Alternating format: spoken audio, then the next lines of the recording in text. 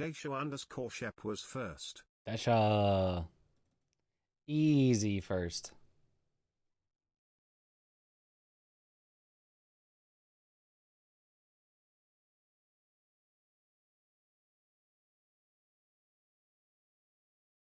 Never missed a day. 100% hit rate. Holy. 100%.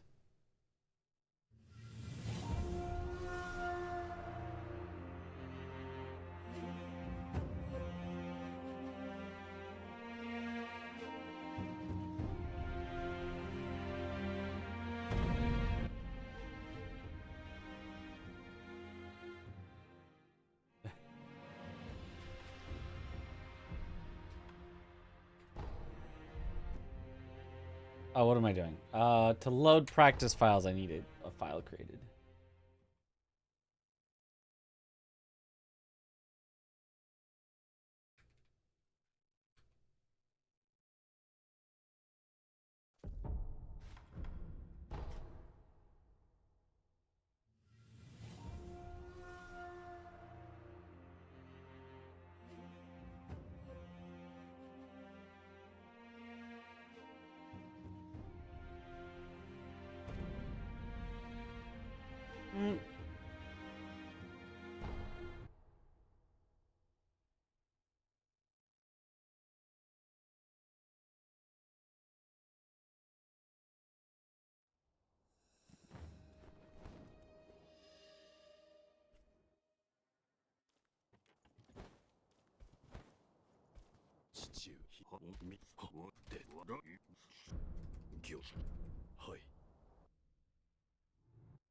So I didn't sleep much again. And tomorrow waking up early. Dang. I actually slept a bit more.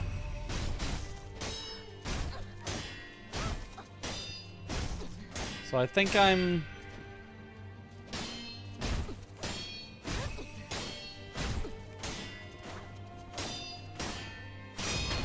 on the way to a normal for me sleep, I think. Throw a nap after work. You did not sleep at all the last 2 days. Dang.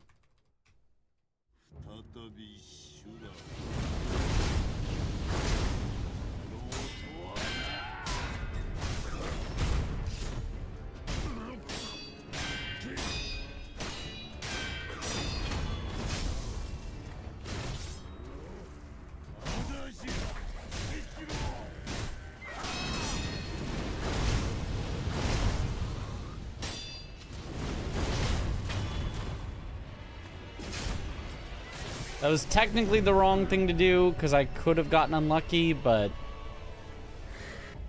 it did work. It did work out.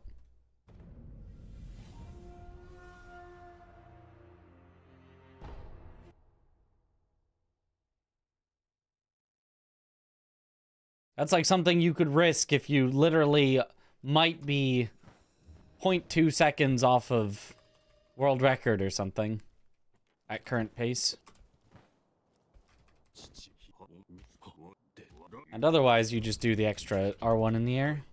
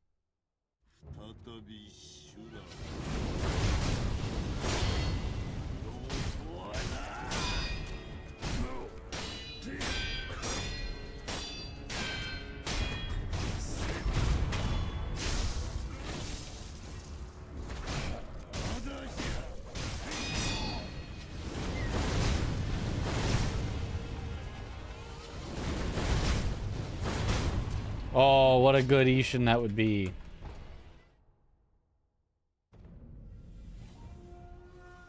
Yo.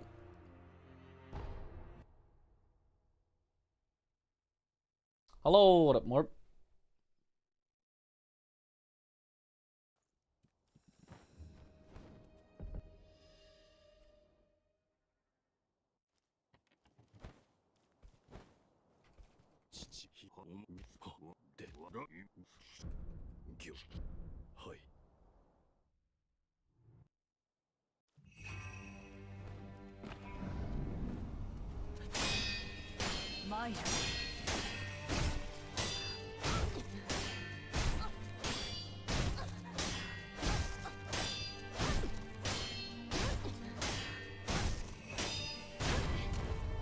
Okay, that's pretty good.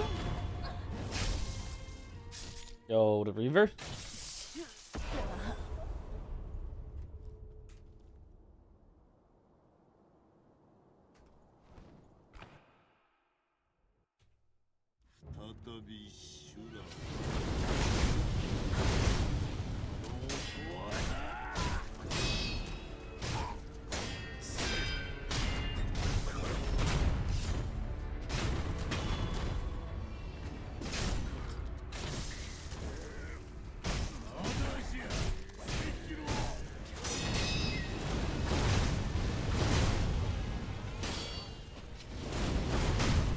Boom! There we go.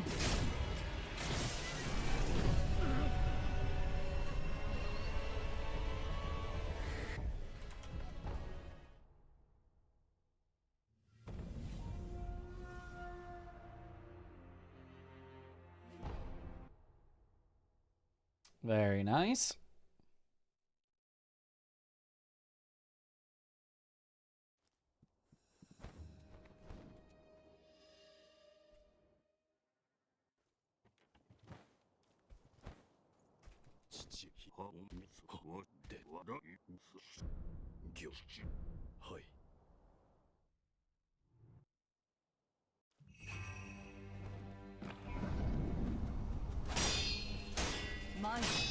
Whoops.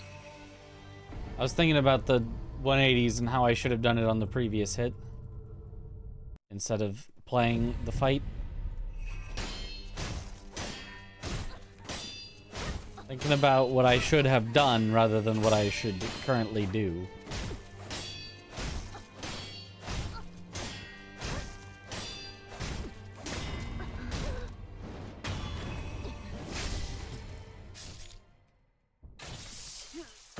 Ramon Tech Phase 2, yep.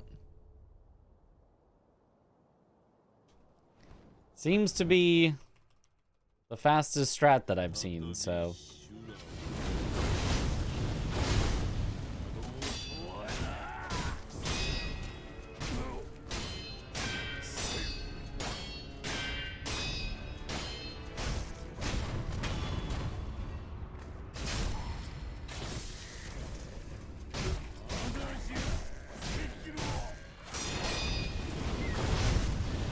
Oh my gosh.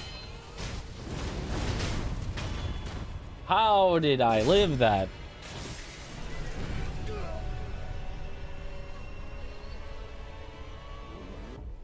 That definitely had a very high likelihood of ending up with me dead. This is fine. That was calculated, yep. I mean, I knew that it was going to be awkward, so I tried to set it up in a way where I would live, and I was successful. Like, it genuinely was something that I attempted to do with all of my micro-spacing and movements, and it did work, but...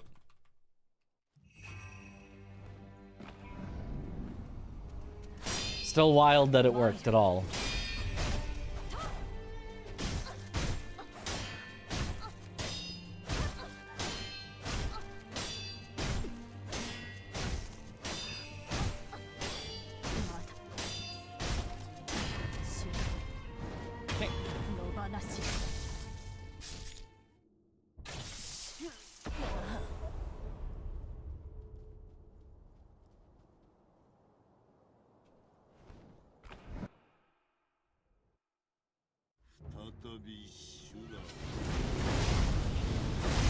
Oh, partial.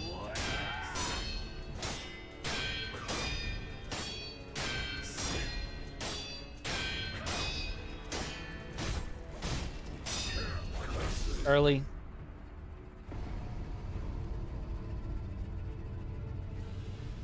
The idea was correct, it was just early.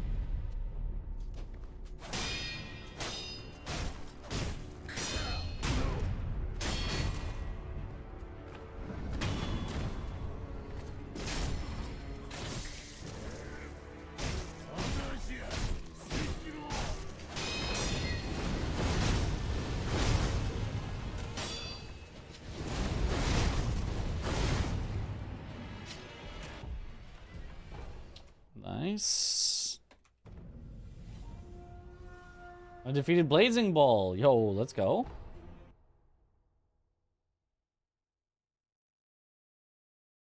Yo, to Bleezy. Yeah, that fire was very close on all sides. I was like, I don't even know if there's a gap here. I genuinely did not know if it was possible to live, but it apparently was.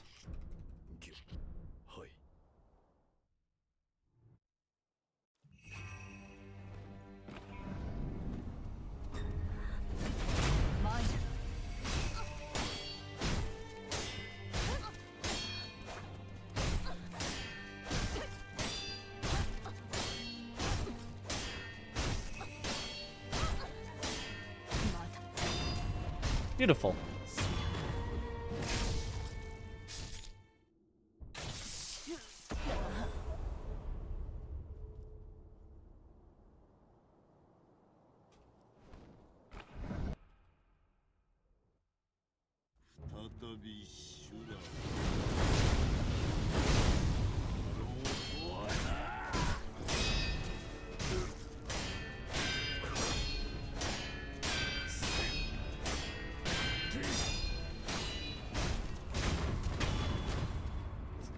This might end up with me dying.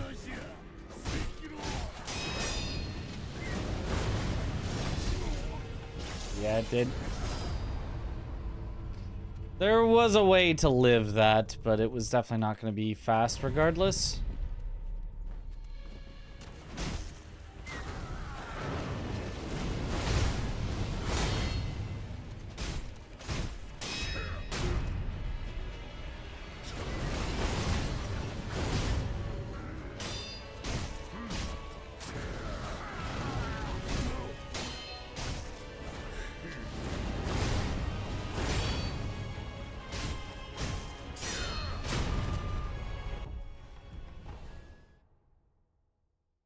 Okay.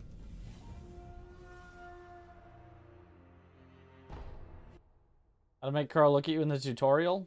You either need to get the gunner to startle, which is kind of just RNG, or an easy way to do it is to look down while you're jumping over in the tutorial to Kuro. It makes it much more likely that he will not turn around.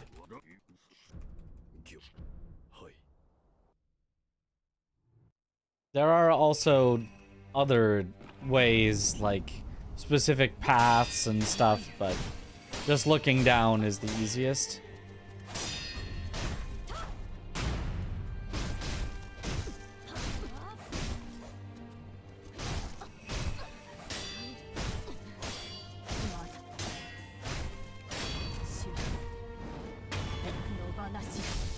To bleep or not to bleep?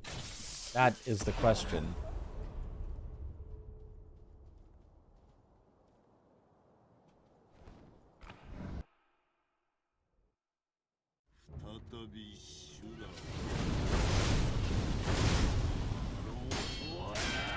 Whether 'tis nobler in the mind to suffer the slings and arrows of outrageous Epi.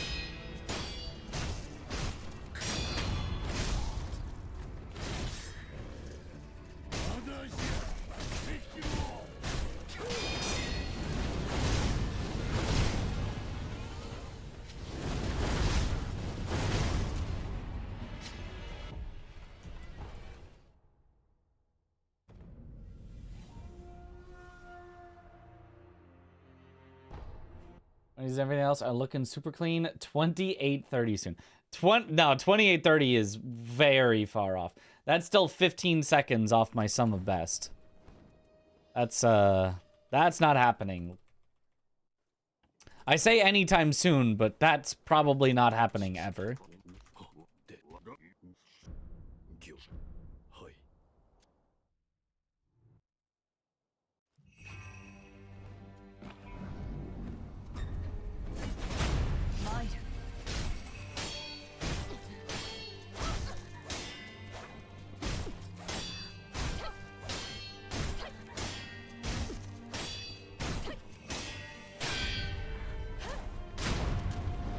Oh. Perfect end.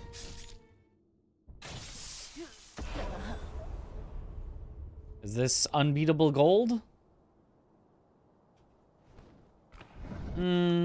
Technically I've gotten that fast once before, but it's effectively unbeatable gold.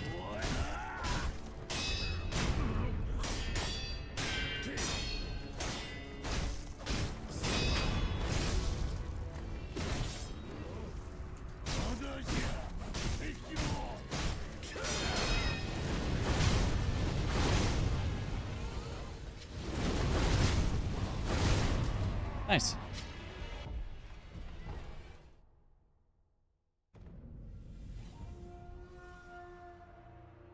Best possible time never lies. Not ever. Will the sunset during this fight? Sure is the more relaxing ending. Yeah, very, very relaxing when you know, murder everyone. Very relaxing time.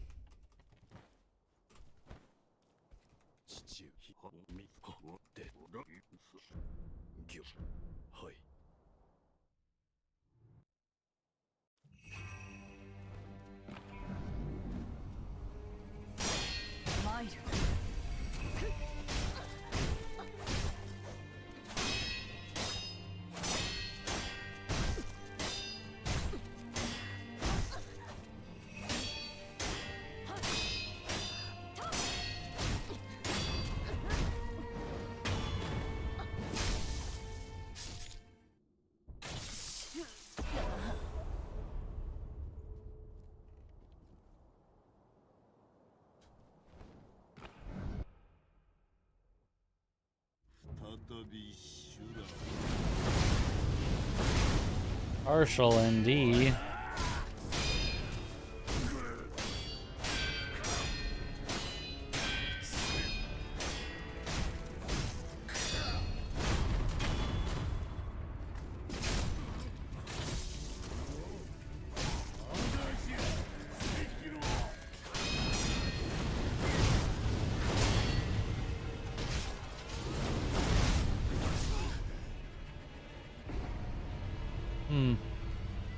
I guess my Yash ran out because my phase 1 was super slow. Interesting.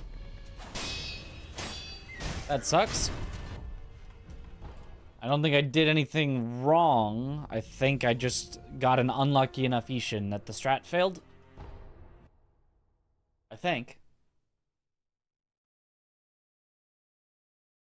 I think that's the first time that's happened. Well, the first time that's happened without him backing off. If he backs off and does the spot dodge, then you know it's going to be too slow. It's just kind of GG rip. But I think that's the first time just playing the fight normally. We just happened to get bad enough luck that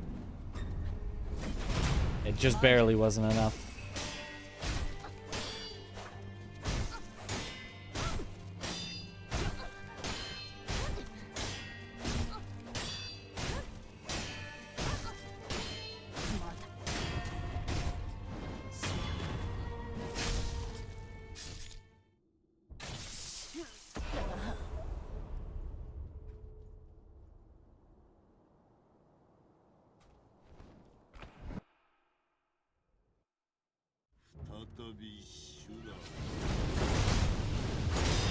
Oh, it's because of the partial MD. Never mind, that's why. Right, I even called out that I had a partial MD. That's why. Wasn't because of unlucky. It was because of unskilled.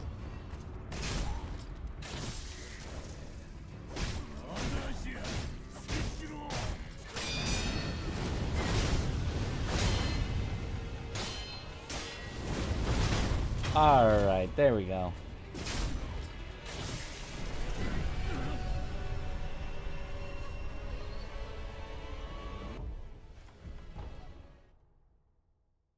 Okay, cool.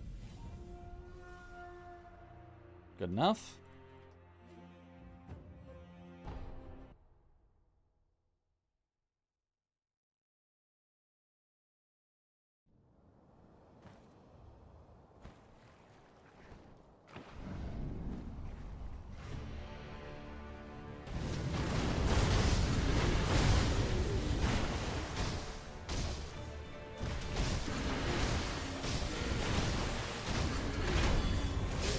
All right.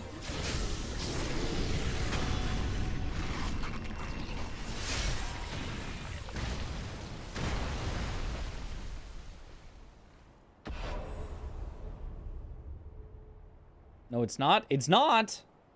What's not?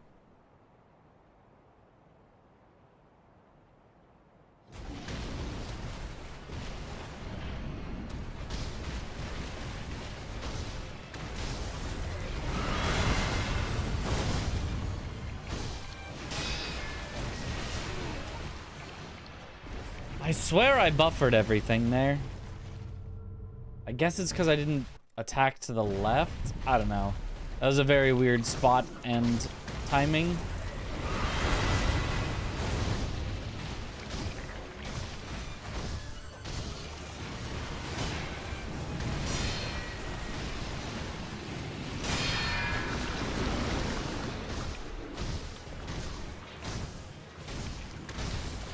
I die here. Yep. Yeah. That was some RNG. Certainly some sort of RNG. RNG.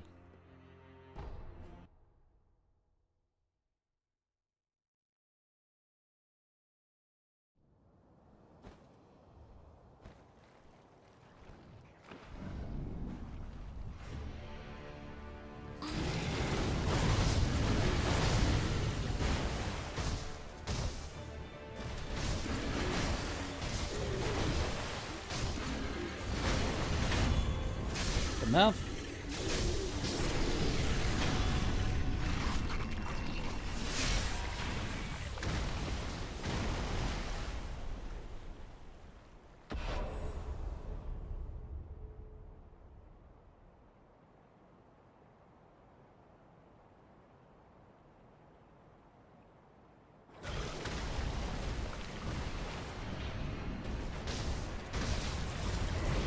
What? Why didn't it?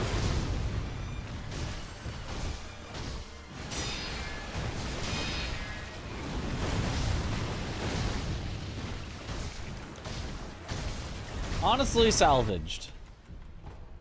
For it not doing a backwards jump and instead doing a standing jump, salvaged.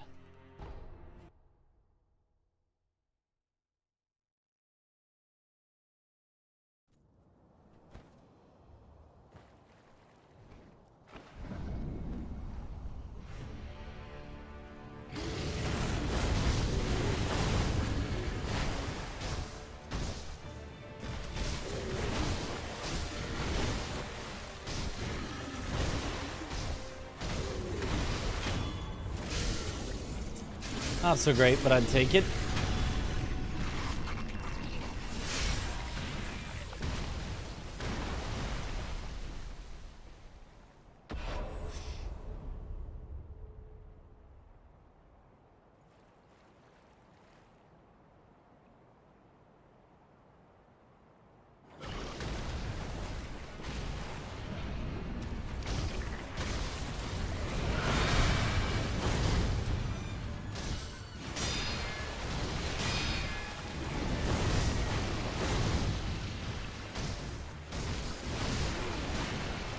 What headshots did I not get? I mean, that was very far off.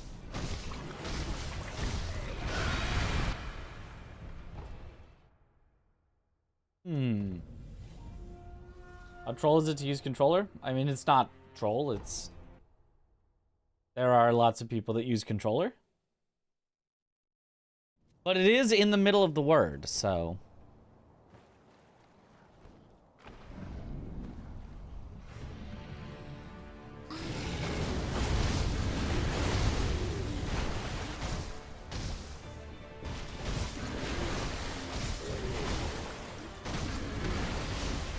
Very nice recovery.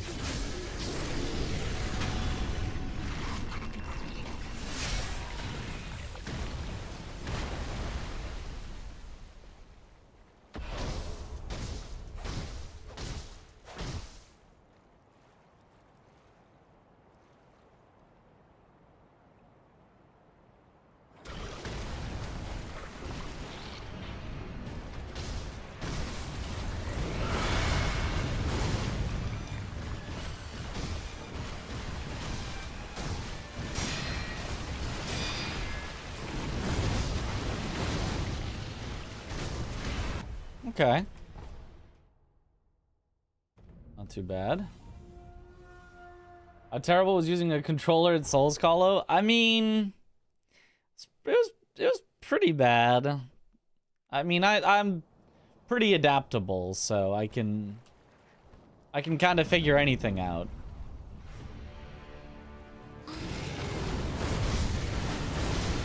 But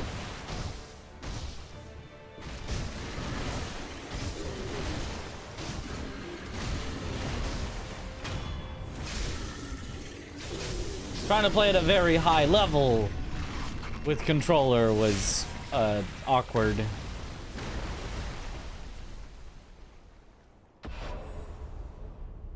It's like Sekiro on a phone then? I mean, make a way to do that, and what if I do? Huh? What if I do?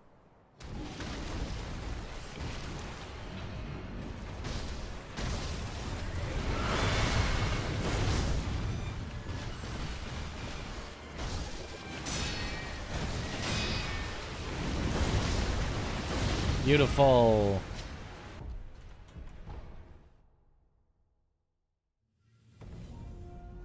Sekiro phone blindfolded run. Uh-huh.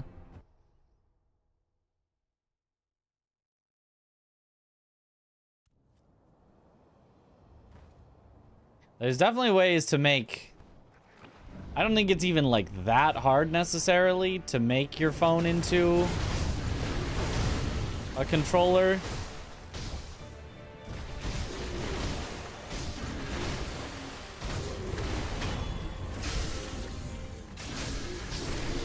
Asia and China are the goats at mobile gaming.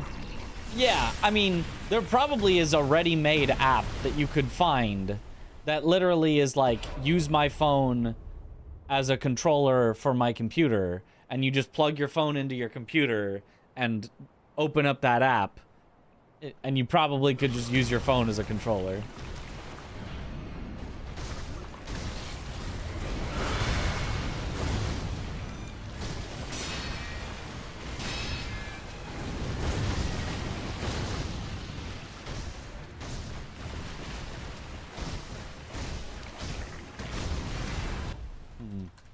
Definitely some headshots missed. I'm not sure which ones, though.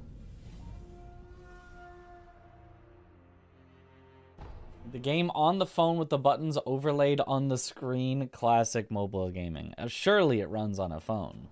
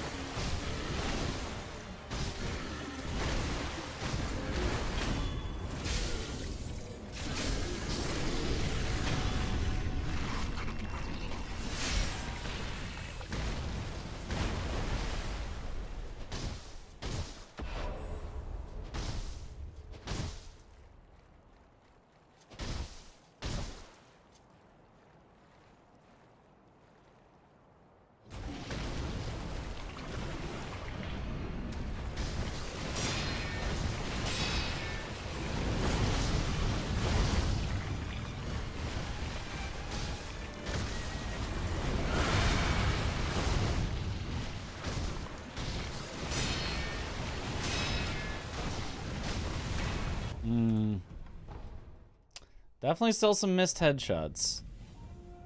Somewhere. How busy am I on Fridays in general? Oh, you know me. I'm just so busy every day of the week. Honestly, you're gonna need to ask my agent about that. Go through my secretary. Because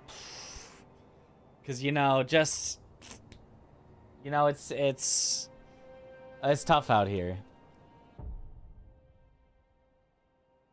Damn.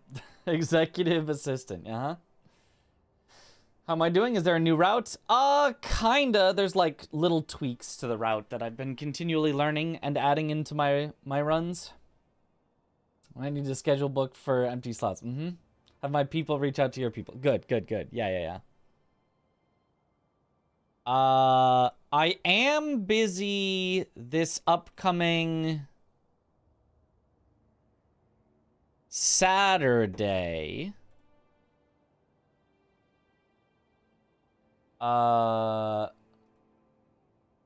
Somebody's a birthday.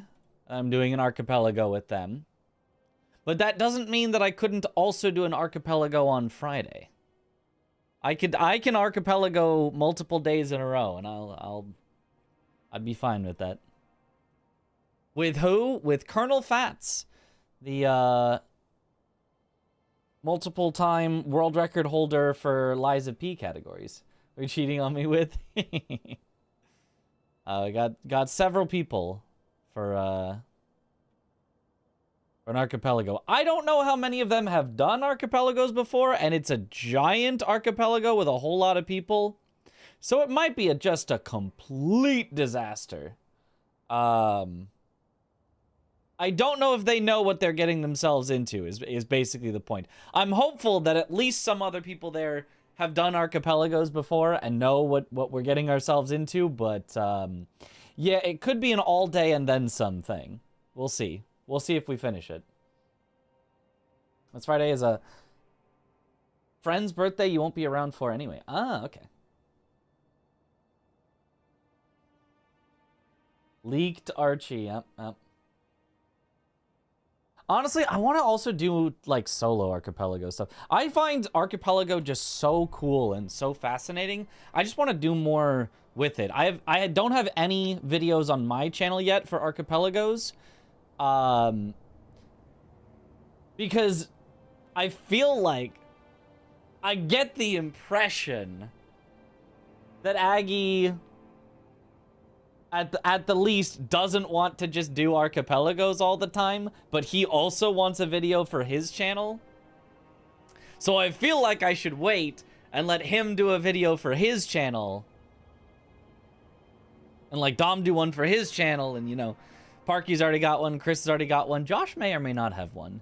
Let other people have theirs before I go, hey, can we do an archipelago for my channel? That's probably best, yeah. We do them weekly, there'll be plenty to go around. I agree. I would be down for that. But I would love to, honestly, some solo archipelago stuff that I could do would also be cool for myself. I love that the Josh archipelago, but he doesn't know the games that like you picked out from. That's so cool. You guys are so cool with your making challenges for each other. You guys are so cool. I wish I could be like you. Well, mostly like Josh, you know.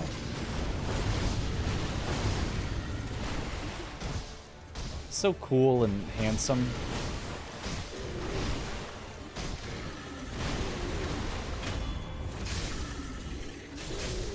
Or OOT running. Like, yeah, even just doing an OOT randomizer just by itself is fun.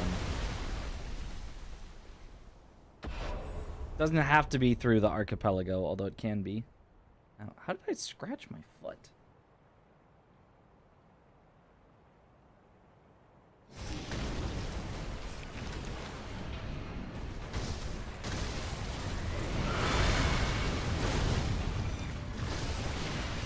No, don't miss me. This is so sad.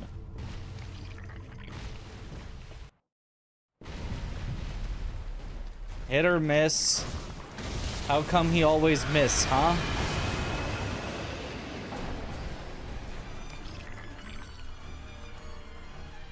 I pulled the plug on that run. So you're saying that I could get Chris to make me a challenge of a bunch of different archipelago games that I don't know in advance.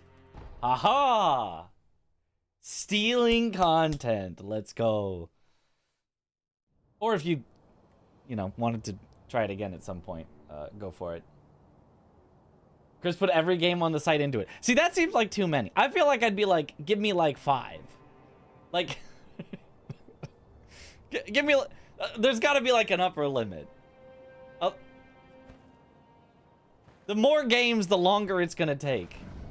21, holy.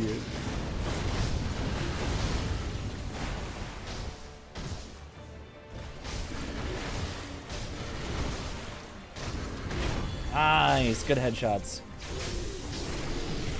21 is a wild number.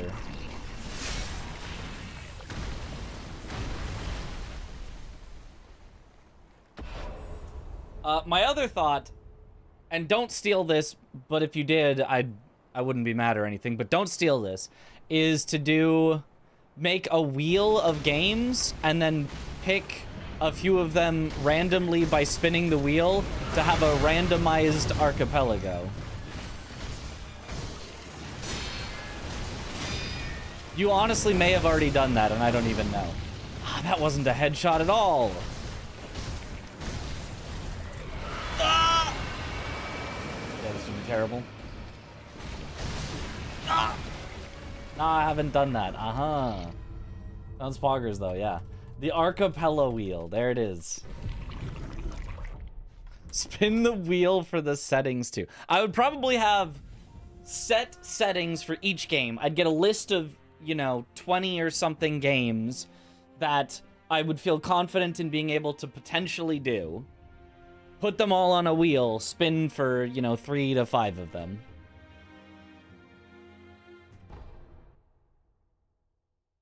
I think would be fun. Now, my also wish list in the future, get Matt or someone to make it, would be an archipelago where as you go through the game, you pick up an item, but it's not an item, it's another game. You pick up and you get a game that gets added to the archipelago. And then you have to go, you add games to the archipelago by finding them randomly in the game as pickups that unlock a new game to do. That would be hype. See, wouldn't that be cool? That'd be so, I mean, it would take way too much programming that I don't know that anyone would want to do, but. So your key item is hidden in a game that you haven't even unlocked yet until you find the item in your game to unlock the game. Also kind of what Josh was doing where he didn't know what games were there, so Chex did kind of discover games. Ah. Yeah, I don't think that would be possible. I don't think so. And then I thought it would be really funny if, you unlock other games that are in the same archipelago as what you're doing, but then you find an item that's not another game in your archipelago. It's another separate archipelago with completely separate items from this one, disconnected. So you find another archipelago to complete.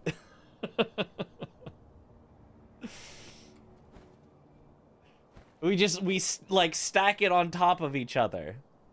And then you can find another sets of archipelagos that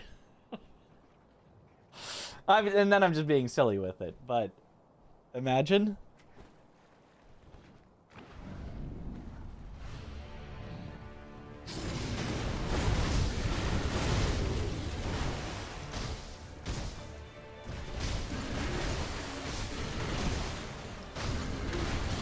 Very nice. What's the difference between best possible and some of best segments? If I haven't started a run, they're the same. As I make mistakes, it no longer is possible to get my sum of all the best. So instead, the best that is now possible will be a bit worse. If I lose 5 seconds somewhere, then my best possible time will go up by 5 seconds, whereas my sum of all the bests will stay the same. Yeah, that was bad. I did not get the scream, and I just kind of autopiloted.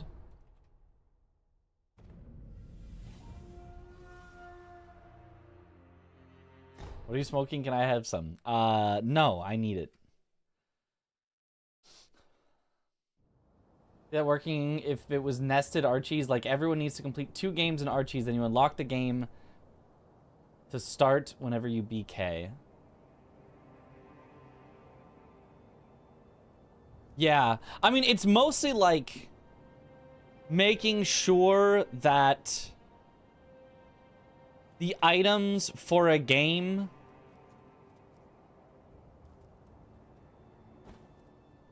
don't appear until you have the key item that unlocks the game that it's for.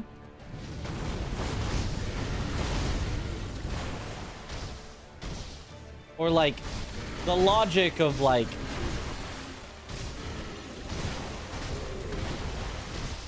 how to place games such that that would work would be silly. You could kind of force that without actually programming anything by just picking games that have a hard lock of an item early on in them. And then you just don't start playing that game till you find the hard locking item somewhere else.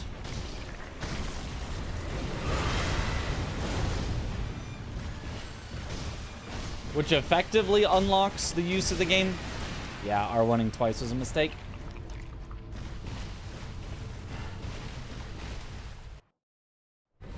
Just transform a junk item with the title of the game you're unlocking. Well, or just, for example, if Sekiro was in Archipelago, which it currently isn't, you just have the grapple and or Harada bell unlock the ability to play Sekiro. Because without either of those two things, there's literally nothing you can do at the start.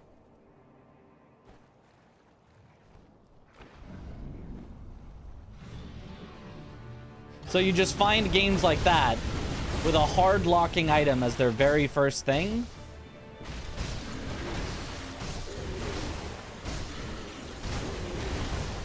And then treat that as just, you find that, I've now unlocked Sekiro. Add it to the Archipelago list.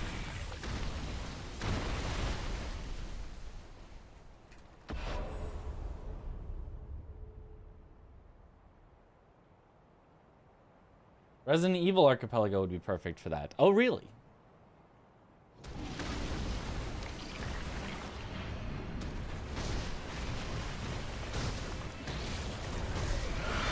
This is way late. Yeah, not a headshot at all.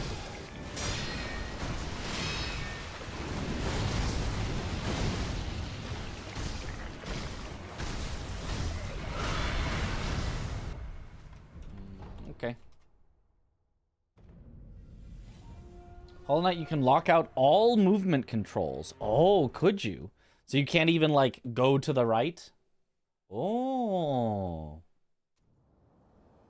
Nail attack direction, same thing, though, if you can't swing nail at all. There's still a lot you can do in Hollow Knight if you can't swing the nail. I think.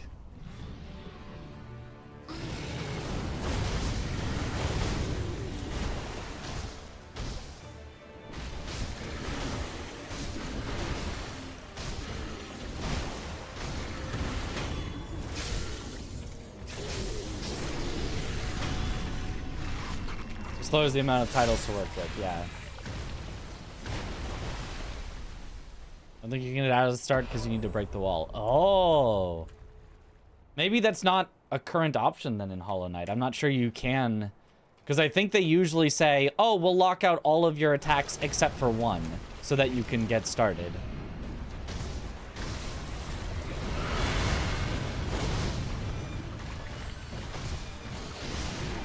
Yeah, why am I getting greedy tonight? I wasn't greedy previous nights.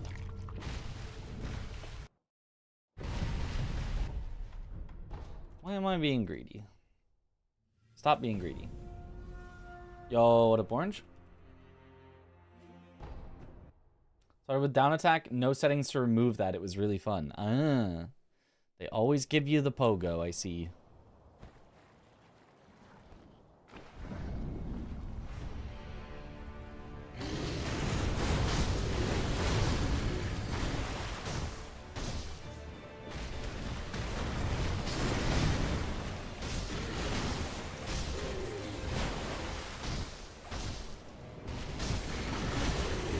Okay, recovered a bit, I guess.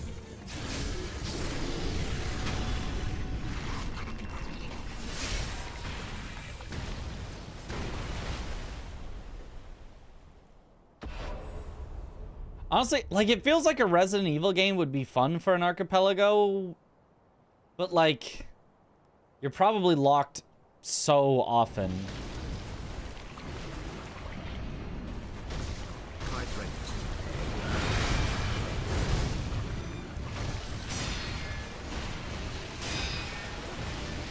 I'm late.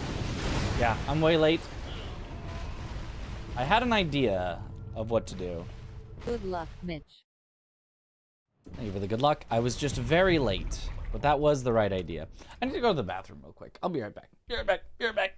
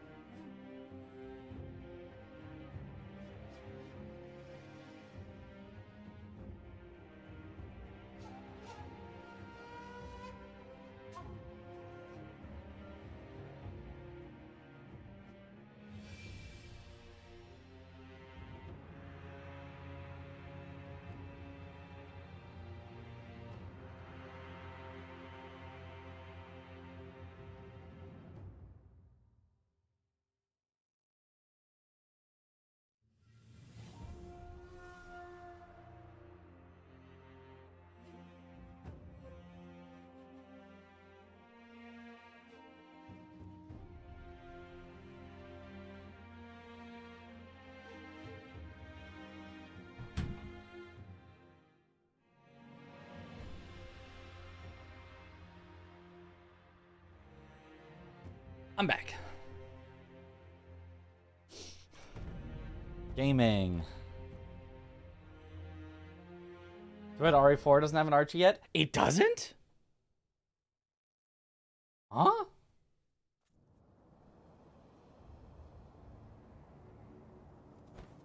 How does it not?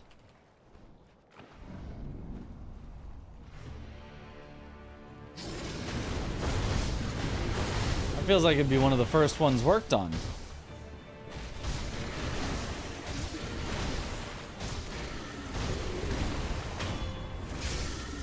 Catter.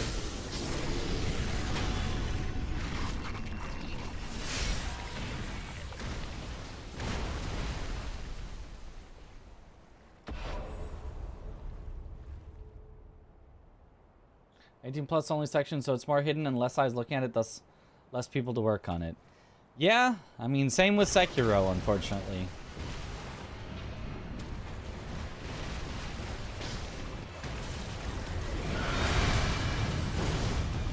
Oh my, that's a disaster. Oh, and he misses. Oh my god, this is just... And he just misses some more? Oh my... And I can't even hit him? Oh god, well...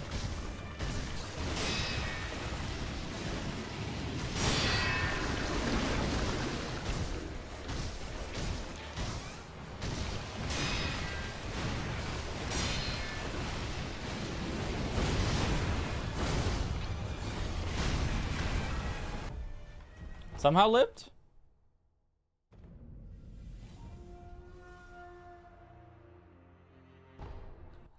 Can I just also say that it's very stupid, in my opinion, that the archipelago quarantines off games that are effectively M-rated, but the Europe version? Like, I totally get the porn games, quarantining those off and being like, okay, we don't really want to have the porn games on our main archipelago list of games that you can play. Totally get that. But just like, oh, this game has, you know, blood and violence. Oh, we're not gonna allow it onto our, not on my Christian Minecraft server. Is, I think, very silly.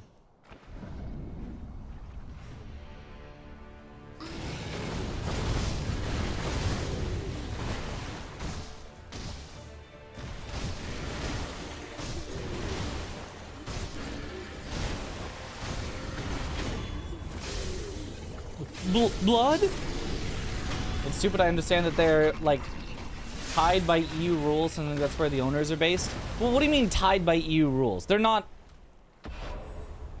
a corporation that's like wait. It's a preference. It's what laws could they be bound by as a private entity making video game mods?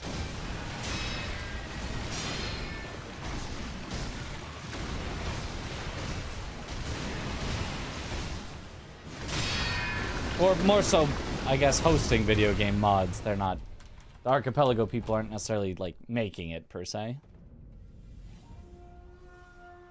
Pretty sure EU laws don't apply to these things. Yeah, I'm pretty sure it's just a decision that was made by the owner because they wanted to get in nice with Nintendo or something. Is just a random guess. Like, they wanted it to be, like, family-friendly just as a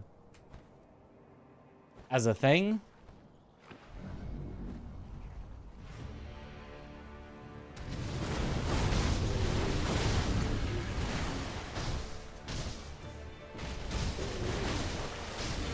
At the end of the day, it's video game modding that, like, is not for a child. Good luck with a literal child figuring out how to get Archipelago working when us streamers have had so many tech issues ourselves.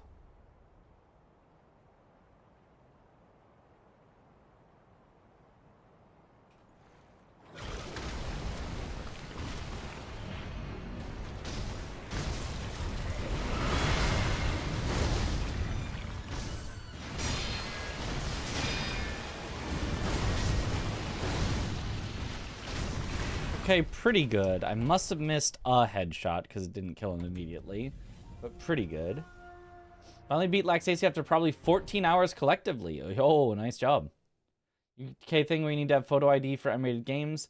I know there's so many children in the main Archie servers. Yeah, I mean, define children. Like 14-year-olds? I'm thinking probably not like 8-year-olds.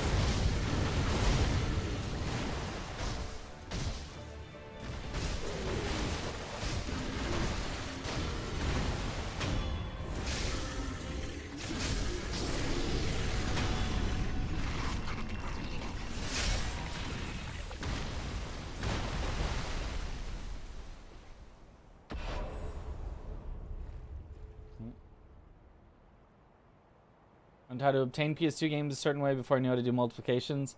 Wouldn't bet my house any of that.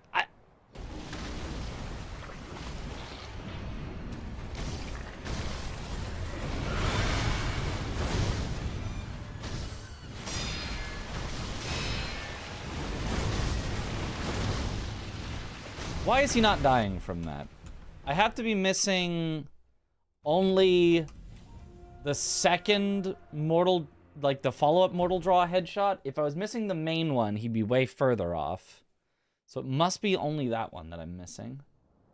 How close to sub 29? On mobile without glasses, can't see text from splits. 29.19 is current PB, so still pretty far off.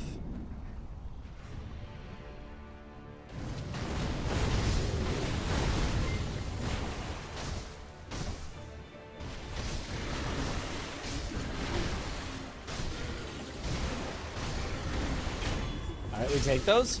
Yo, Oro! Yo, thank you for the raid. Welcome on in, Raiders. How was the marathoning? How is marathon?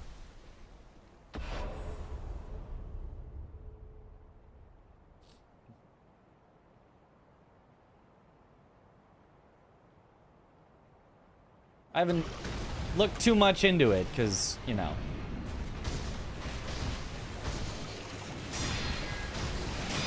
PvP extraction shooter thing.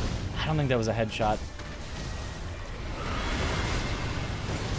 Oh, that kind of worked, though.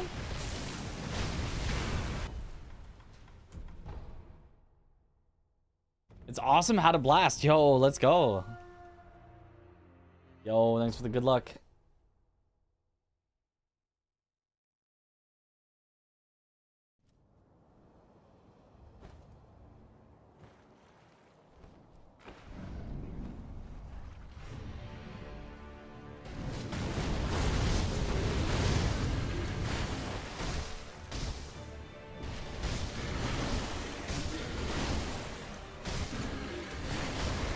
I mean, either way, even if there are, you know, 14-year-olds, whatever, doing archipelagos, I don't know, like, Resident Evil 4 being something that's like, no, they, you know, we couldn't possibly host that. Sekiro, no, we couldn't possibly host that.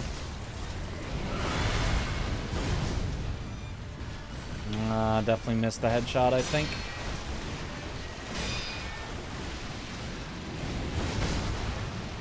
That was wrong.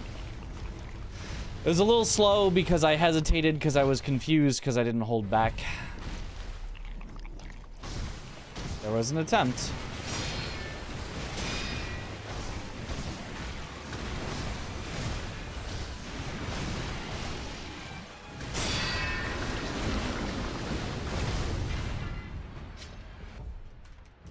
Pretty dumb, they're super restrictive on these things, yeah.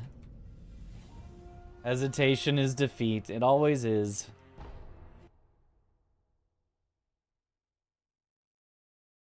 Hesitation is time loss. Which is defeat, if you think about it. Yo, thanks for the good luck, Liv.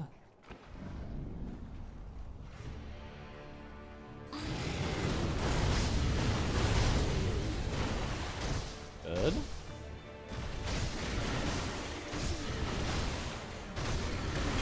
Beautiful, perfect phase 1.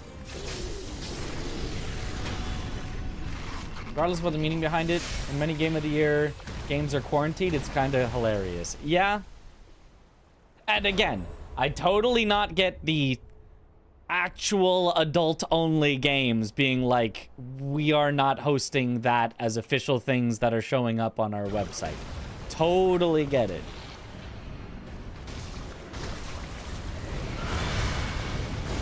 It's just the cutoff being effectively just mature rated games. Cuts out so many.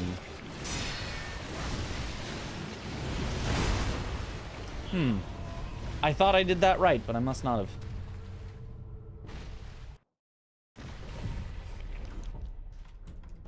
Although technically the EU does its ratings slightly differently.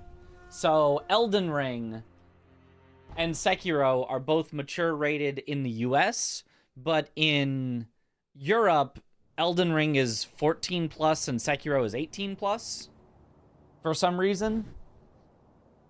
I mean, if I had to guess, I would say it's just because Sekiro like has a few larger blood splatters. Like, for example, the Emma death blow. Whereas Elden Ring, while it still, I'm pretty sure, does have a ton of blood, it's not quite as in your face about it, but that's just a complete guess. 14 only, I guess less blood. I guess so. Like, I don't know. Less blood loss being so much more of a thing in Sekiro and more visual. Yeah, I guess. Literally cutting off the head of an ape? Yup. That is true. That is a thing that we do.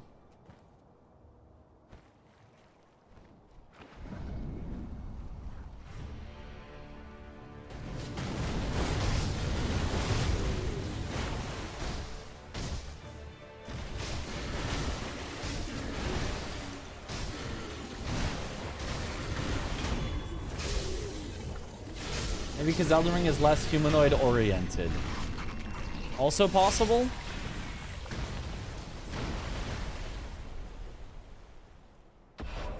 You're just dying in Elden Ring, they kind of disappear.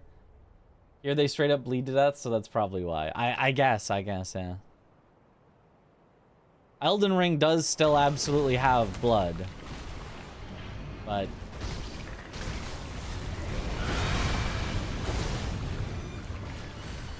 missed. Yeah. The correct play is to do that R1, but if you get really unlucky, you can die for it, despite it being the correct play.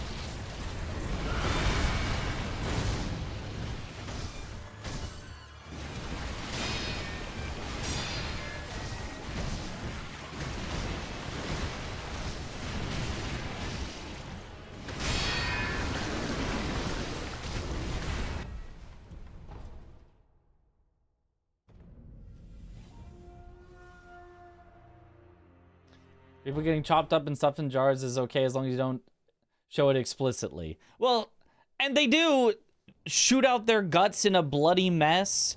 There's tons of enemies that have blood, you know, raining from the sky, or that they do stuff. Like, it's not, like, technically as graphic because they're not showing... Well, actually, there's seppuku even. You stab yourself with the sword and pull it out all bloody. Like, Elden Ring does have a lot of stuff that's pretty comparable. Maybe not exactly the same, but pretty comparable. So, I don't know. It's probably just whatever happened to get sent to the EU ratings board was not as graphic as what happened to get sent for Sekiro. Or it was, but random arbitrary decisions on the day. The person that happened to look at Elden Ring was more on the lenient side, and the person who happened to look at Sekiro was more on the strict side. Who knows?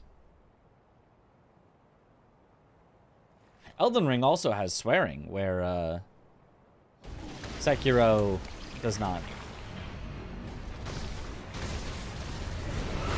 At least I don't think Sekiro has any swearing that I can recall.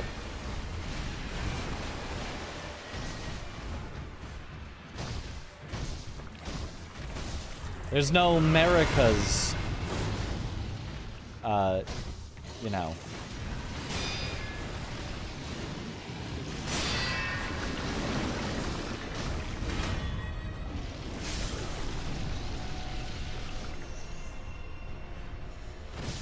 Booba.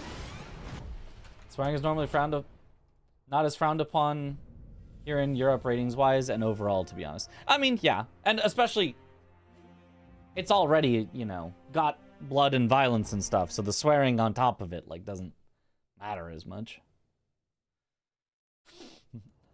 Wish the Sekiro modders can add follow attack combat arts combos. For example, Senpo Prang strikes followed by Spiral Passage, or Ichimonji double followed by Ashina Cross. You can probably find mods of that. Would assume it's based on which group of folks got to play and check out the things in the game. Yeah.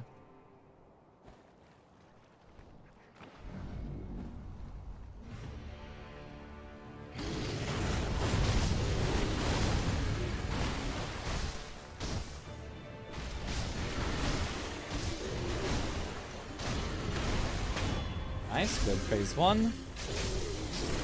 I've been messing up the phase 2 though. I gotta get my phase 2-8 back in order.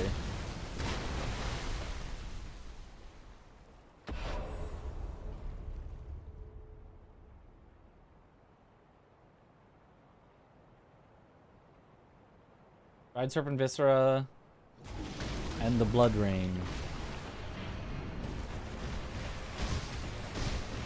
Can you not?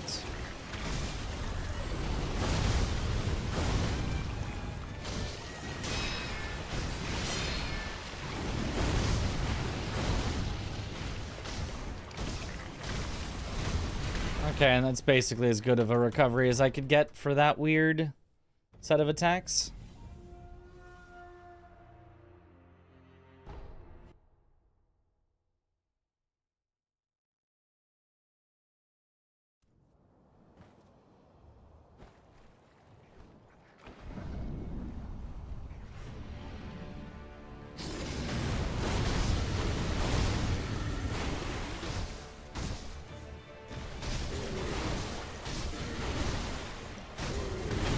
Perfect. At least I'm good at phase 1 still.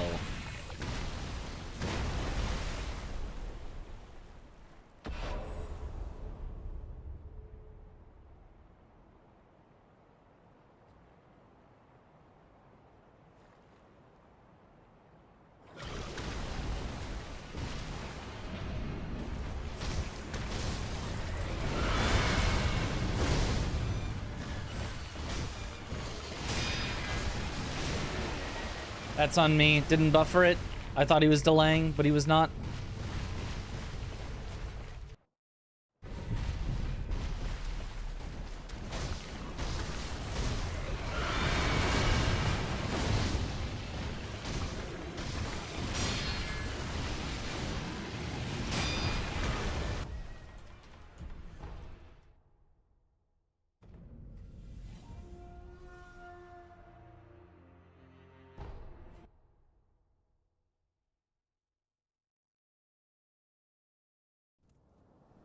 I mean, I guess that means that once Elden Ring and Sekiro get added, Elden Ring will be allowed to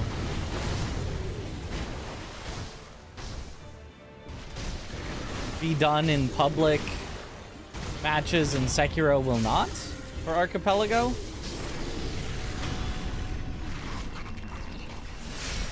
Although also, doing Elden Ring for a public archipelago would be a horrible idea.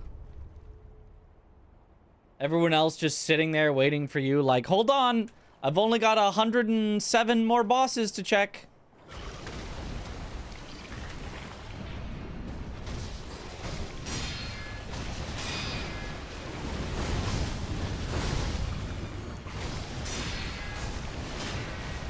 Oh, the delay.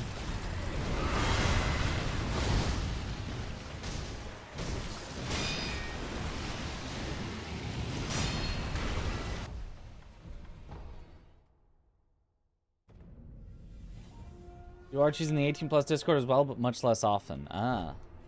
And if people are in there, it's probably because they're like all doing, you know, games that are forced in there. So you wouldn't really be able to get a nicely mixed one very often.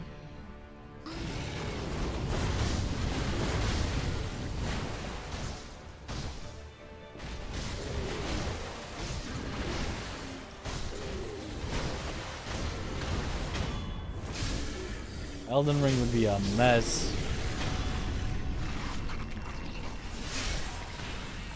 And when you don't get torrent. Well, the current randomizers always give you torrent, but with proper settings can probably do a pretty fast Elden Ring Archie. Yeah, it depends on the settings.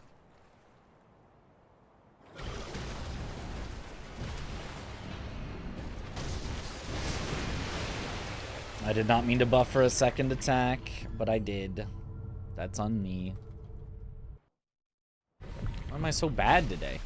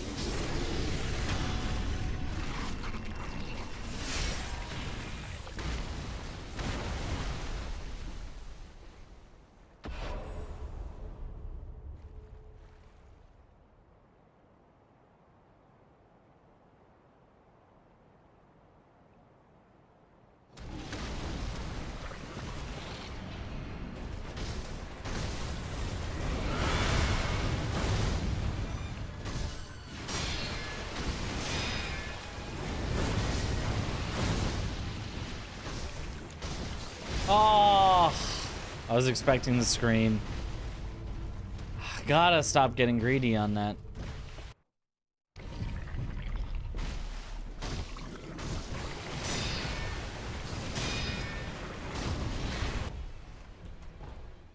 I mean, we're getting weird luck, but I need to be better at dealing with whatever he gives. Can't just reset every run that he doesn't give the correct luck.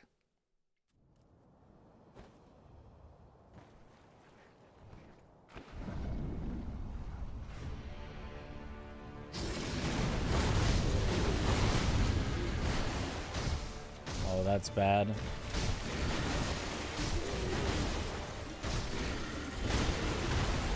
Wow, made that up so well.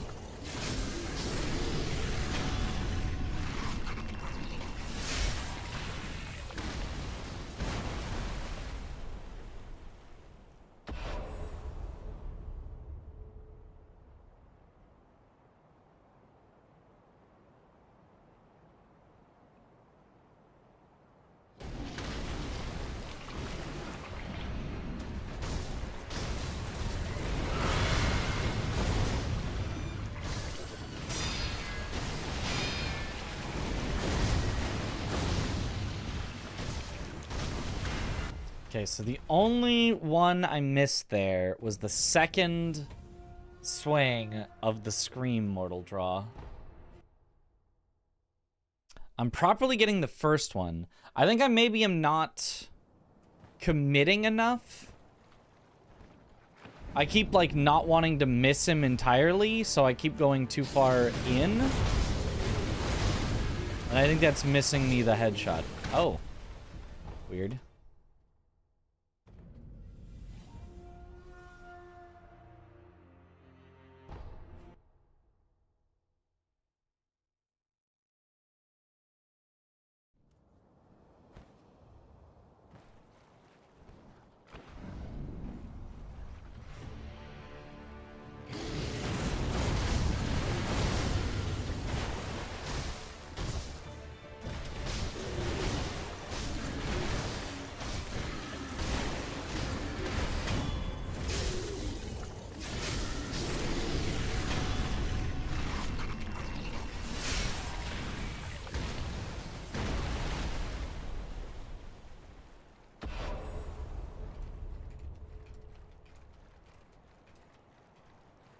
much X would be in Elden Ring Archipelago? Would depend on your settings, for sure.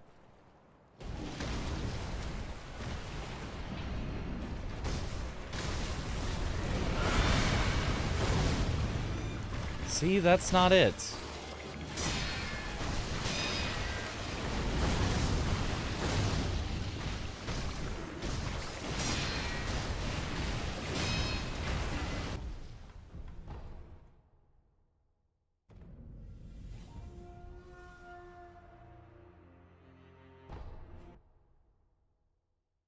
Just kicking my essay. Holy low buffer mode is nasty tonight.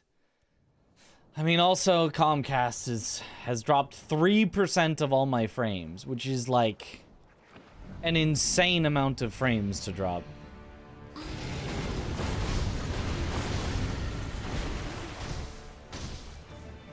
One-30th of my frames when I'm streaming at 60 frames per second means they're dropping.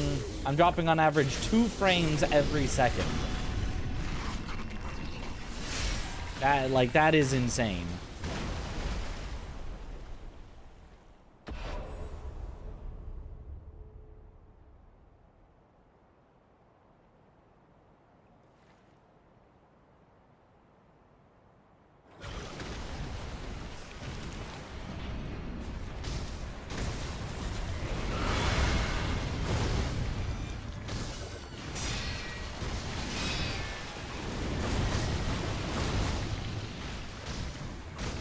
Still not quite getting it. I'm close.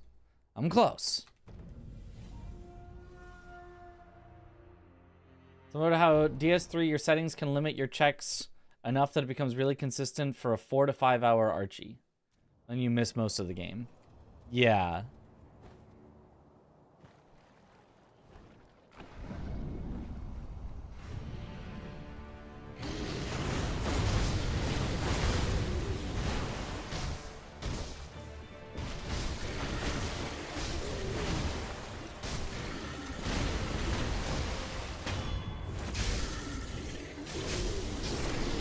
Stabilized, we have an 8-second delay despite low buffer mode being on. I mean, that's probably just to refresh the stream at that point.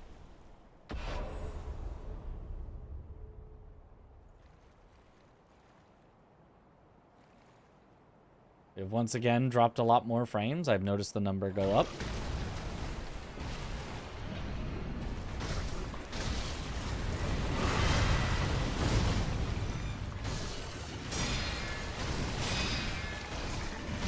That's not right.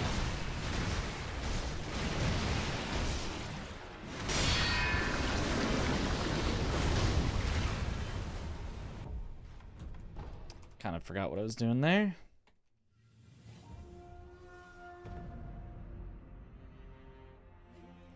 Playing games on other monitors, so it's just assuming your computer was unable to handle stream in game. No, it's on my end. It sucks. It's really annoying. That Comcast is just complete crap. Even though I'm streaming at a time when, like, nobody else should be using the internet. This should be anti-prime hours. These should be very composite hours. So I should be able to get much faster speeds because I shouldn't be, you know, throttled by everyone else using the internet at the same time.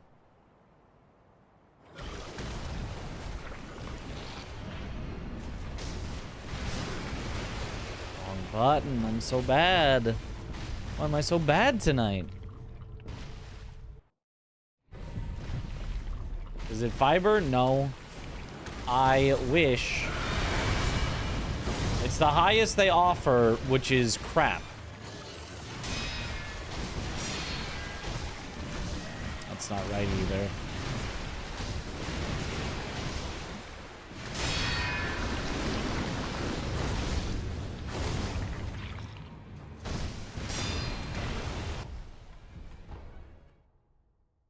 If I run a speed test...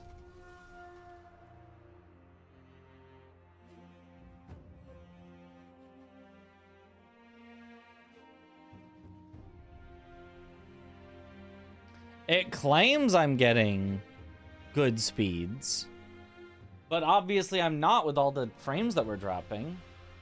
A speed test claims I have 877 down, 230 up, which if that were the case, would be great. And maybe that is like what it, you know, is kind of peaking at. But the consistency of service is awful. It'll be fast then slow, then fast then slow, then fast and slow, rather than consistent.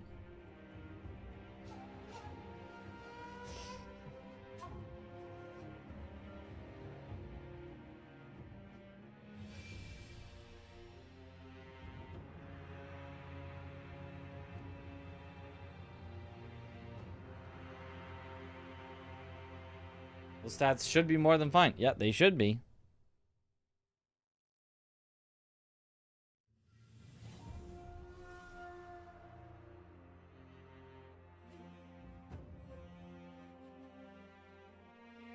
Yeah, I don't know.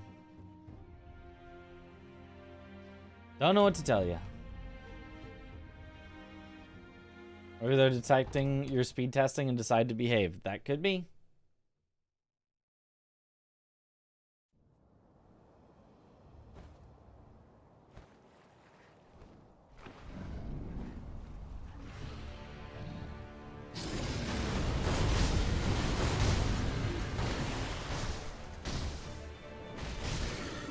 What? You're telling me that was too early?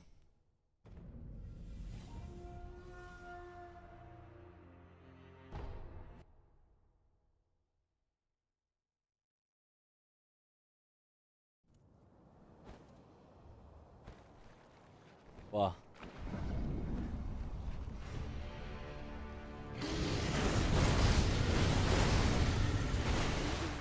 Oh.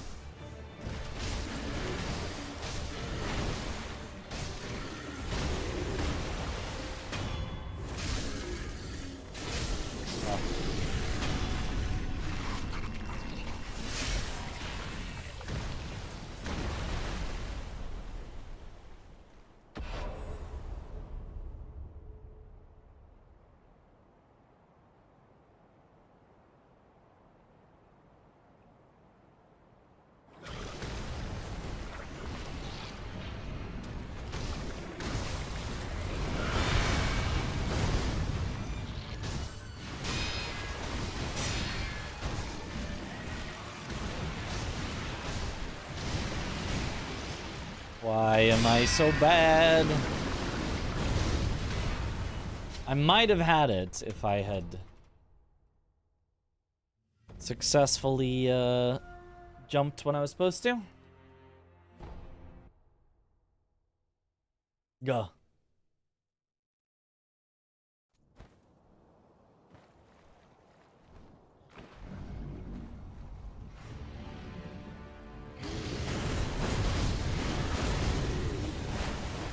Oh, bad.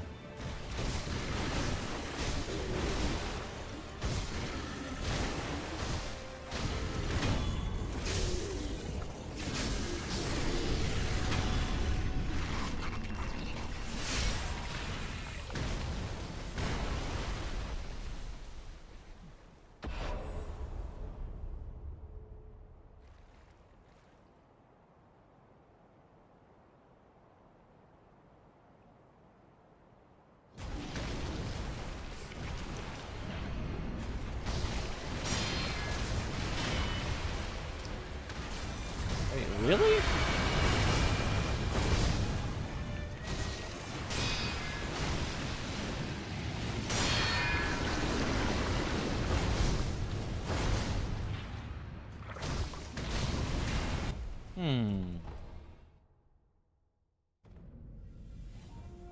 Huh.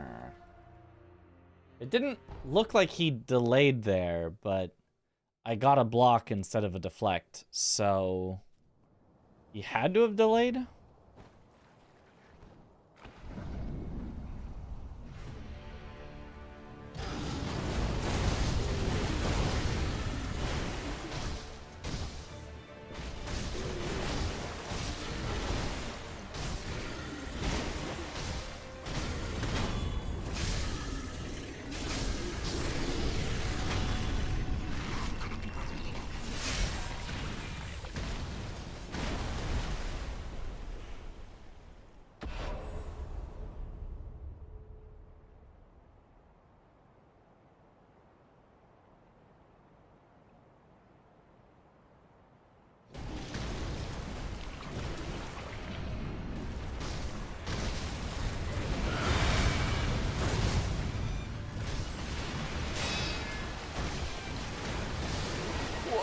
Why does he keep missing? I had it ready. I had the backup ready for the first miss. I was like, okay, just get in there, get the second deflect, then get the deflect after, and then I'm fine. But no. He had to miss again.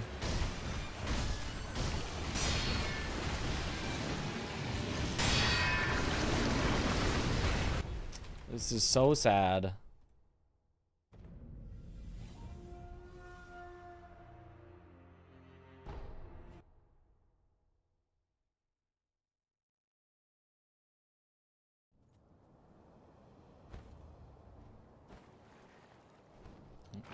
I'm just watching the dropped frame number increase every time I look back over.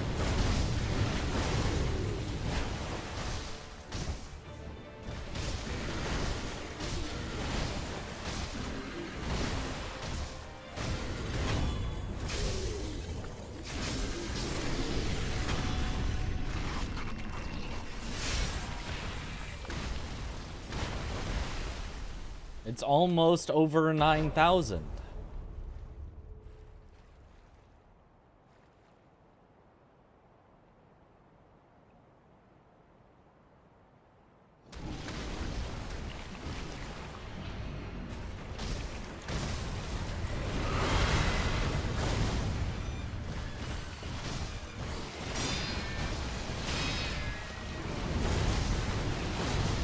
That wasn't it. That was not a headshot.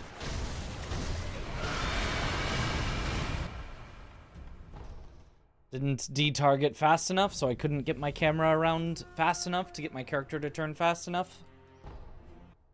A little cascading chain of events that put me too slow to get it.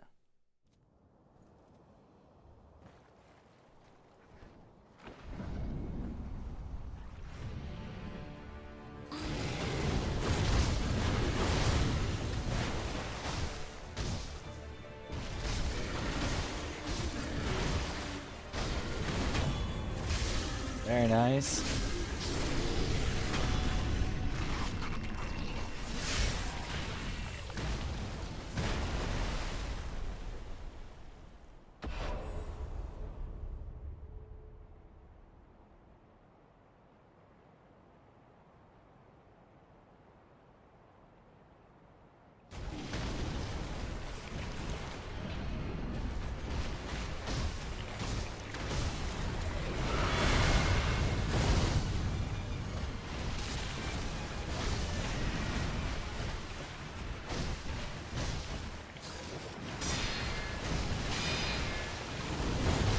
There we go.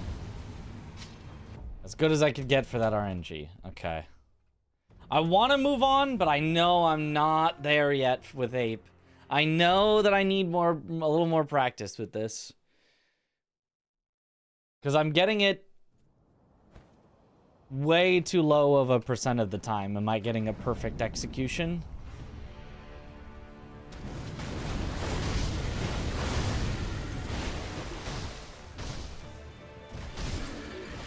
That was too early? Okay.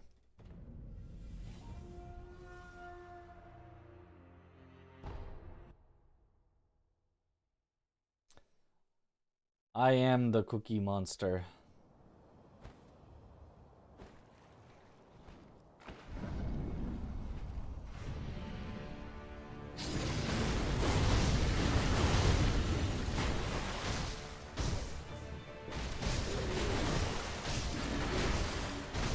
Oh, super beautiful. Didn't even need the final headshot.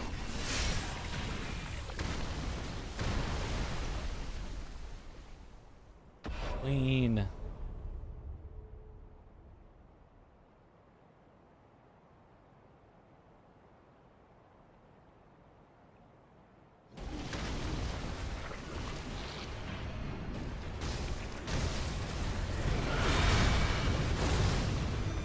Oh, that was not a headshot at all. That's bad.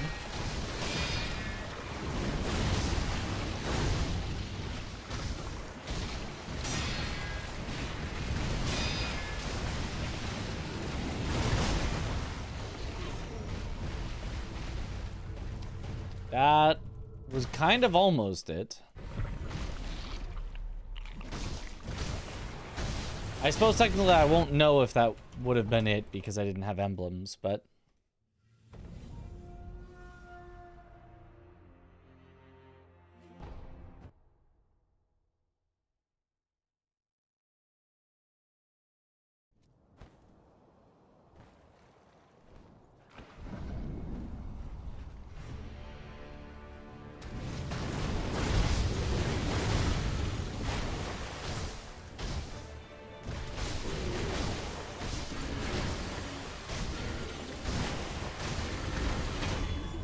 Okay.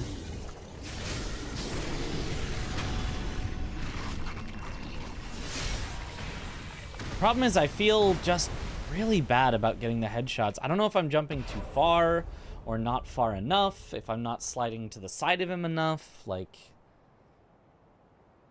Something about my setup has gone awry.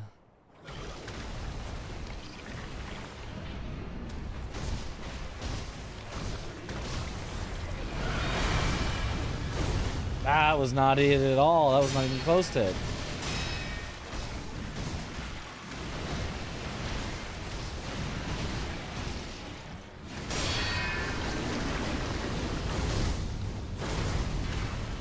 That at least was the proper backup for how bad it was. But why am I not getting the headshots on the screen?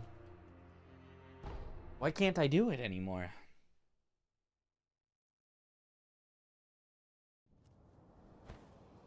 Things to try.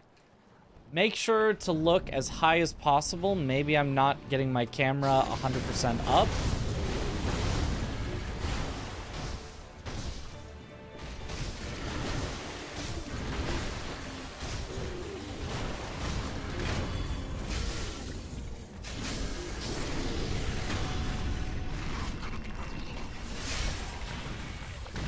Yep.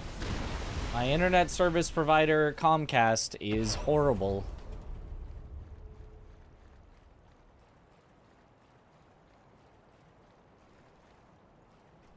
Unfortunately. Would switch to literally any other service provider if I could. Okay, that's a headshot. Ah, that's headshots too. Okay, good. Great. Excellent. Jump further away and make sure the camera is as high as possible. And that worked.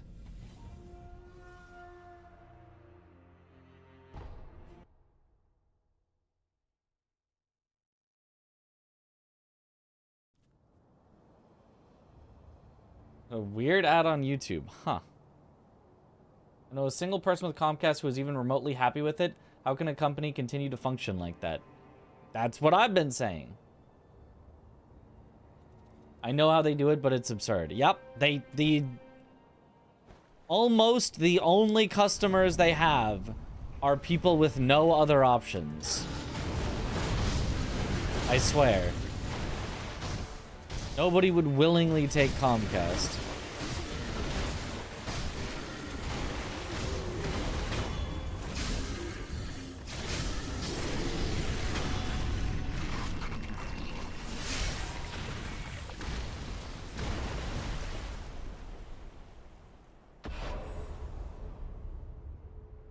I don't think they do have more coverage than other companies. They just cover places where other companies don't cover.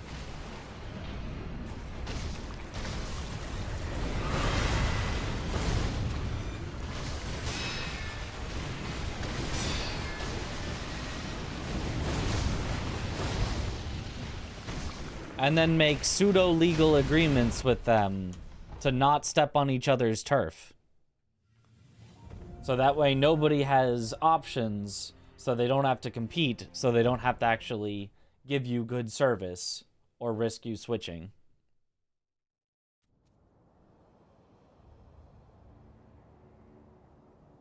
From what I understand. They're in cahoots.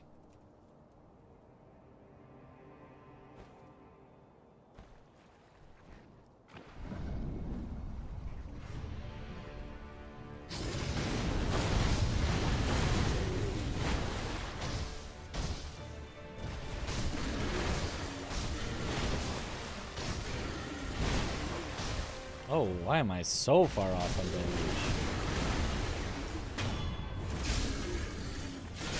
ISPs have regional monopolies because it was super expensive to lay the infrastructure.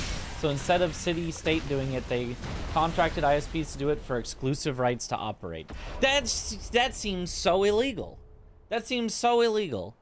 To give a monopoly, to say, we're gonna allow you to have a monopoly because we didn't want to pay for the infrastructure.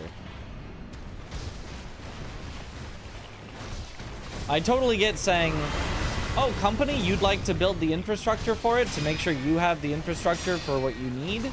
Okay. We'll let you pay for that. But then their reward being they just get a monopoly?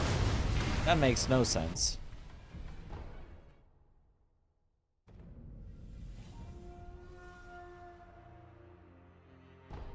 The largest telecommunications conglomerate in the world. Or one of.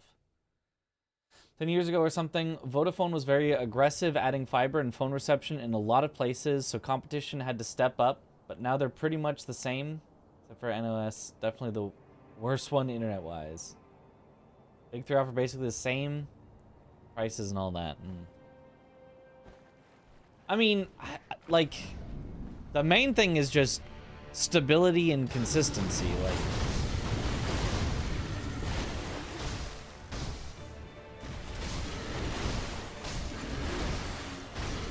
It's not as though the maximum that they'll give me is not enough. The maximum is fine. The problem is it constantly dipping so low that I can't even maintain a stream at 8,000 up.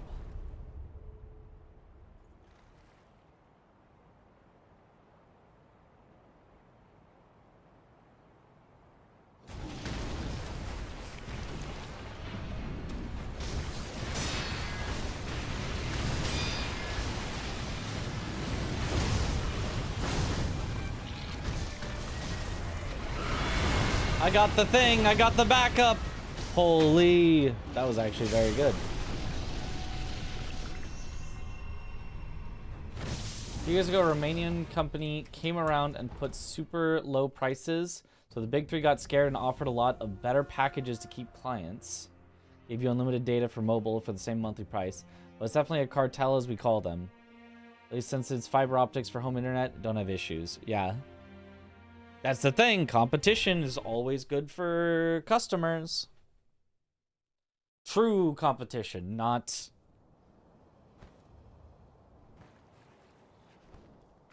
Not companies in cahoots with each other to all keep their prices high.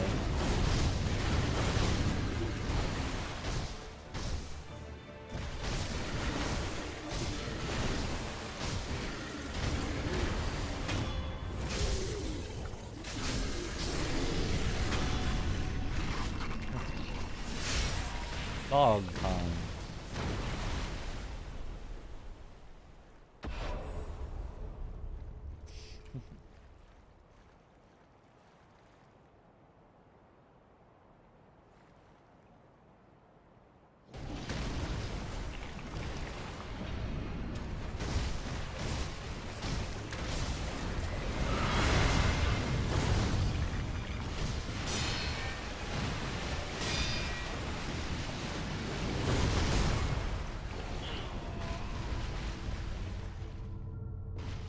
Why didn't that stagger him, actually?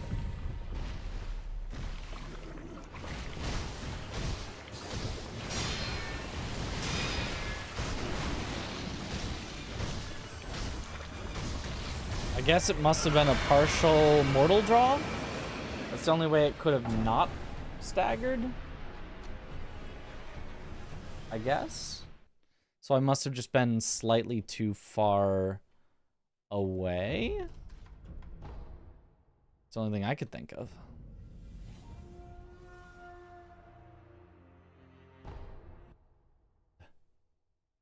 Dog on the counter.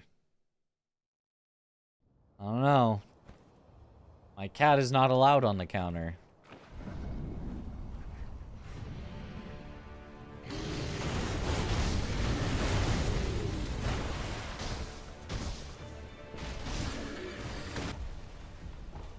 that was early. Okay, okay. Okay. Okay. So devious.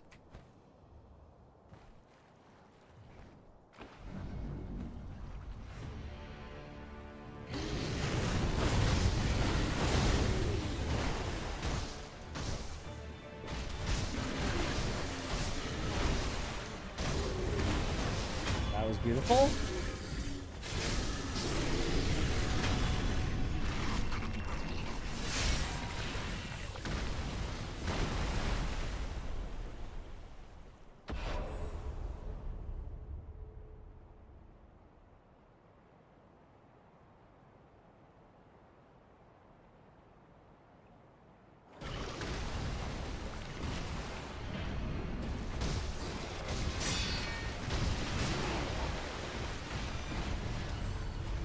Yeah, not buffered enough on the attack. Yeah.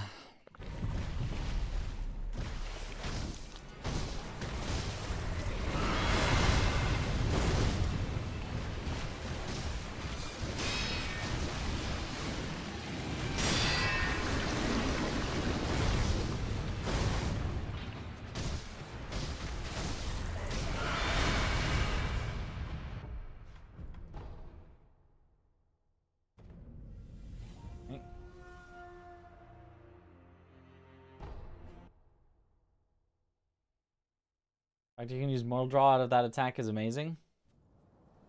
Oh, to interrupt the scream, you mean? Yeah.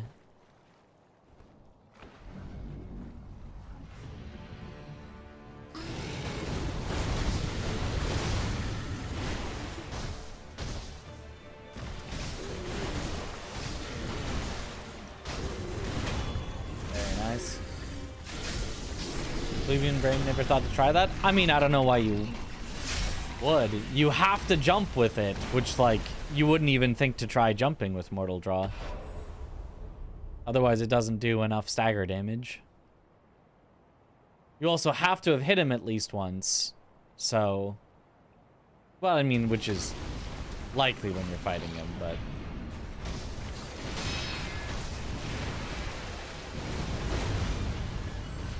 Why? Why?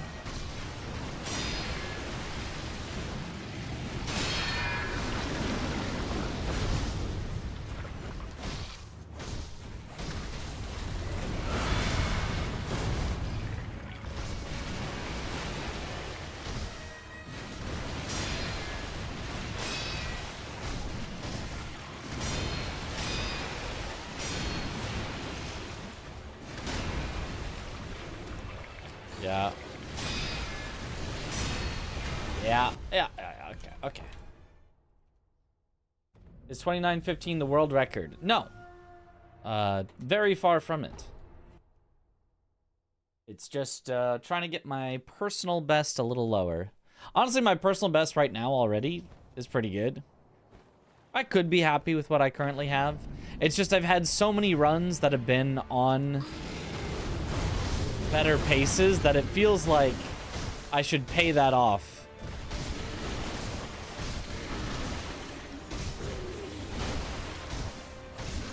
Aww.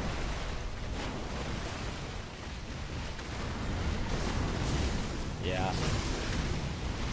The tiniest sliver.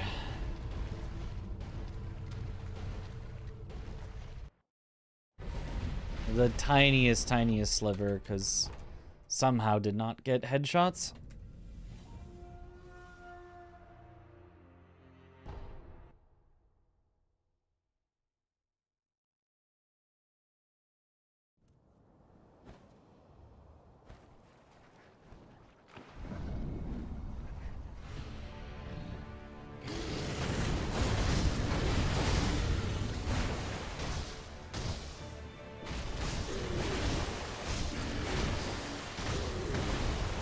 Beautiful.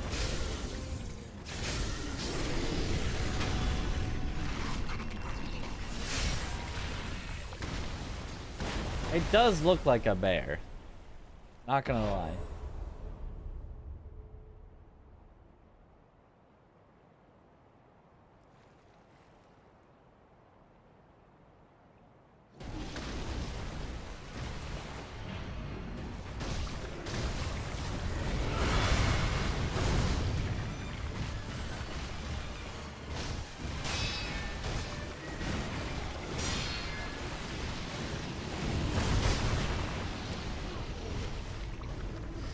Didn't buffer the jump.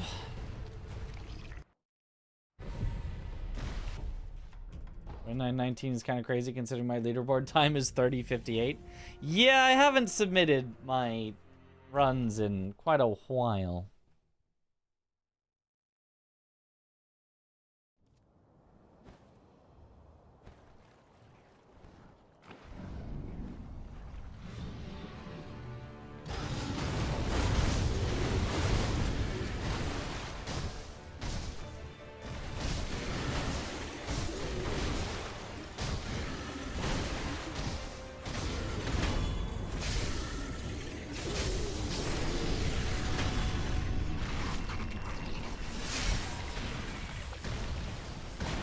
Submit this when my sub 29 is just around the corner. Right.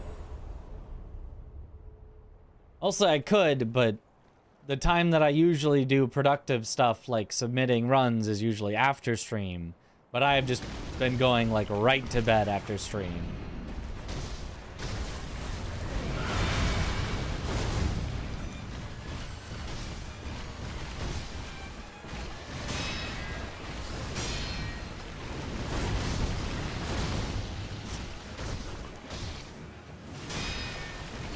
Definitely still missing quite a few headshots. Why am I so bad at this tonight? What's the hardest part of the run? I don't know that there really is a hardest part. There's just a lot of parts that can go wrong, but like it's very spread out. How's Sekiro treating me? Not so great during practice here. That was awful. That wasn't even close.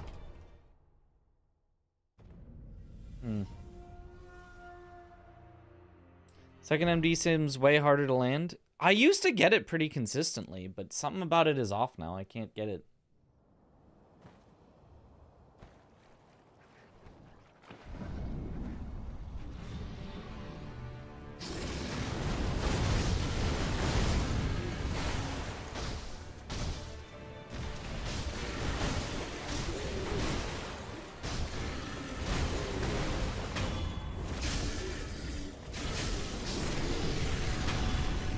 You're at 8 yet?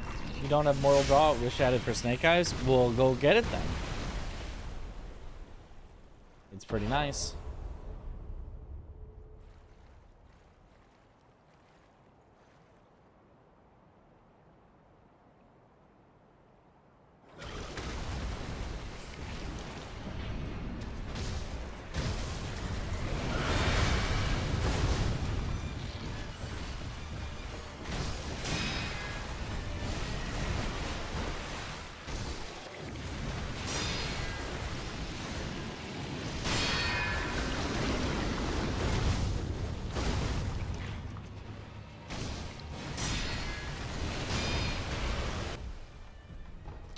Did not hit it.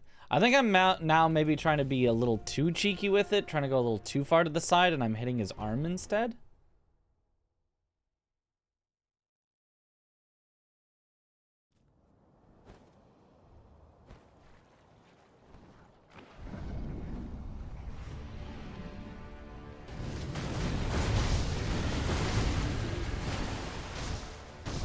That's not it. And that just missed.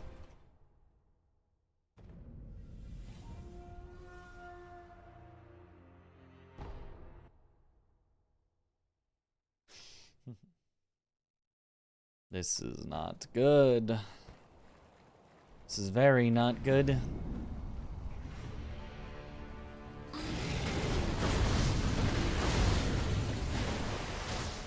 That's it.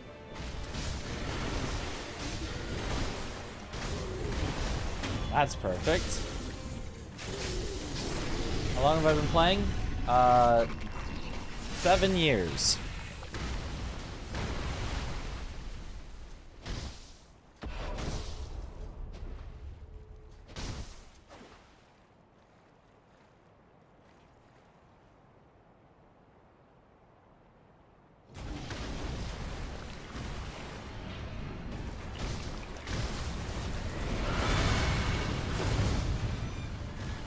That might have been it. And then, of course, we get the super unlucky. Of course, we get the instant run into instant hit.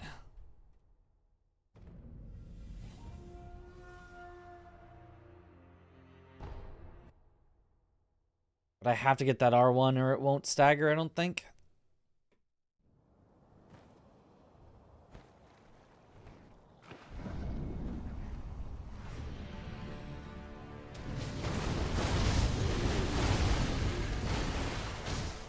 That's not it.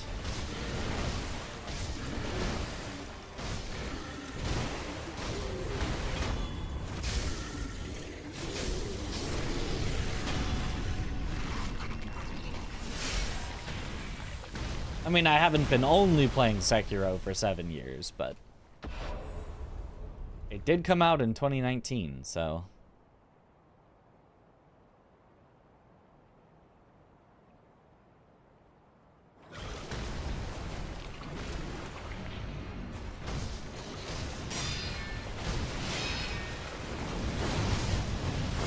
That wasn't a headshot?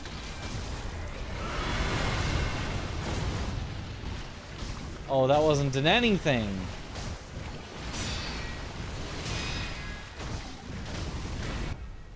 Oh no, it's going so badly in practice. I can't do runs like this. Uh-oh. Money from YouTube because of Elden Ring, I think. Aha. 7 years, don't say that. The passage of time keeps on happening.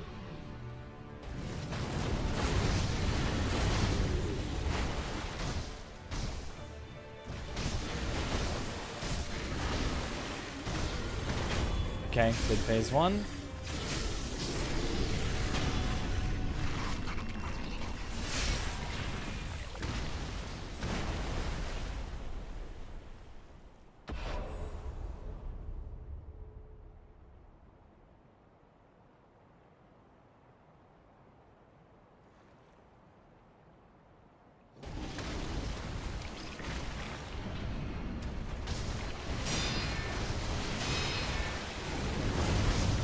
Good. That's good.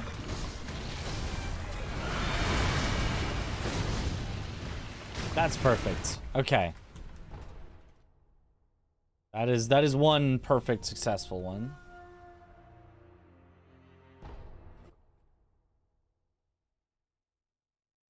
Oh, the princess turns 20 this year. Holy.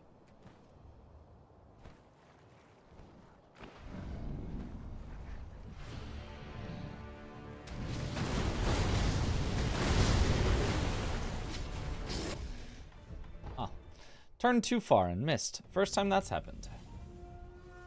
Oh, good evening, Jolt of Joy.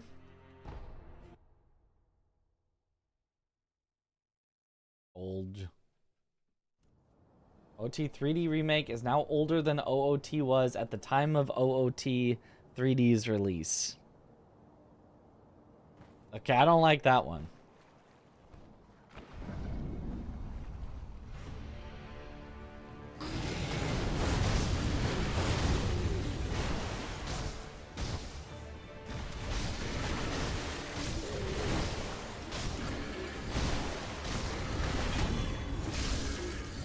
I know.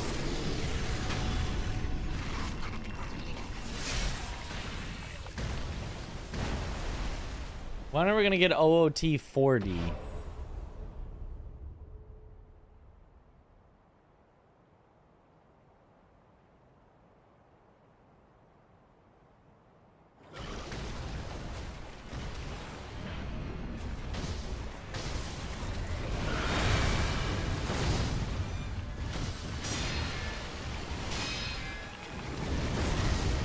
Okay, perfect. There we go. Okay, okay. I was starting to get back into it. It was 40th anniversary of Zelda. Oh, of all Zelda?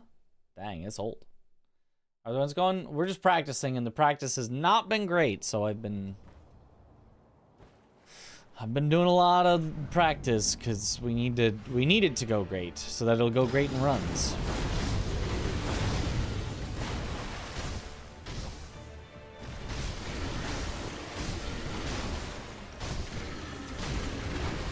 Okay, acceptable. Fighting with Inner He's hell. He's tough. Saw a post earlier today of TV shows and kids cartoons that came out in 1996, 30 years ago. Stuff like Hey Arnold was in there. Went back to my retirement home bed. Yep.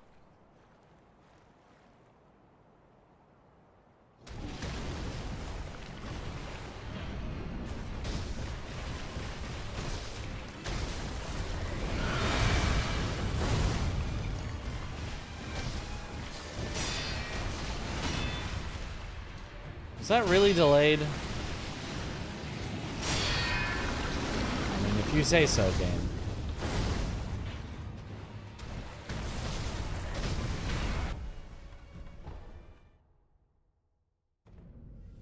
That wasn't terrible, but it was not good enough. Just happened. February 21st, 1986. It was like a bad day for Souls-like gamers. I also had the worst DS3 rando ever. But it was a great day for high guard gamers.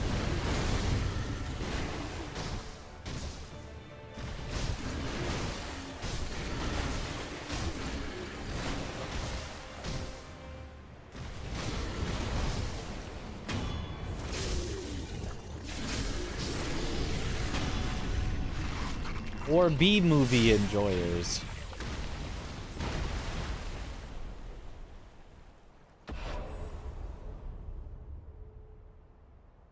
Cinema straight up got a migraine watching that.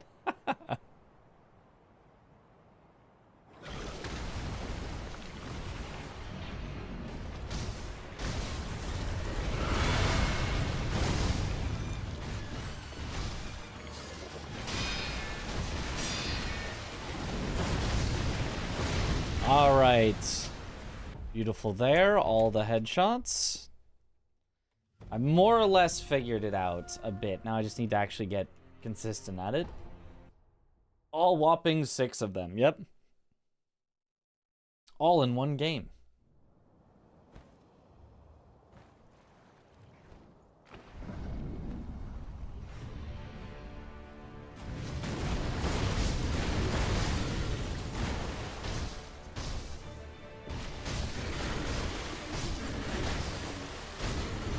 Very nice.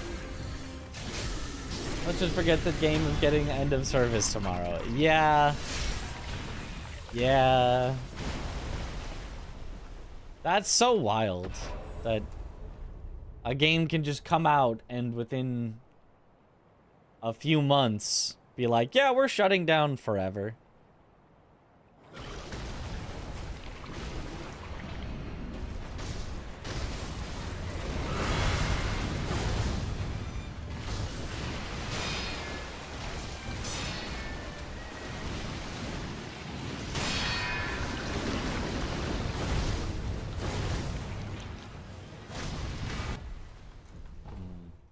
Him missing is a problem. It lasted 3 Concords. That's pretty good. We have to give headshots without locking aim. Yep. That's the goal. Hit him in the head to do extra damage.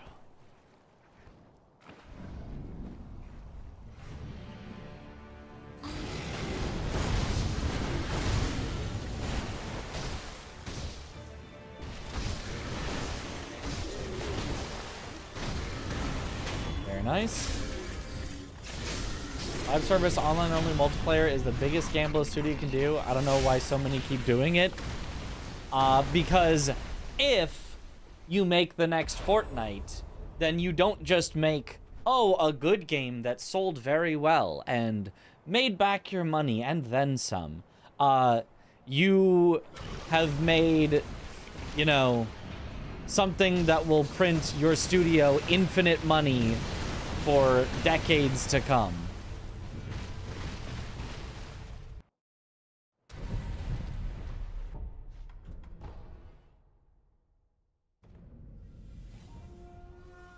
It's, you know, you could make 100 failures and 1 success, and the 1 success would not only pay for all the failures, it would pay for 1,000 more failures in the future. That's why they keep trying it.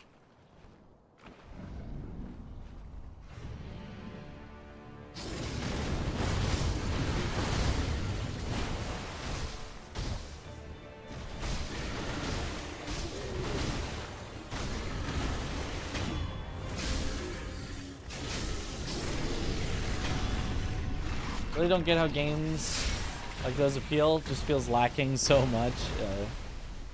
Default field of view was awful. Who thought of those settings? Yeah, it kind of felt like a game that needed to start as like open beta or something and not like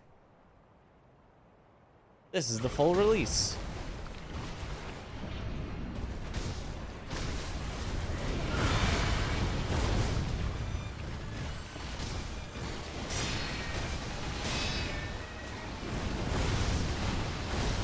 That was bad. That was real bad.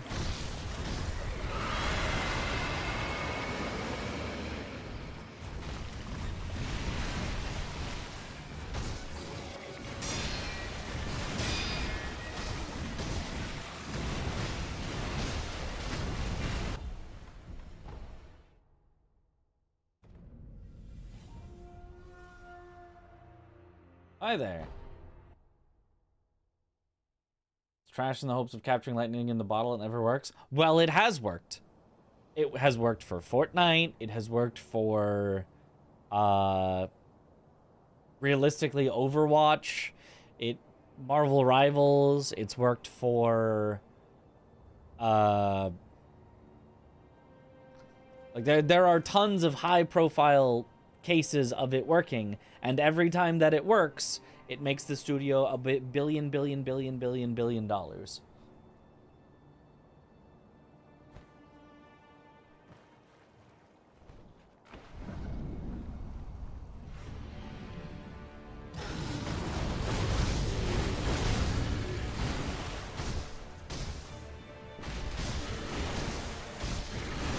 The success rate is low, but that's not what they're betting on.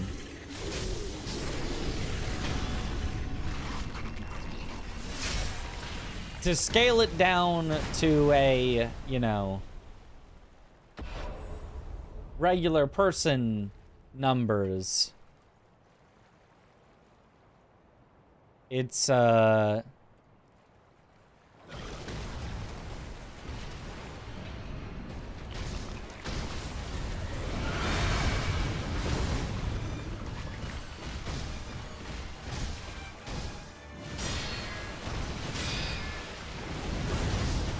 it's like if you could spend $10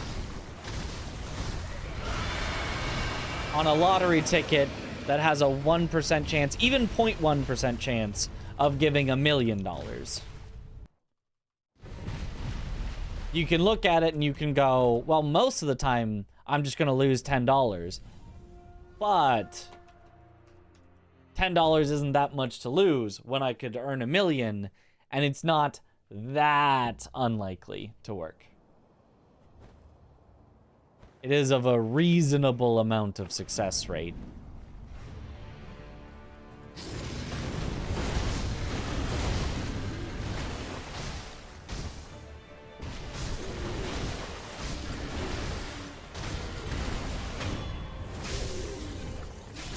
Bible season tomorrow. By the time stream starts, you should be semi-around. Okay. Let's make Sekiro multiplayer open world map, and the last survivor is the winner. Clean phase 1? Very clean phase 1. Very, very, very clean phase 1. Phase 1 I'm not, like, too worried about, although I am a little worried about the initial positioning.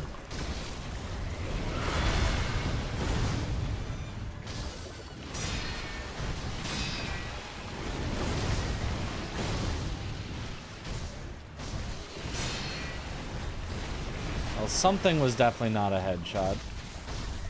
For us to be that far away on posture.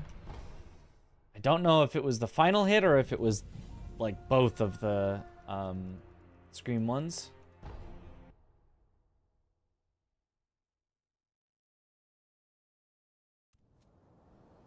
trying to win the lottery and betting people's livelihoods and countless amounts of otherwise resources in the process. It's insanely irresponsible, and I find it kind of insulting. Kinda? But, like, it's genuinely probably a good gamble for them. The problem with trying to win the lottery is that the lottery needs to make money off of you. So the odds of winning the lottery is always going to be worse than the money that you win in the lottery.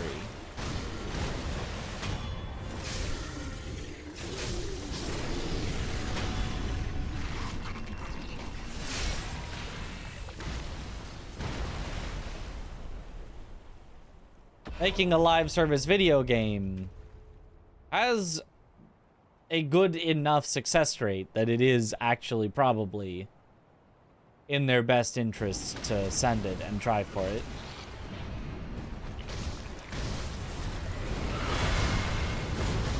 Assuming they can afford to eat the loss if it's not successful. Okay, so only one missed headshot there. I'm so close.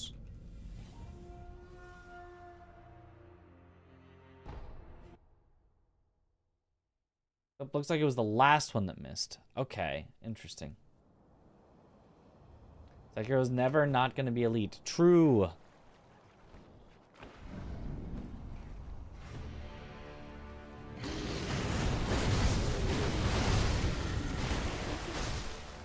Good. Perfect phase one. Just get it twisted.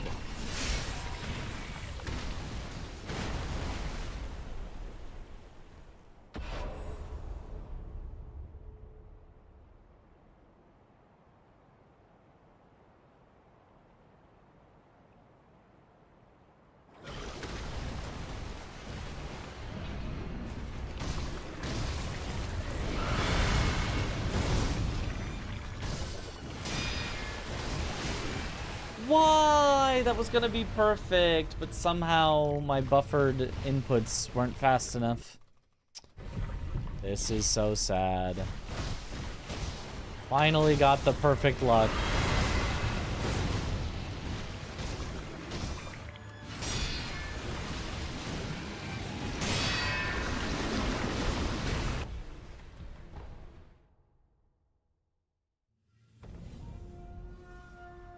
Understand chasing lightning in a bottle purposefully to perhaps secure money to do other things or settle them for life, aka James Cameron until he could have a name and money to fund Avatar, which was his lifelong dream. Sure, yeah.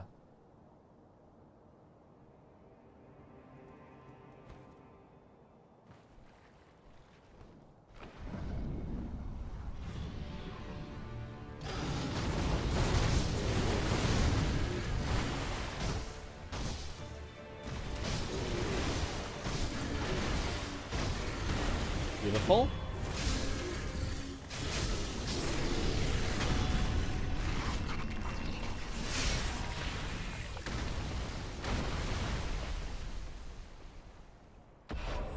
Problem is 80% of these games not understanding why games like Fortnite had success they had, and so a lot of these games feel like they have no content or refreshing touch to captivate anyone. Yeah.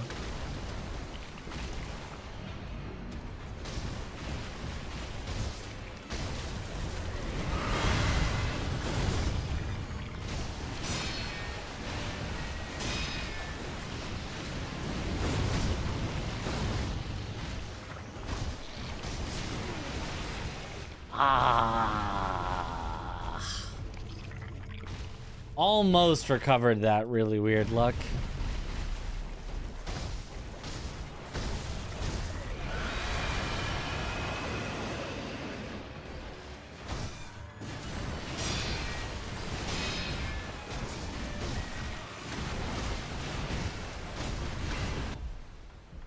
Almost.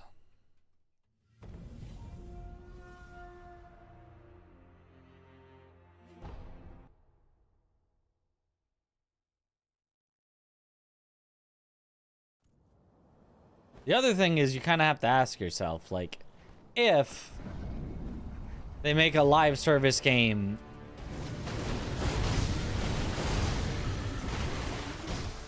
and it's horrible and no one wants to play it and it flops and whatever, would they really have made an awesome, successful, cool game if they hadn't made it live service?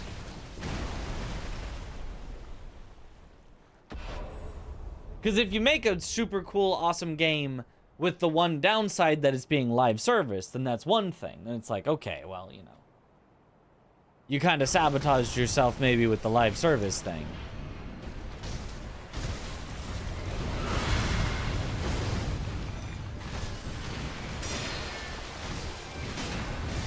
Oh. But if you make something that kind of nobody cares about regardless, maybe you just weren't gonna make a good game. And you're just losing more money than you would have lost because you made it live service, and that takes extra resources. But maybe you would have lost money anyway. I don't know. Looking at Concord, probably. Yeah, Concord got way too much money dumped into it. That, like, if they did the same thing, but it was a low budget game and they made it and everyone went, oh, that's kind of crap, but whatever. Then, you know, nobody cares. It's just the studio put up so much money into it to try to make it good, and it was not.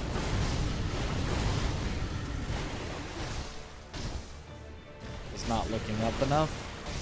Look up. Huh? How did you escape?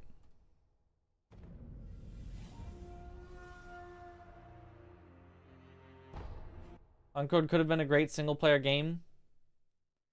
They had all the cutscenes and a fun world. Maybe. I don't know that people liked the like gunplay either. I think a big part of why Bungie games have always had at least some success has been just that their gunplay just feels so good no matter what.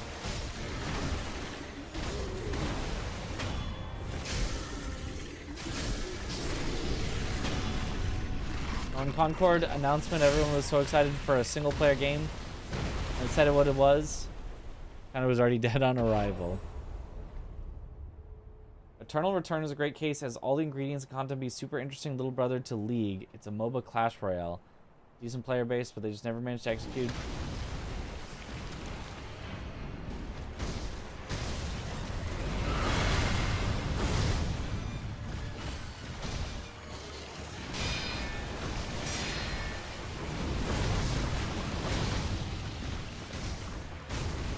Okay, I think only the second hit on the screen didn't headshot.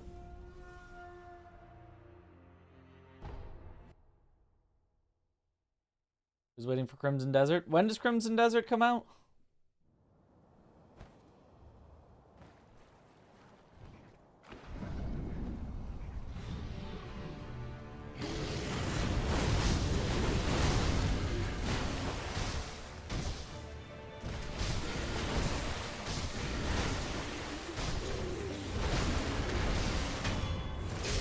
Next week. Oh, okay.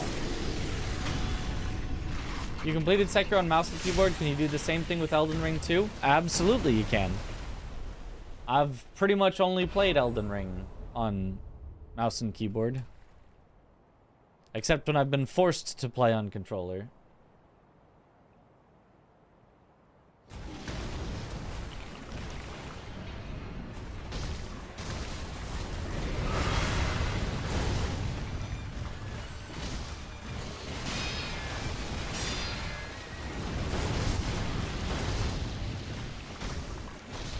We're so far away, I'm dead. Yeah.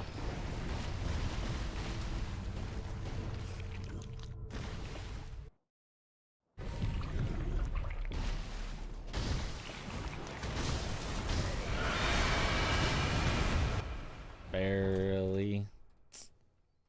It's not going great. Seems like a game with 100 game mechanics, but none of them fleshed out. It's possible that it might be that.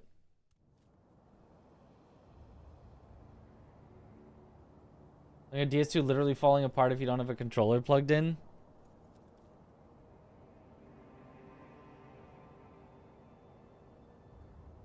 I feel like, I mean, once I had to rebind with auto hotkey because the game itself will not let you rebind in any sort of sensible way.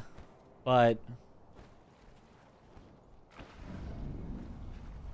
I think once I got it rebound, DS2 controlled all right on keyboard and mouse. There we go.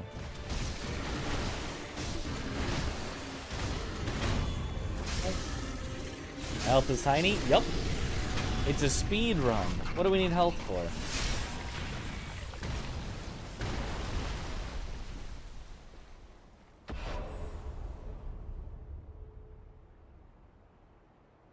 Ready to drink? Using Yashiriku sugar.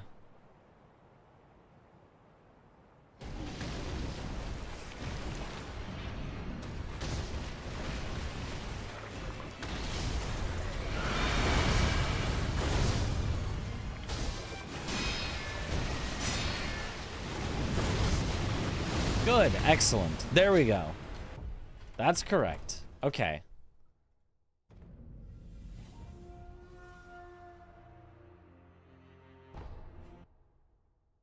I mean, that double input issue as well. Yeah, that was weird. I didn't know why that was happening. Figured more health would prevent you from dying easily. You know what else prevents you from dying easily? Killing things faster.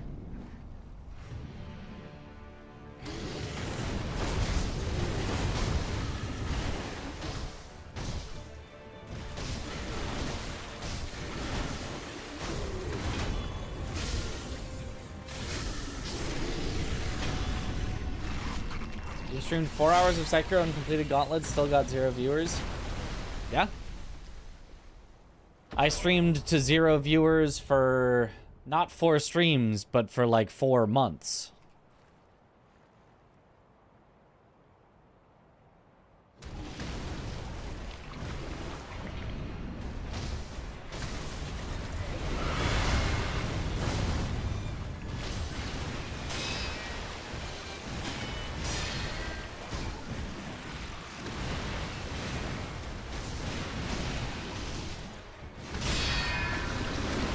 Well, that was weird, but honestly kind of worked out.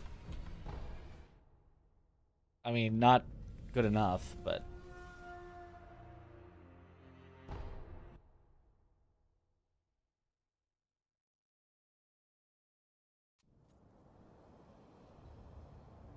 And speedrunning doesn't matter, because dying will probably kill your run regardless, so focus on being optimal damage-wise and mechanics-wise. Yep. Pretty much. If you need the extra health because you're getting hit, then you're probably not going to have a fast run regardless.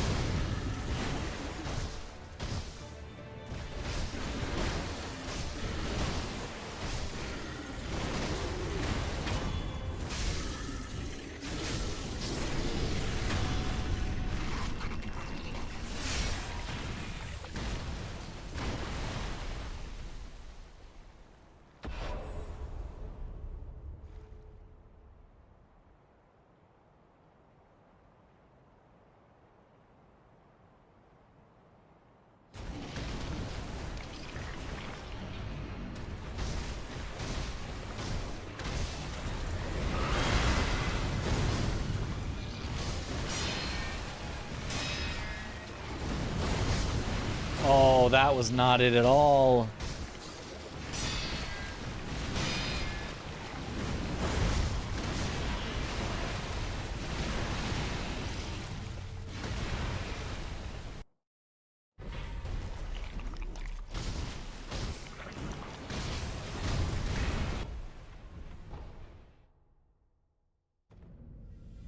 Missed streaming despite having basically no one watching because you had this random Russian viewer some years ago who ended up coming around every stream. He was fun. I hope he's safe. Yeah.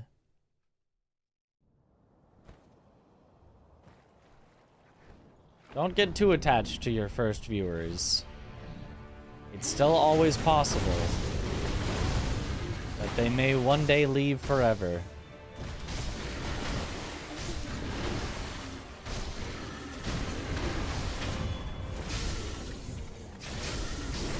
You know it takes that much time to get first viewer? Yeah, it can. It's tough out here. If you get like 10 viewers, you're in the top like 1% of streamers or something.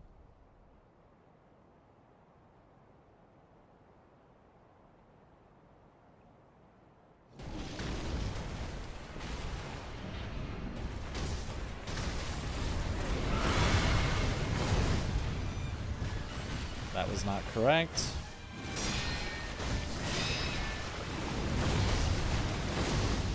That was correct.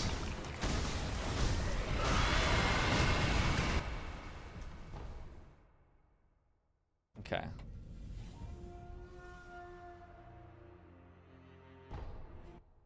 Speaking of lottery earlier, streaming. Yeah, streaming is basically playing the lottery.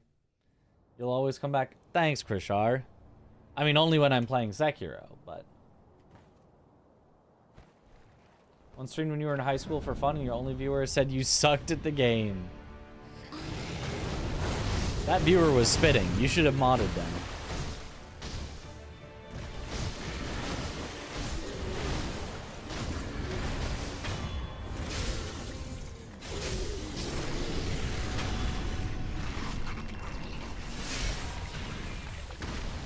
Is this Sekiro?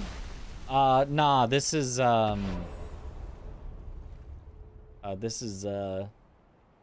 One-Armed Wolf.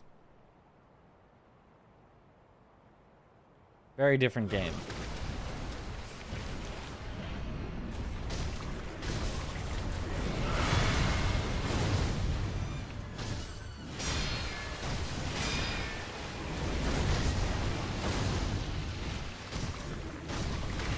Still almost it. I'm just missing the one headshot.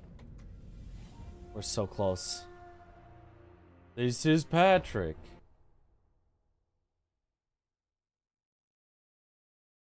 Like most people, once you mod them, they disappear. That has happened several times.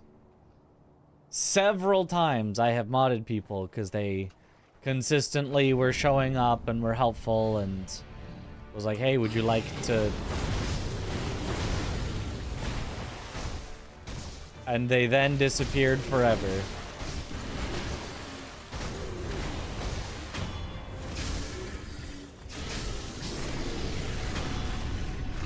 Mod is graduation, I guess so.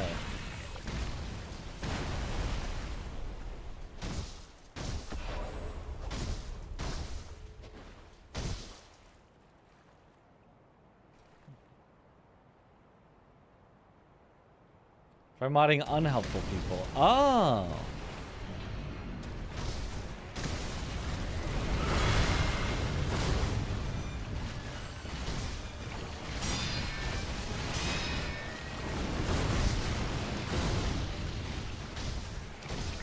Yeah, still not quite getting all the headshots.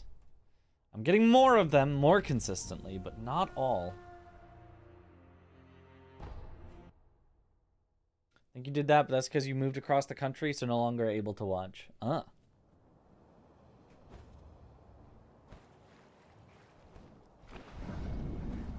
Why isn't it dead? You literally beheaded it? Well, that's kind of the, you know...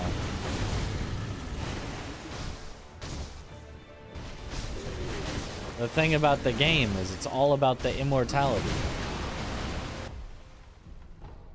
I think I might have just discovered a secret to how to consistently get one of the attacks better.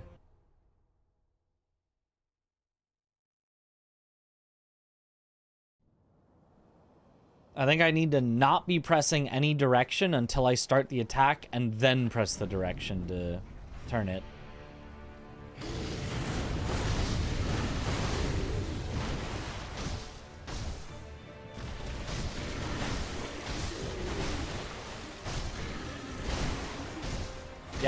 Yeah, I think that's right.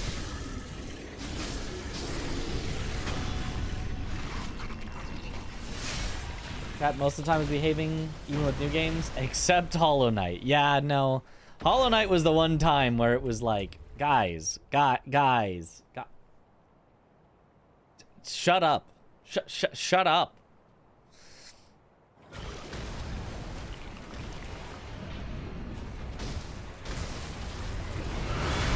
Maybe like a little with Expedition 33, but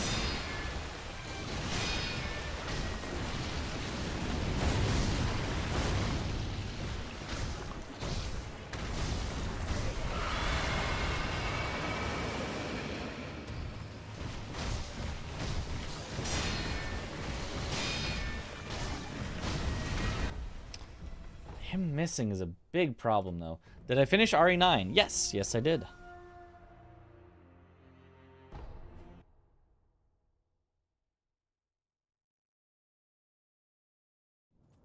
Grapple to a point, look as down as possible, then press the lock on button. This will make the macro consistent on any deterministic place.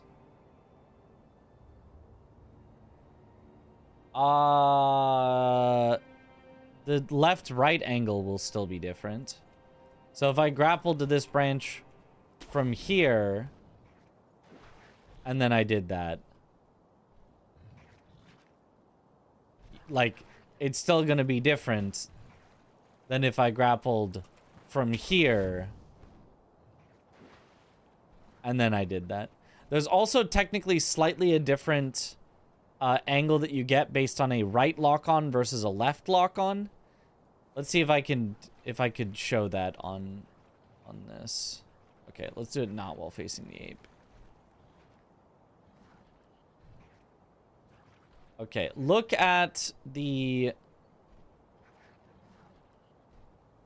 very right corner, not corner, the very right side of the screen. Oh no, actually my camera's covering it. Never mind. Look at the very left side of the screen.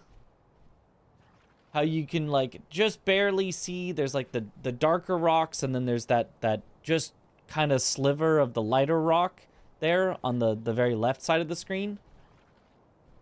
From a rightward lock-on.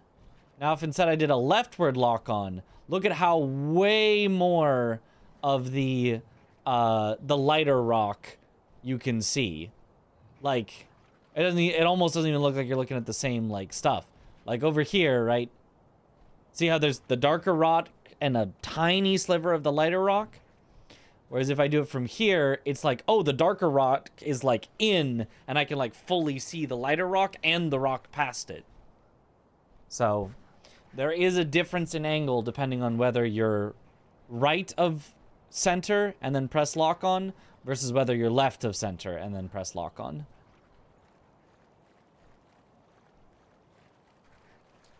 So I know from my blindfolded stuff that no, macros would not just guaranteed be consistent after any grapple, because my blindfolded movement, which was effectively like making a human macro, was not consistent after every grapple.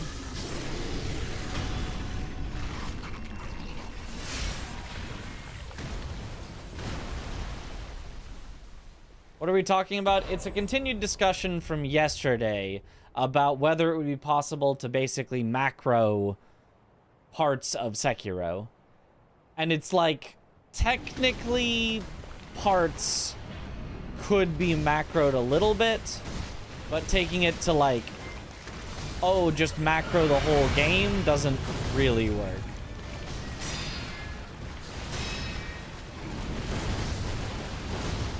So far off, must have missed the headshots. Have to run away or I die. Mr. Kim, thank you for the raid. Welcome on in, raiders.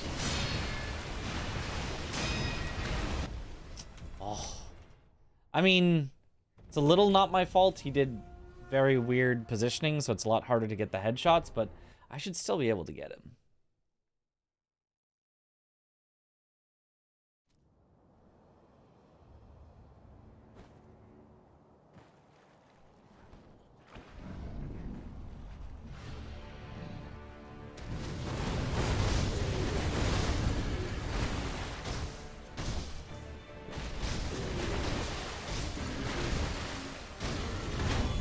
careful.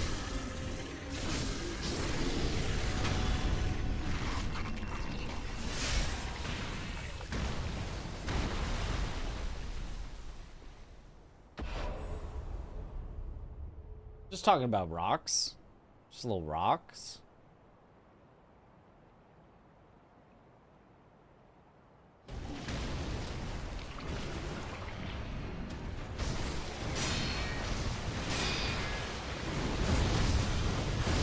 I don't think that was a headshot. But that I think was.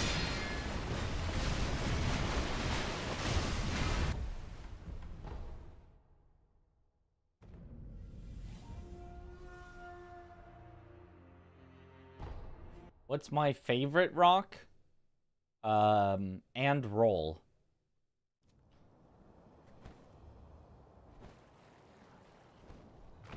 That's a good one.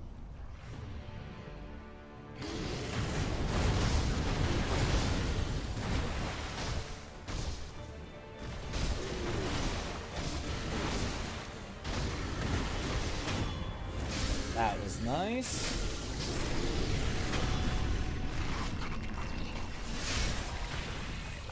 Technically, you can always macro the starting tutorial and then for any percent ogre skip and double canyon, bull, and so on. Kinda? Yeah, I mean, kinda. There's technically slight differences in like how long a black screen would last, so...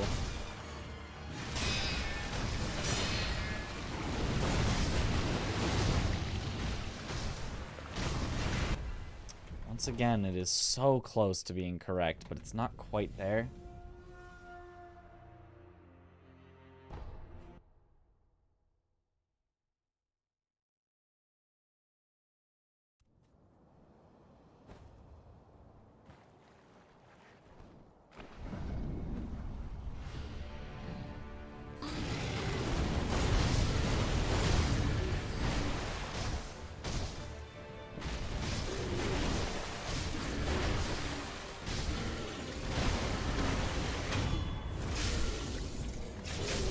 Full game macro just tasks?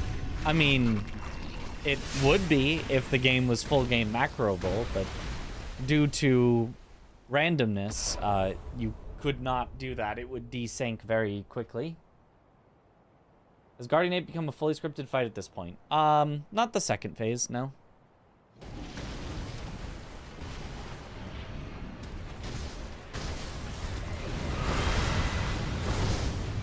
Oh, that was good. There we go. That's perfect. That's what I'm looking for.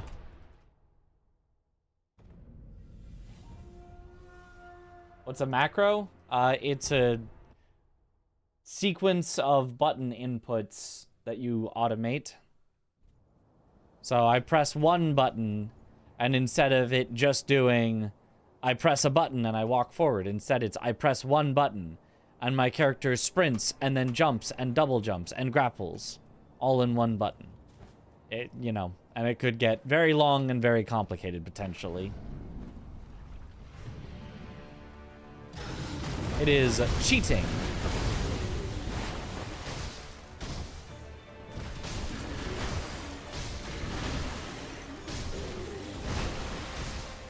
But cheating in a way that can be helpful for like testing out strategies, can be helpful for timing stuff, can be... There's a lot of legitimate uses for a macro outside of actually doing runs with it, which would be cheating. Oh, thanks for the good luck.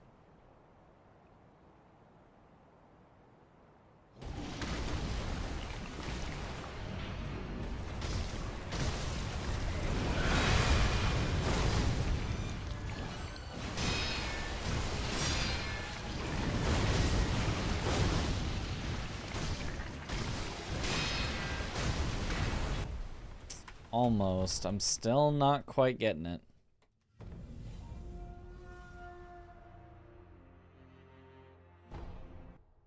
Setting up theoretical best run is good use for a macro. You couldn't do it for a whole run. It wouldn't possibly work like that.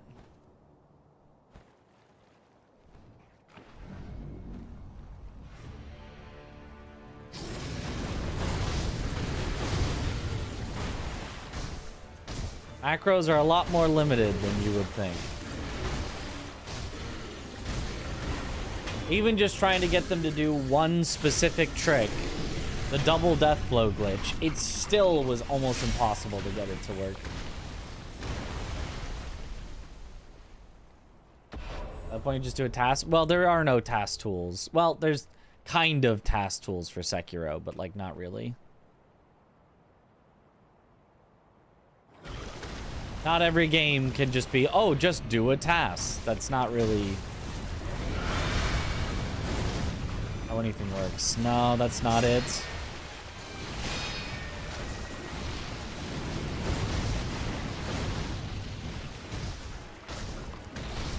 Why was that so early? It worked to interrupt him, but it was... I guess maybe I need to be a little further away? I don't know. But I don't think I got the headshot on it.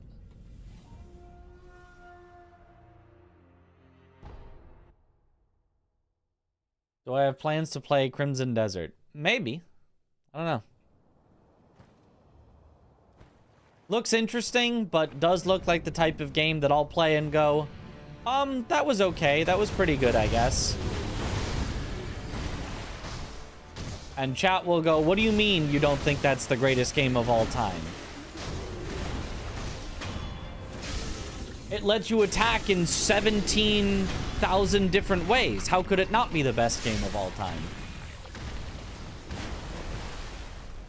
And I'll have to explain, yeah, it doesn't really impress me when you can attack in 17,000 different ways. It's more about I want an interesting challenge to deal with defensively. I want to be able to interact with the... And none of that will matter. It'll just be...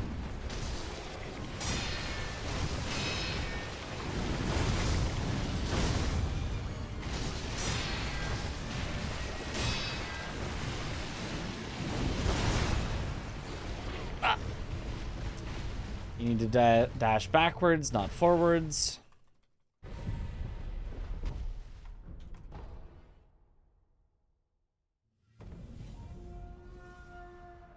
Do I have plans to play DDR? Every day. But, you know, off stream. Have you ever been in Europe? I don't think so. I don't think I've ever been in Europe.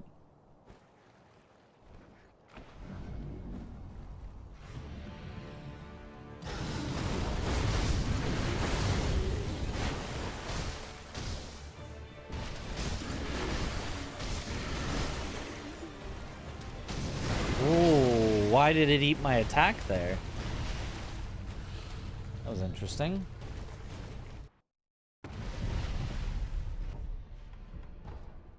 Man, Ape is being tough tonight.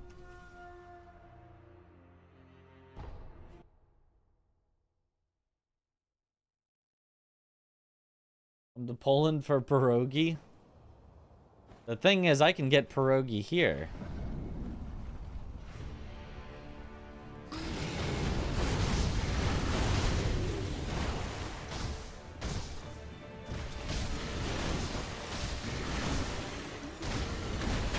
Nice. The little I've seen of Crimson Desert, it kind of looks like Dragon's Dogma. Kinda. I do also get a bit of that vibe.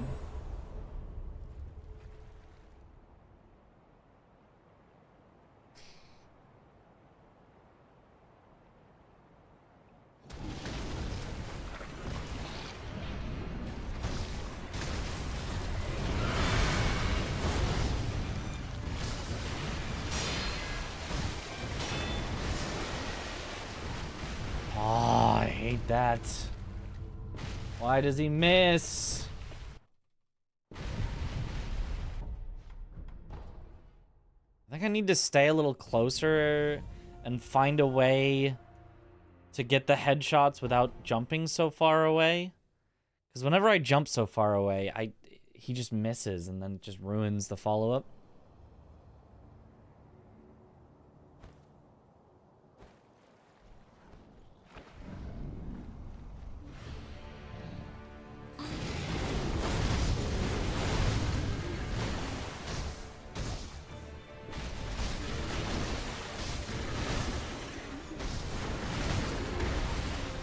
Really? Okay.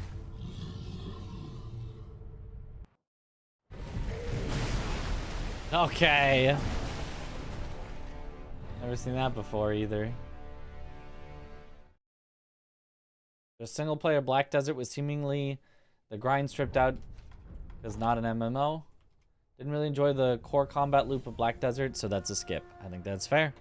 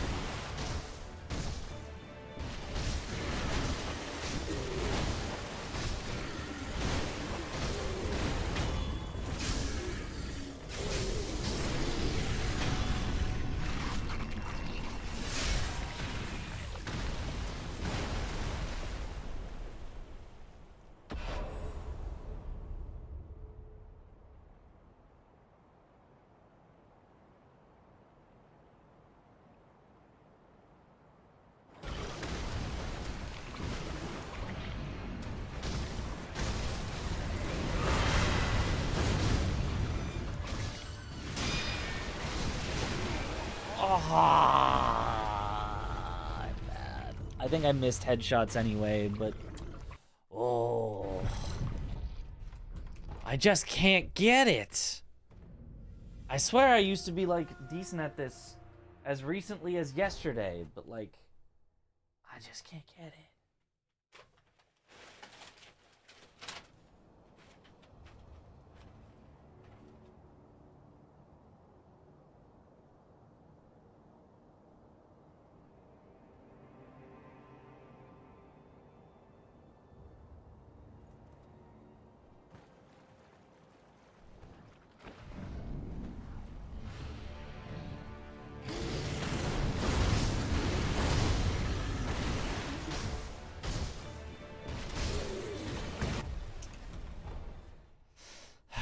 Yeah, alright, okay.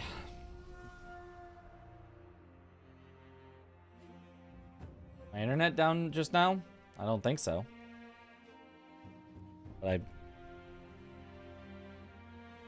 I have been dropping a lot of frames tonight because my internet has also sucked tonight.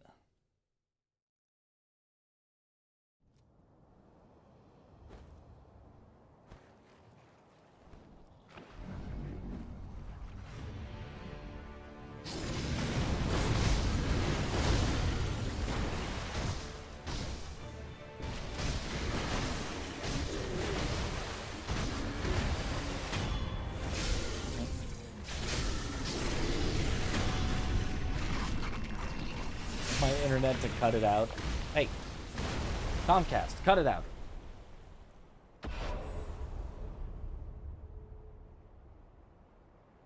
Give me good internet, please.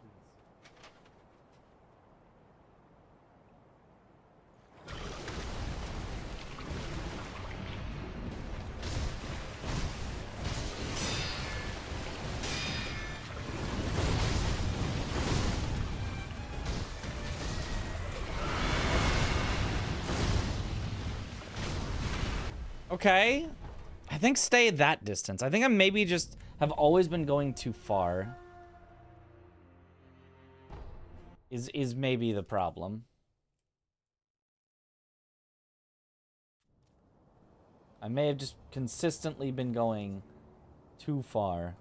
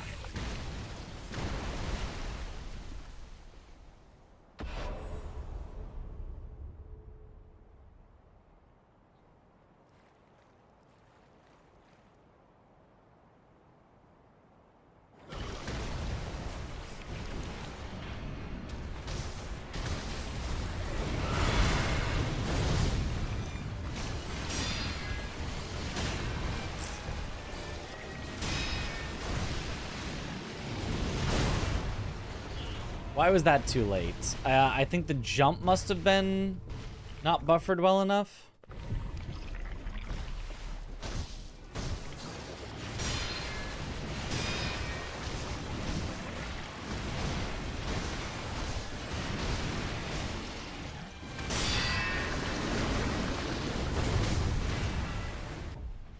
But I've figured out that I've been consistently jumping too far, and that's been my problem tonight.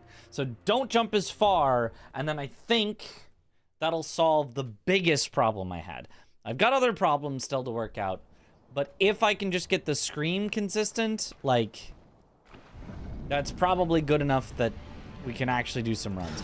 If I don't have the scream consistent, we're kind of screwed.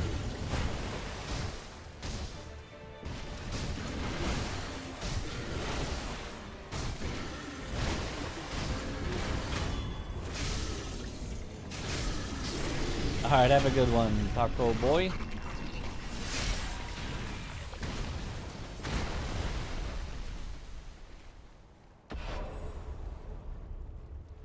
So, on the screen.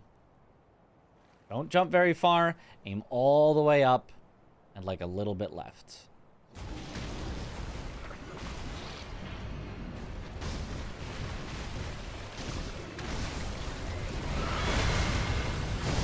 There we go.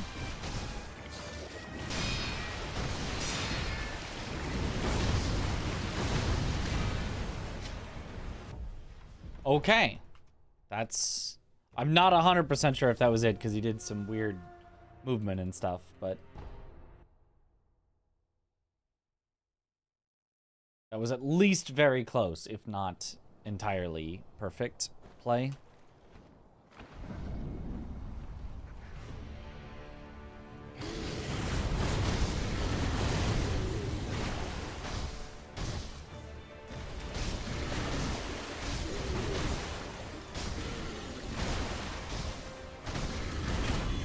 Bad phase one.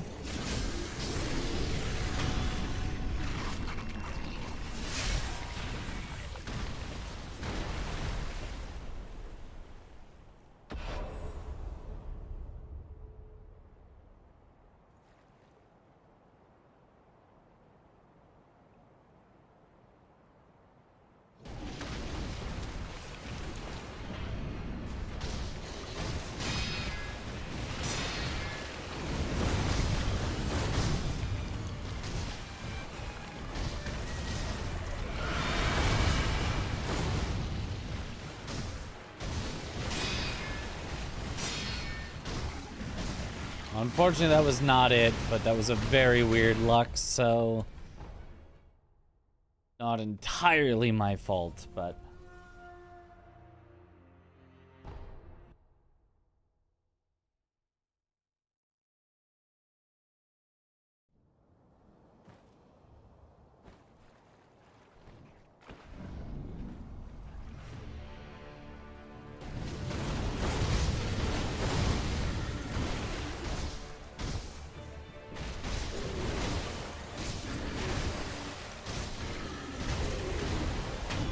okay.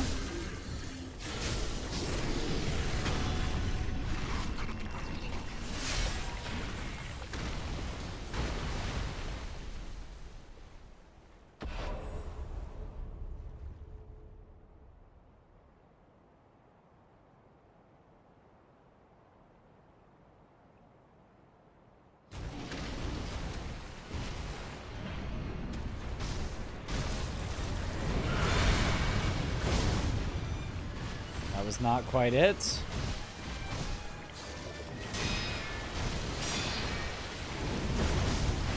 But it was close. It was close enough. It was the main one hit and the secondary one didn't.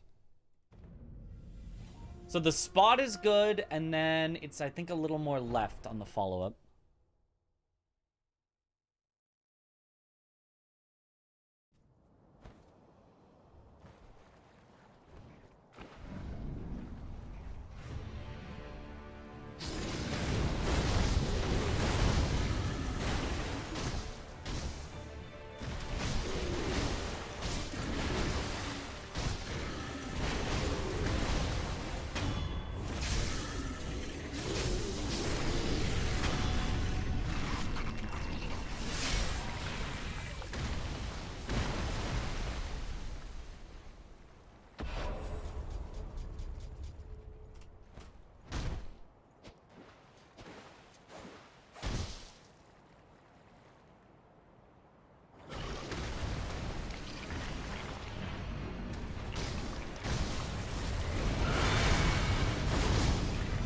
Perfect. That's definitely it.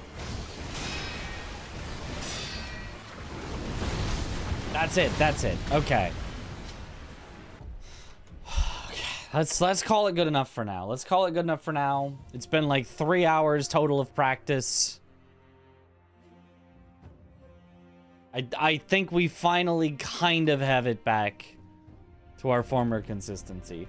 Hopefully that'll mean tomorrow it'll actually be really good because we'll have internalized all this, but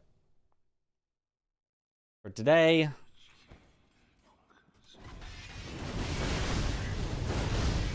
we move on unconfident but praying that it'll work out.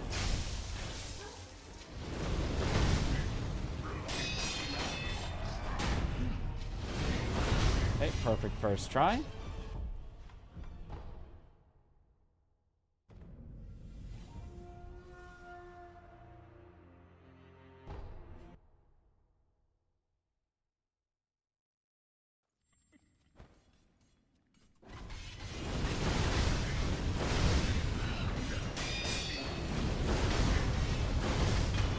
Uh-oh. Time for the backup plan. Perfect backup.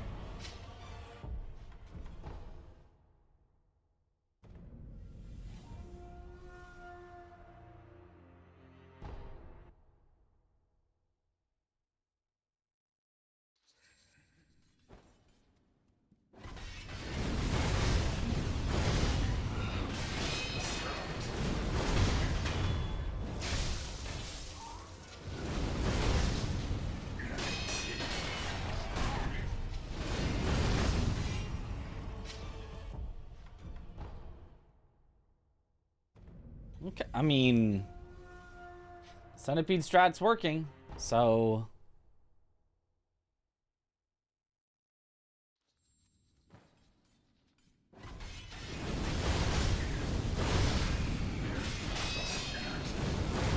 maybe I don't mess with it.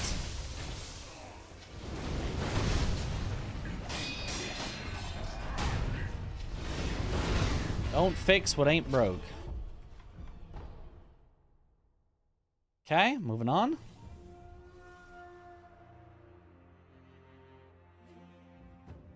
that it? Is that the only things I practice? Oh, frontside dojo.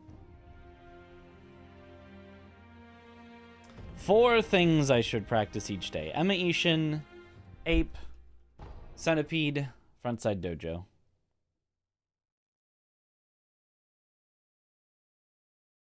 Ooh, I missed 17 minutes ago. A new most amount of points wasted. And that has been getting expensive. Get your look up lefts ready. Ah!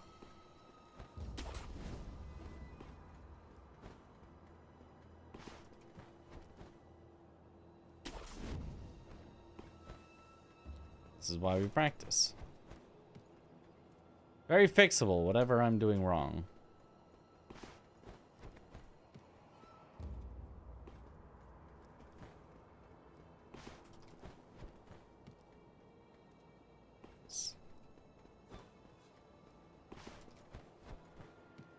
Nice.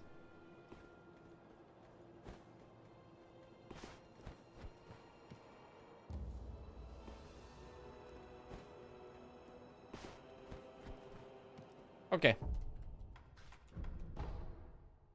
Let's call it good. Let's send some runs.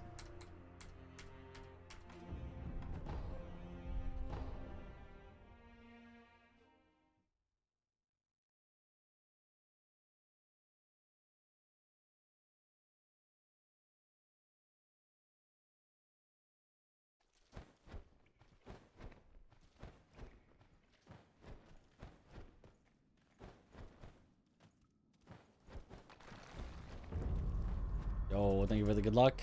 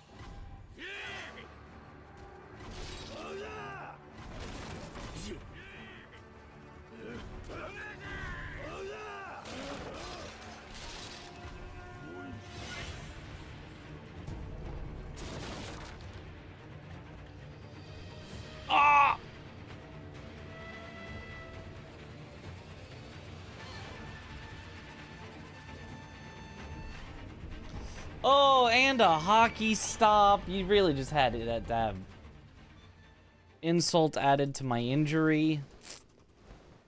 Yuck.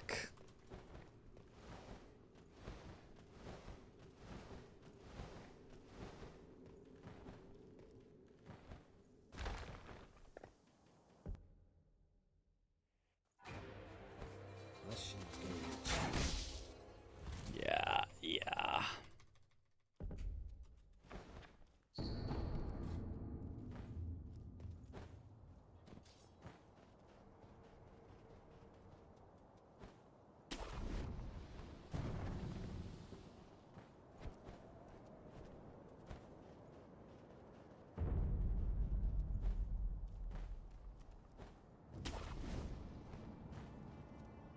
Been loving the nighttime Sekiro streams. Let's go.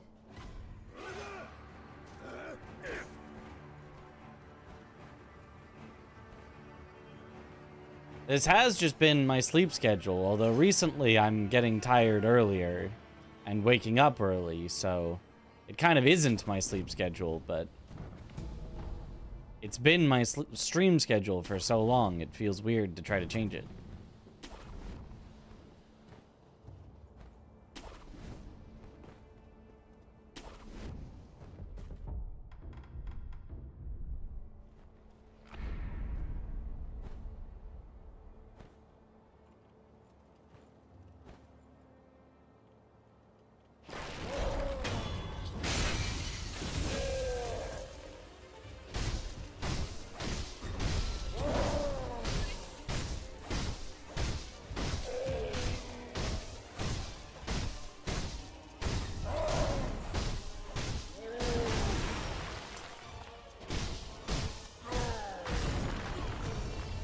Okay. That's,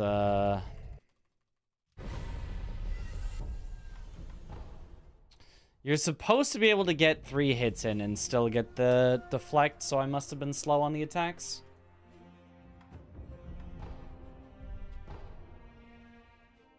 Am I Australian? No. American.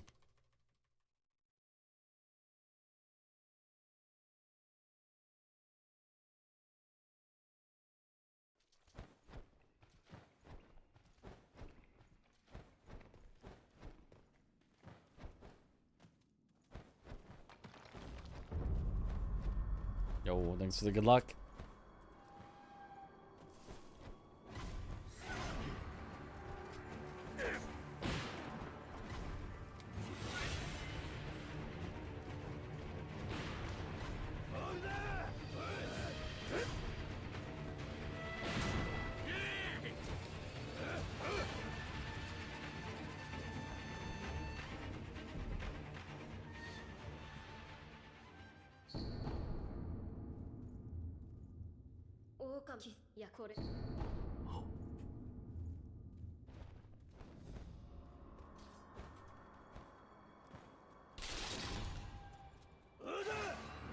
Isn't it like 3 AM there? Midnight. It's like midnight.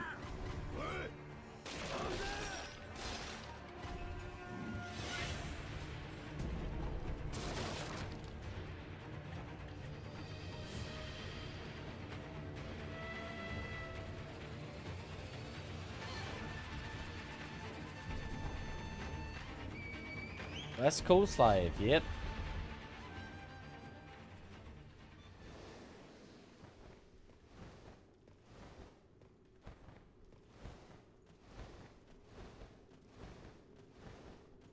I think I probably want one more PB, and then I do think I probably want to move on from this category for now.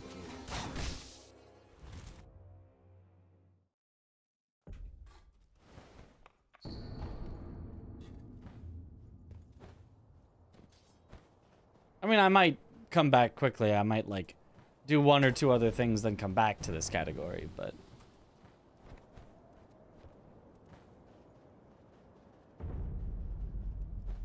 I feel like I don't want to move on because I'm so close to getting a new PB, but...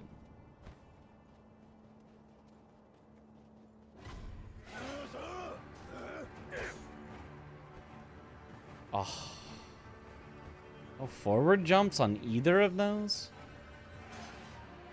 In general, I feel like this can be a category that I, you know, come back to over time. It doesn't need to be a all-at-once category. It feels like 11 p.m. Chicks Fisted spring forward. Yeah. But in theory, that means it should be easier to stay up later, and I've still been struggling.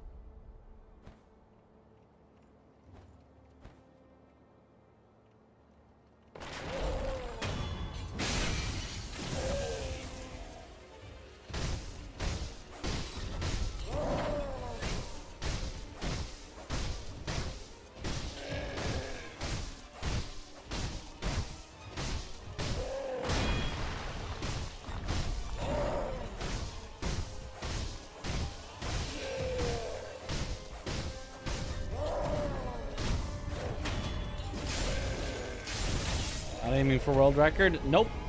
It is not even remotely close to possible for me. It would take genuinely months at the minimum, years in the likelihood.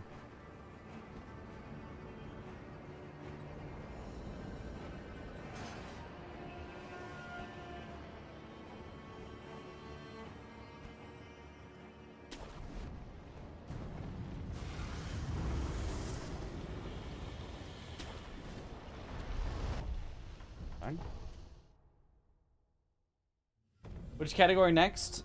I'm not necessarily thinking like an official like category or something. I want to do like Sekiro randomizer, which is not like an official category. I want to do like some more random archipelago games and archipelago stuff. I want to do the Long May the Shadows Reflect mod for Sekiro.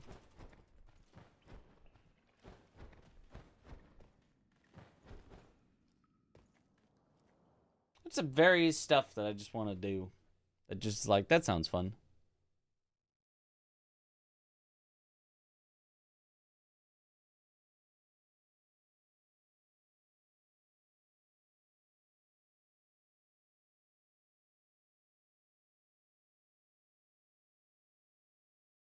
I'm closer to LeBron than you are to me. Worst NBA player in history. Yep.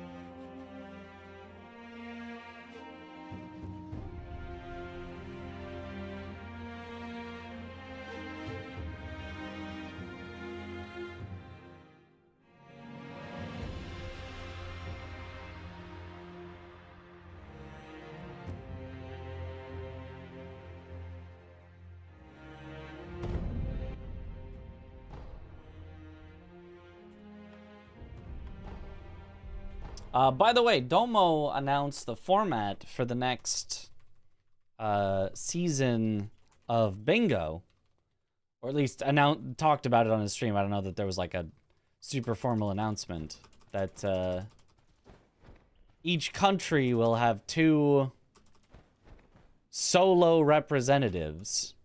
So not a team of 2, but just each country will have 2 people from it competing to see who the best country is. Which for most countries, they have about 2 people. That's about it. But for the US, there's a whole lot more than 2, so limiting it down to 2 will be rough. Where's everybody going? Bingo?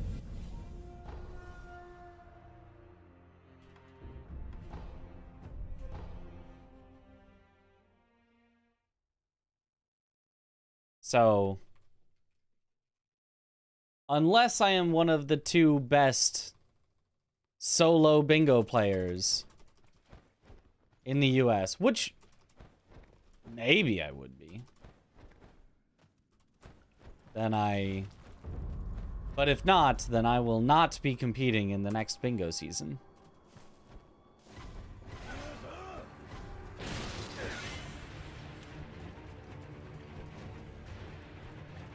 And everybody will need to know both base game and DLC. And I believe each match will be a 50-50 chance of whether it's a base game match or a DLC match.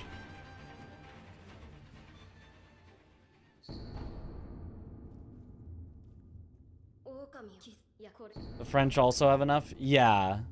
But a lot of the French-speaking streamers aren't necessarily living in France, so they can compete for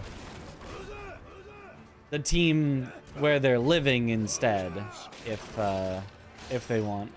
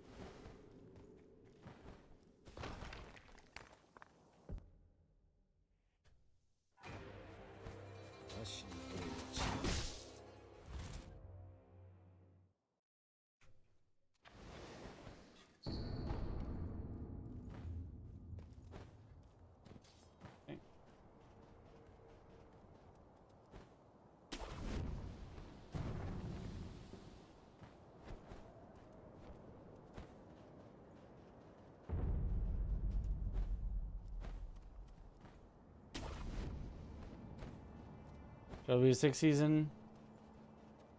A lot of US-based streamers I'd love to see play. Yeah.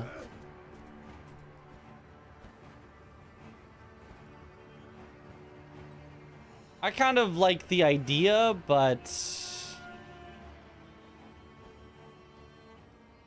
I don't know. Maybe it should just be like, it's okay if there's more than 2 people from a country, that they, you know, that countries could have multiple sets of 2 people, but maybe that'd be unfair. I don't know.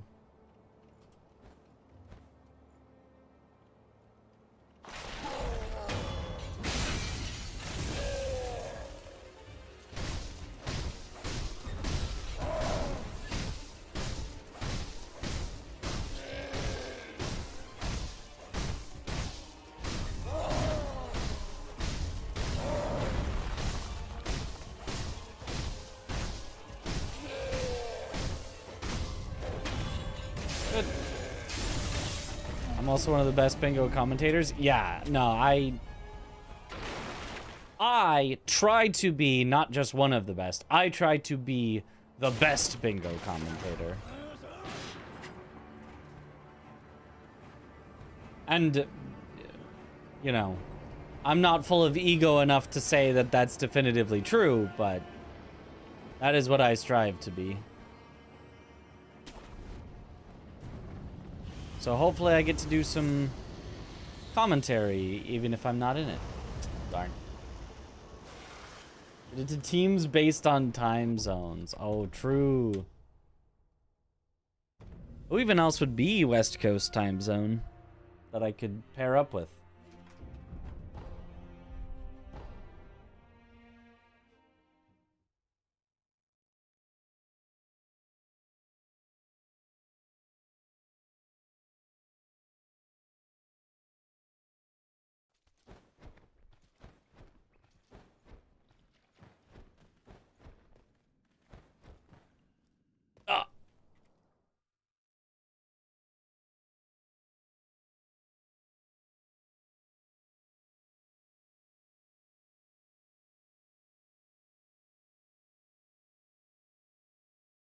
Can't think of anyone off the top of your head.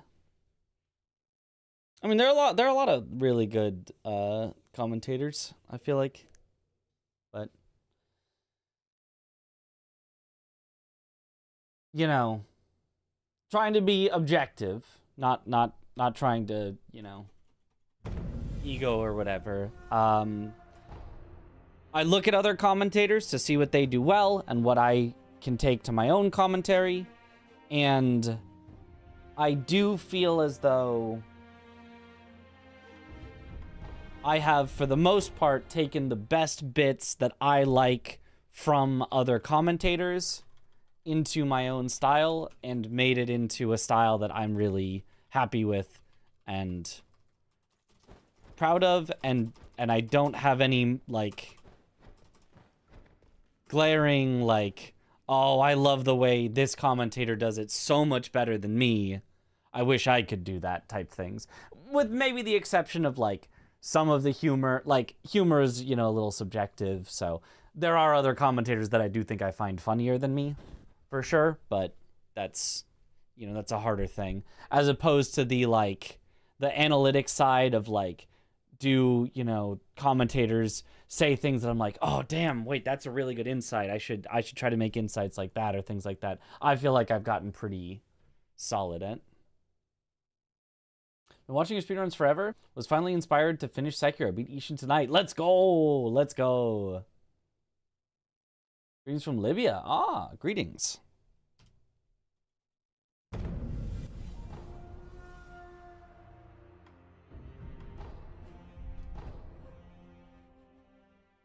I like the, I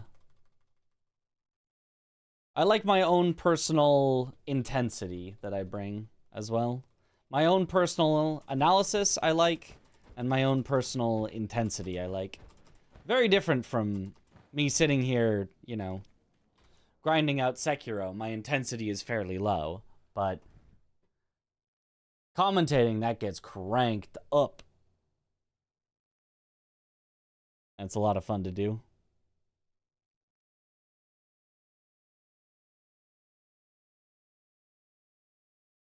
My humor is for intelligent people. Yes, you simply aren't intelligent enough if you don't understand my jokes. Yes. Yes, quite. Just too sophisticated. To me, you're easily one of the best commentators of GDQ at least. Always relevant info on a level that's easy to understand for people who don't necessarily run the game. Makes it very interesting always. Thank you.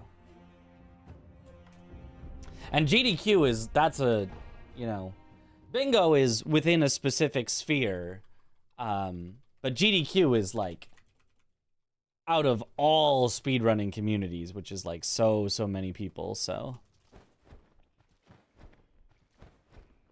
The fact that you are not the first person to say that, yeah, is very, very flattering.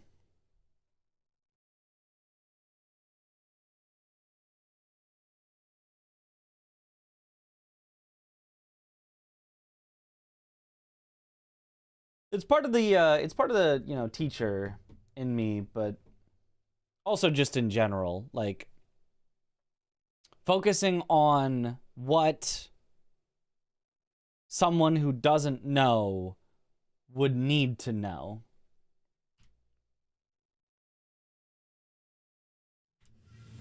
Which also helped, you know, as a teacher, I could say, not just, oh, okay, here's, you know, here's the thing, here's the lesson, that's what it is. But focusing on, okay, this is the really important part, and if you understand this, you know, everything else is going to be a lot easier for you to understand on top of that. So let's really make sure you understand this part. Type of things. Bringing that to commentary of, like, okay, this is the actually important part that you need to know to understand what's going on in the run. Then we can get into some of the more specific stuff. As opposed to just, like, trying to give everything equal weight.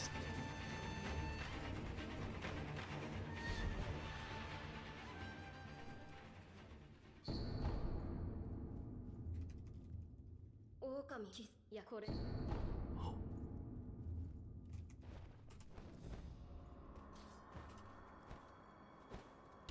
little slow.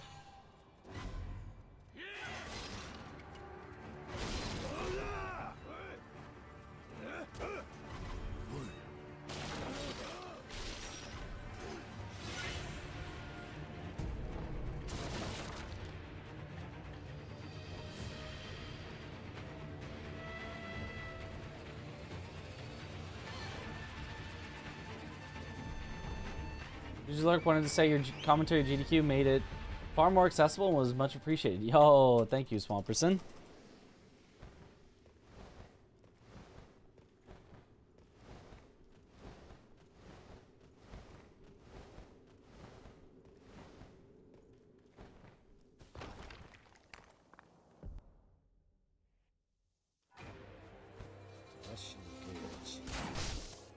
I would say right now I feel like my current greatest failing as a commentator is not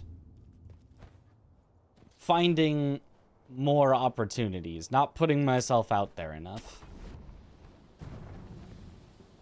Like, I feel like just the amount of commentary that I get to do is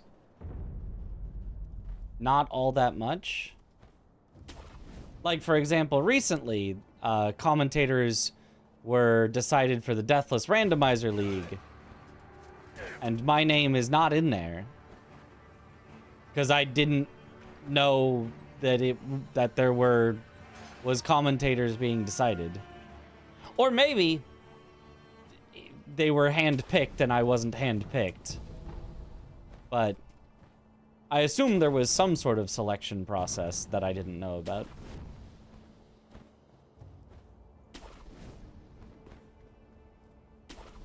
Maybe I'm blacklisted because of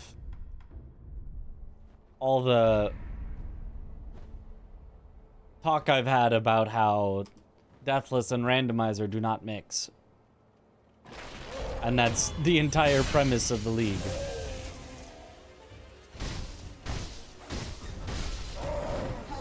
Didn't slide around him enough. I need to be on... not his side. If you go too early, it's bad. But I need to be in a spot where I'm not going to get stuck on him by the time that I do the attack that needs to slide around him. Yo, what up, Gaggin?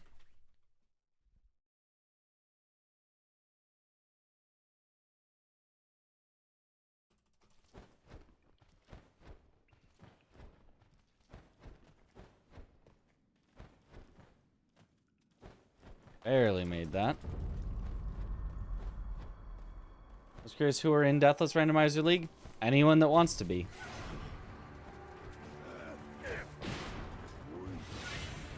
It's open to anyone to just do the seeds and see if you qualify.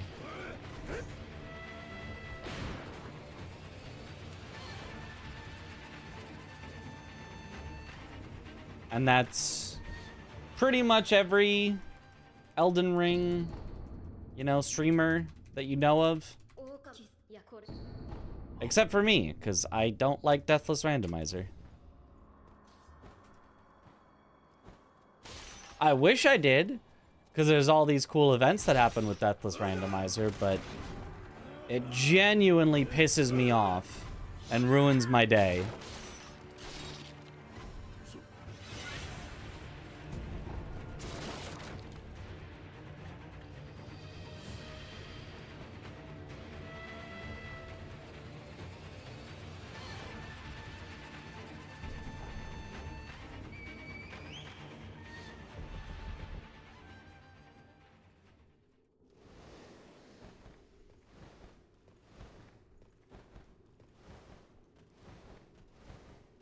Bushy practicing, uh-huh.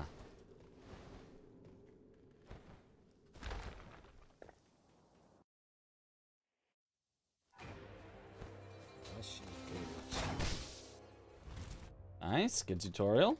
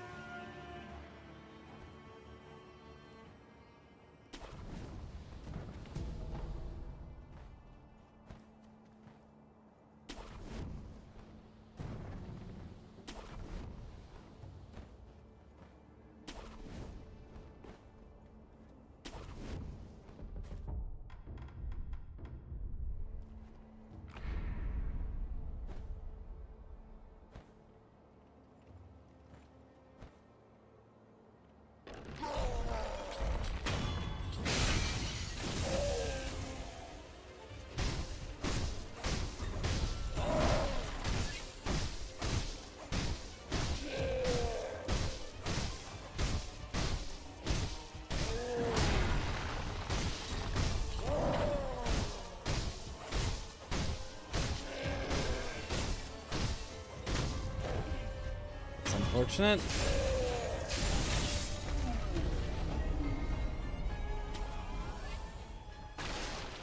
Was a good ogre until the end.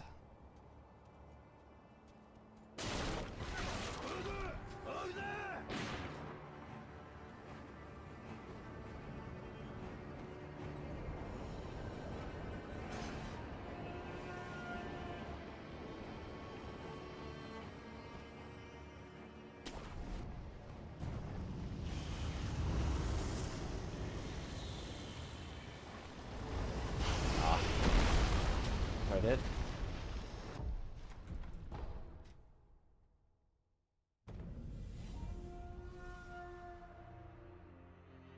Fortunately, I can feel myself already getting a little of the zone out. I don't know if I want to go get an energy drink again.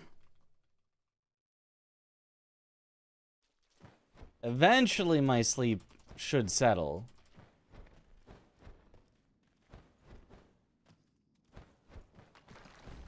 But for now, it's tough. Yo, good morning.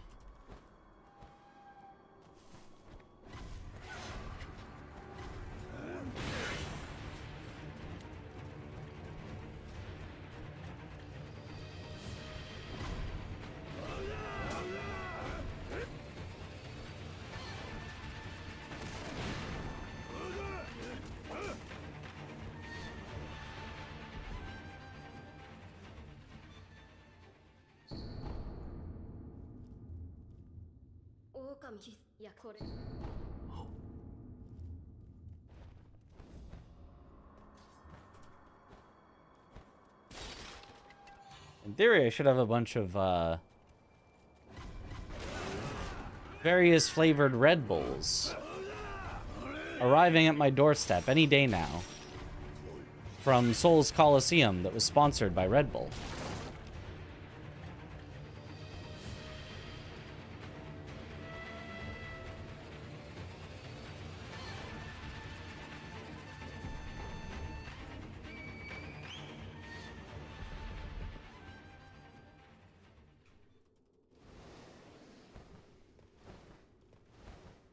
If they got me through Seoul's Coliseum, they can get me through a regular stream.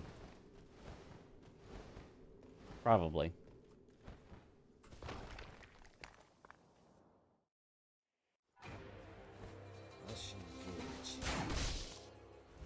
Not bad.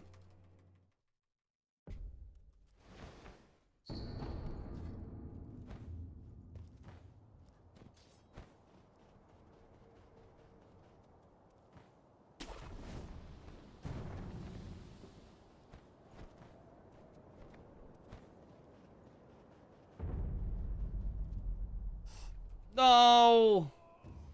1 frame late.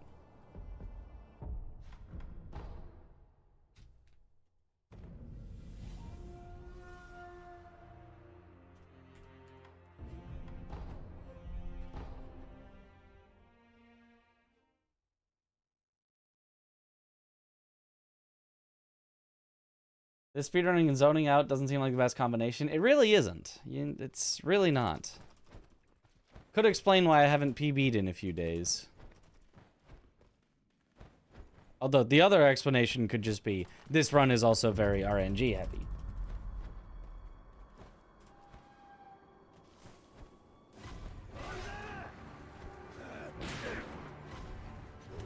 More Souls Coliseum in the future? I'm not sure if there's anything definitively set in stone, but I can say that I really hope that it is something that happens year after year after year for years to come. But oh, Kuro turned.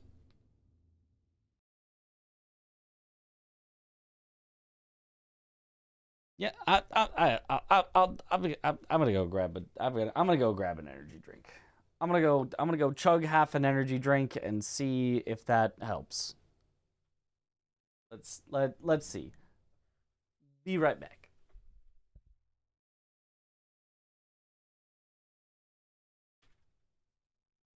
Yeah, my current PB is pretty good already, but I can beat it. We've been on pace to beat it many times.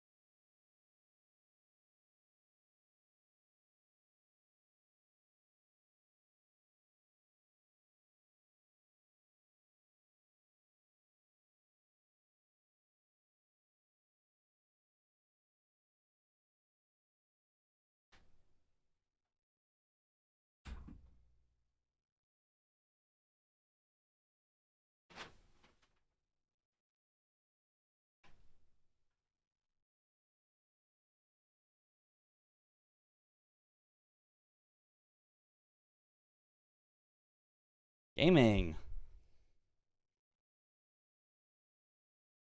All right. Schlurpa. Suggestion, drink water instead. Well, why not both? I mean, I have also been drinking water.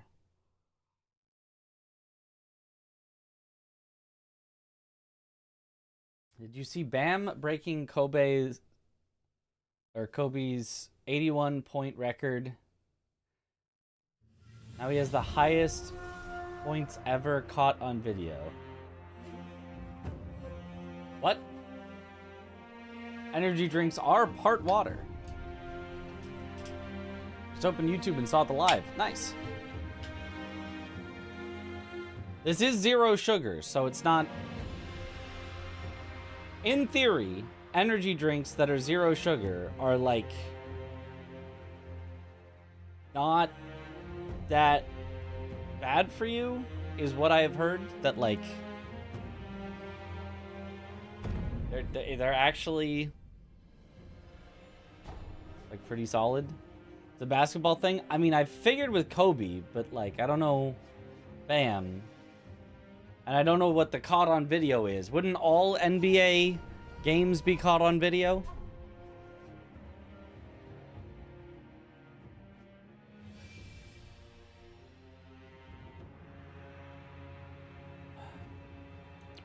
Hmm.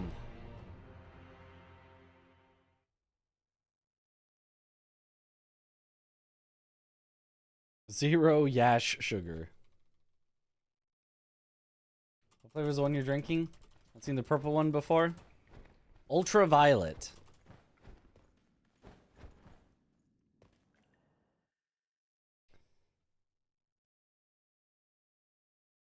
It's got so much energy you can't even see it.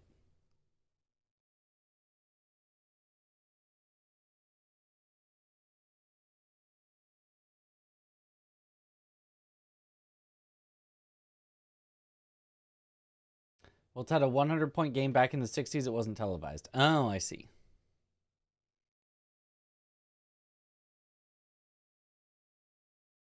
Like having a world record, but forgetting to record it.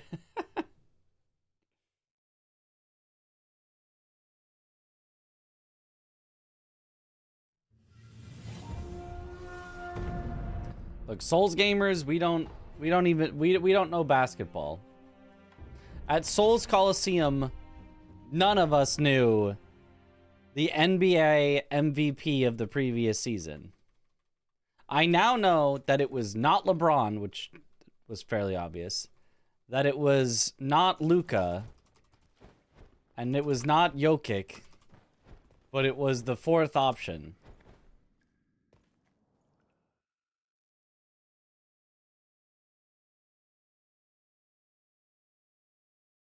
In the multiple choice, who wants to be a millionaire? Who wants to be a thousandaire? Yeah. SGA. Yeah, yeah. Yeah.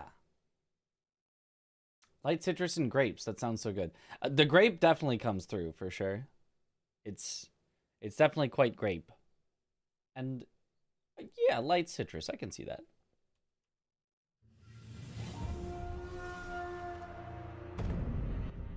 It is quite good. How goes the improvements? Well, off to a rocky start. Our practice was long because Ape was not cooperating. And by cooperating, I mean I was not doing well at Ape. And now we have yet to get a run past Double Canyon. So, it's been a tough night, but all it takes is one. Sometimes you have a really rough night and then you just get one run that gets past Double Canyon and it PBs. Like, sometimes that's all it takes. How much money did Kaiser raise? Couldn't see the closing of it. Over $130,000. I mean, a little over, but like around $130,000 to Wings for Life. All matched by Red Bull. So Wings for Life gets $260,000. See, the jump tech has changed. Has it? I don't think it has changed. I mean, there is possible changes that I don't do.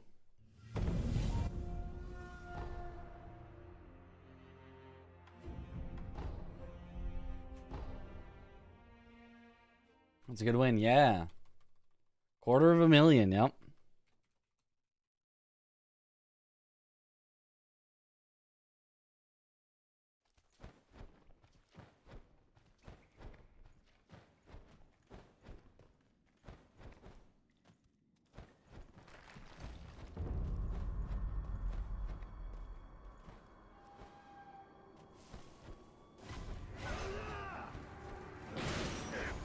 I was throwing a hand up before, now it's kicking down. No, it's always been kicking.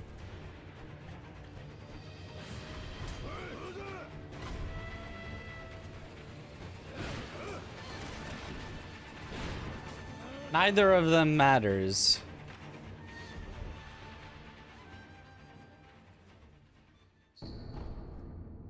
Half turn.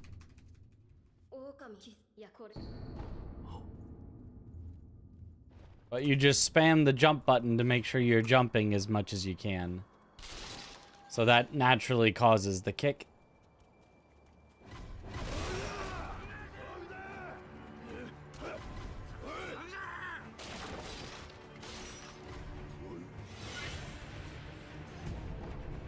You would be a fool to try to time your jumps.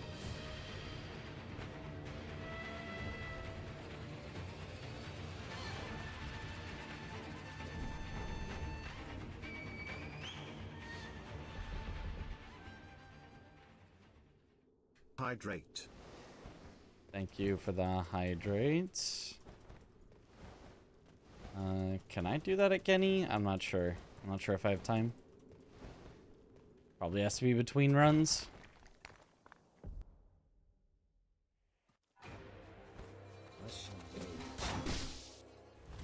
Yep. Good luck, bad. Mitch. Thank you for the good luck.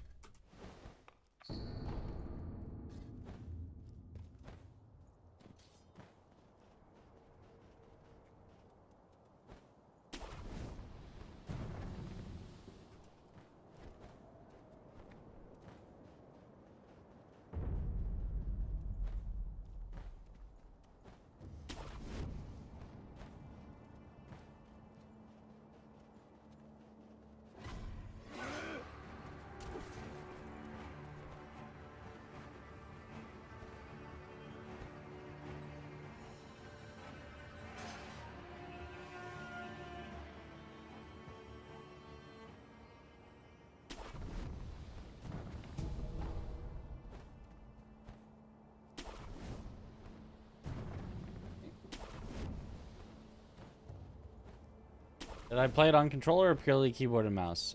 Just keyboard and mouse. I quite like the... It's fine. Keyboard and mouse controls. I don't think I'll get a fake gold here, but I do need to remember to equip the idol later.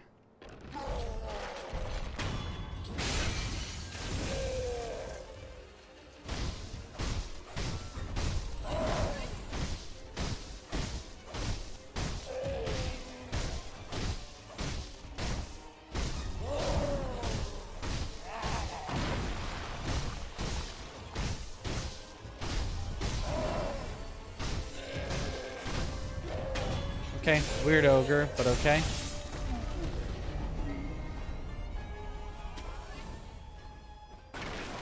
Not the worst.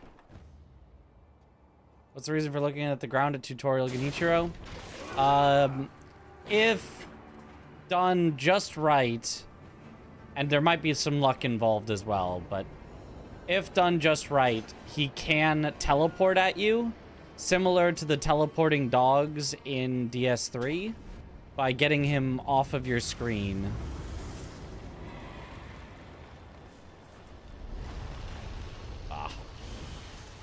Well,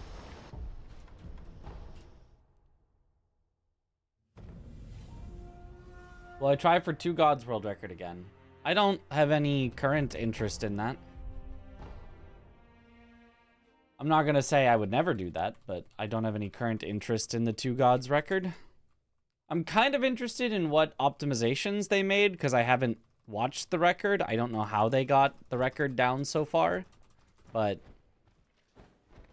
aside from knowing what strategy differences they did, like, I don't know. Two Gods was a fun category. It was relatively chill, but there was a lot of RNG in it. That ultimately was like, damn, this kind of sucks. So. Remind me of the dogs. I still have nightmares. Drink reminder. Thank you.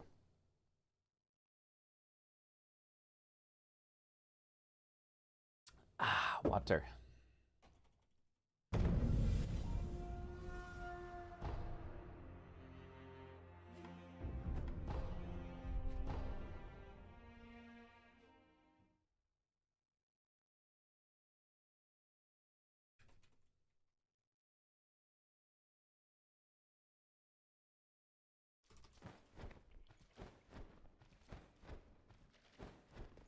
I don't know. I'm at a not very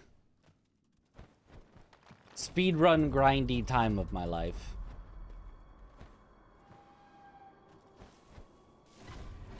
My current motivation to grind out world records is fairly low. I'm grinding out PBs in this category just because Sekiro is just so much fun. But my motivation to just grind for the sake of getting a world record right now is not as high as it has been in the past. I expect that to change if a new game comes out that I'm like, damn, this is a good game. Right? If there's a new Lies of P quality game that comes out, I'll be like, I want to speedrun this. I want to get the world record. But Code Vein 2 was not that. Neo 3 was not that. AI Limit, I did grind for a world record, but that was kind of coincidental. I only wanted to grind it for like a week or two, and I just happened to get the world record.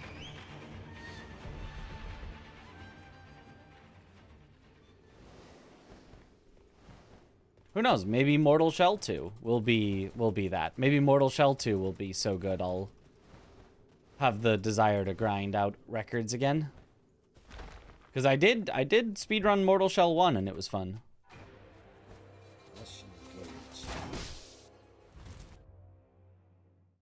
What game made me start speedrunning? Sekiro.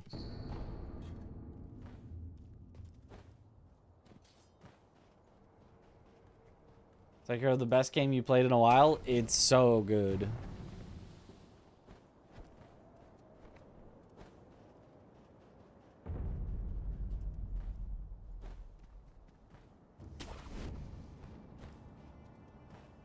The best game your laptop can handle, lol.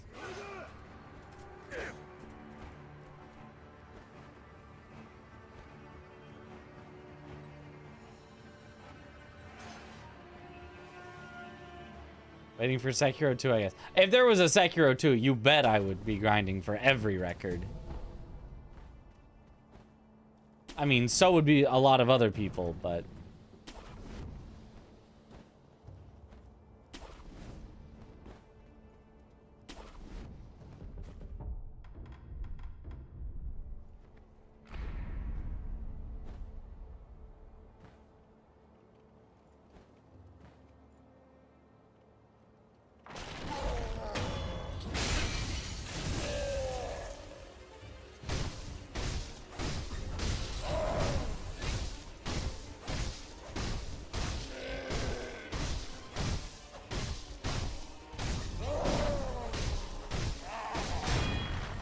There we go.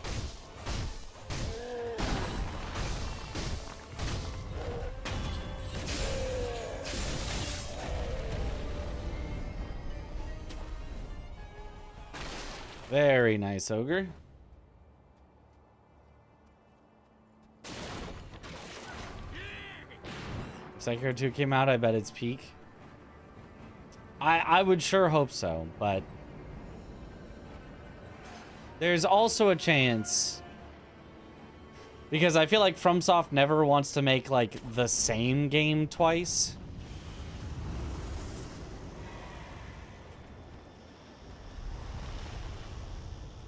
There's a chance that a Sekiro 2, if they made it, would have just a bunch of unnecessary changes that would be like, this isn't as good.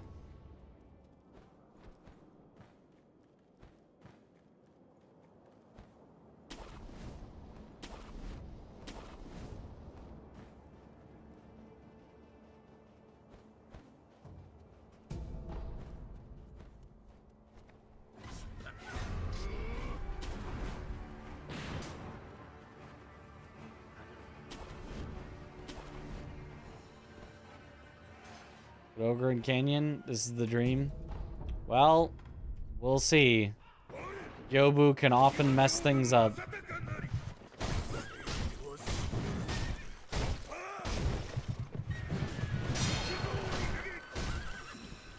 Unlucky.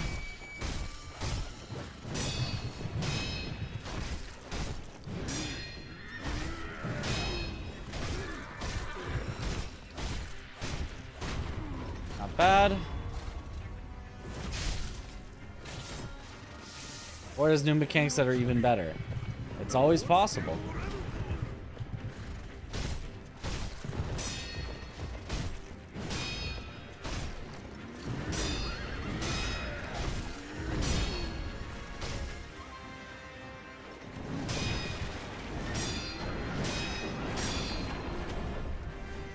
Okay, I think that's actually pretty good. How long would a 100% take? Depends on what you mean by 100%. All bosses is like an hour 10. Under that, if you're doing it with glitches. Over that, if you're doing it without glitches. And if you mean all the achievements, that's like 4 hours. Closer to 3.5 with glitches.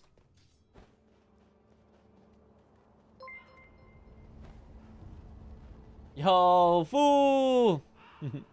Yo, thank you for the raid. Welcome on in, raiders. You caught us. We just got our first good start to a run tonight.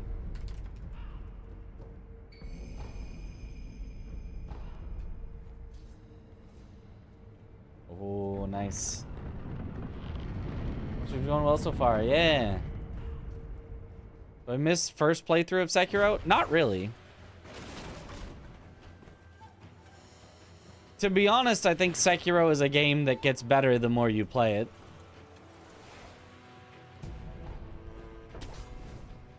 I think the deeper you get, the more you understand its systems, the more beautiful it is.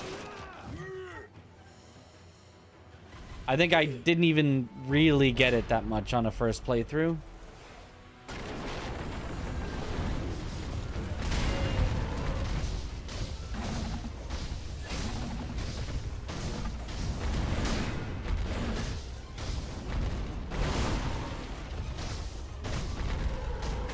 Okay, slightly unlucky bull, but it's totally fine. Pokopia is so dangerous. Everybody seems to be playing it. I'm not a big Pokemon person, so I don't get it from watching it. Like, I don't get why it's so good, but everyone seems to be really enjoying it, so...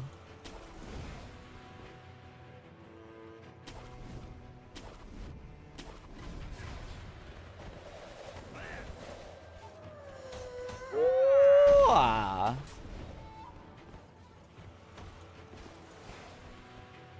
Good. Nice. Time melts away when you play. Ah.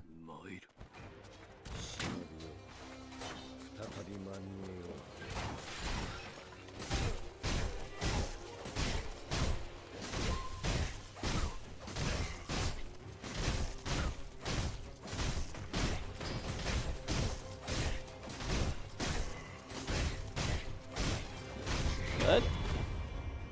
Gotta buy a Switch 2 to play it. Yeah, I didn't think about that. I mean, I might have to buy a Switch 2 anyway for Duskbloods.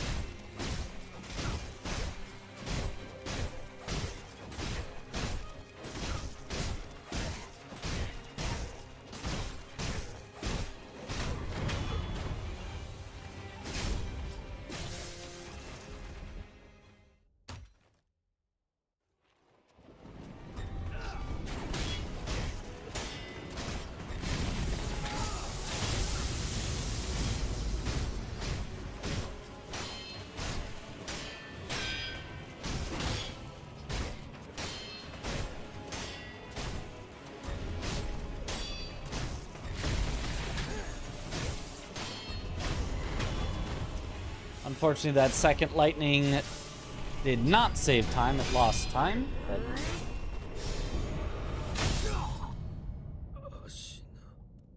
those look better than their mainline titles. It's at least... I really like when they experiment more.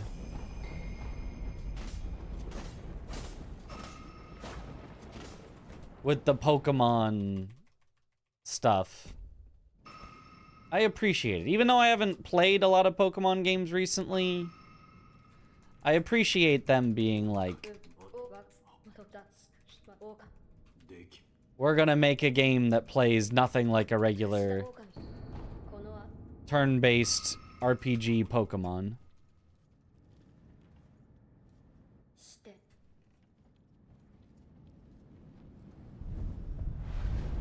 How many New Game Pluses have I reached on this game?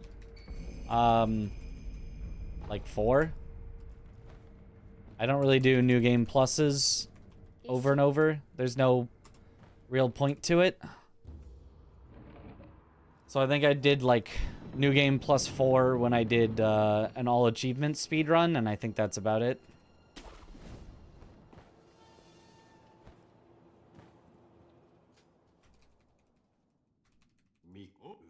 Beast of Reincarnation looks alright. Yeah, it did look good from the slight bit that I saw about it. Do I get nervous when I'm at world record pace? Yes. But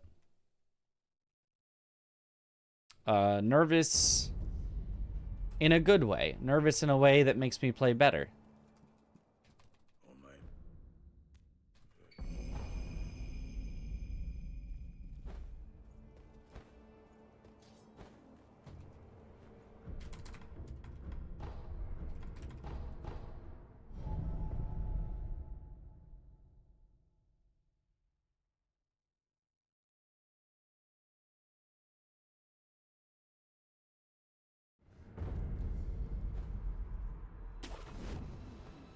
Nervous can be good. The positive stressors makes you sharp. Yep. Lets you really lock in. I would say on my first couple... on my first tens of times I've been on world record pace, back when I started speedrunning, it made me worse. It made me choke over and over. And I always say... you have to be on world record pace at least 5 to 10 times before you will ever get world record. And, like, I still think that's basically true.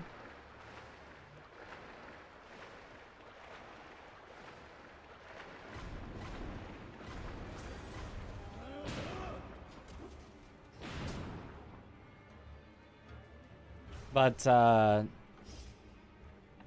yeah, used to affect me a lot, but now I just play through it.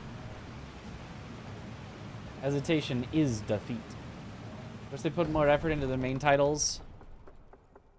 Love to play Pokemon again, but currently quality isn't there for you. Yeah, that's kind of fair.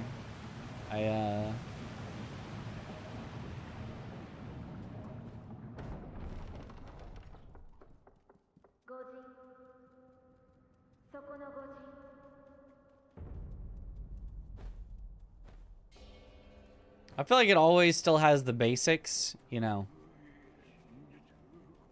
You catch the Pokemon, you've got your turn-based battles, you've got your gym leaders, all that. It's hard to really, like, mess up and be, like, a truly bad Pokemon game, but as an outsider that is not super invested in Pokemon, it doesn't excite me to get invested in Pokemon when it does feel, you know, mostly the same.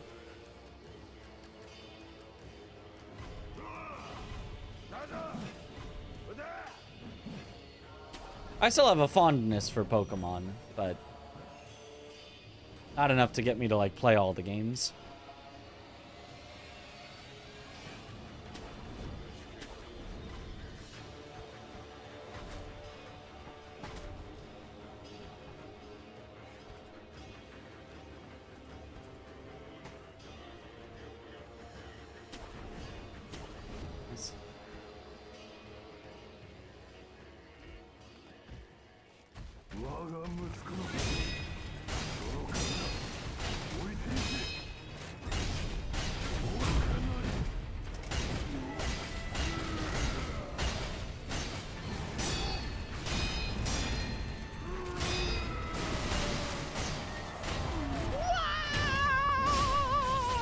Little early. Little early. Good try, though.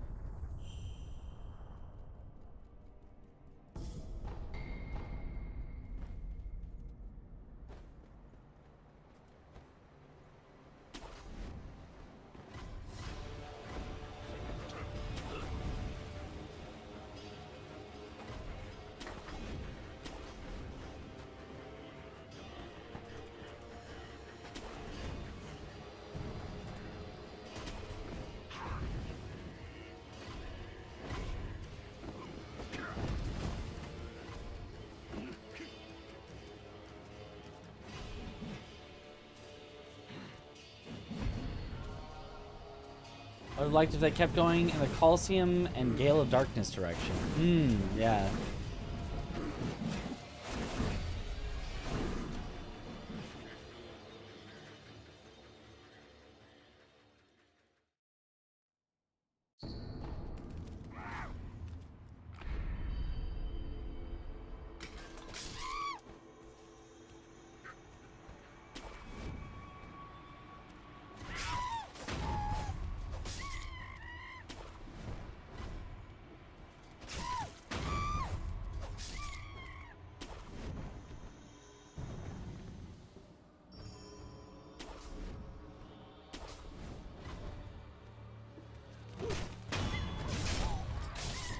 Alrighty.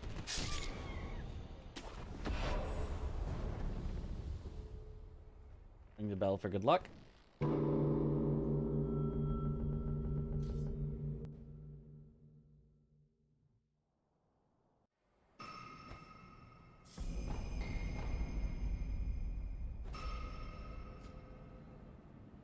Good luck, bitch. Thank you for the good luck.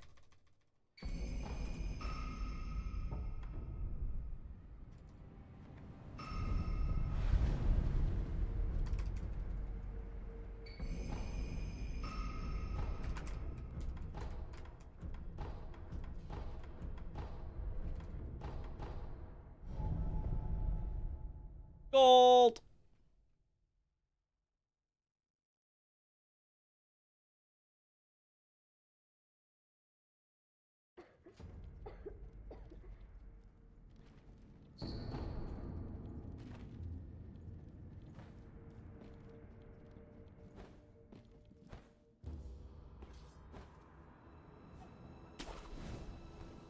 Gold.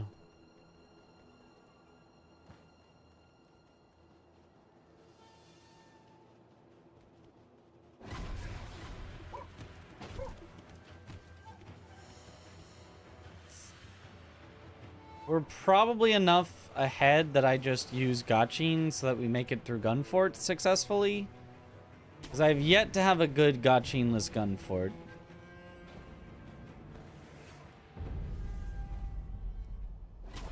I'm happy to send no Gachin if we're behind and kind of need the time, but here we really don't, so...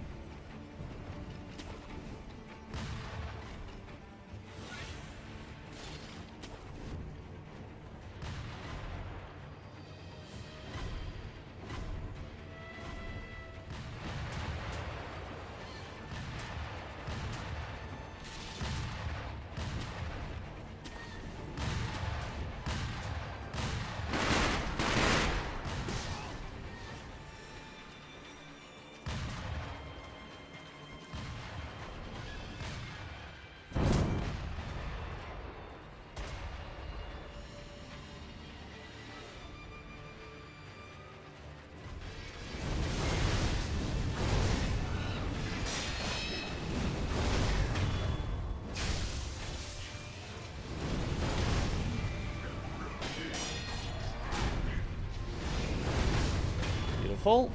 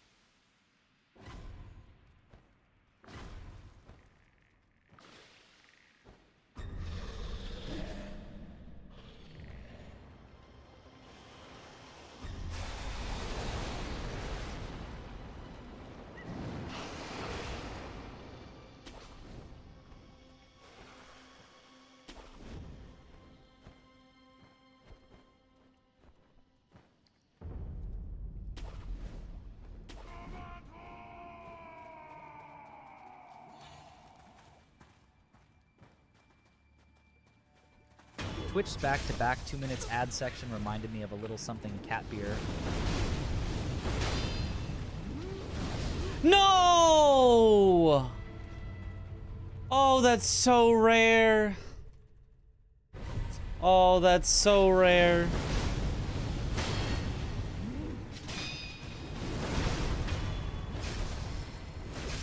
Ah, rip the run.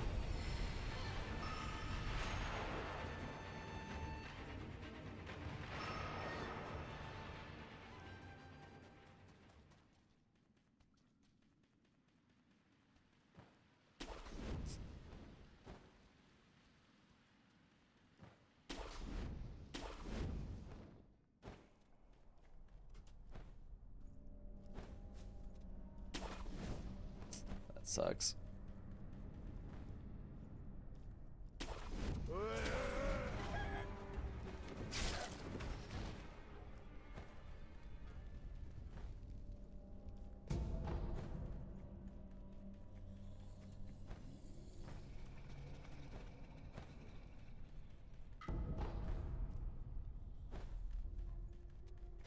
Oh, darn.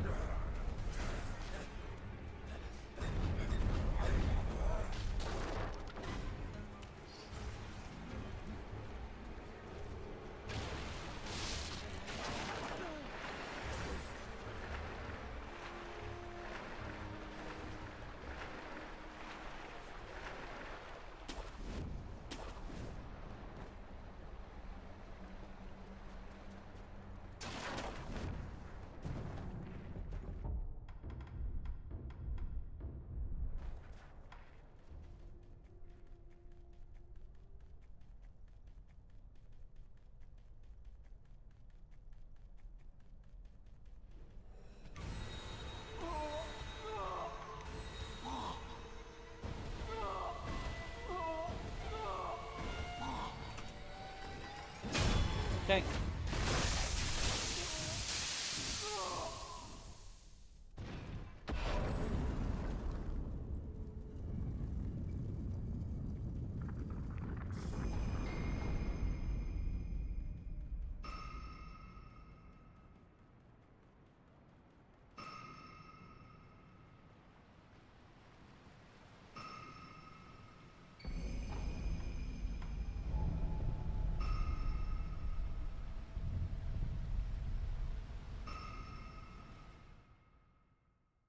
Okay.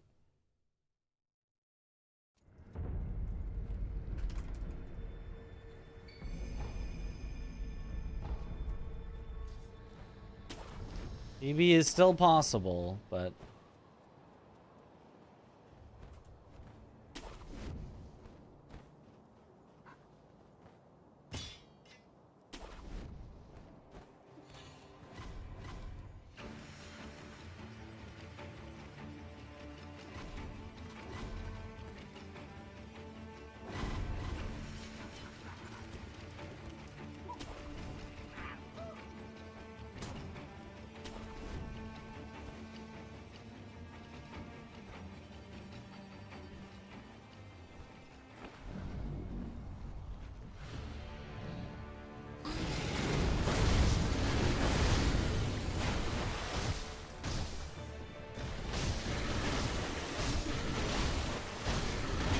Perfect, phase 1. 4 ashes, you have to death blow before she completes her stagger animation. Yes. Yes, you do.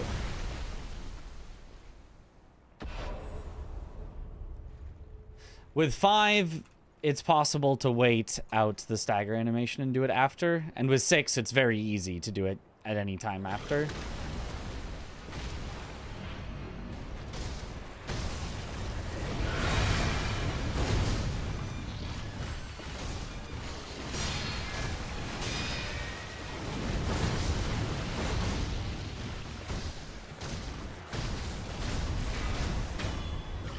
Not perfect, but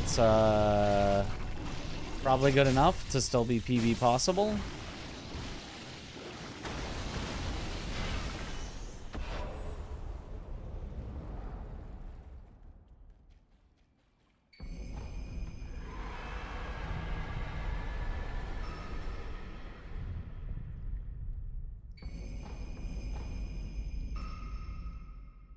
In fact, a gold. My number 2 ninja game after Sekiro.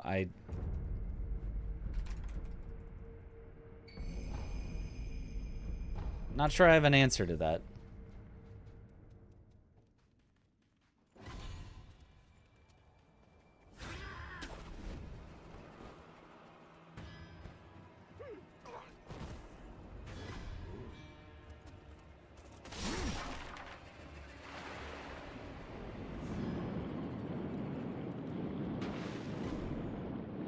Why am I missing a spirit emblem?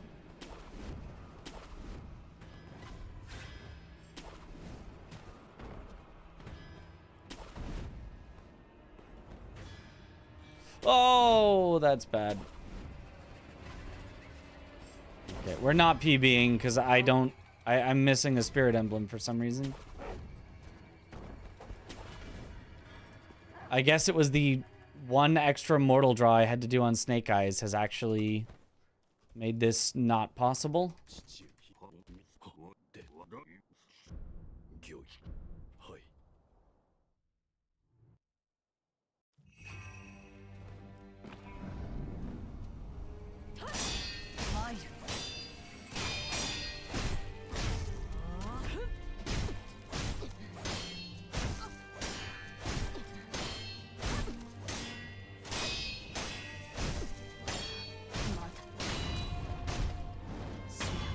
Have I played any Ninja Gaidens before? Not to my recollection.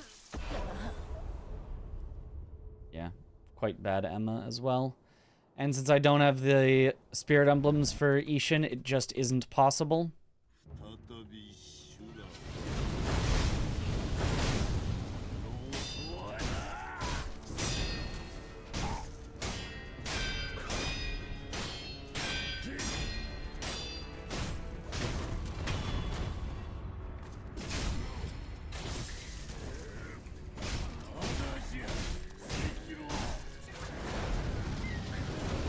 Yeah, I had to do that to not get burned by the fire as well.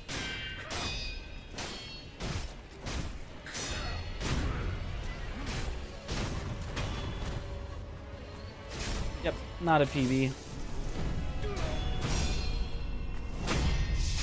Oh, would have been such an easy PB if we had not gotten trolled by Snake Eyes. Damn.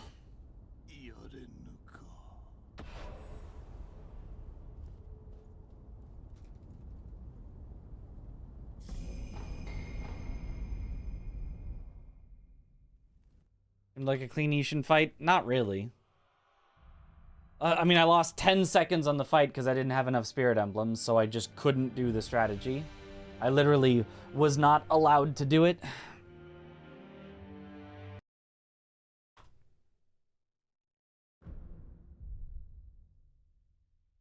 If I had gone for the good strategy, I just would have died.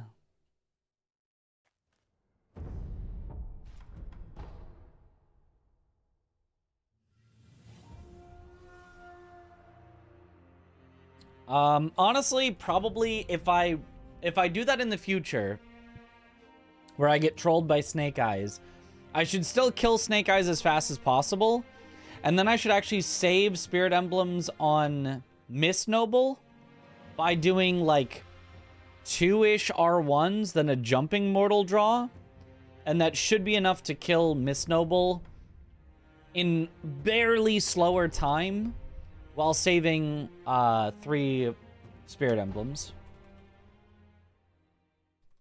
Sub 2930 though, that's true.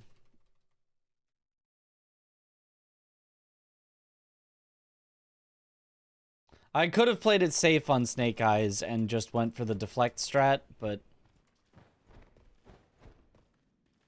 it's so rare to get hit by Snake Eyes that I risked it, and it was the one spot in the entire run that I risked it and got screwed over.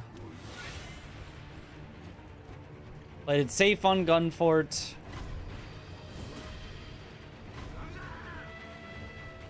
Played it safe basically everywhere. And the one spot I risked it is the one spot I got hard punished.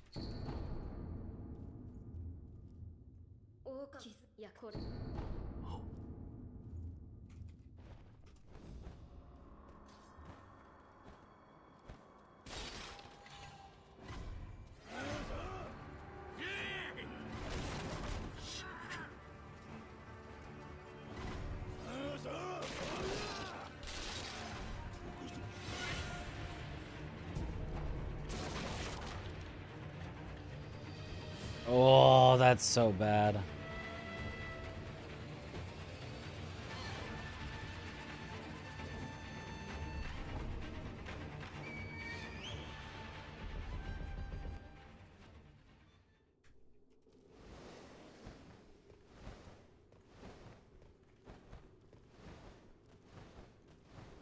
Basic question, why the top-down camera angle for the start of the tutorial? It makes it less likely that Kuro will turn. Because enemies act differently when they're on screen versus off screen. Similar to here, by looking down, sometimes you can cause Genny to actually teleport at you because he's off screen.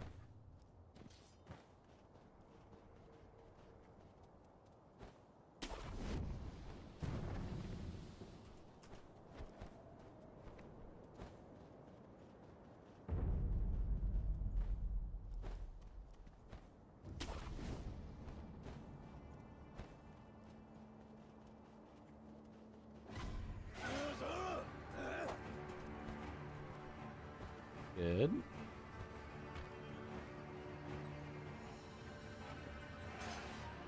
And that is actually not a super basic question. That is actually a fairly advanced question. The UI to look down.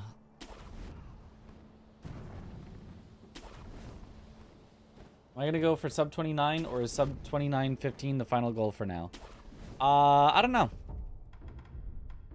I've got some other stuff I'd like to do, so I might put the sub 29 on hold.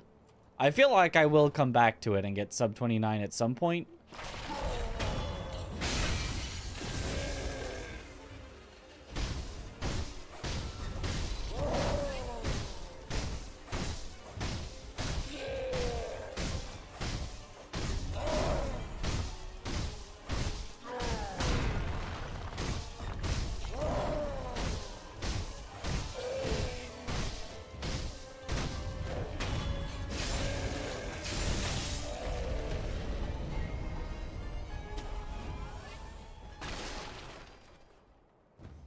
Nice.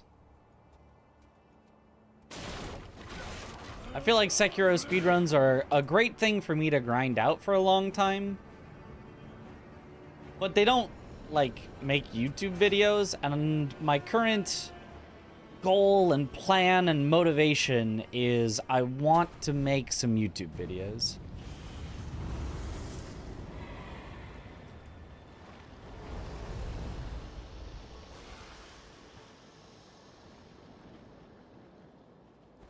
I want to be a YouTuber. I want to get some consistency in my YouTube uploads and see if I can be successful. And it's very possible that the answer is no, that the only success, you know, big success I'll have is when, you know, Aggie or Chris or Josh or Domo or Parky is in the video, who are all much larger on YouTube than me. But I gotta at least try. I gotta try to be a YouTuber. I can't just go, oh, well, my current videos don't do super well if they don't have them in it. And not even try to grow on my own.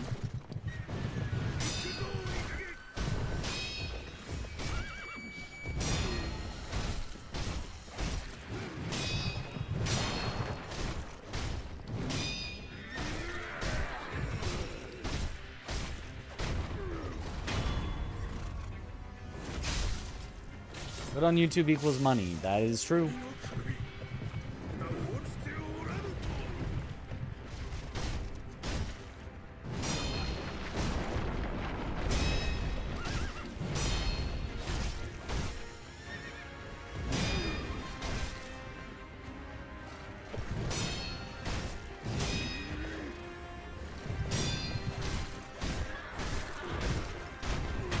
Okay. Not too bad of a Gyobu. We should be in the green. Not by a whole lot, but we should be in the green. To be honest, your videos are good, but not consistent. Of course. I mean, obviously not consistent. The to be honest part felt like you were going to say something like, to be honest, your videos suck.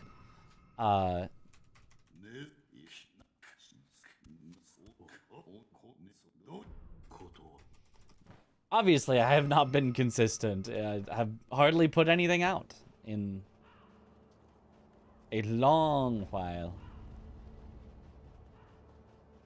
Upload my P5 stream or video attempt on YouTube?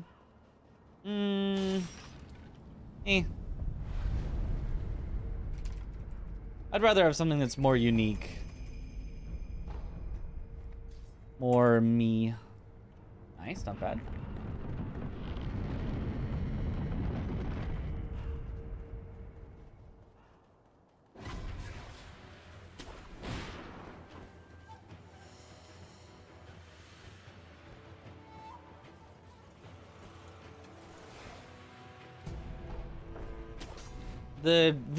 The ideas for videos is not the hard part. The hard part is just doing the bit of effort to actually make them happen.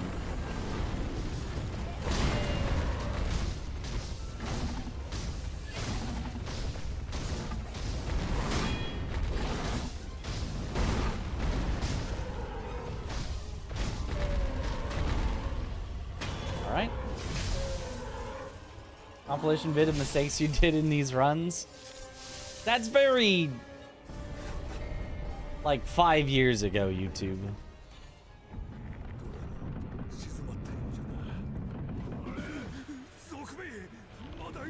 I don't know. Maybe I shouldn't be concerned with,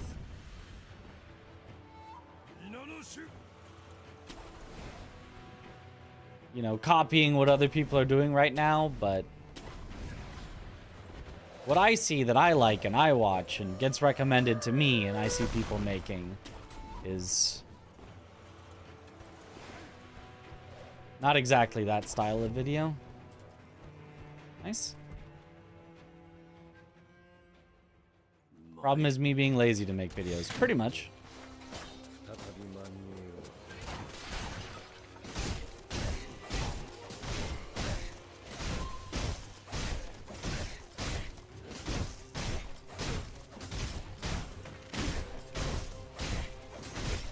Nice. Kind of surprised that worked as well as it did, but I'll take it.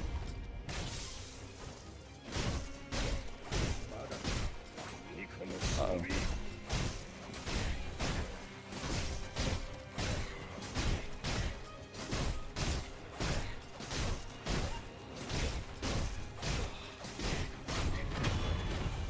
Okay.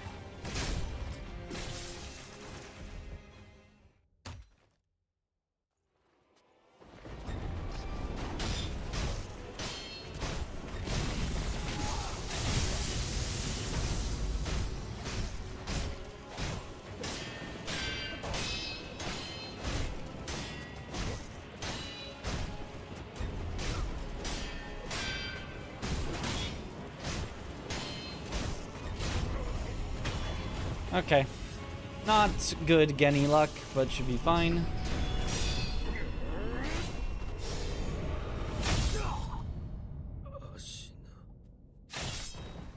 Yeah.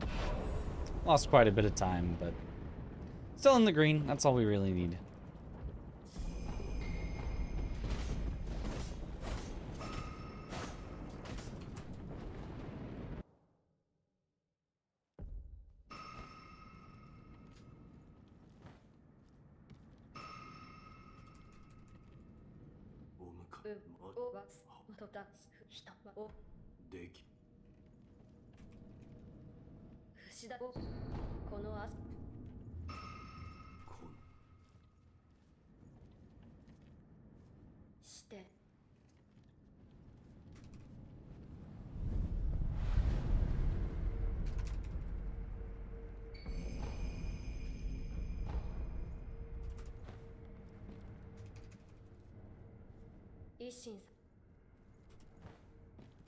Nice. What's the plan for the videos? The plan is do it. The plan is turn ideas into reality. The plan is if I want to do an archipelago solo video, do a solo archipelago.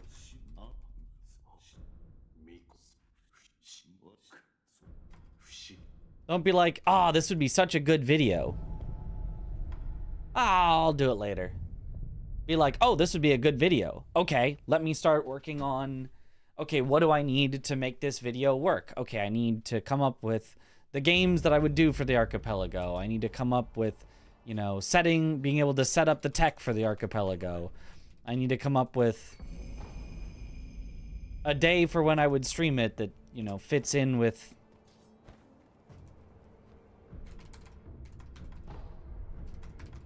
what I'm currently doing, you know."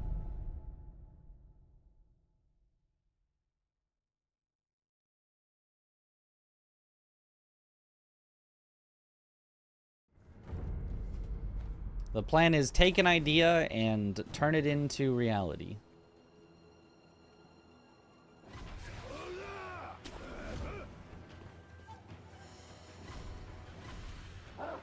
The plan is videos. Most prefer heavily edited videos and some prefer raw. What it seems like is basically both work, but your channel should be entirely one or entirely the other. If you want to do some of both, then you should have two different channels. One for edited and one for raw.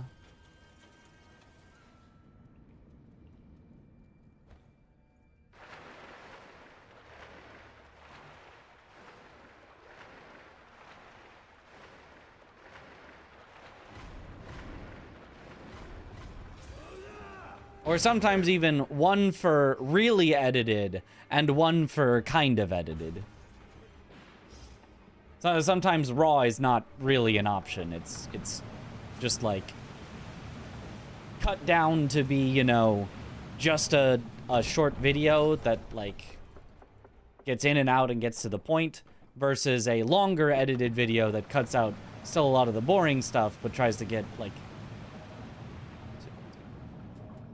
all of the, you know, big important stuff and is okay with being an hour or two long.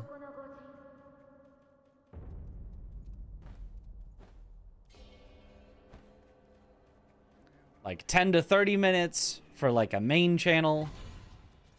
versus like an hour or two for like a secondary channel.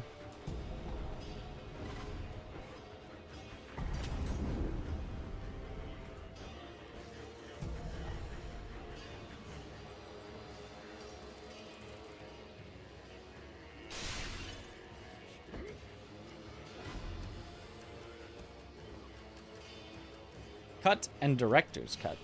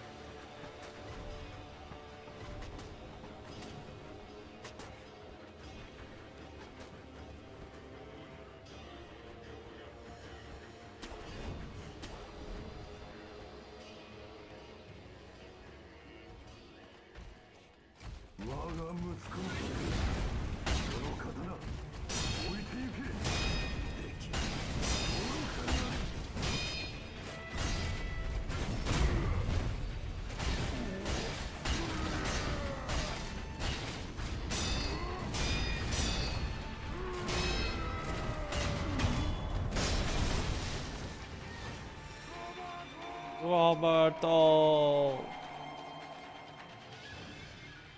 Grilled cheese at 2:35 and watch Mitch play Sekiro. This is a good night. Let's go.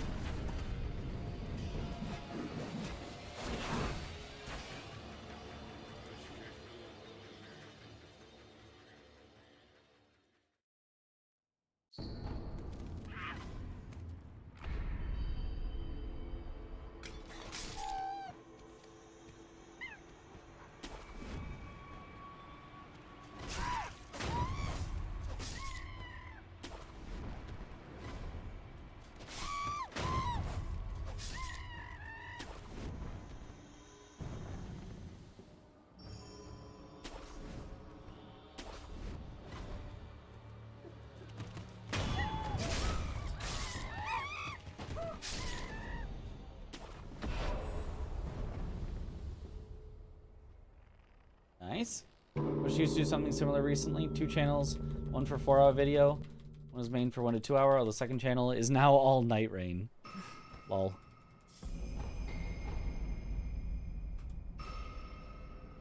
You do be loving that Night Rain.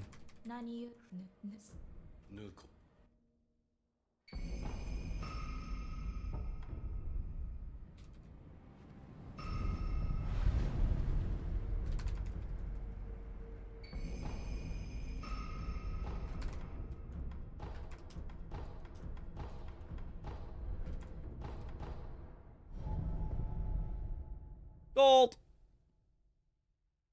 Did Night Rain die? Not really. It's not. It honestly was kind of never good for like views, at least for me. But there's definitely still people that play it. It just was never particularly a popular stream or video game. With some exceptions. There was popularity in, like, you know, how to pick the best class, how to pick the best relics, what are the best weapons, weapons tier list, you know. That kind of stuff.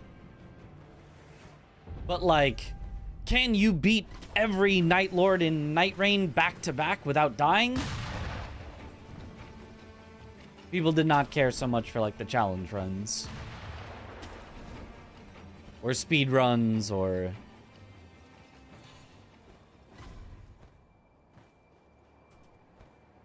It's definitely much more of a casual coded game than a,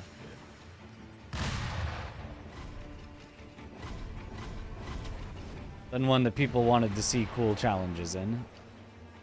By the way, Glitchless is what we're doing.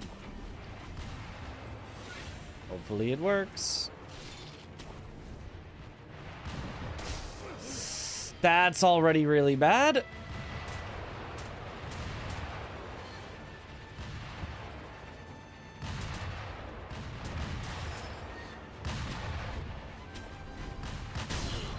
Ah, rip.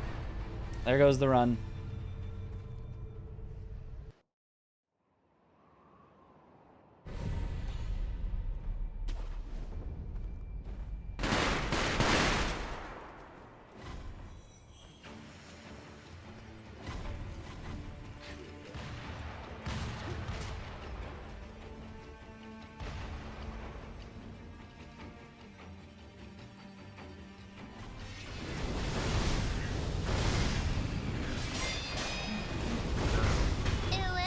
Rain would have been massively popular because everyone likes the good.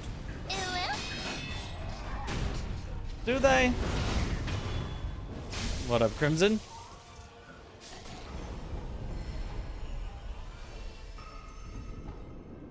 Yeah. Technically, it can still PB.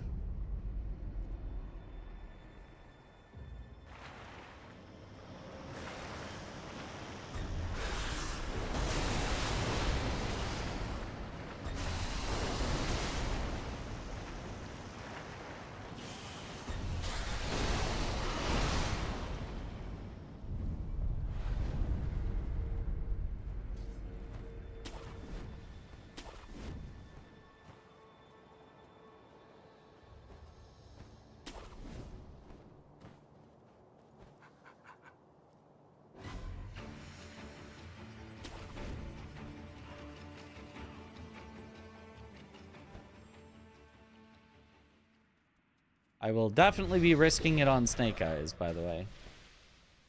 Surely not the super rare get hit in the air twice in a row.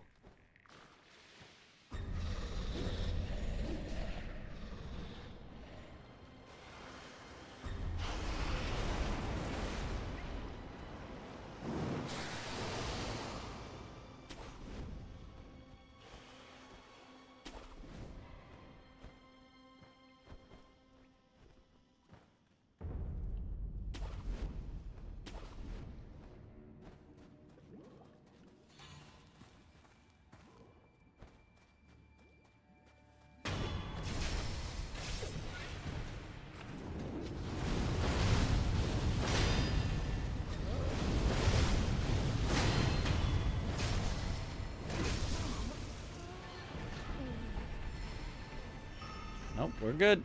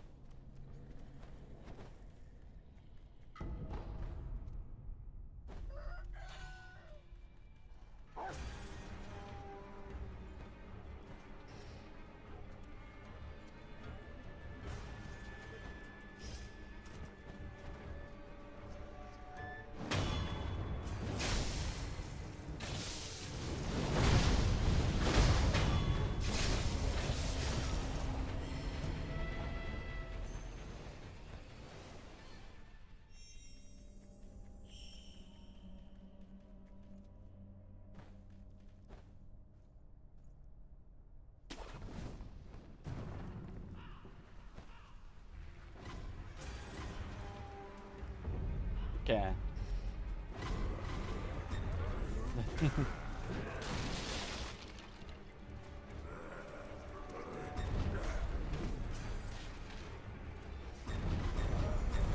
I still don't know what that emote looks like because it doesn't show up on my...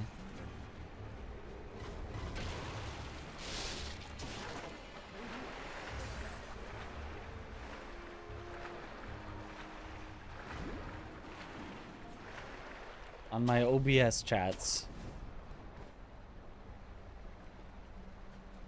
But you know, I've got some guesses as to what it might be.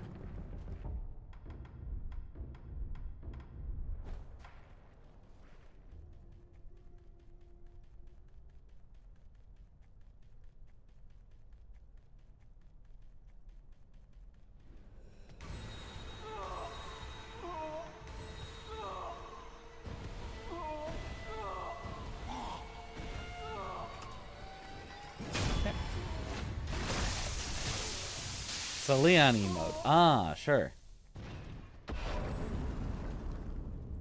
Ruka's a demon in Glitchless runs? Yep.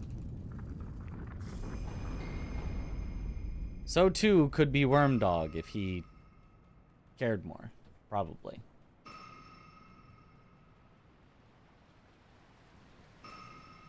But his heart is in the glitched runs.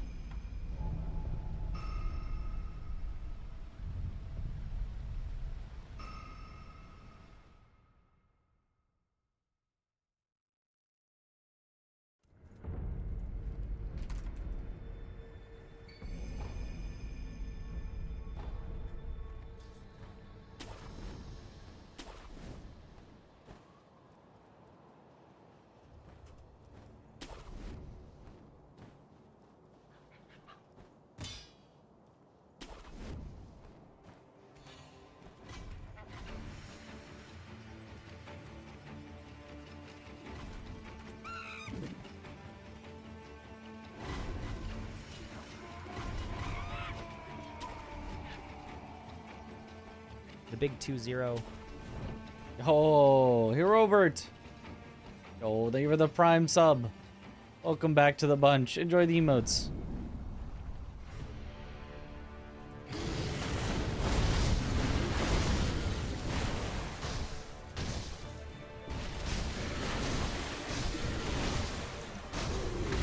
Perfect.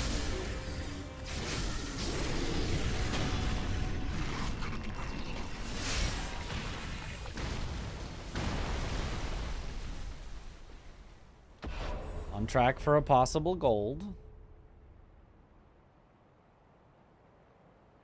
We'll see.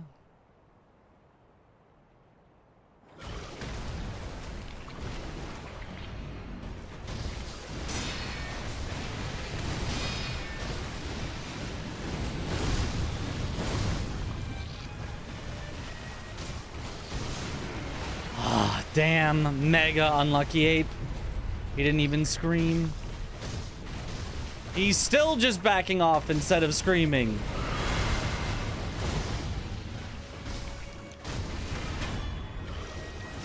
No PB. Nothing at all I could do. I actually did the good counter to what he opened with. That was actually like one of my best played apes I've ever had. And there was no chance for it to possibly end up with a good enough time to PB. One of the best I've ever played it with one of the worst outcomes possible.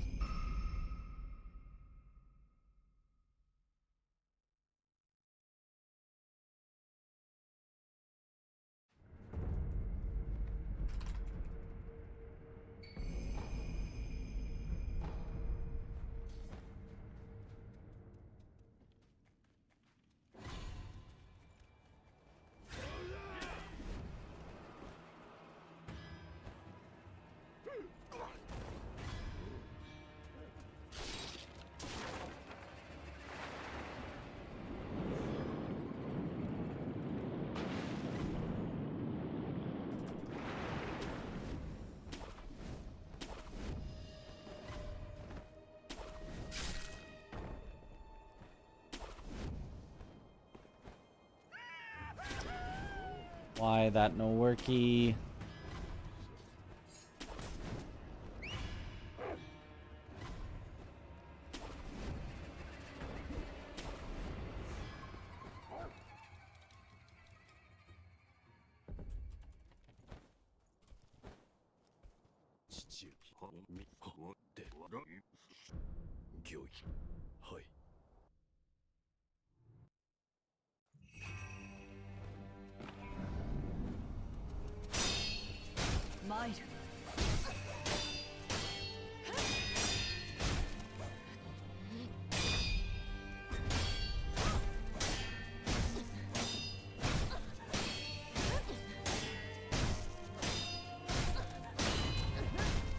Very weird, Emma.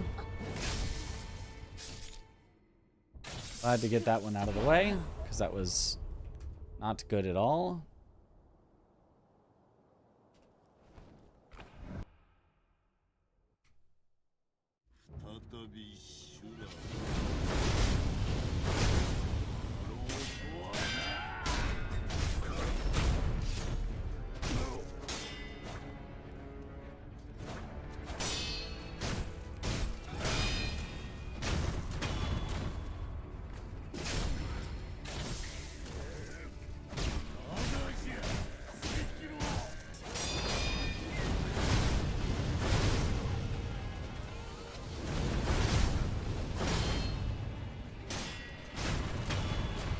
Yep.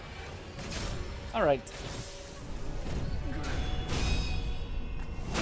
Unfortunately got very unlucky on Ishin as well with the backstep and dodge. So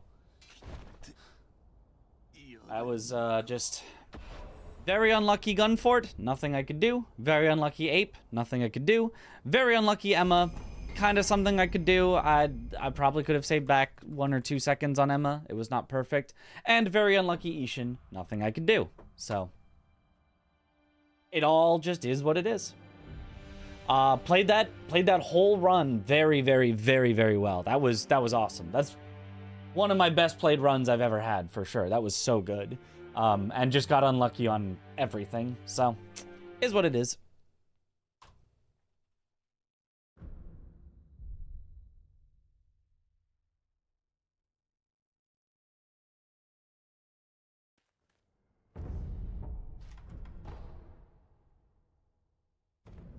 Better luck next time. We shall see if that holds true.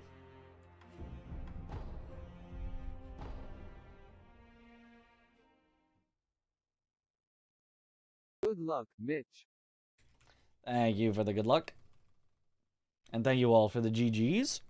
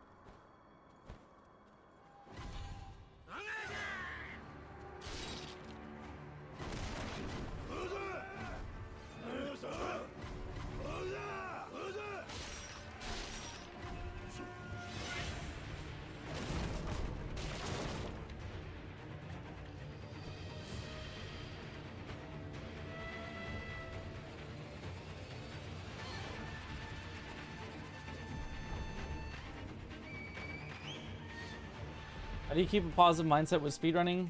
When times are so tight, how do you not get disheartened at red splits? Sorry if it's a bad question. No, I mean, it's a reasonable question. I don't know. I've just been here before.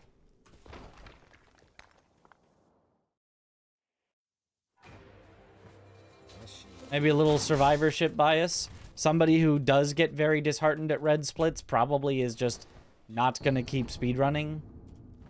Is probably just not going to, you know, end up getting world records because they're going to get too disheartened too early before it happens. Maybe that's not a, you know, good answer, but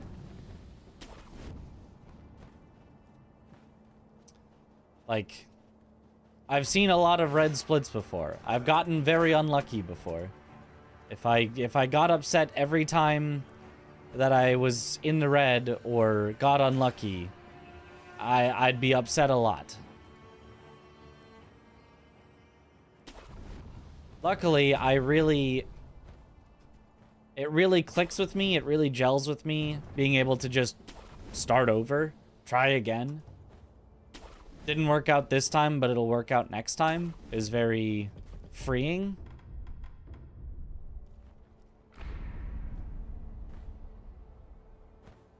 Which is why, you know, some, like, live events that I've been in have been particularly painful because you don't get to try again. You don't get to start over.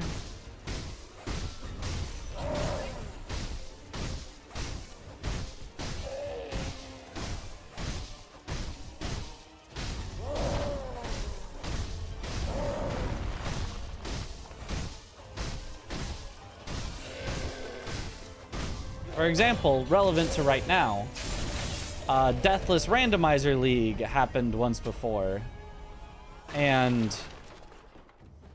it was really disheartening when it was like, I've put in all this effort, all this practice, I'm really good at, you know, I've got the speed, I've got safe strats, I feel really good about it, and then I go in and it's like, I have to get through this, this crowded area, and one enemy hits me and it just like full staggers me off the edge and I die, and there are no redos. There's no second try, there's no try again, there's no keep going but with a time penalty. It is just, your run is boom, dead, guaranteed. You don't get to continue, you lose, you don't get to move on to the next round. And it was like, huh, one, you know, 5-second interaction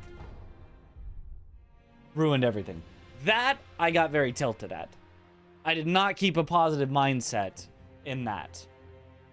But I don't know. In regular speedruns, it's like, I'll get a good pace again in the future. It's gonna happen, so.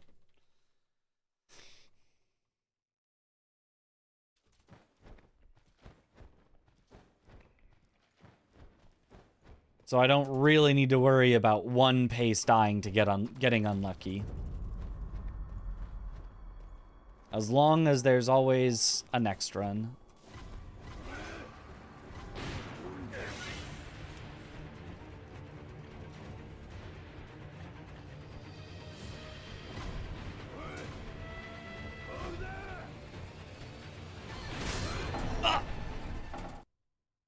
I mean, over time, if all you ever see is red, it feels like nothing's going your way, you can't, whatever. Yeah, there's a certain point where it would be like, okay, well now I'm out, you know. Now I don't want to play this game anymore because it's at this point boring me, whatever.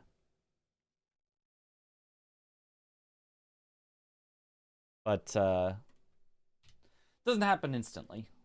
Generally, it's easy to just keep going. Love your shirt. Thanks. Says Shippu Jinrai, the light speed. I bought it in Japan because I needed more shirts because I didn't bring enough shirts for the whole trip. So I got a souvenir shirt from a castle.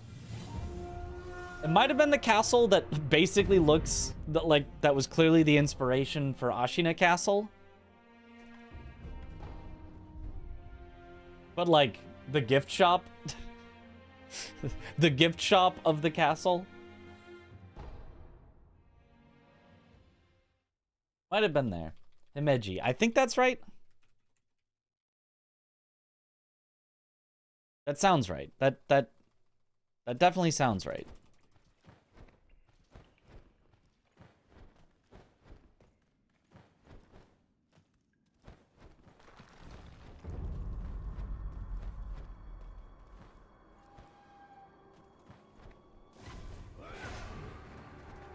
Shippu Jinrai, yep.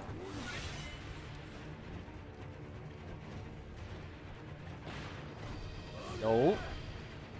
Imagine Wolf walking into Ashina Castle's gift shop.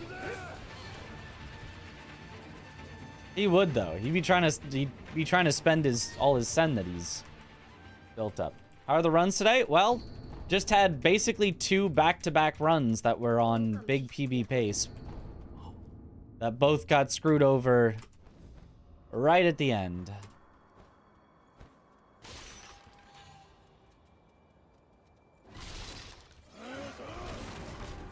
What does the j at the end of the word mean? It makes an emote. So, if you have an emote extension like 7TV or Better Twitch TV or FFZ,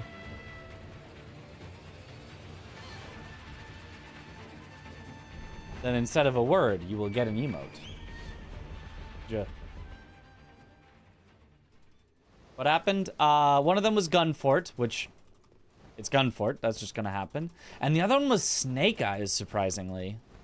Snake Eyes, who just has a very, very, very low chance to hit you out of the air if you do the double jump mortal draw strat. I mean, I say very, very, very low. It's like 5% or something. It's not so low that you never see it, but it is low enough that I took the risk and it did not pay off.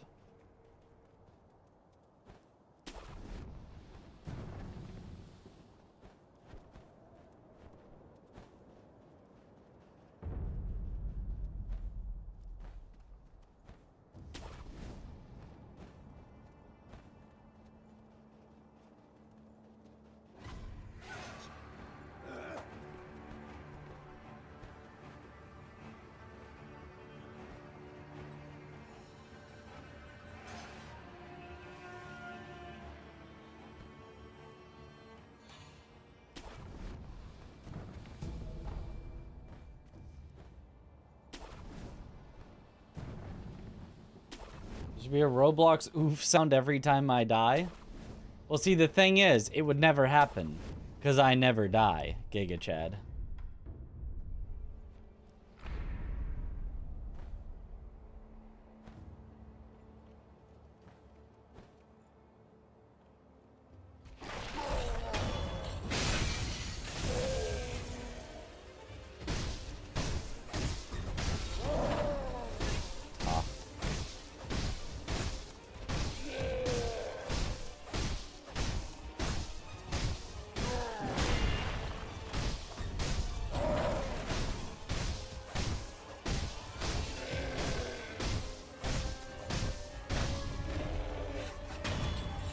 Little unfortunate ogre, but not the worst.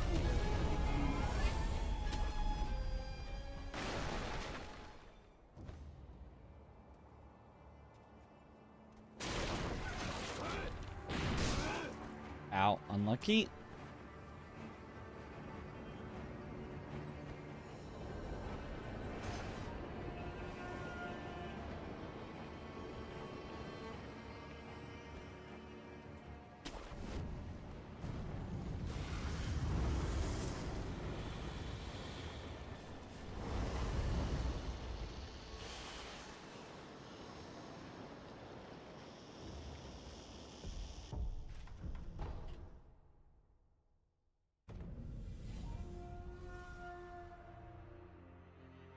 Am I taking part in this Deathless Randomizer League? Not this season. As I said, I got very upset at the Deathless Randomizer League the first season. It was not fun. It genuinely ruined my happiness for like a week or 2 of my life. That it was just all stress. Which, I'm okay with being stressed, right? I will oftentimes put myself into situations that are stressful, because I really enjoy, you know, having something that I care about a lot, which will get me stressed. But it was all stress, you know, leading to like, okay, then I'm going to perform well on the runs, because I'm so practiced. And then something would screw me over, and so it's all stress for then all disappointment, anger, upset. And that was just my life. My life was just all stress into all disappointment and anger. Repeat. for like 2 weeks. There was no relief. There was no positive at the end. Yes, I did it! After all this effort, I finally did it. Because there was no you did it. If you didn't...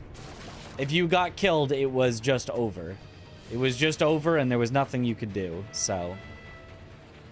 I would prefer not to repeat that.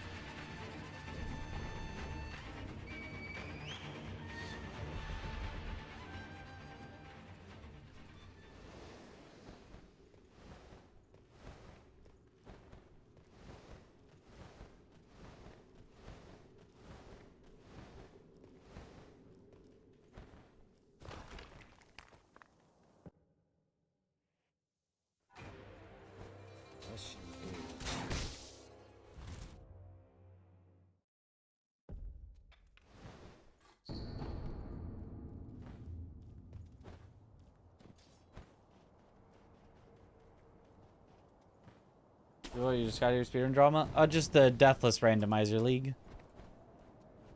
I mean, if you want the context, you could rewind the VOD a minute.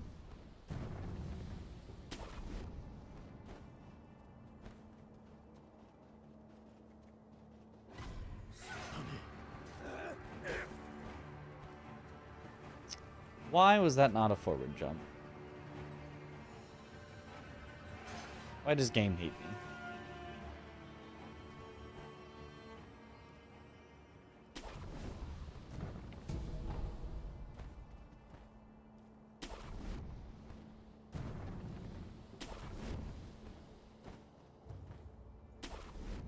Is it daylight savings this Sunday? It is already daylight savings. At least here.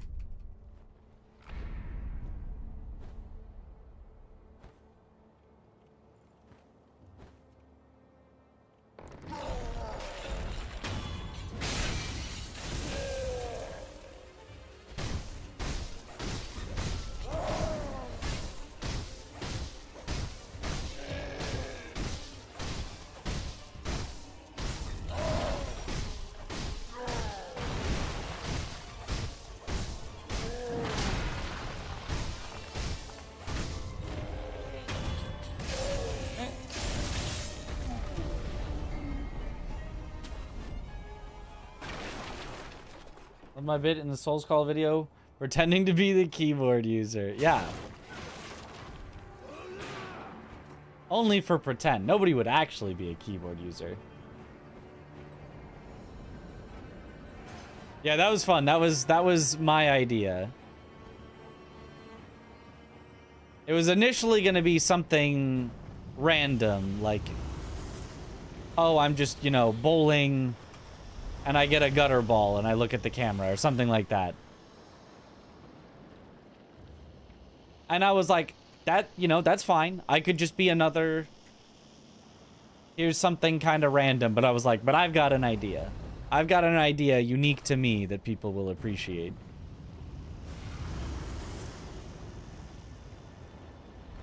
Hey.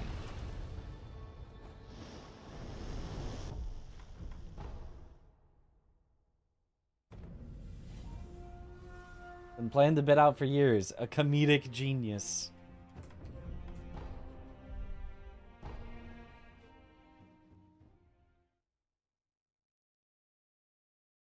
Makes sense why I stream earlier now. Yep, that would be why.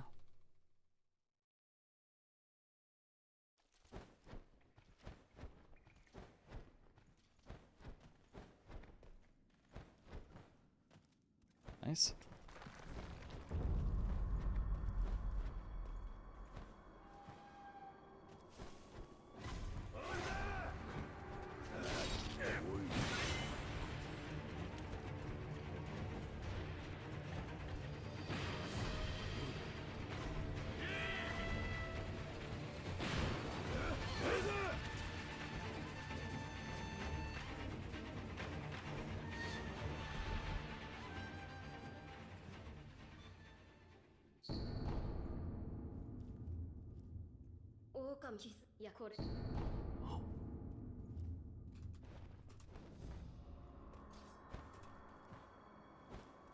The key to any bit is commitment. Wish we could see YouTube chat. Yeah, would be nice.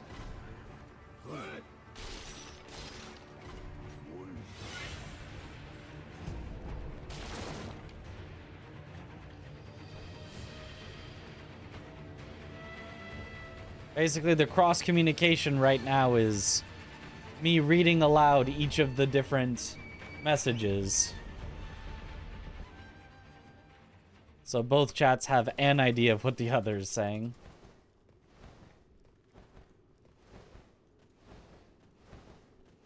Which is jealous and doesn't like sharing chats. Yep.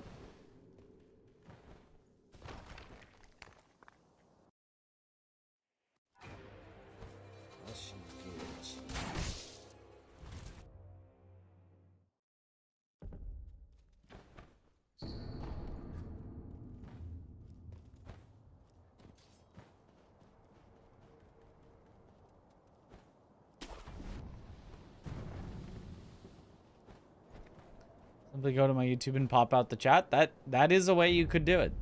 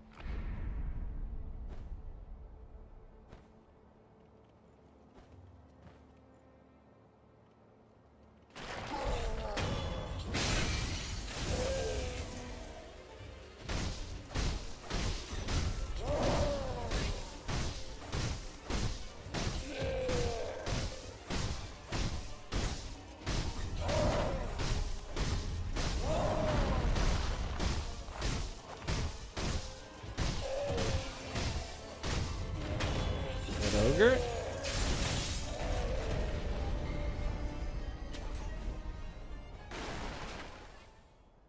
Very good. Tied my gold.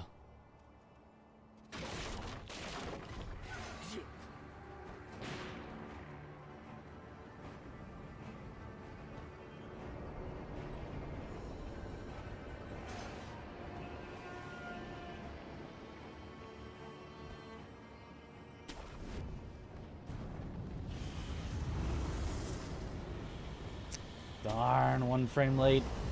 So close. Like I heard Twitch is allowing YouTube chat on stream. Oh, like they will be? Like they're going to change the policy? Because last I'd heard they still didn't allow it, but I don't know.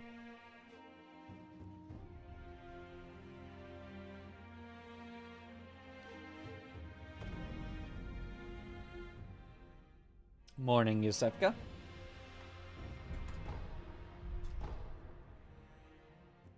Is this my favorite category for Sekiro? No, it's actually one of my least favorite categories for Sekiro.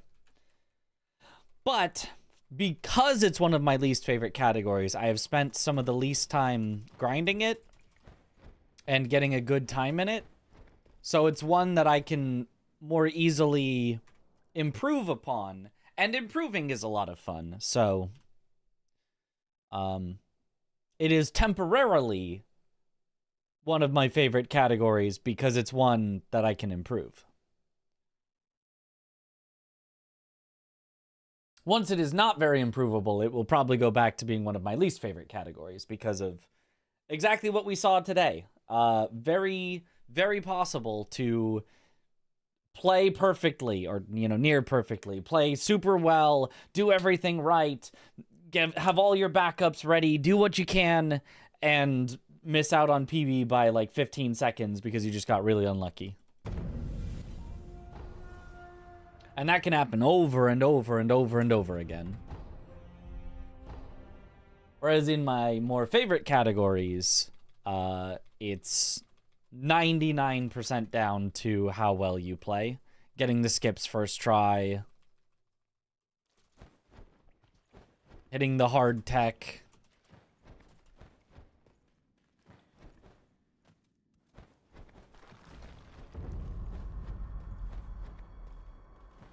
Like, the RNG in, like, a glitched run is a very small fraction of the RNG in a glitchless run.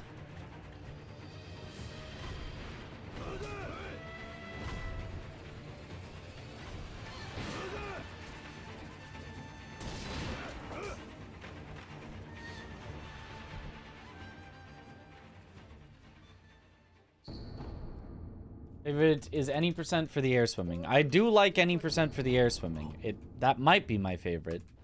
Or the no air swim category historically has been an even much better category. The current iteration of no air swim at world record level might be worse than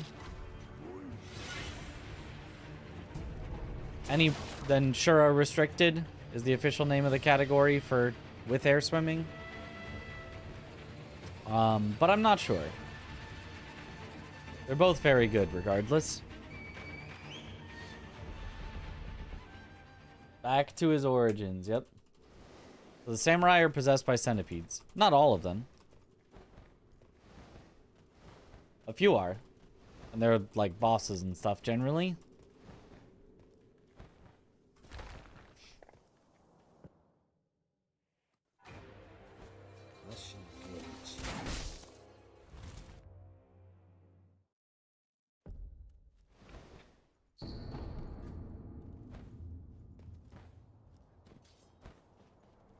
Will I be playing the Air Limit DLC when it releases in 2 weeks?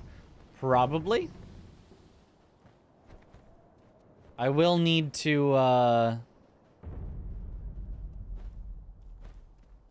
probably replay through the entirety of AI Limit, if I'm gonna do that.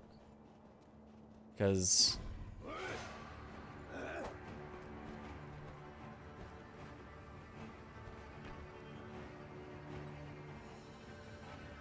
my current my casual file missed out on exactly one area that I didn't find. And that is the required area to unlock all of the alternate endings and story that I missed, and you get completely locked out. There's a point of no return where you get locked out of being able to do that. So my casual file was very incomplete.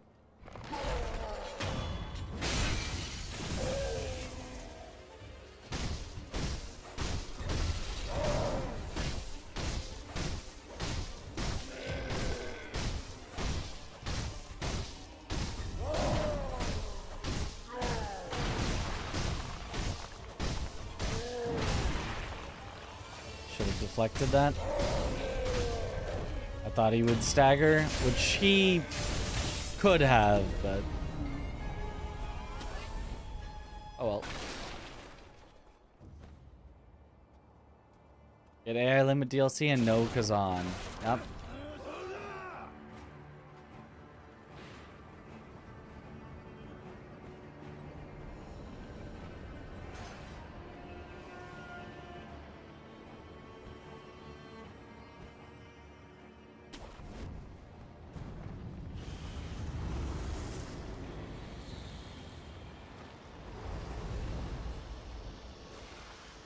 I knew it. Couldn't make it across. There's one rock that will stop you way early, so you just can't make it across. Darn. Tried to go around it, but ended up right on it.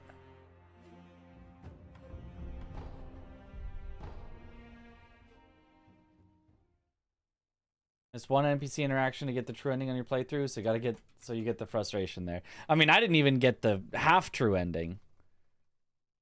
My only option was the, apparently, you know, bad worst ending.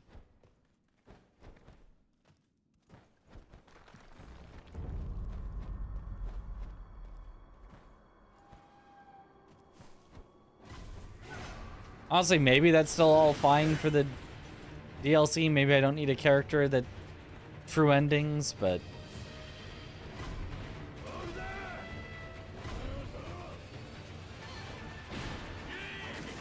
I didn't even, like, look up the true endings or anything. I don't even know what they are.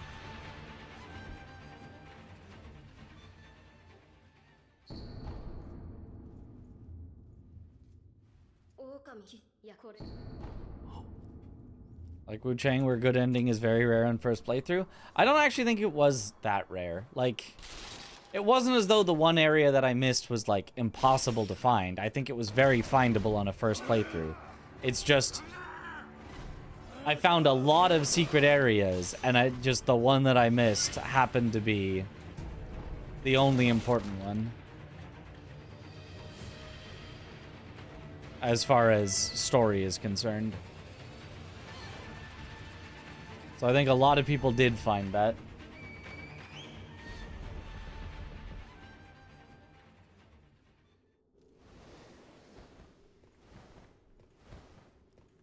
There were multiple endings?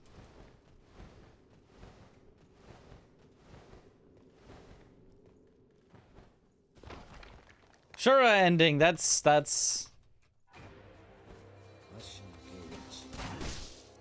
you didn't even finish the game. I'm sorry, that one doesn't even.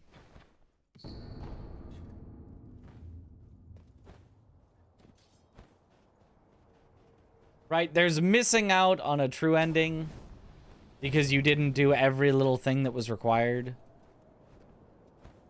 And you got locked out at some point. And then there's the game just straight up like telling you, hey, this is the wrong choice. Don't pick this one. If you accidentally select it, we will bring up the text box a second time to be like, seriously, change your mind.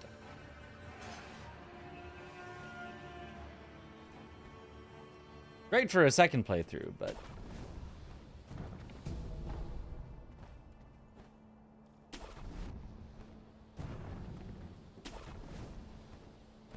missing like 30% of the game, yep.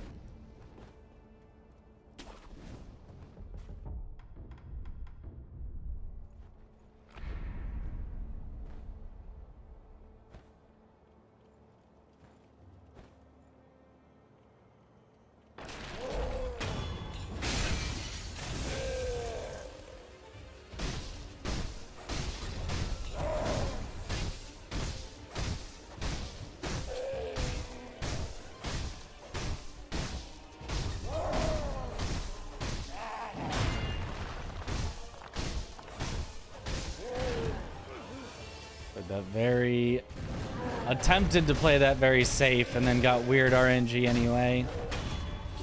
So ended up just losing a ton of time. Lost time for being safe and then lost time for getting really horribly weird RNG. That sucks.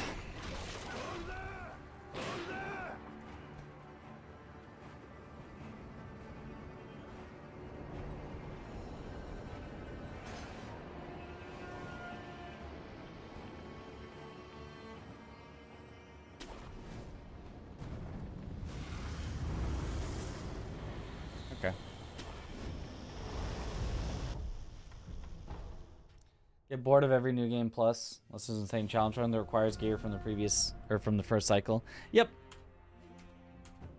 Agree.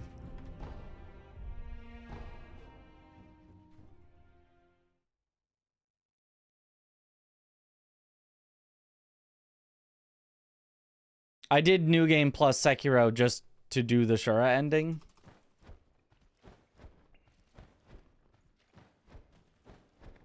And, like, to unlock the gauntlets eventually, although that was down the line when they actually released that patch.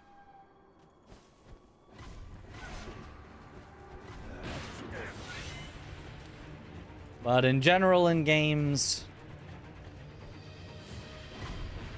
unless I can actually get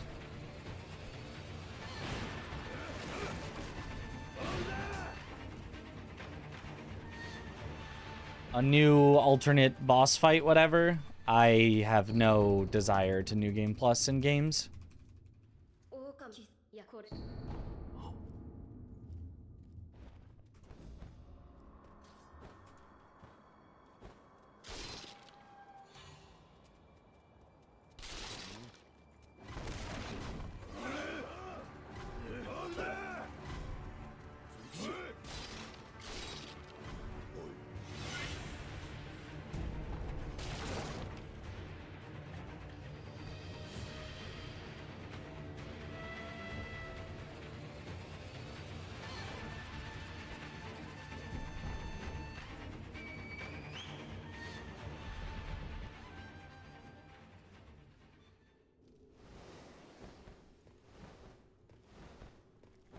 Helps that Sekiro is fast in New Game Plus, to be fair.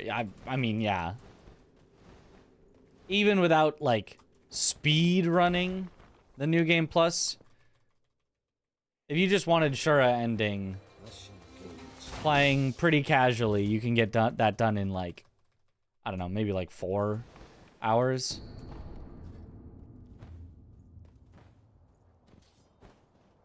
With just the knowledge of the other bosses and the general way to go.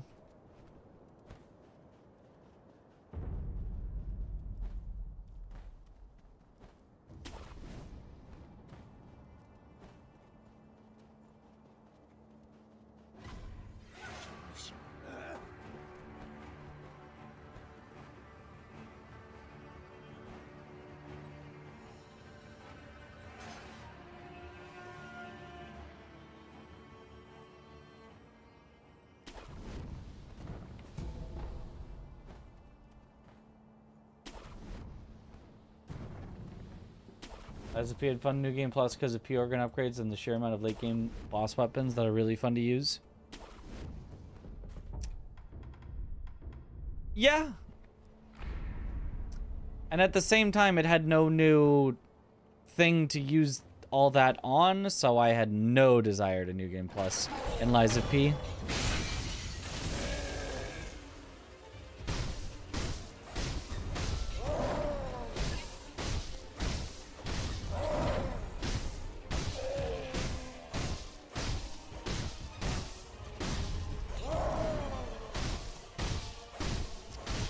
Okay, this is a really, really bad ogre. At least the end was solid enough.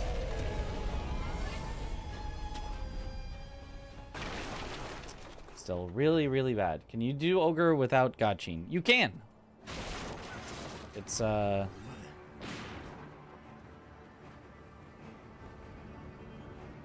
very precise to get the initial death blow without Gachin, but is possible.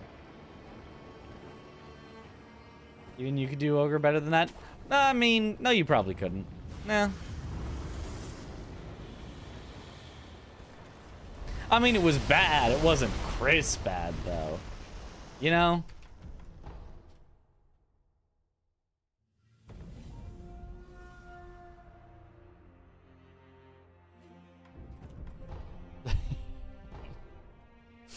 Prove it.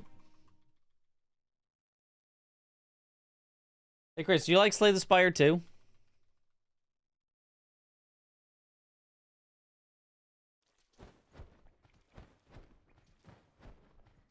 Have you played Slay the Spire?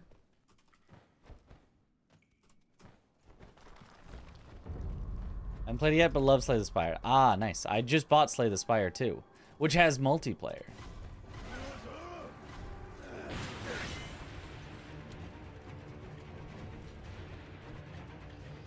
Defect your beloved. Ah. I didn't play that much Slay the Spire 1. I like it. I like it a lot, but I didn't actually end up playing it a lot. I have no idea the meta, the good cards, the good relics, the good pathing of, you know, do you go for elites or enemies or question marks?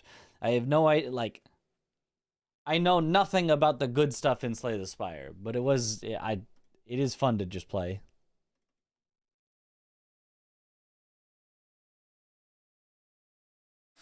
And plus, it's change up a lot for you to not lose interest. If it's the same but numbers scaled up higher, it feels very pointless. I agree.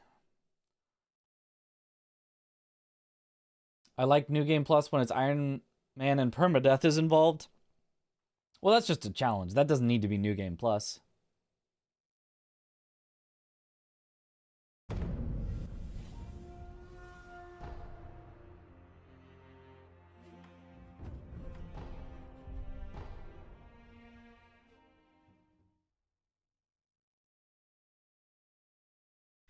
Every death raises new game cycle by 1? Like a mod?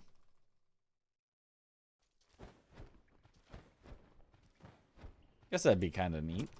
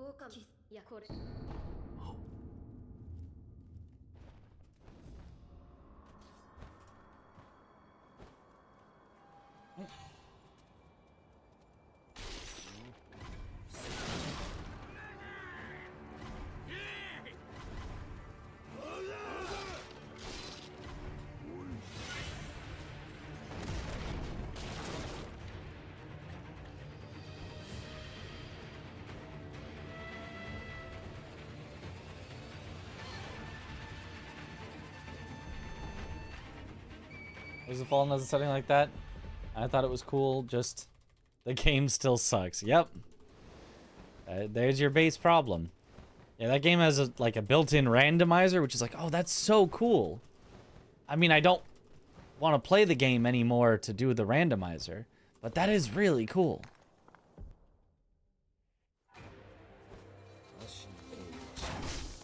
I think you can do co-op in that game now, like the whole playthrough could be co-op. It's like, oh, awesome. Except I don't want to subject my friend to playing Lords of the Fallen, so...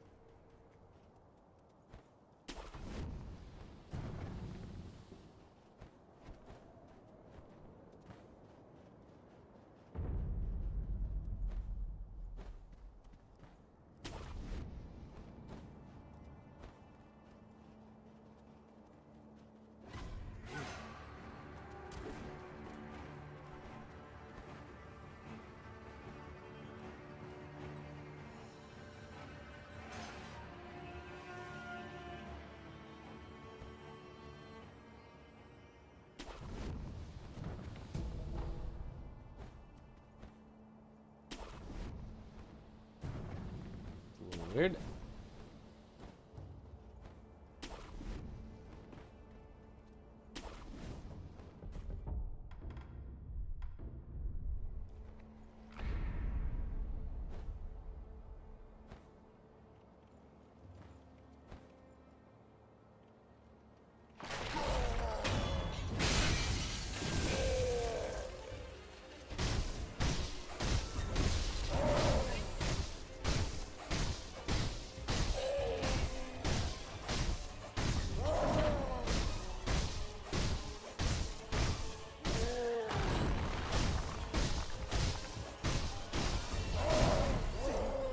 Damn, he should have staggered, but he didn't for some reason.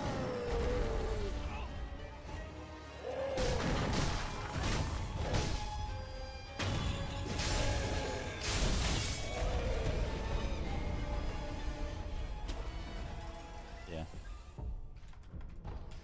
Don't know why sometimes he doesn't stagger. Game has a lot going for it. Interacting with the world via lamp is very unique and interesting, but the enemies, man, the enemies are garbo. Yeah, and the lamp being both your revive mechanic as well as a traversal mechanic, trying to put the two of them together into one did not really work that well.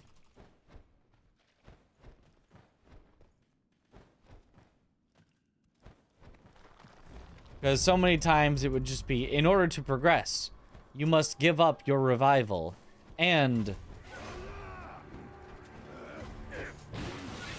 you must ruin the Souls-like experience by having enemies that not only respawn on bonfire, but that continually respawn around you all the time and just keep attacking you. So you can't even feel good about exploring. But you must do this to proceed.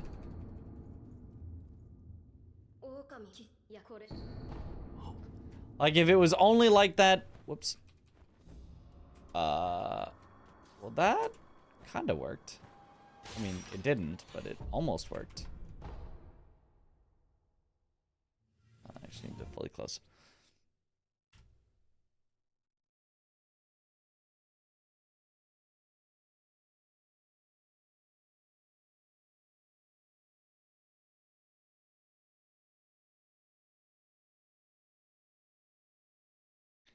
Right, if you got no rest for having died and lost your cheat death, no rest until you get your cheat death back, until you rest or whatever, be like, okay, that's fair, you know.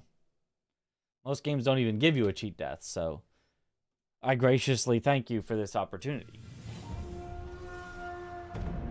But forcing you into the punishment realm as just this is required to proceed was like, nah, no thank you.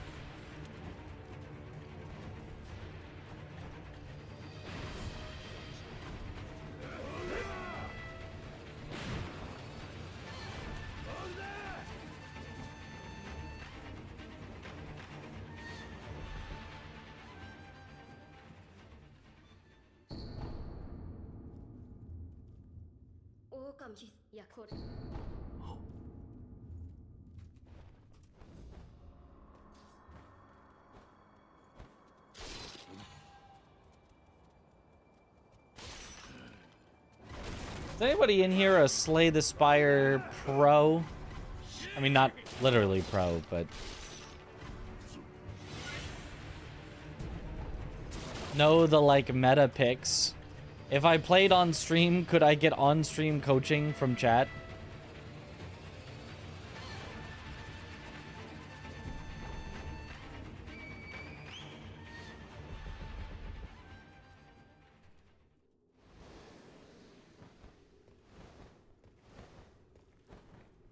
Could help if you play Defect. Ah. Chat is always the coach, yeah. The type of game where people just spawn in backseat. Ah, that's true. But I would accept the backseating there. It's not exactly a game where, like...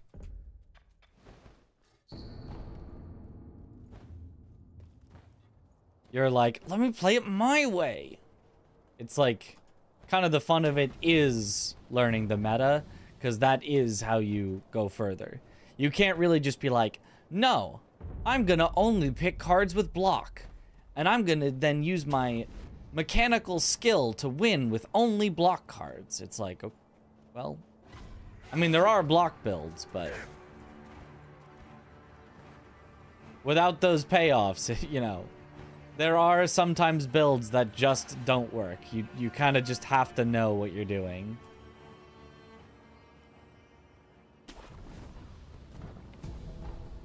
It's not Hollow Knight where I can go magicless because I don't like magic and win anyway.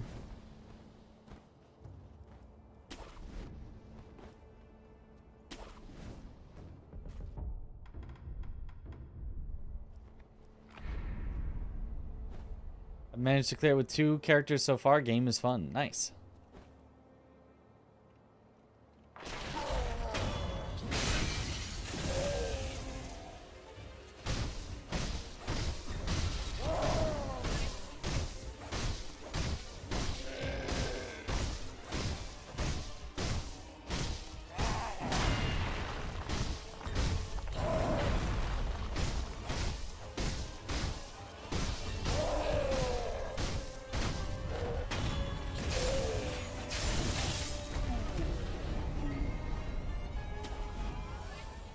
Brazier, which should have done nothing, actually made that fight slower. Beaten Ascension 20 Heart multiple times, but only on Defect.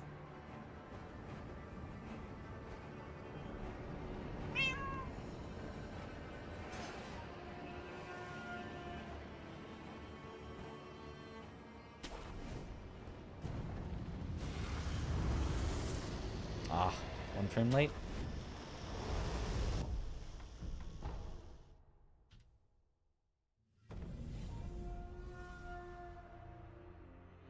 There's no way to get that ogre to fall from the bridge when attacking. No.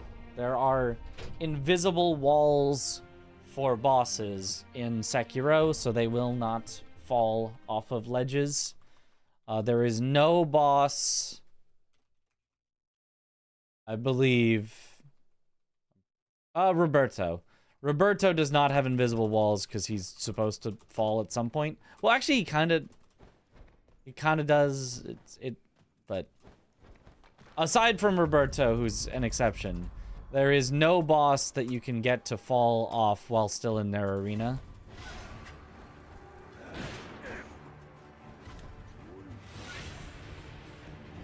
I mean, I guess, okay, also True Monk, it's possible to get her to fall, but through very, very weird, nefarious means.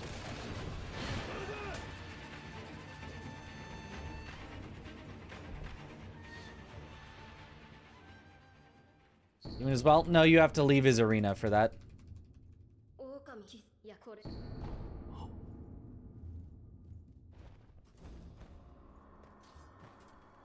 That's why I said without leaving their arena.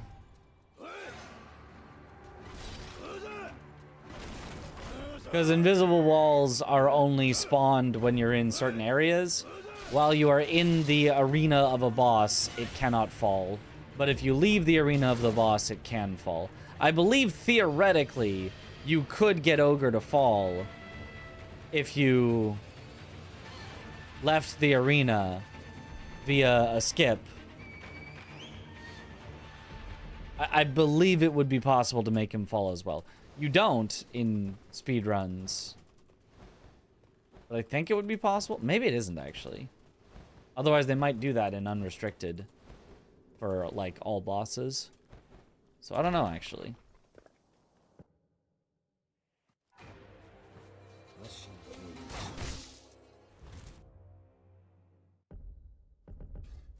Everyone's Snake Eyes fall off a few times. Really weird angle, though. It was the one at Gunfort. Well, that's the only one where there's anywhere to fall. It would have to be the one at Gunfort. I don't think I've seen that, but okay. Oh, you can get, right before Ishin, the, 7 spears plus general. You can get to fall, but they, like, don't die. They, like, respawn up there. Or one of them can die. The general can fall and die, but the 7 spears can't or something. It's very weird. So I guess there's a good number of exceptions, but for the most part, bosses will have an invisible wall up, preventing them from falling, as long as you are still in their arena.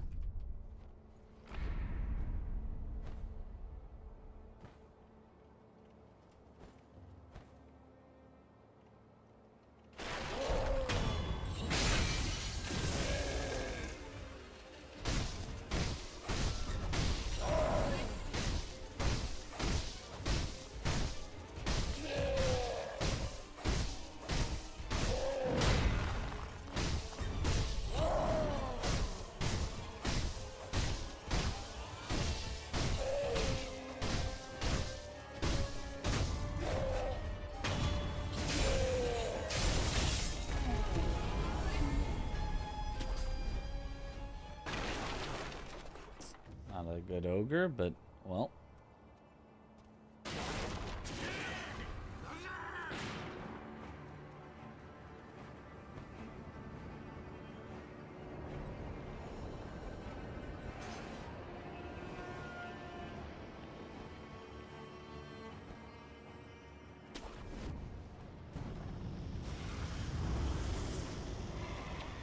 Slightly late.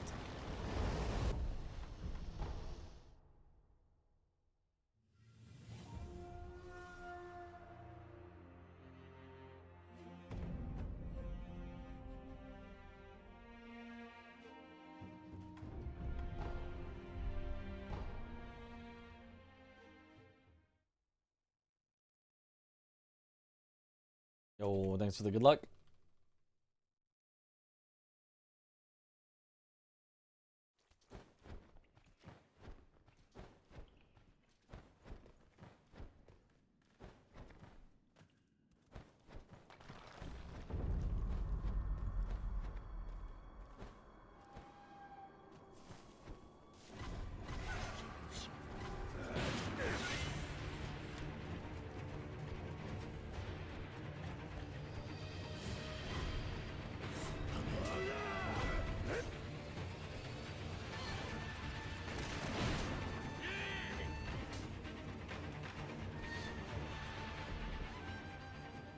Really hope Dustbloods will get a console, even a PC port, after a year or so.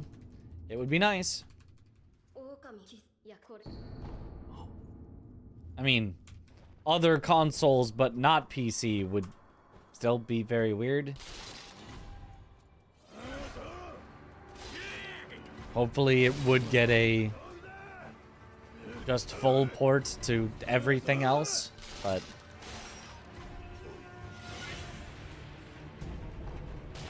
I believe they have said it will be locked to the Nintendo Switch 2 for its entire lifetime. I believe they have said it will never get a port. Does Kerr always turn around for you, like really 100%? Is there anything you should know? Yes, it depends on your exact pathing, and the easiest way to prevent it is to look down as you jump towards him. Like I think I just did there. Why do I not play on controller? Because I like keyboard and mouse better.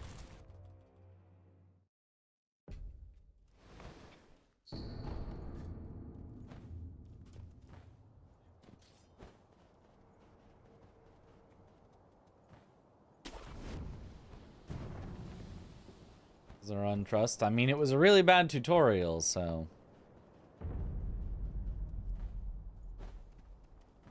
it could be, or it could not be.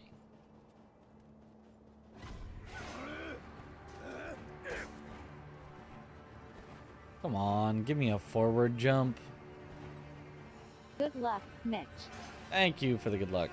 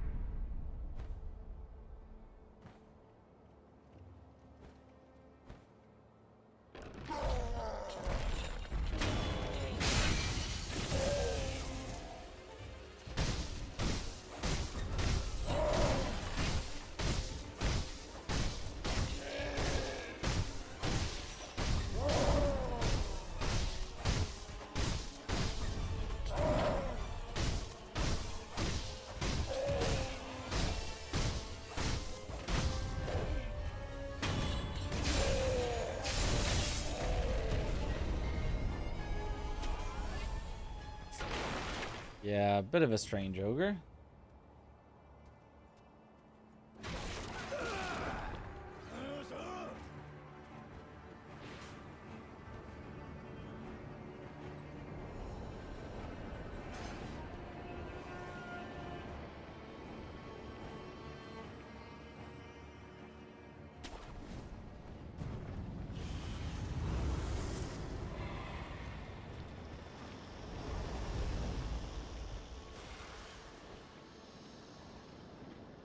Okay, so the secret to Double Canyon is to kind of zone out as you're doing it, because I'll be honest, the tired's hitting again.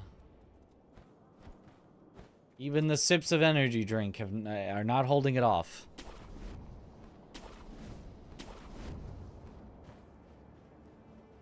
I seriously barely registered what was happening there as I hit Double Canyon.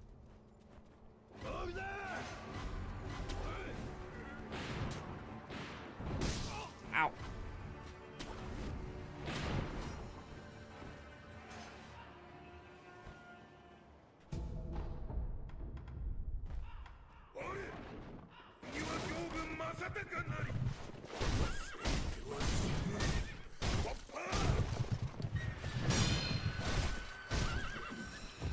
Unlucky.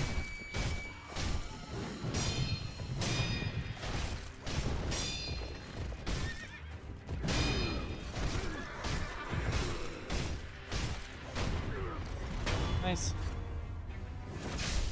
Canyon can sense my fear, and I can't have any fear if I'm asleep.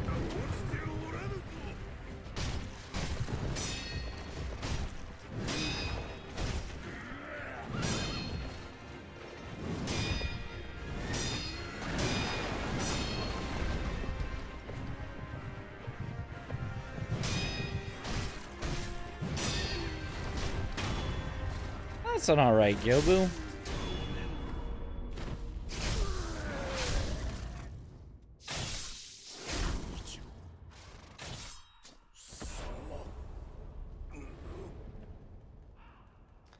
Probably because they hate Sony, so they're going with Nintendo instead. I mean, why not just go with Steam instead? Steam never did anybody any wrong.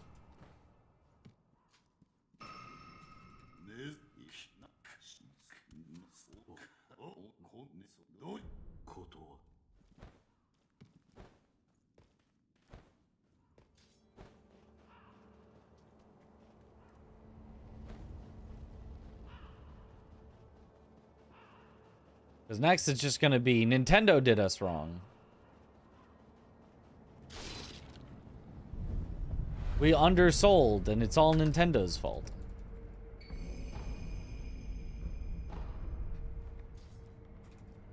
Cringe.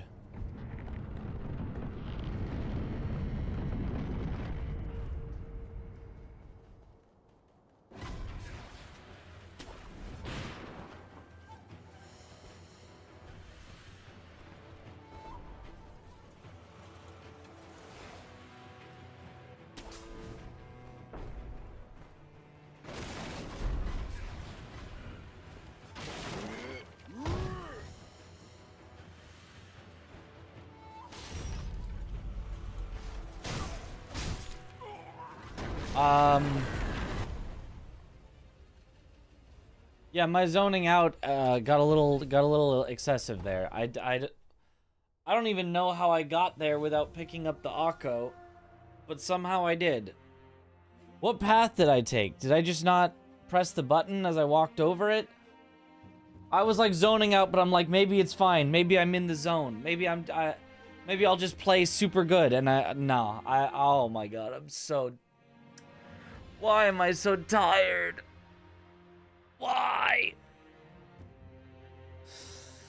This sucks. I want to stream longer, but I'm so tired and I'm trying to do things that require me to not be tired. Ah! Path was right, but I didn't pick it up. Yeah, that's disappointing. Not the eeps. Not the eeps. It's been going on for like a week and a half that I've just been eeps and we have to end stream early because I can't focus for long enough. This is so sad. I'm an old man. I'm an old man that can't stay up. No.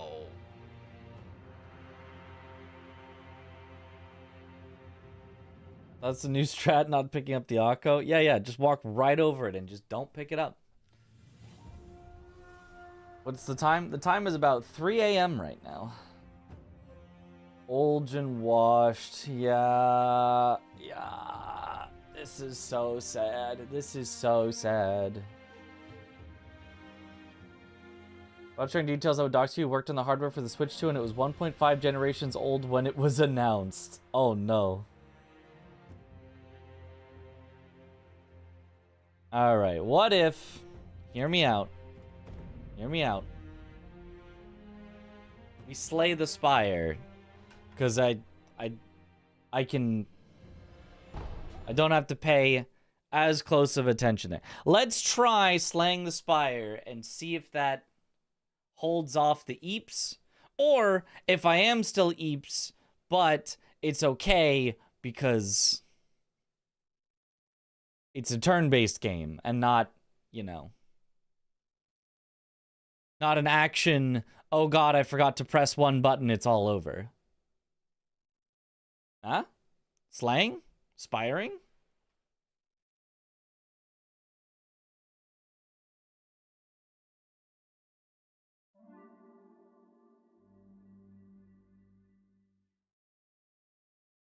I don't think the keyboard display is necessary for this. Who up slaying they Spire?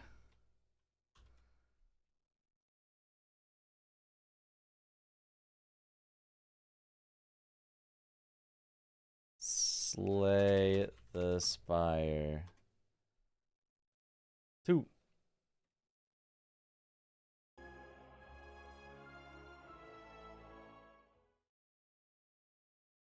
Bu- bu- bu-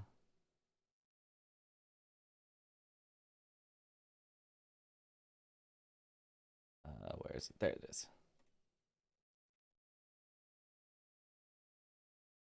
Oh, dip, because I can't watch Slay the Spire without wanting to backseat. Then backseat. I'm fine. That's fine. Backseat me. Go for it. Try it. I'm okay with that. I don't know how to play.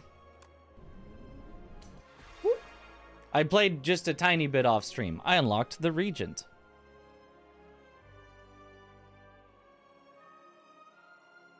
Backing and seating. Miyazaki's gone on record to say Bloodborne is his favorite one, so no wonder he refused to let Sony mess with it. Some studio that only cares about profit rather than lore accuracy. I mean, if you just remake the game 1-to-1 like they did with Demon's Souls, I mean, the lore doesn't really change. It's kind of the same. At the start of each combat, gain 3 energy? That feels like a lot. Heir to the Throne of Stars. Wields cosmic powers, but his minions do the work. Alright, whatever. Send it. Oh. Niao. Mother of Resurrected. Oversized blue creature. I am the future king. Remove a card from deck. That's not bad. Transform's probably just better than removing, though, because then I also get a potentially good card. 2 random relics add an additional strike and defend? I mean, additional strike and defend ain't great, but 2 relics? 2?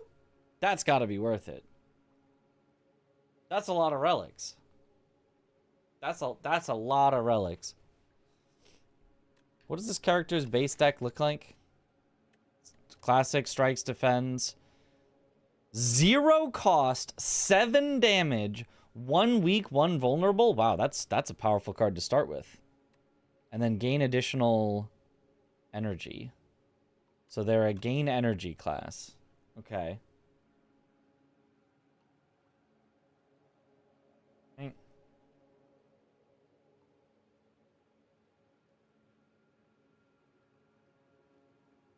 Doesn't matter what degree you're with. That's why he said no. You're making a lot of assumptions that it's Miyazaki who said no, that he was disappointed with the Demon's Souls remake despite there being no statement of that ever. You're making a lot of assumptions. Card game. Yep, this is a card game. It's a roguelike deck builder. So you build out your deck to beat the bosses and stuff.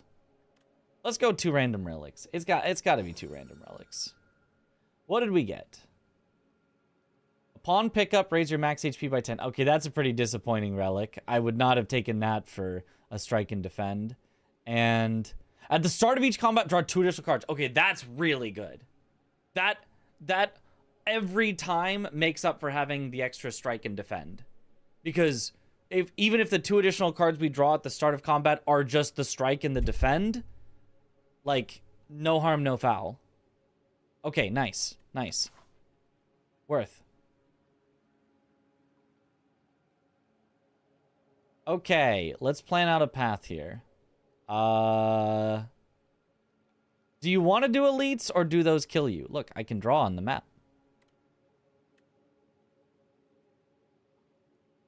And I can erase on the map.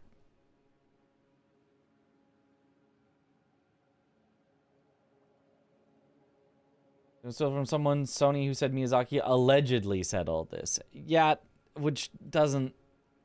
No, it's allegedly... Bluepoint said that allegedly Sony said that allegedly Miyazaki said that they didn't want a Bloodborne remake. Which is a lot of allegedlys. That doesn't make sense. Elites give relics, so do them if you're confident. I mean, should I be confident? So, if so, then it would be yoop, yoop, yoop, yoop. To the elite. Which then would force out bonfire, enemy chest. Alternatively... That is an early merchant. Lets me get rid of one of the strikes or defends. That's probably fine. The alternative would be this elite. Which gets me a question mark instead, which could be nice. Either way, both of them can then lead here into this elite potentially, which then can lead to this elite, which I can die to. Sure, whatever.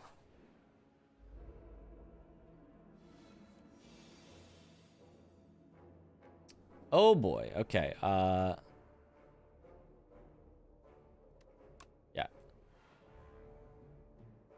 Wait, no, that's not energy.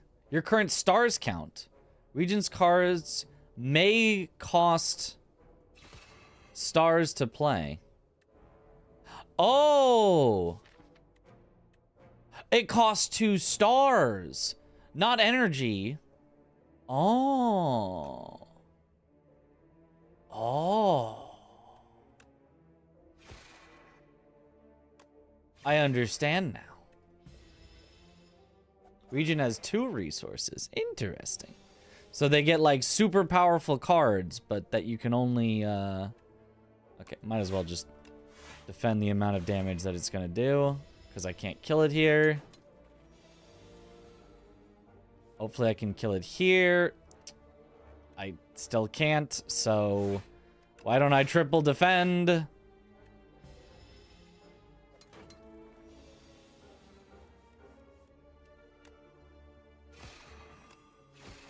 And now I can kill it.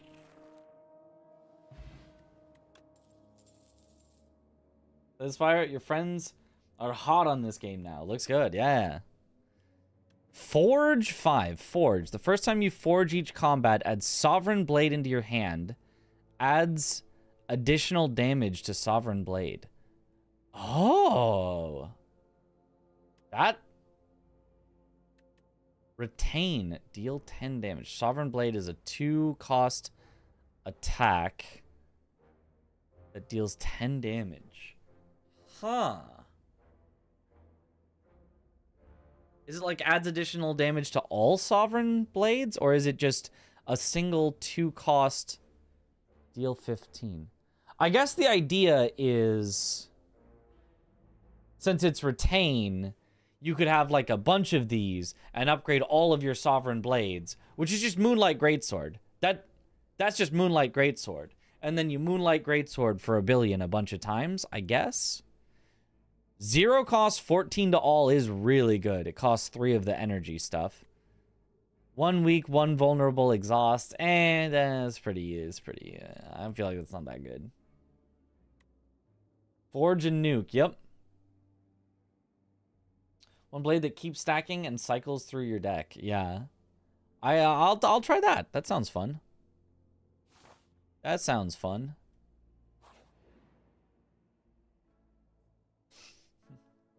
Only 1 copy of Sovereign Blade to which damage is added. Oh. Haha. Whenever you play Sovereign Blade, gain 6 block. Are you? I feel like you're not playing it that often, are you? Am I gonna have a bunch of ways to make it? Okay. That would have been nice, but a little too expensive. First time you play a power each combat, gain 6 block. Upon pickup, obtain an additional copy of a card in your deck. Well, right now that would be strikes and blocks, so that would be bad. When you play a card this turn, gain 1 strength this turn. Oh, that's kind of interesting. If you have a deck that just goes, you can get a bunch of strength. I mean, I'm almost certainly going to do a card removal service, but let me read what we got. Gain 1 star, draw 2 cards. That ain't bad. We got a discount here. 8 damage, gain 2 stars, put this card on top of your draw pile. What?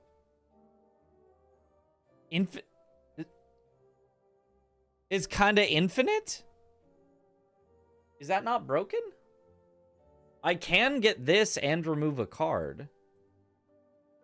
Kinda huge. That That seems kind of good. That seems kind of good.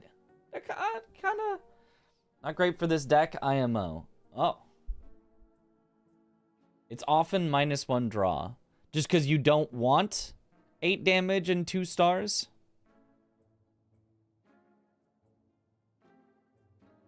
Sorry if that's too backseat. No, I don't care. You can backseat. It's fine. I'm trying. I wanna get better at it, and in theory, somebody could get better by not taking any advice and just trying to figure it out themselves. But I feel like that'd be a really hard way to get better at this game. You kind of just need to know the meta and stuff. 1 colorless card to your hand, exhaust. Yeah, I mean, it's not bad, but whatever. Put a skill from your draw pile into your hand, exhaust. A fetch. Fetch is always good, but I mean, way too expensive. Not that good, to be honest, so it would be blind leading the blind. Gotcha. Goes back to the top of your deck, so it'll get drawn next turn and make it slower to get to your blade. Oh, because I'm a blade build, so I don't need this. This is for a star build, but a blade build is not necessarily that. Is parry any good then? For a blade build?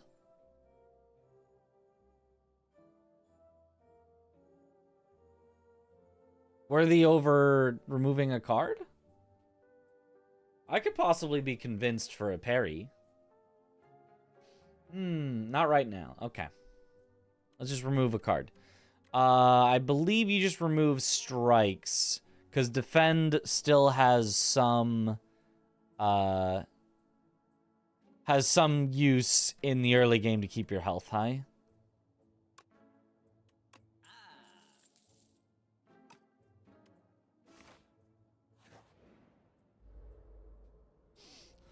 Three very defined builds for this character, but I don't know if that's good necessarily.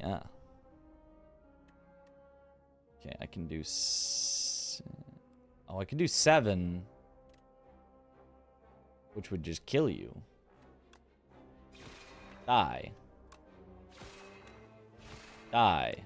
Don't need to defend if everything that's trying to hurt me is dead.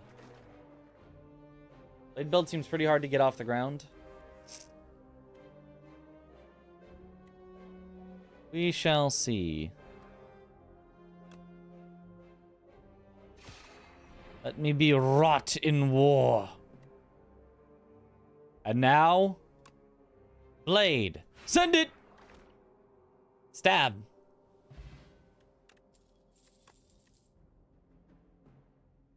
Sekiro was looking different. Ooh. It's a way to spend my this, and it's pretty good. If you play 5 or more cards in a turn, draw 1 card at the start of your next turn. I don't know that I have enough low cost cards for that. 7 to all enemies. All enemies lose 1 strength this turn. I think it's a Gamma Blast. I'm thinking it's a Gamma Blast. Blade feels like the second hardest to run consistently in your experience. I see. 1 cost AoE though. It is a 1 cost AoE. Some AoE could be good. But a 0 cost? I mean, it's like... Blade animation is sick. Yeah. Yo, what up, Seljuice? I think I'm taking the Gamma Blast. I don't know what Gamma IMO apply vulnerable for Blade, and Blade doesn't really use stars. Exactly. See, that was what I was thinking. We've got some stars that we're okay to spend. Okay. Give me the Forge.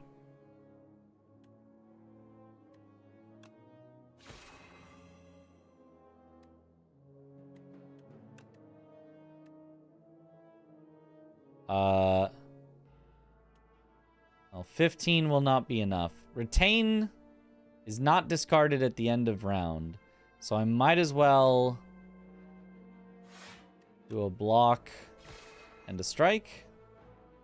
And I can't do this because I don't have the stars.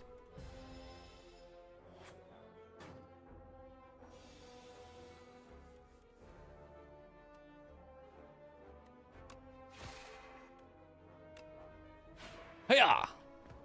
Easy. Gain 5 strength at the end of your turn. Lose 5 strength. So, why doesn't it just say gain 5 strength for this turn? I thought that would be an easier way to say that. Razor, choose one of 3 random colorless cards to add into your hand. Forge 6! Next turn, gain energy. I do love me some forging.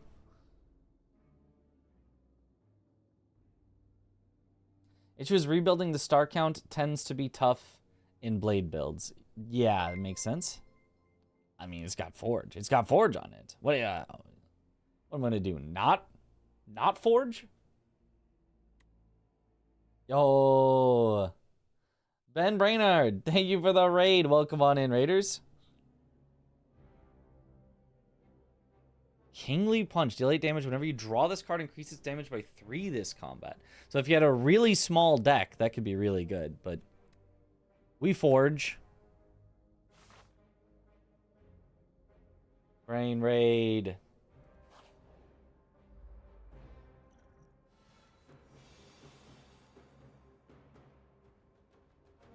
Okay. Gamma Blast.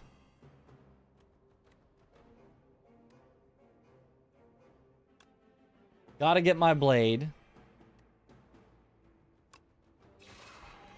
Gotta up my blade. And then let's just try to reduce damage a little. Ow.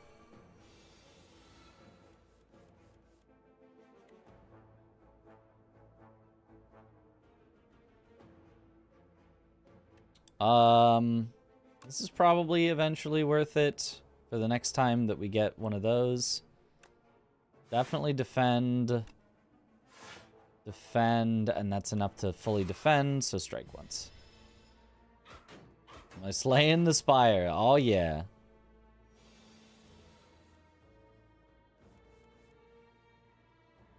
No, defend, defend.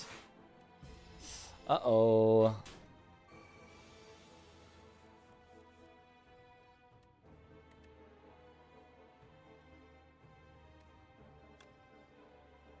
Definitely refine my blade. Definitely defend. We're not getting our stuff that I want, though. Venerate? Yeah, there's some star stuff in there. I think we send that. Ow, ow, ow. Okay, there we go. That's what I wanted. Boom. So now 27 times 1.5 is almost enough. If I forge it, it's definitely enough. And just for good measure, a strike first. A bam! There we go. This is a bit like Darkest Dungeon. They're both roguelikes, so I guess a little, but it's a deck builder. We build our deck. We make our cards, we get our stuff, and then we do that. Whenever you enter a question mark room, heal 4 HP. Oh, my route has like no question mark rooms, but theoretically that can be nice. See, parry though feels kind of... I feel like you don't just spend your Sovereign Blade all the time. So it's whenever you play Sovereign Blade, gain 6 block. I don't know that that's that good. Yeah, Shining Strike. I feel like it's just Guiding Star. Oh, this costs 2 stars still. These are all kind of awkward for this build.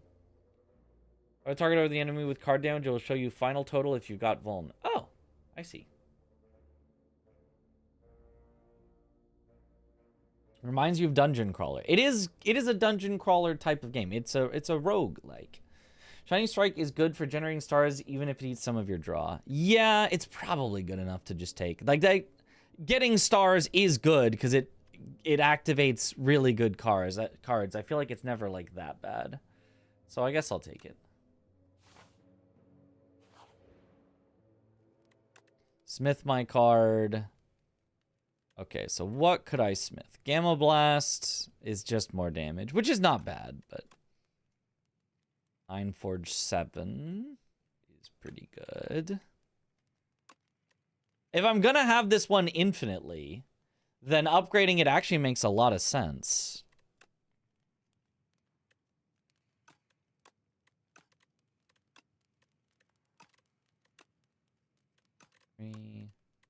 See, strike is just whatever. I feel like it makes sense to upgrade this if it's gonna be an infinite repeating, yeah.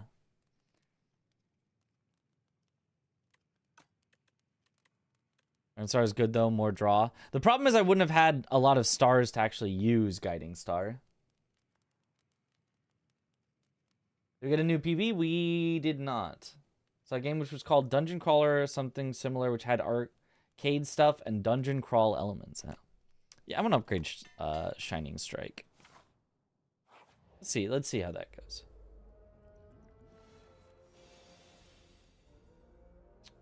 Oh boy. Okay. Let's refine our blade for sure. Let's venerate, because we're going to need that eventually. And let's start taking you out.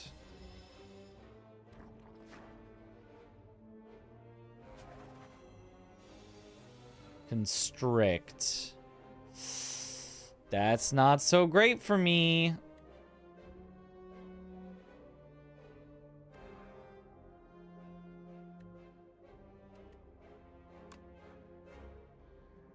I would like you to die.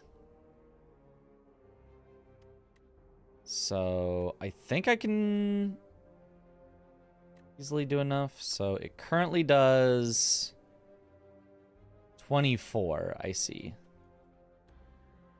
I need 34. That's enough. That would also be enough if I... that. So let's...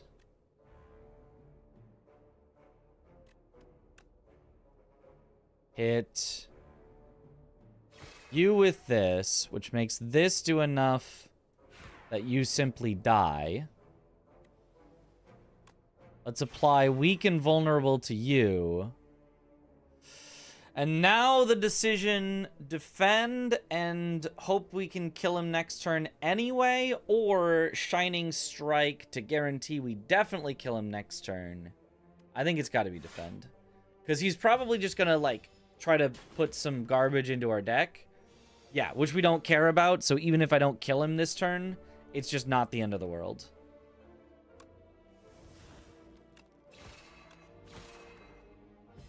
Yeah, okay. Good. Smart. Smart. We rot ourselves in war to BAM!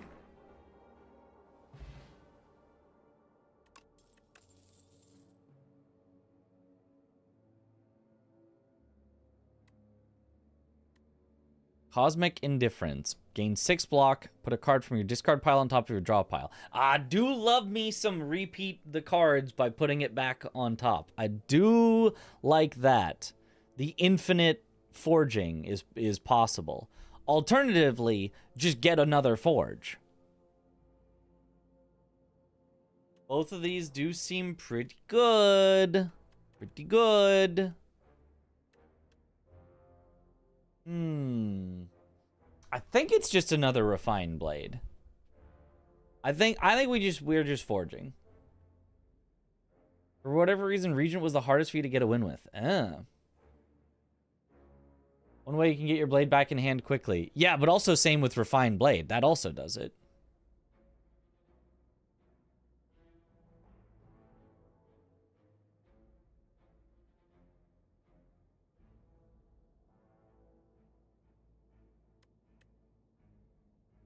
Or does Sovereign Blade not come back? Is Forge... It says the first time you forge each combat. If you forge when you don't have the blade, does it come back or not?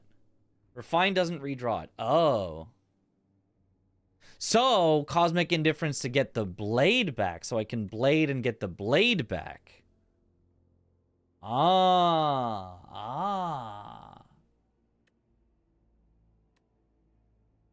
Okay. Then Cosmic Indifference, I think, is our best. Okay. Now I understand how it works. Region is actually the hardest right now. Not even sure if all the nice star cards are unlocked at the beginning. Oh. Well.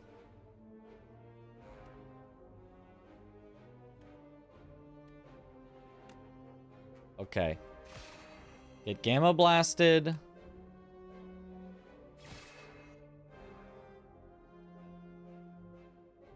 And then...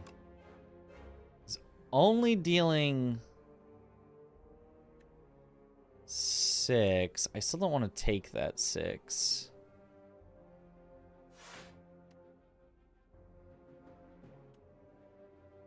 Gaining this for later is probably good.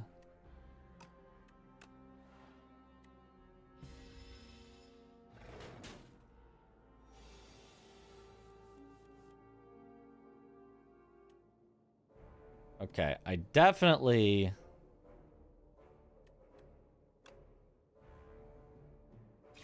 do this. I definitely forge. Ooh, one off. Oh, it was so close though. Well, can I? Oh, never mind. That just works. Aha! Too easy. Ooh. Lock and forge? Ooh.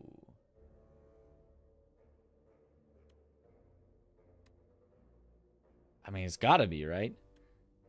Having a bunch of Gamma Blast, though, does work. I could kind of, sort of transition into a star build. Like, because I have the infinite star thing. I feel like, but Bulwark just feels so good. Bulwark, it's just gotta be Bulwark. I love me some block and some forge. What do we got? At the start of your second turn, gain 2 energy. Oh, so now... Ooh. Second turn is where we can pop off. Bulwark is the GOAT. I think we're plenty healthy. Let us smith some more. Okay, that just increases the block. That's what I thought. More block and more forge. God, all it increases is the damage. All it increases is the forge. Venerate, honestly, I kind of just want to get rid of. It's kind of just bad. All it increases the damage. I think we upgrade Bulwark as well. Because it does the block and the forge increase. I think you get the most benefit. And it's one that I would be likely to want to get back with Cosmic Indifference. Alright. Can I afford another elite combat? Surely, right? Sure. I mean, surely.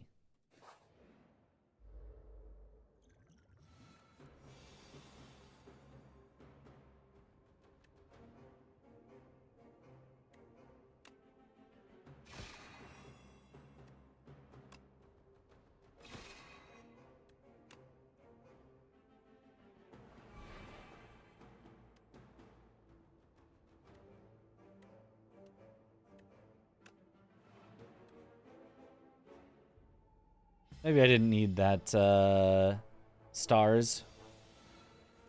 Surely.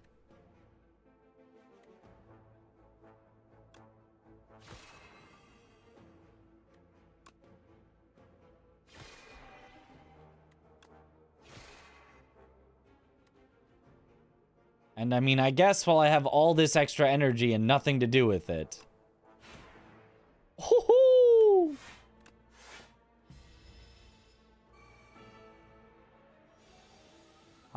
My damage kinda goes a little stupid here.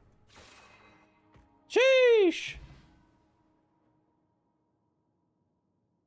I think this one is lame. That, I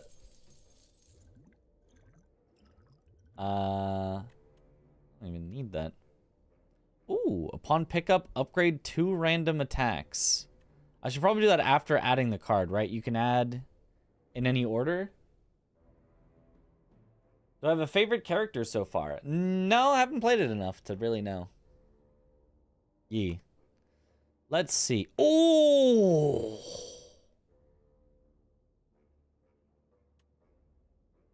I mean, that's a lot of damage, right? And I've got my infinite star card, so I'll eventually be able to cast this. I mean, that seems pretty good.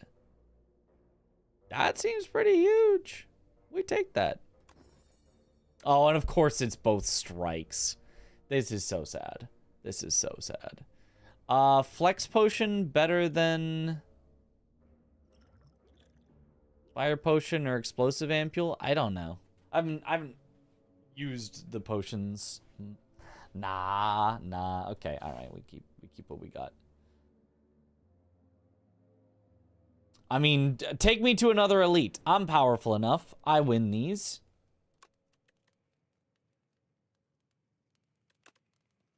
All it increases is the damage.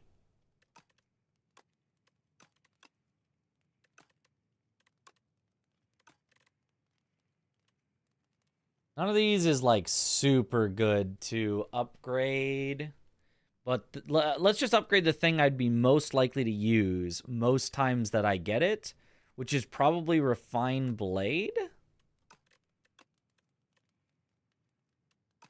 I think Refine Blade is probably our best bet. How about Falling Star, Gamma Blast, and Comet are essentially the same cards, just stronger. Yeah. They're however much stars you have to spend. Also, checkbox in the bottom that shows upgrades for all. Oh, yeah. Right. That is 11 more damage on Comet, but I'm not always going to be able to cast Comet. This is technically only 4 more damage unless I get Sovereign Blade multiple times in a fight. Which, if it's long enough, I will. So...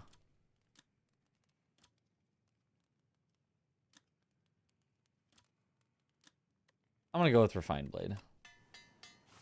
I'm not sure if that's right, but... Oh, it's a merchant. Wonderful. Whenever you spend stars, gain 2 block for each star spent. So that's not bad. Gain 6 vigor. Your next attack deals additional damage. I guess that would help if you're, like, tripling the damage of your next attack? Otherwise, I don't know. I don't have, like, deal damage multiple times. This is deal damage multiple times. That would stack with vigor, I think. But... No. Ooh! Forge 8, put Sovereign Blade into your hand from anywhere? Ooh. Summon forth very strong in Blade build. Yeah, that looks good. 10 damage to a random enemy X times. The start of your turn, play the top card of your draw pile. Wait, so every turn it would just play the card that we guaranteed put on top of our draw pile? That's kind of funny. I don't think that's good enough, but that's kind of funny. Start of each combat, heal 2 HP. That's nice. I mean, expensive. Start each combat with 1 strength. Kind of nice, but expensive. Doesn't really stack well with this character, I feel like. At the end of your turn, with no... If you end the turn with no cards in hand, deal 20 damage to all enemies. That kind of sucks with our build. We can't really spend our whole hand, but that is powerful. That is powerful. 1 buffer, prevent the next time you... Oh, potions. I'm not going to buy a potion. I think we summon forth and we card remove. Not gonna happen. Yeah, let's summon forth. And let's remove, I think, just a standard strike. Like, we're really never casting a standard strike with all these better options.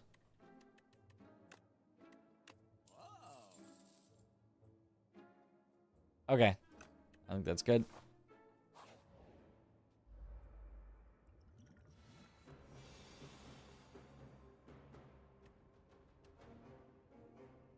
Okay. Gamma Blast!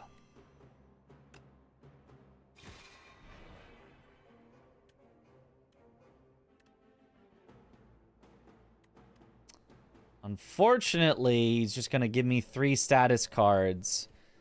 I can just Sovereign Blade, but then I'm going to need to get... Summon Forth to get it back.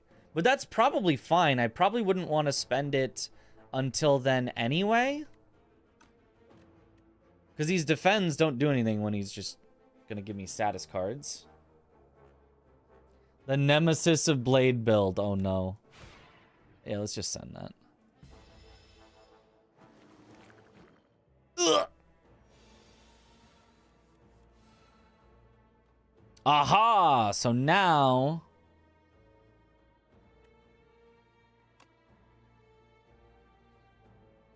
I can summon it forth.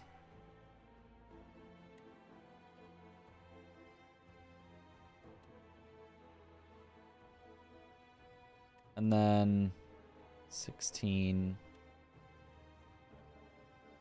I could use it. I could split you now. Then Cosmic Indifference to get it back. And then Shining Strike as well. I'm missing out on the Forge Bulwark, but I think that's okay.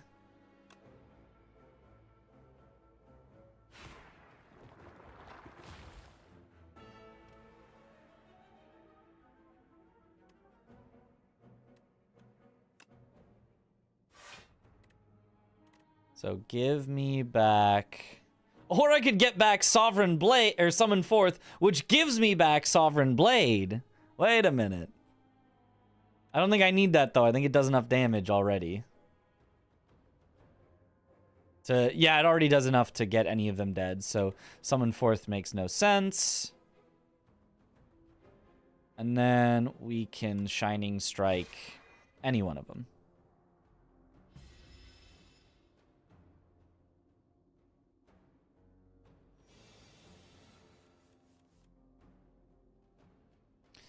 Okay. Let's just take out the one that's gonna attack me. And then let's also take out the one that's gonna attack me. Solid.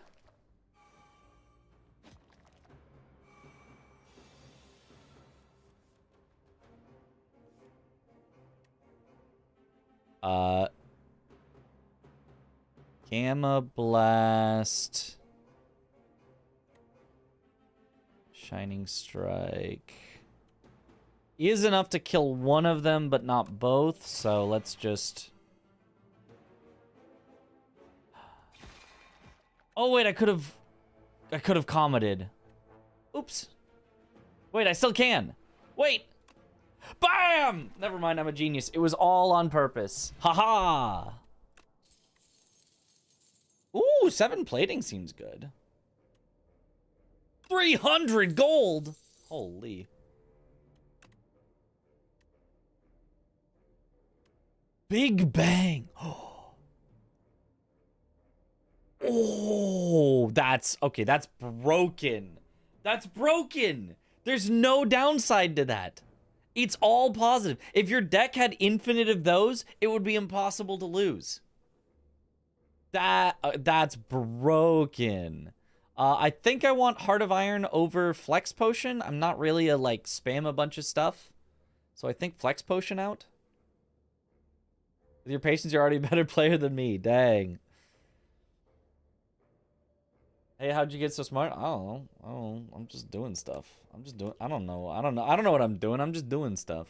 We have enough hit points, right? I can just keep forging. Right? Surely.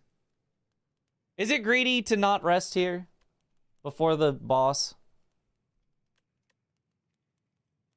I mean, the answer is yes, but is it correct to be greedy is maybe the better question. Surely.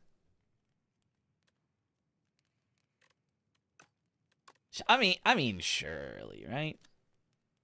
Innate. Oh, the upgrade is you start with it in hand. Oh, baby. I mean, that's gotta be the upgrade, right?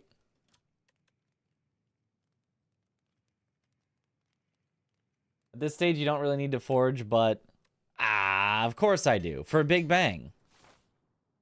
We'll be fine. It's fine to be greedy. Hesitation is defeat. Exact. Oh god, these have a lot of HP. Okay. Where do we start with? Start with Big Bang Plus. Gives us our Sovereign Blade.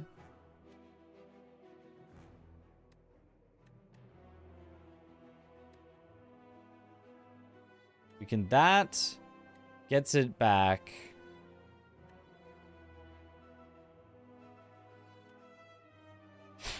I think we just keep it. I think we... Oh, it's kind of weird. What I think we do is I think we Shining Strike, summon forth just to forge it, and then Cosmic Indifference are summon forth back. The next turn we'll play the Sovereign Blade, then summon it forth. I think that makes sense to me. So, starting with... Shining Strike Plus. I want this one dead first because it's about to upgrade itself. Definitely just throw on the plating. Definitely just explode them all while we're here. Whatever.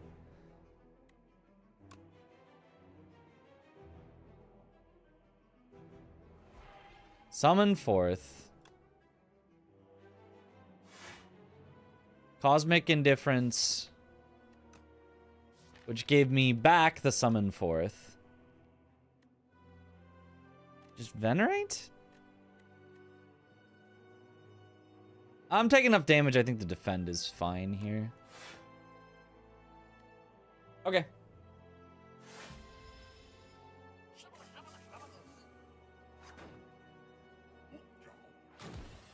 Oh, wait. I didn't need it, actually. I had too much block. Whatever. Alright. Refine my blade.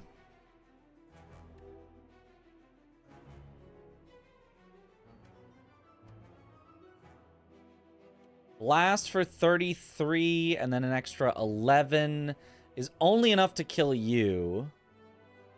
So I guess I might as well. Kerblamo! And then give me back this. Unfortunately, I will be taking some damage, but... Sheesh! Look at that damage we're gonna be doing.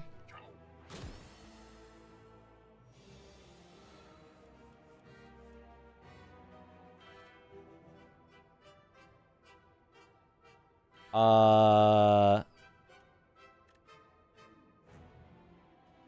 mean, that's enough to just kill. Sure. Bye-bye.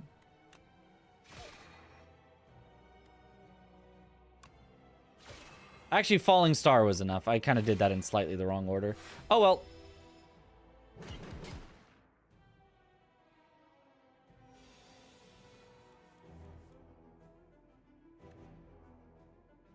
Oh, Comet. Let's do... Definitely do Shining Strike to keep that around. Oh, I should have done Comet first. Oops. Order, lol. And then just the bigger Forge for when I get the card back. Once I get it back, he doesn't know what he's in for.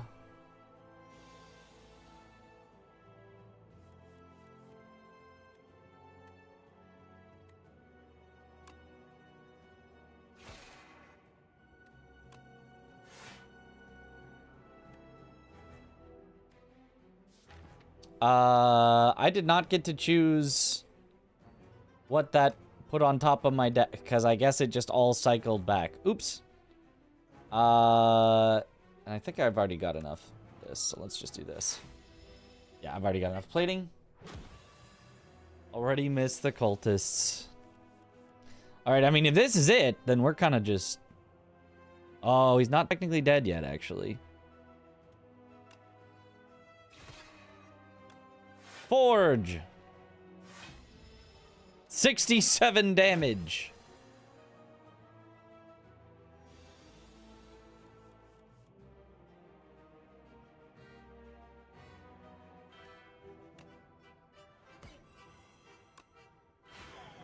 Bye-bye.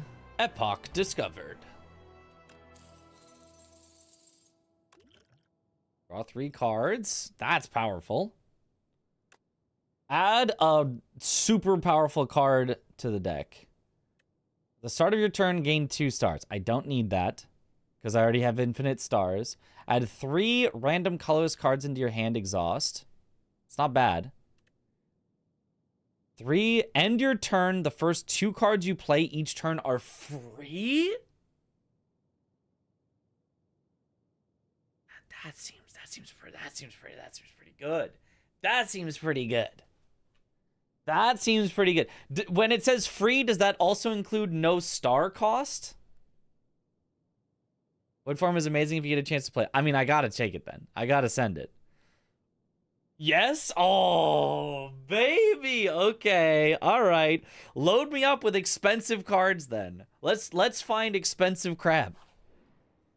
Heck yeah. Ooh. Gain an additional energy at the start of your 3rd turn and every turn after that. Is maybe not super necessary since we're going to possibly be spending, getting 2 cards free a turn. You may sacrifice card rewards to Pale. Every 2 sacrifices, obtain a relic. Ooh. Ooh. Ooh. That sounds fun. Oh, but at the start of your turn, draw 1 additional card. I feel like that's got to just be... That's just like a really, really good relic. So instead of having to sacrifice 2 cards to obtain a random relic that's probably not as good as this, and then have to sacrifice 2 more to get a second random relic so that hopefully those 2 relics add up to better than this, I think you just take Pale's Blood. Like... It feels like this is a little too out in the clouds, you know. Oh, but it could be better if I sacrifice like 10 cards and I get 5 relics. But then you also have sacrificed 10 cards, so you're not getting good cards, and those relics could all end up garbage. All 3 of them are really good IMO. Oh, for sure. For sure, all 3 of them are really good. I want Pales because that sounds... I love living in fairyland where everything somehow magically works out, and you get the coolest stuff ever. But I think Blood works best for our particular build. Draw into the free cards each turn, and then have more cards to have free each turn. Turn 2 card choices into a relic. Also helps keep deck consistent if you get bad card choices. It's true. You can always treat it as a skip, but reward for bad RNG. But like one additional card each turn is so powerful, right? Like, is that not just like one of the best relics you could get?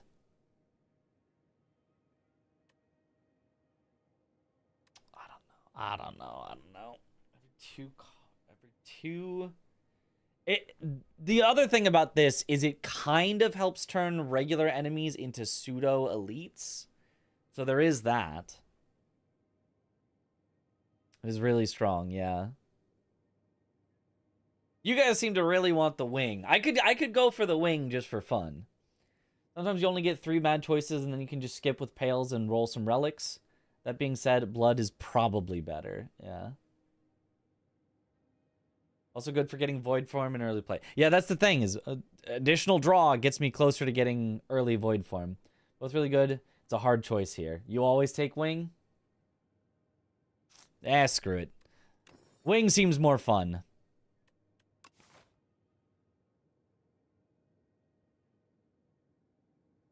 I do have a ton of money. I probably want to go to one of the shops here.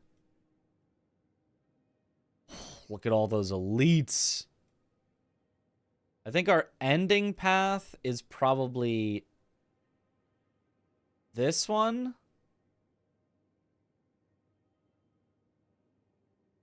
So then, how do we want to get there? Both ways have exactly the same total stuff, right? Unless I wanted to skip a merchant. But it's always going to be a merchant, a question mark, and the same number of regular enemies and a bonfire.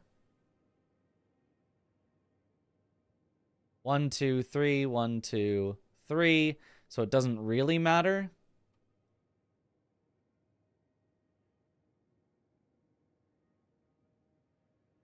Yeah.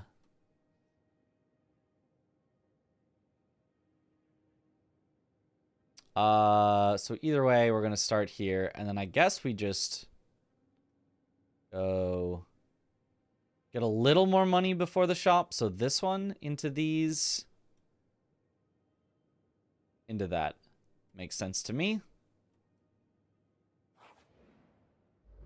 Took wing once and had an entire screen worth of relics. Holy. Okay. Big Bang Plus.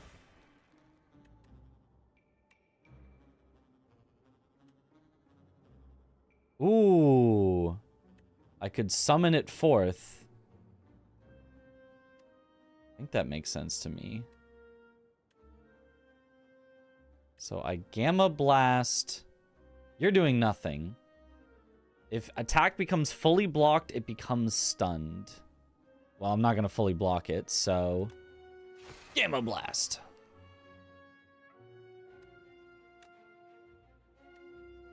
Uh... 7, 5, 27. The only way to kill it is to not get my Sovereign Blade back from Summon Forth.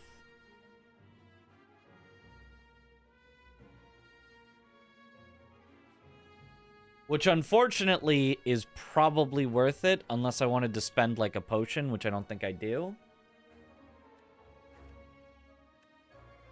Oh no, wait. Sorry, is vulnerable. Never mind. I'm silly. So it currently does 22. I need to get it to be 22. So actually, I can do this. This. He's dead.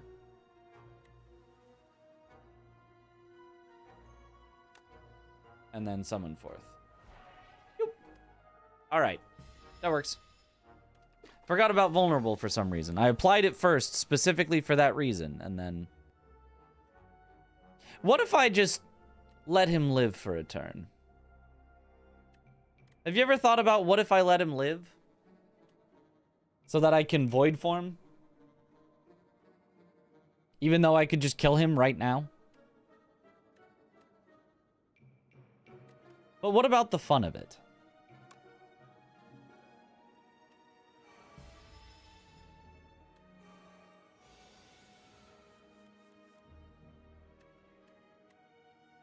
Okay, this was a mistake. I forgot it ended my turn. I may have royally messed up and gotten a bunch of defends to punish me for it. Oops. Well, we're gonna take 3 damage for no reason.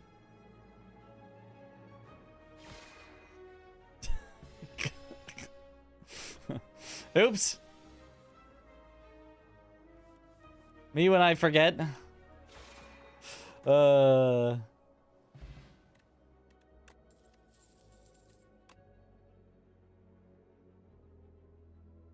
Don't care. Don't care. Deals 6 damage. Deals 2 for additional damage for all your cards that have a cost. I don't have that many. I think I sacrifice. I think half a relic is better than any of these. Thoughts?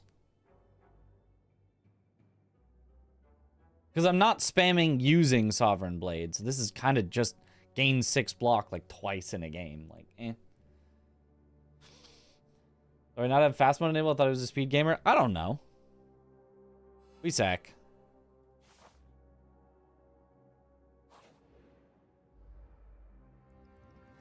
Deck is already kind of strong. Yeah.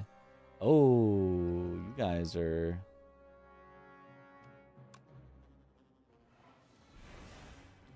Ooh.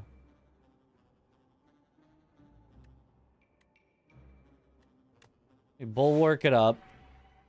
This does 28. I already have enough to get through you guys, so... Bye-bye. Oh, exoskeleton!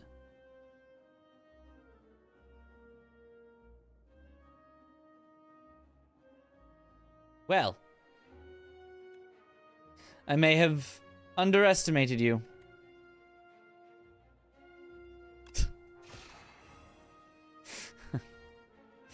I don't know. I didn't know they had this. I didn't know about that. The actual nemesis of blades, yeah. Who knew that?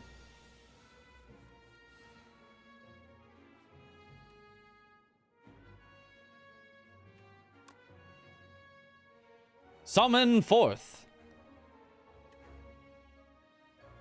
Okay, so it only reduces by 9. So this should still kill any of them immediately.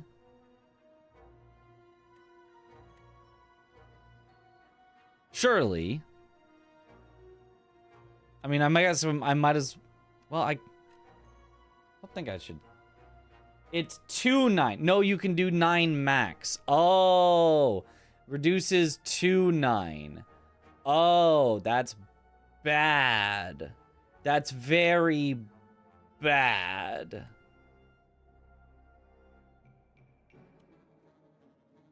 That sucks. Okay. I got okay. No, that's horrible actually. I see. Okay, well, yikes. Literally anti my deck. Yep. That's not good.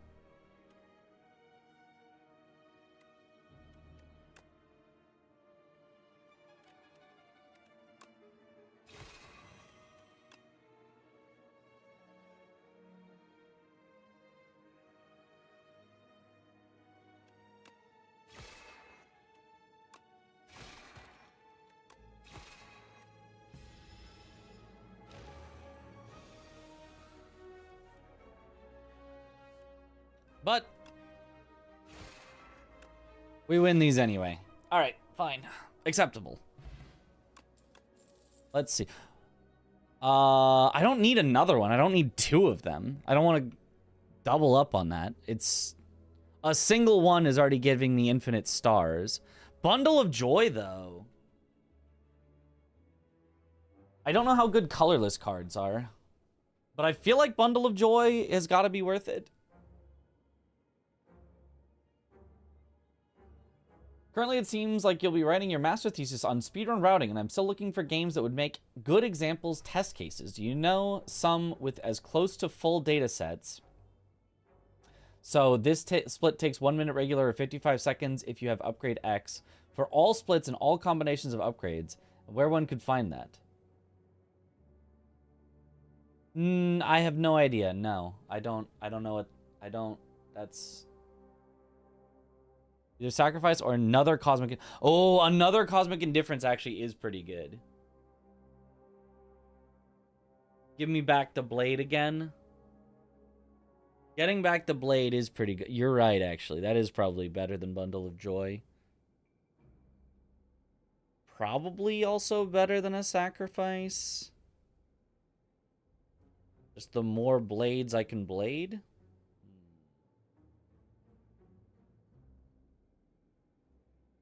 I do love relics, though. I'm the only one that loves relics.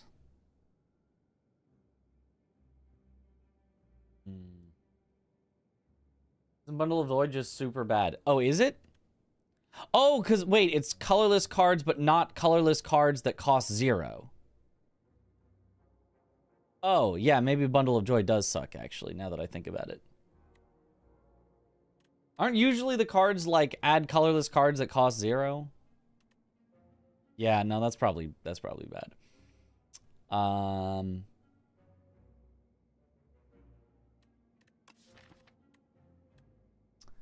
Otherwise, I just have to get through a lot before I get back to the sword. Cosmic Indifference will basically always get me a sword because I start with Big Bang, which always gives me the sword, so I can always spend the sword, get it back with Cosmic Indifference. I think Cosmic Indifference is too good here.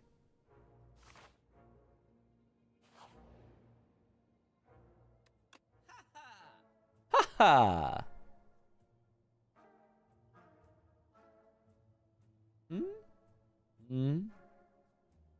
Cards containing minion deal double damage and gain double block.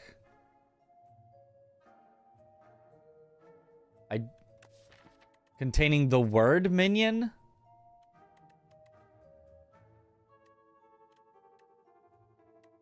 Sovereign Blade is not a minion.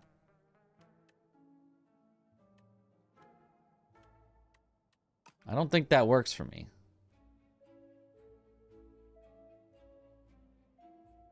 Region has a whole colorless synergy you can do, but you have none of it. Bundle is a little better in co-op because it can give the busted co-op cards. Oh.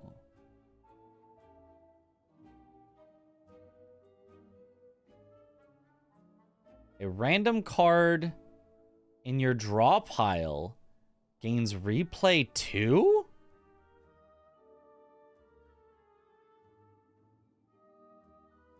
You have to cycle through your card, but that does seem fun. That does seem very fun. I'm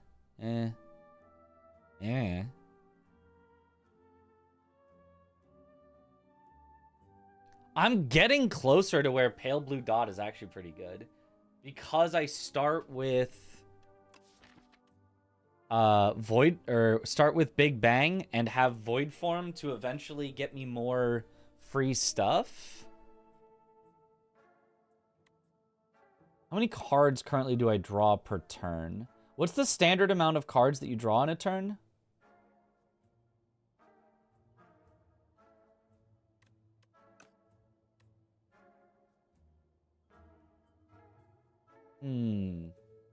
Five?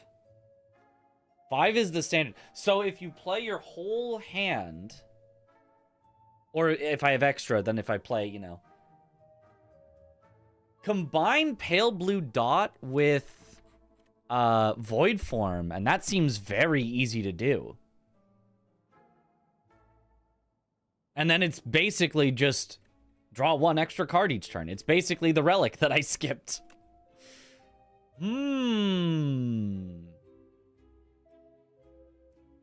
And it's on discount. Ooh. I do like that. I could do this hidden gem and remove a card.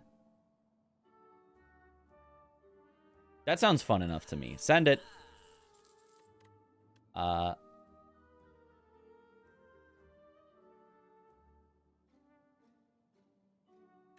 And regular strike. Get out of here.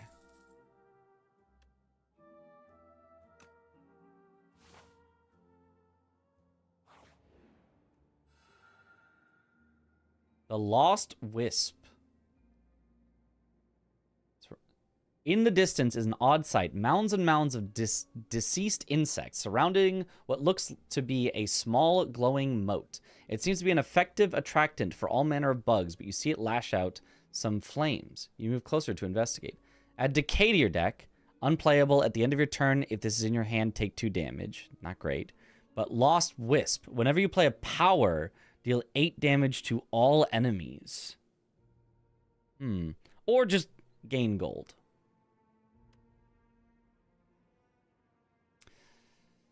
Decay is pretty bad.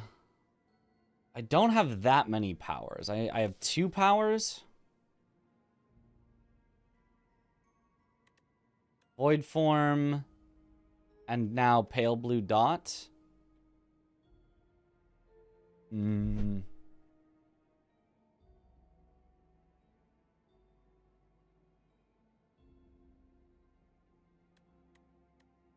Yeah, I'm not so sure. I'm not so sure the Lost Wisp is that great for us. For the Decay. Not probably worth it. I think we just gold it up. There are definitely decks where that could be super worth it, but not for us. Okay. I'm gonna...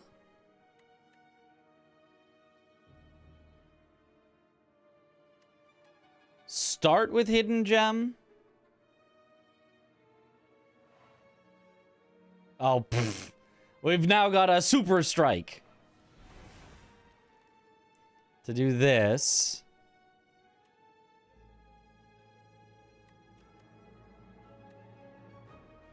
We're definitely Gamma Blasting.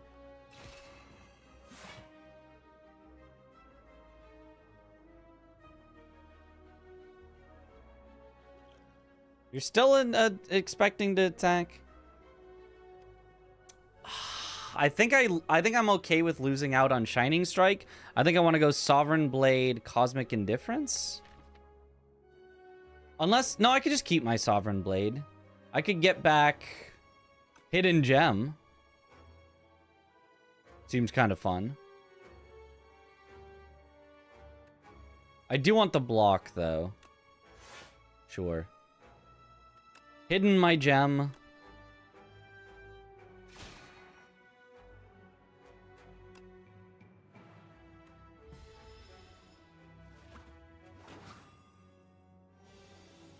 Frail. Gain 25% less block for 2 turns. Well, you're not even attacking me, so what do I care? Strike, yeah. Right, Void Form ends my turn, so do not start with Void Form.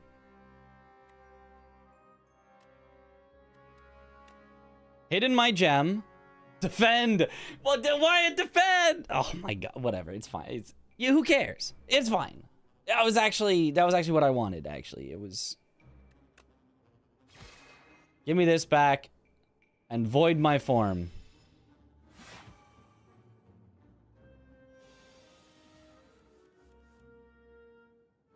So now I can Sovereign up the blade, then summon it forth, then Shining Strike, and then... Well, we're certainly defending 1 at least, which is not going to do a lot. So I guess I might as well Super Strike. Hiya! Hiya! Hiya! And we're taking so much damage now. Ow! That sucked for me. Ooh! Bulwark Plus.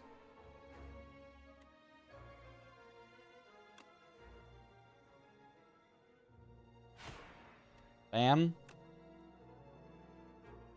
Bam. Bam. Give me back my blade. And infinite armor for the last turn before it dies.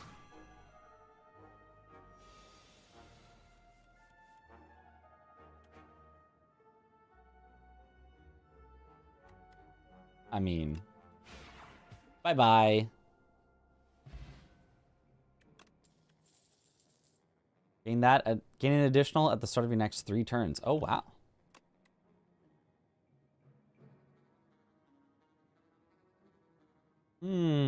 Oh, another indifference? Just keep cycling the blade? Or do I need more forging on it?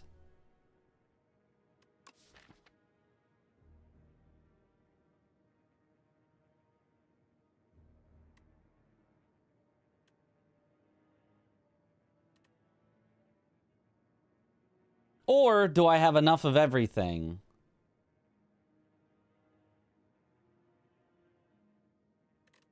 And I sacrifice to keep my deck small.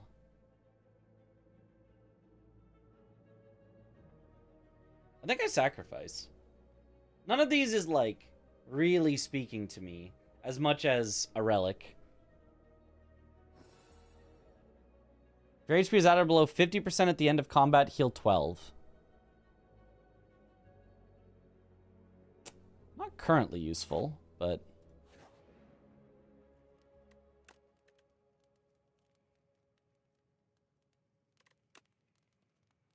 Oh, the first 3? Hold on. Draw 2? Ooh, I think pale blue dot plus. I want both of them. Void form plus with pale blue dot plus feels like you can just send it. Just infinite.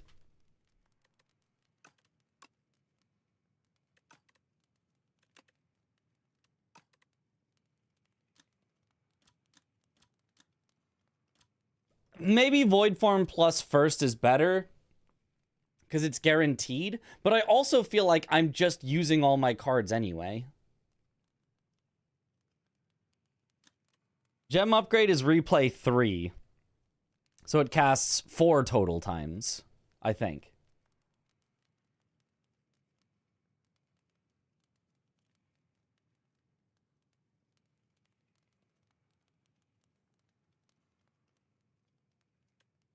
I think I want to get through my deck faster.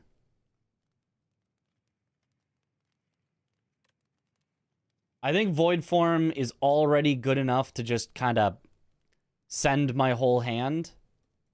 So I think Pale Blue Dot Plus is better. 4 strikes, holy! I'm gonna send it.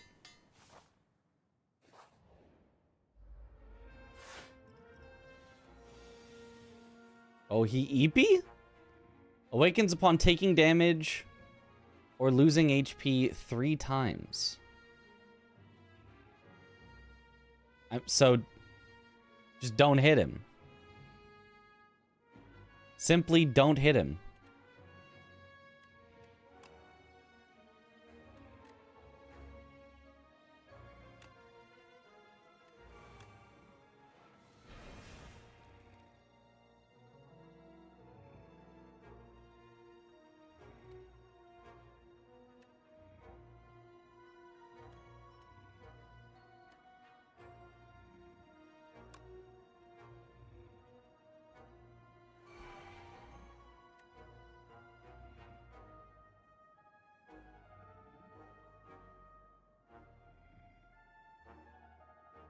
Becomes fully blocked, it becomes stunned. This probably isn't a hard enough encounter to need this, but like...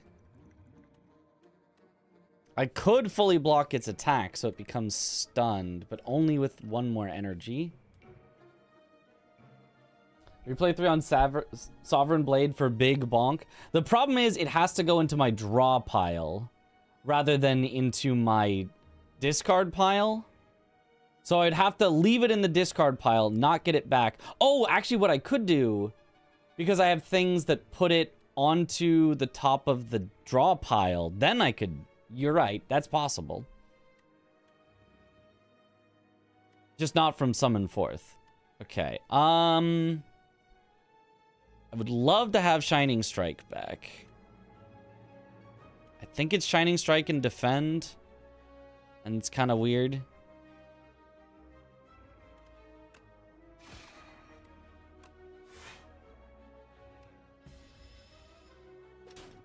Out. It's okay if I take some damage here, because actually, if I get just under half, I'll actually heal for more than I currently am. Okay. I want Void Form. Except I don't want it now, because it ends your turn, and I need to remember that it ends your turn. Don't be stupid.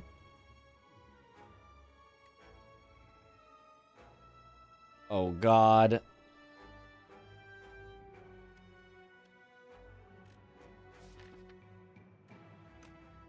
Okay, I would like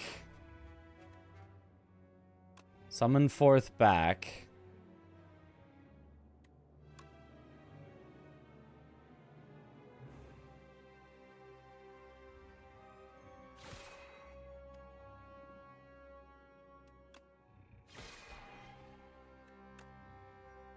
And then Void Form. Okay, this might be stupid. I might be taking too much damage, but I think we're okay.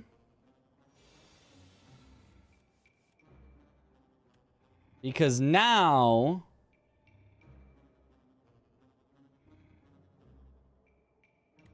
I can... Holy...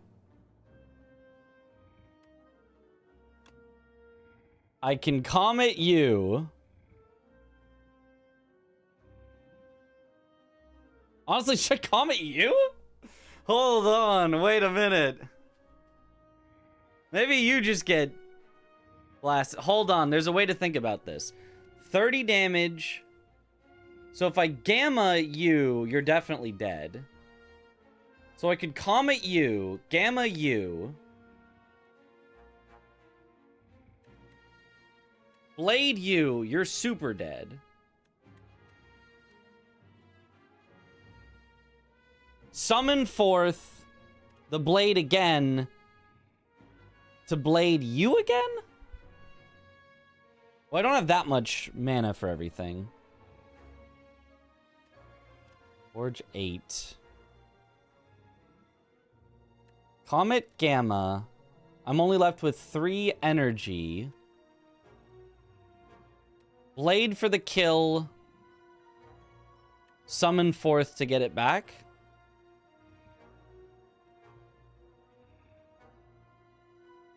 It's also only 4 cards in the turn then, so I wouldn't even get my pale blue dot.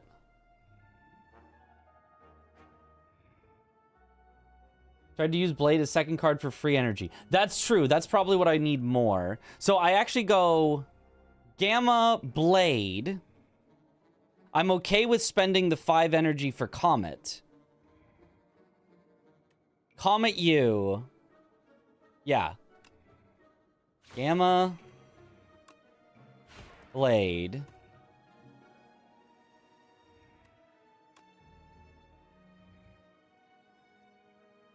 Summon Forth.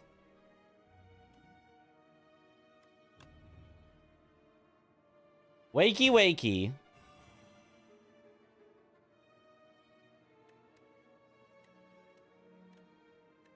Retain this. Kill you. Yes.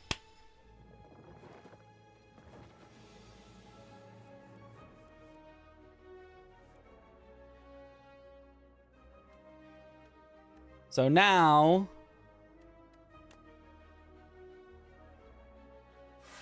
Bulwark. Oh my god, this is I think he's just dead. I think he's just I just blam. Okay. Woo! Common is more than gamma stars, but both work out. Yeah, but based on who I wanted to have each thing, you know, it made more sense to do it that way.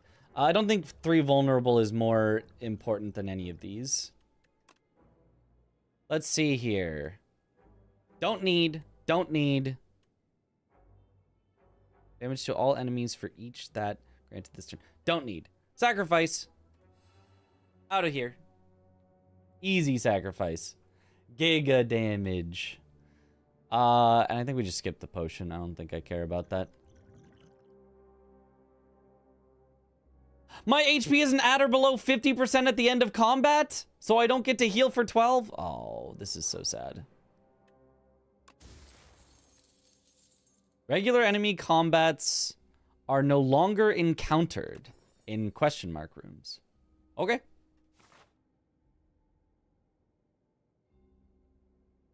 Surely we're fine against elites, right? Surely I don't throw the run here. Oh, what is this? I did heal from 37. Oh, okay, so now I am above half health. Gotcha. None of these have that much health.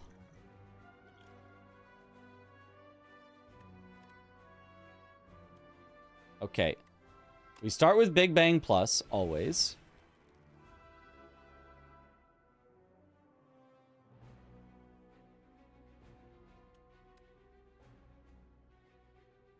Worst elite in the game, IMO?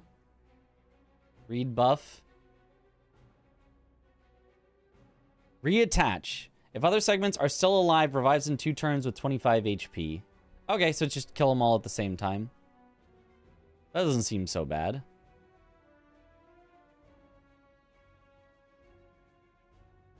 I feel like that's not so bad. Game seems to be a little bit stuttery. Mine was like that as well when I started playing. Have I disabled anti-aliasing? I have not.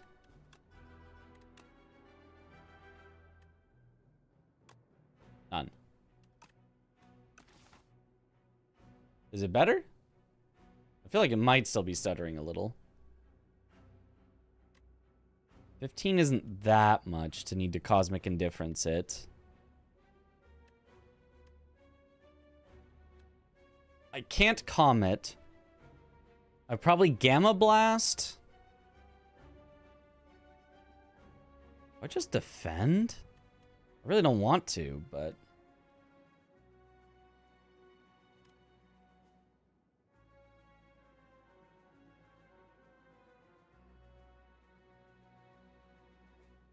This segment's doing the most damage, so I think it makes the most sense to Gamma Blast this segment.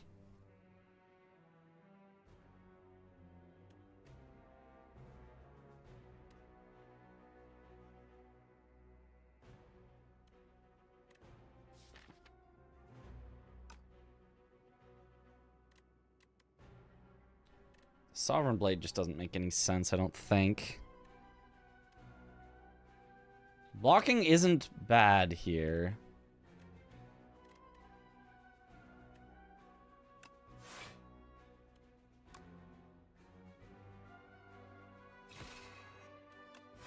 I think I just do this. It's a weird... That was a very weird starting hand. Didn't take too much damage, though, at least.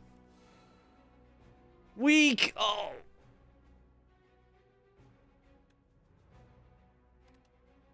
Oh my gosh, this is...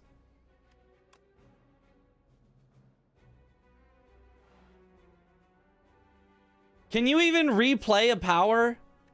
Does that even do anything? Is that...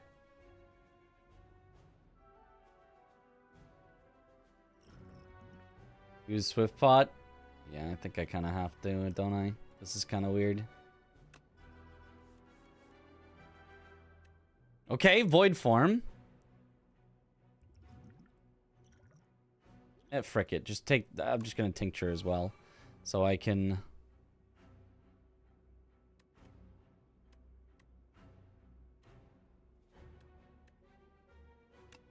Shining Strike. Oh, this is awkward.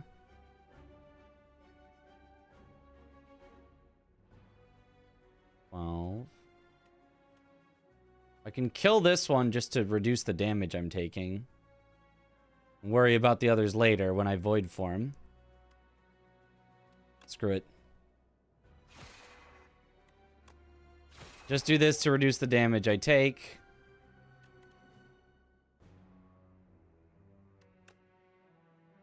Gamma blast you so I take less damage. And void form.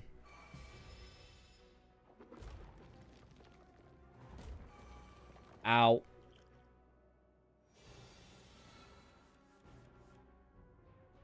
Replay works with powers. It plays it again, so doubling up. Okay, well then that seems actually very good then.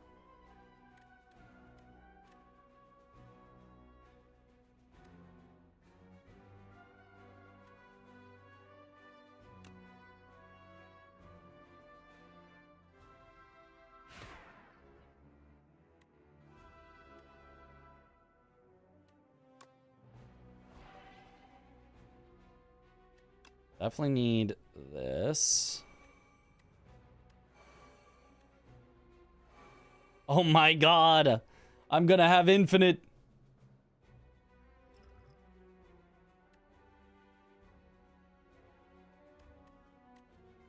$28.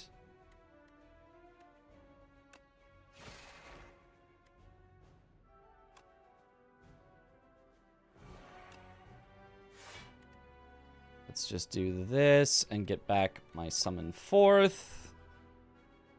And then in theory, this next turn, I should basically be able to win. But oh god, I got low on health. Holy!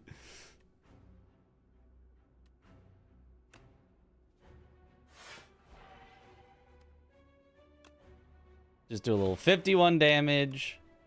Bring it back. 59. Okay. Whew. Okay, this meat is actually kind of putting in work. You can now dig at rest sites to obtain a random relic. Holy. Infinite relic? Collision course. 12 damage added debris to your hand. What?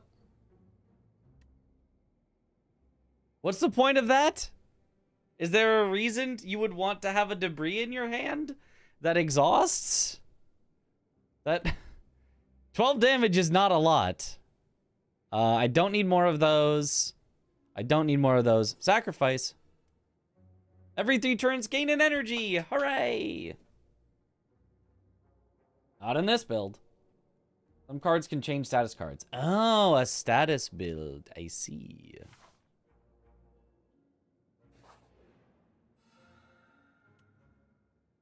Ooh.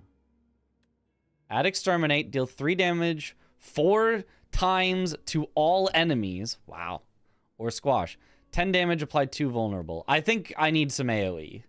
AoE would be nice. Let's take that.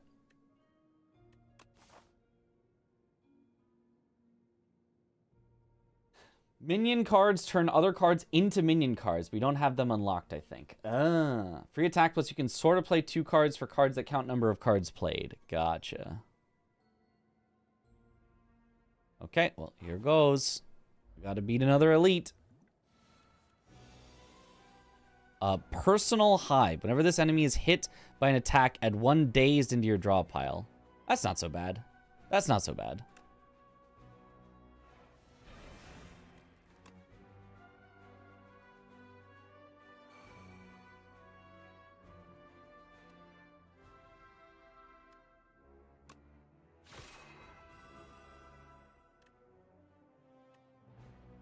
So then let's do this.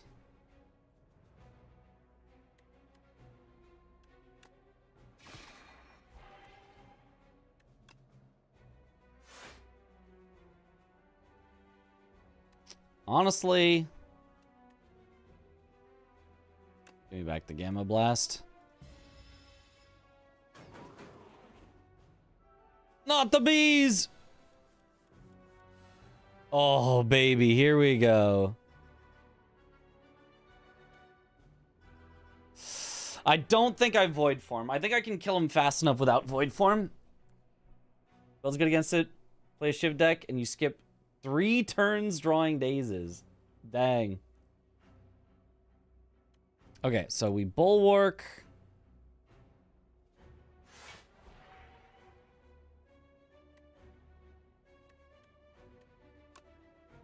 Gamma Blast, and then I think we just do this and bring it back.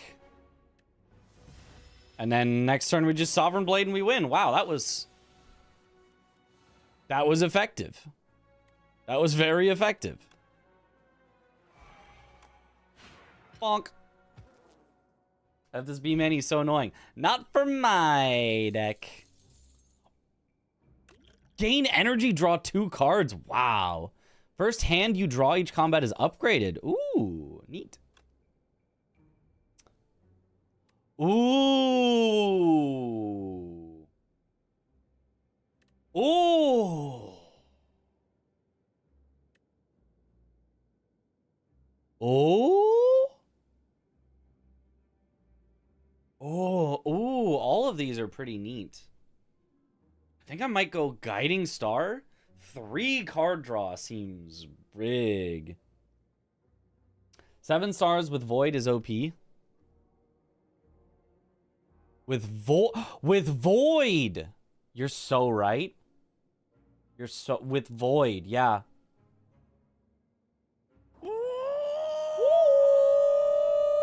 Okay, 7 stars. We got 49 damage to all. Yup. All right, 7 stars. That sounds fun.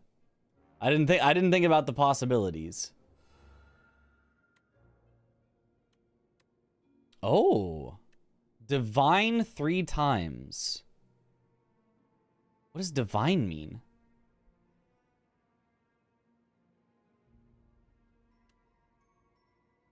What is divine? I have no idea what that means. Also, the cards that apply on-hit effects, so 7 stars can go crazy, yeah. Oh, this is a fun event. Oh, boy. I kind of want to gain a debt to divine 6 times. Is that crazy? I kind of... Into the Diamond and Pearl mining minigame. I don't know what that means.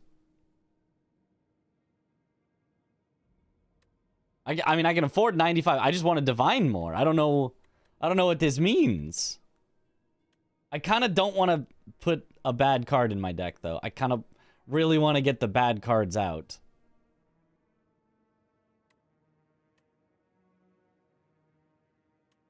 It's probably not worth it. It's probably not worth it.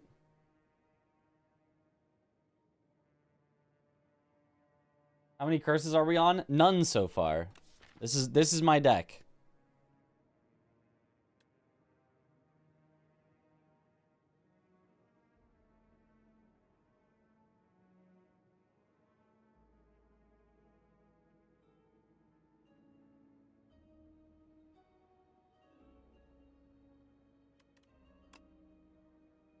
Three is not good enough for good stuff. There are lots of cards, so you probably have in hand a lot equals lots of gold loss. It's true, but... You could possibly get a relic with the 6. But would a relic be... Even if the relic is like, draw 1 more card, which would be a ridiculously good relic, this is kind of the card that I might draw, stuffing up my hand. Really, curse usually isn't worth it, but this event sometimes is good stuff. I think the curse isn't worth it.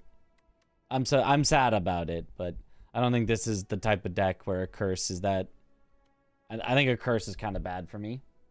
We have a shop en route. I am going to do a shop right next. Yes. So I could get rid of it.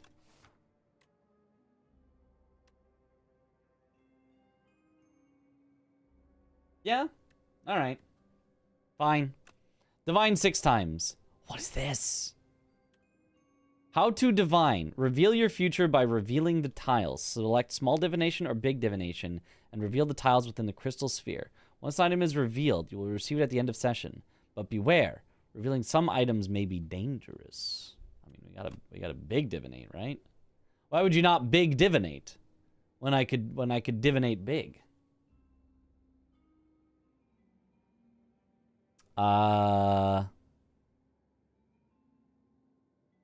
So I want to leave space where I could divinate big again. So here makes sense to me. Bloop. What is that? I mean, I divinate big again and I get it, right? Whatever this is. That's curse? Oh. Well, never. What about this? What's that? How do you know what things are? Looks like a potion. I don't care about a potion. You know what? Just send me to the other side. A box.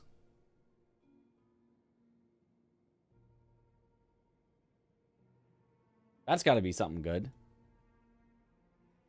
Treasure unveiled. Some coins. What is this?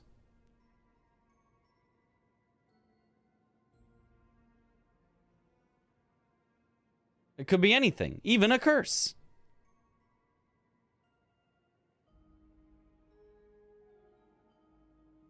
Blue text equals uncommon. Okay, okay.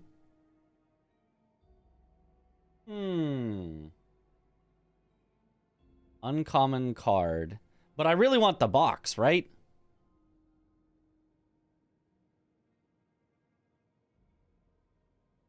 I really want the box? I feel like I really want the box.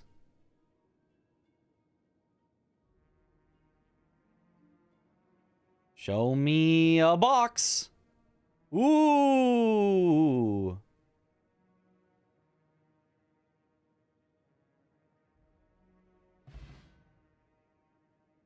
Loot. Vambrace. The first time you gain block from a card each combat, double the amount gained. Okay. It's not bad. Choose 2 cards in your draw pile to transform into minion strikes. That's got the word minion on it. Oh.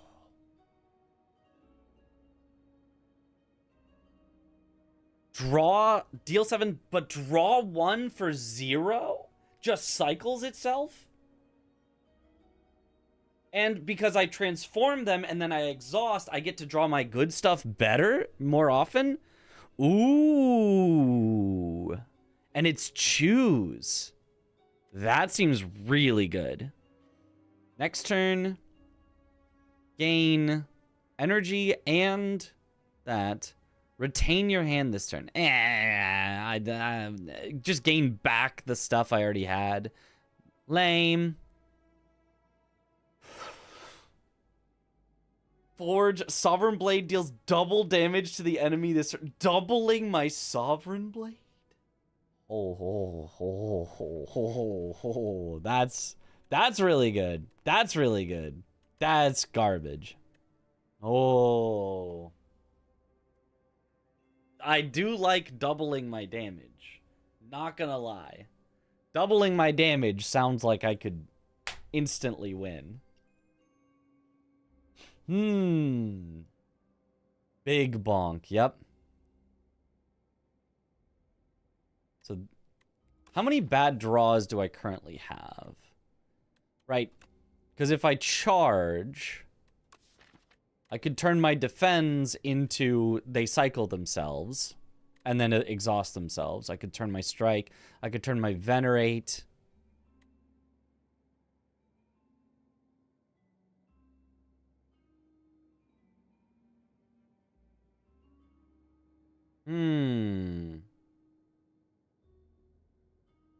I could really thin out my deck in a long enough encounter, but that might be too long, and by the time this thins out my deck enough, what if Conqueror already just kills them instantly? Convergence is good for its retain effect, however you draw lots, so probably not so much. Yeah, I don't think I need to retain my hand. I'm just cycling through my whole deck over and over. Ooh, I like both of them. The fact that it's choose is like so good, I feel like.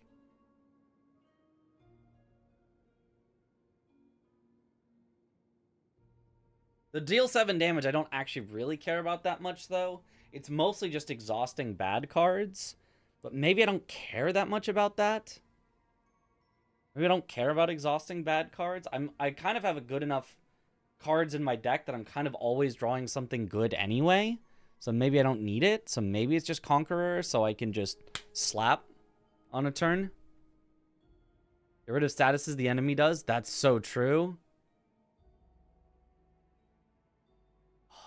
I really like the idea of charge. In a long enough fight, I love the idea of charge. I'm going to take charge. Conqueror is good, big slap. But, like, I feel like if my Sovereign Blade is doing that much anyway, one extra time that I have to get my Sovereign Blade back to slap them doesn't sound that hard. Whereas charge, I feel like, can get me my Sovereign Blade back like 1,000 times because I can just exhaust everything that's not it. I think Conk is better because you got good blade build already. Charge is good for minion and to counter stats. But I feel like charge is also good for my blade build because it just gets me back everything that I want, right? It gets me back 7 stars more and more and more often with my void form. It gets me back my summon forth for more sword. Like it. I feel like it just gets rid of all the stuff I don't want and gets me just slapping every single turn. I think charge is better. Conqueror also needs to line up a little bit, yeah. Charge is important against Worm Boss. I'm charging. We're charging. Okay, now I can get rid of my curse. Let's see. Anything I really like. At the start of your turn, add 1 random colorless card to your hand. I don't think that's any good. Don't care. Don't care. Don't care. Ooh. Ooh. Oh. Is that not broken?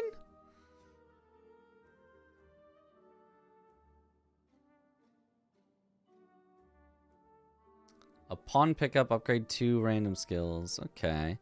Start of boss combats, upgrade 3 random cards in your draw pile for the rest of combat. May choose any number of options at rest sites. That's nice, but I think it's just remove and master of strategy. And is this insane, especially with the shovel? Oh, with the shovel. No, you're so right. All right, I'll take it. Now, remove or master of strategy? I think I just remove. I think I just got to remove it. Ah, master of strategy does seem so good, though.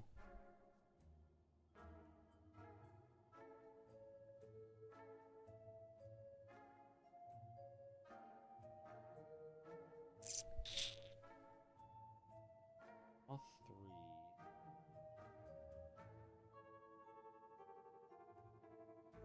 Master's Better Charge already kills the curse. Yeah. Don't forget I got the curse earlier. I know, but all it does is remove 10 gold if I keep it in hand, which isn't that bad. Master of Strategy drawing 3 cards is a net 2-card gain. The curse is a net 1-card loss. So having both Master of Strategy and the curse gains me 1 extra card as opposed to removing it. Unless my hand cycles back around, but hopefully by that time charge can get rid of it. So I think Master of Strategy is better. I mean, unless you get unlucky and you just draw the curse and you don't draw Master of Strategy to start. The other thing is I can always remove it again later at the next merchant, whereas I'm probably not going to get Master of Strategy at the next merchant. I think it's Master of Strategy. I've convinced myself. All right, any number of things. Dig for a relic. There's combat with 1 dex. That's all right. Upgrade a card in my deck. Don't really care for that. Oh, reducing the cost? Do not care for that. I think it might be hidden. No, it's Void Form Plus. Right. Just everything infinitely free. Yeah, Void Form Plus. All right. And rest.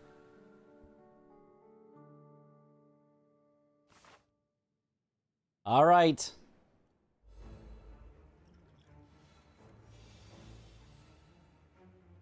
So.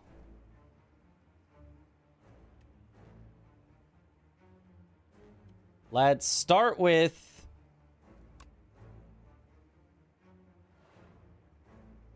Ooh, wow, okay. And then we this. Do I even want to Master of Strategy this turn? I don't know that I get...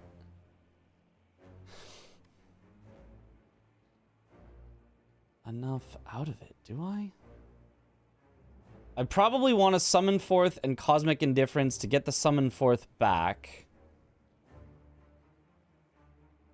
And tends to give you 6 status cards. Well, it's a really good thing I've got that, the charge. So I think I don't Master of Strategy because I think... I mean, unless Master of Strategy draws me exactly Void Form, I think I'm better off drawing later. Or potentially Pale Blue Dot, but it's just not worth it for me right now. So I think it is Summon Forth, Cosmic Indifference to put it back on top, and Exterminate.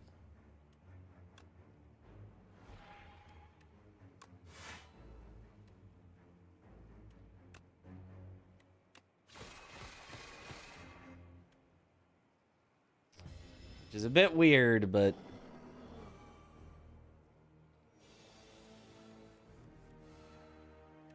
Get further away, increase Sandpit by 1, increase the cost of this card by 1. Oh, in 4 turns you'll be eaten and die. Oh. Oh, that's bad for me. Oh. Oh, I see. Oh, that's not good. You want those stat cards. I see. Well, I don't want all of them, but I do want some of them.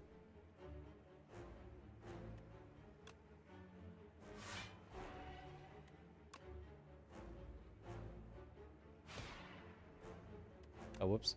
Could have done this first. Then Summon Forth.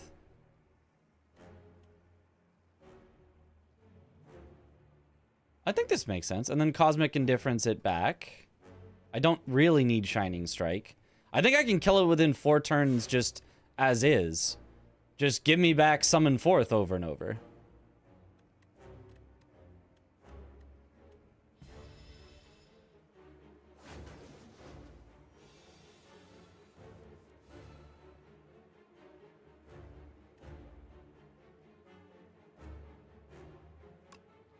Just yoink, yoink, yoink, yoink. 70 damage.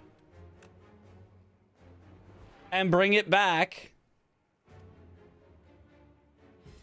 Lose 10 gold, unfortunately, but it is what it is.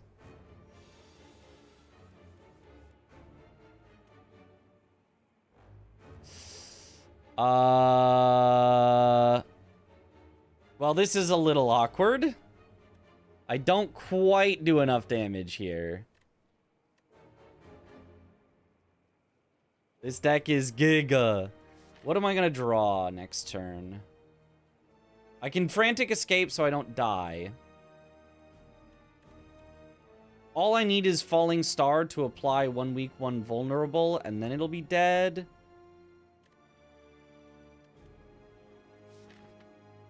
Or, let's see here, 81.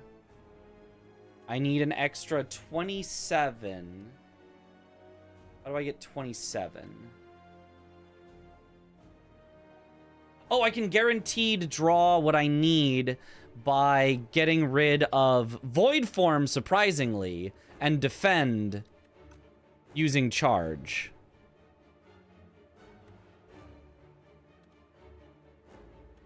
And then I guaranteed no matter what I draw, I'm fine. Yeah, this makes sense to me. Firepot, I don't need to. I'm alive. This has got in 2 turns I will be eaten and die. It's not in 1 turn I'll be eaten and die. So all I need to do is wait till next turn.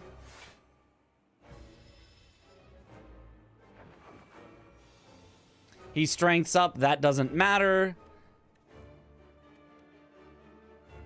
Because I can just...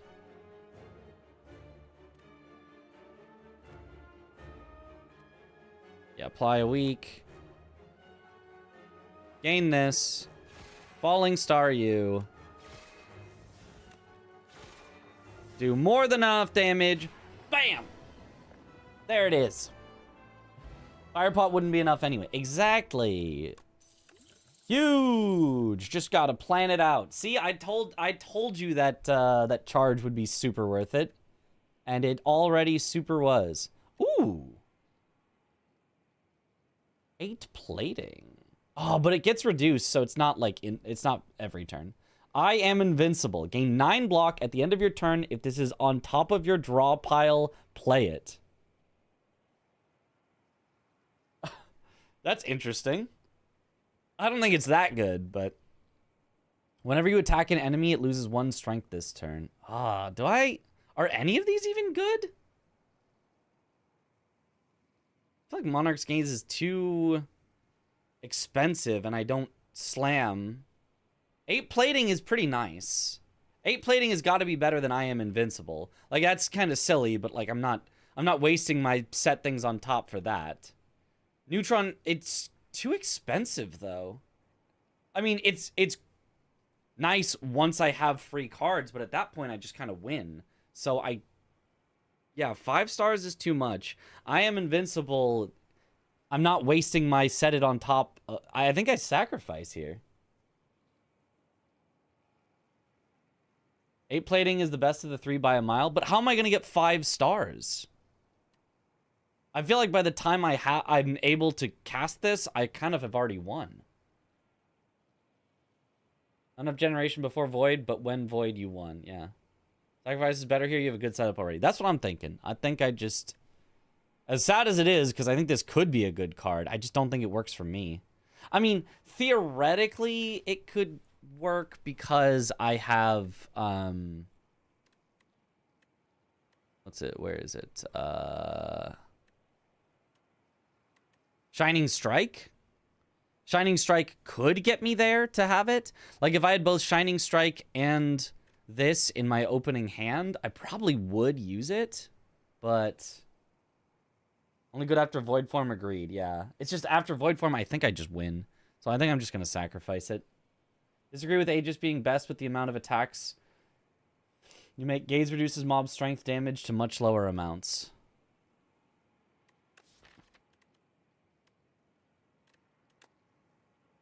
This is 1 strength this turn. I do a lot with Void Form and Pale Blue Dot. If I get that power after I already have Void Form, it is pretty nice. 3 cost to like lower their strength is not bad. 7 stars doesn't reduce their strength by 7, right? Whenever you attack an enemy, does it? Does Monarch's Gaze affect 7 stars like that? Maybe that is decent. Gaze is bad without Void Form, basically unplayable IMO. I have played with it and it feels so bad to take a turn off for that. Yeah, I think it would. Okay. It's a cool combo, but yeah, it feels a little too slow.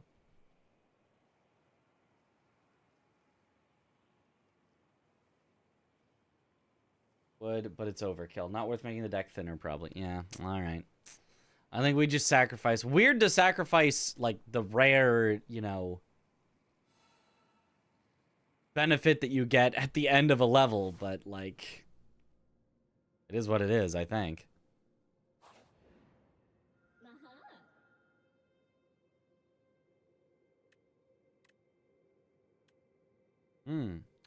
Enchant all card rewards with Glam. This card has replay once per combat. Oh, what? All card rewards? As in the reward cards that I will get from now on, which I want to sacrifice to the wing? So every card I would get would be double. I wish you could have that at the start of the run, but that's probably why they don't give it to you till now. Mark 7 random combats. Enemies in those rooms have 1 HP. Don't care. Whatever. It's obviously not going to be like the boss, so. Gain energy at the start of each turn. At the start of each combat, shuffle 3 days into your draw pile. No, not worth it. Not worth it. Glitter it is. Glam, it's gotta be. Ever seen Fur Coat that's OP? Is it, though?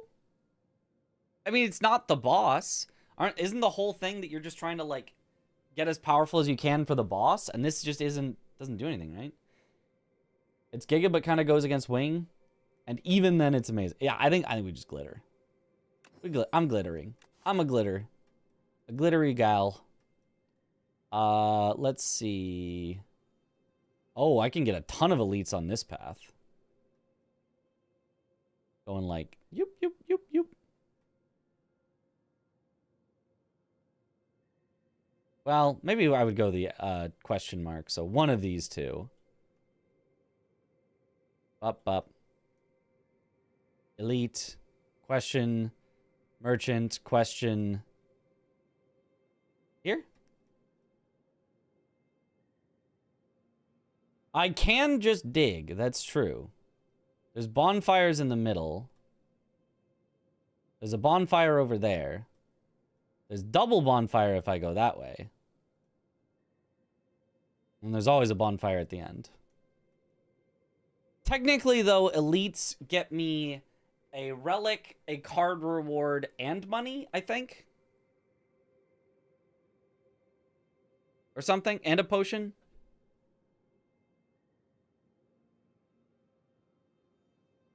Random ones may not even be on the path you want. Yeah. I think I feel like this feels like a good path. Nothing really that wasteful. As long as I don't think I'm going to die to elites. But I might. Who knows? And it's got another fire there. So that if I want... Oh, I can relic and I can dig. Yeah. I probably do want that. So... Yeah. I do an elite. I get my health back while also getting a relic before I do another elite. Yeah.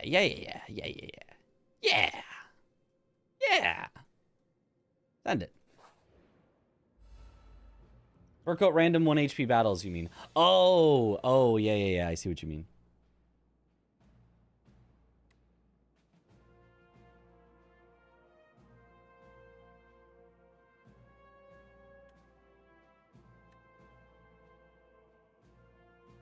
Let's start with charge. Or should I start with hidden gem? Before then doing big bang. Because I feel like I want to do both of those, big bang and bulwark. I don't want to draw a bad card, so I think I start with charge.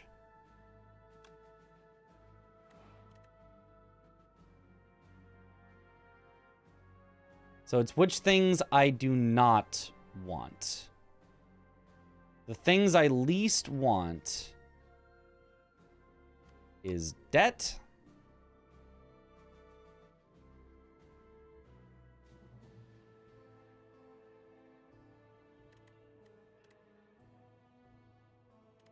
And honestly, probably just strike. Like, defend I might want.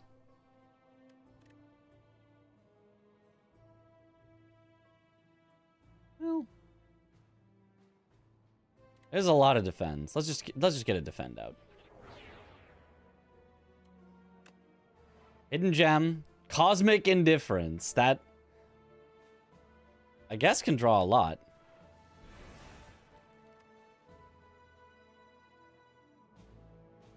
Scroll of Binding. Whenever Scroll of Binding deals unblocked attack damage to you, you lose to max HP? What the frick? Good thing I've got infinite block. You'll never catch me.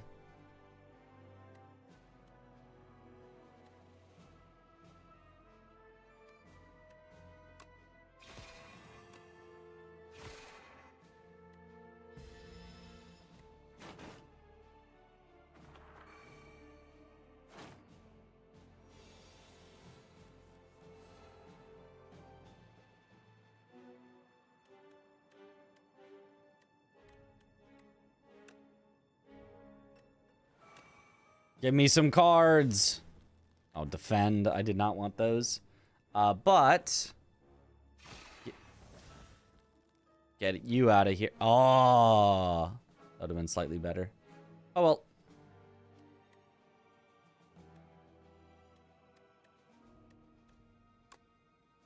Let's do...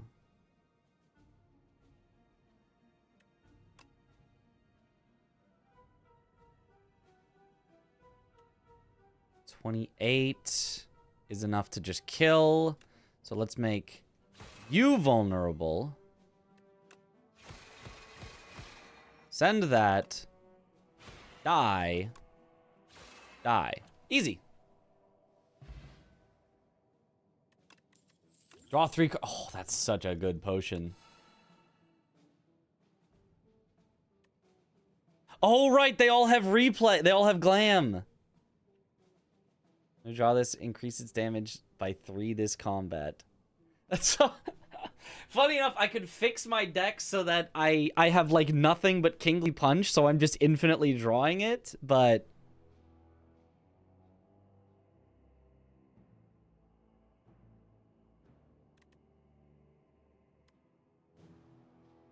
I don't know. Even with the replays, I might just sacrifice these.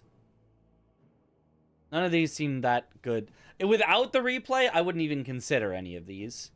So I don't know that any of these would be worth it even with the replay.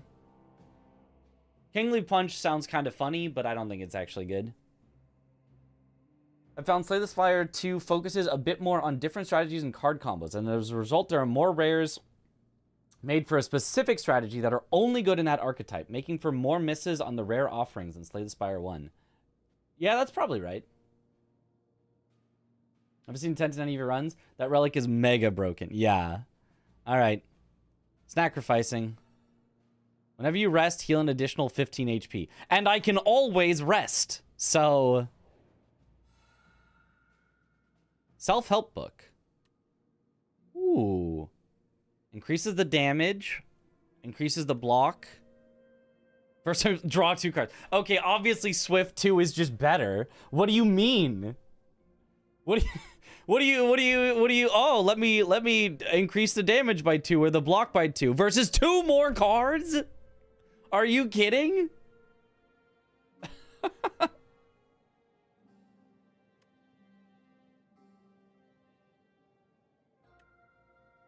I mean, like, just obviously. First time you play this card, draw 2 cards.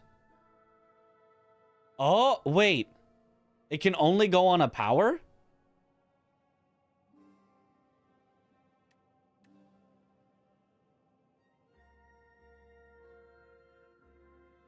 I mean, I'll still put it on pale blue dot, but I did not realize that.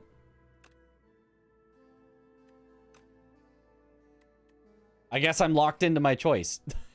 I mean, I'm fine with that. Draw 2 cards the first time this played. That's fine. That's still fine.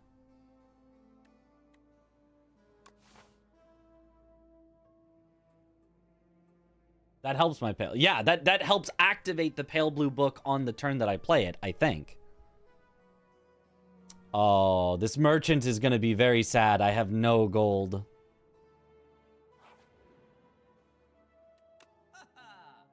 This is a very sad merchant.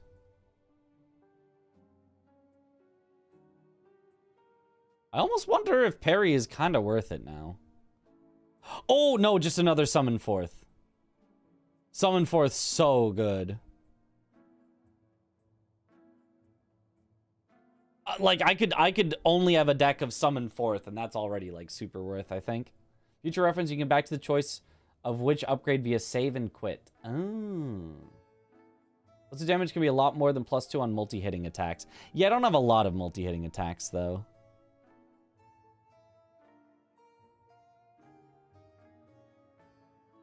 Damage, retain your hand this turn. Well, that's kind of neat, but...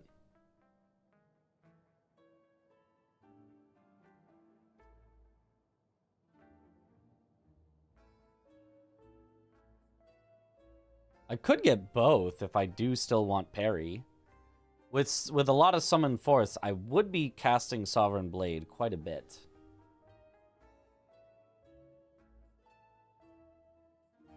7 stars and bug spray. Oh, I do have bug spray. That's true, actually.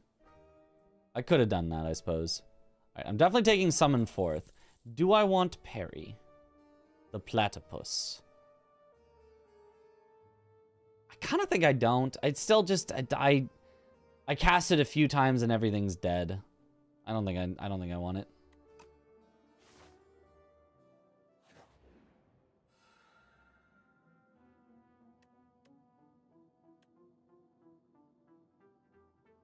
Can we throw it at the merchant for 100 gold? That's worth it. Overdraw 3 cards? Sure. Give me the foul potions. I'll find another merchant, I think. There might be no more merchants left, actually, along the path, now that I think about it.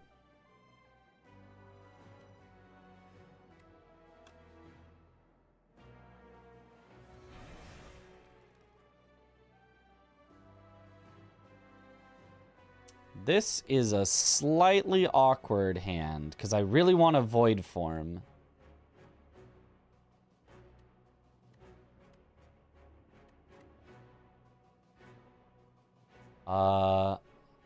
First time you gain block from a card each combat, double the amount gained. Oh, I'm getting cooked here, though. I kind of want to refine blade and void form. Very unfortunate that Master of Strategy is in our opening hand.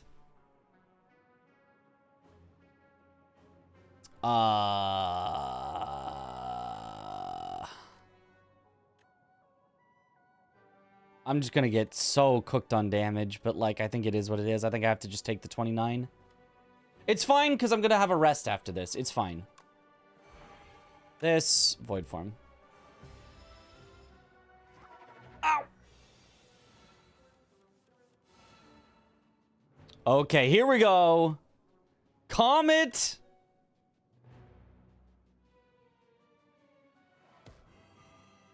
Kablam! 7 stars. Kablam!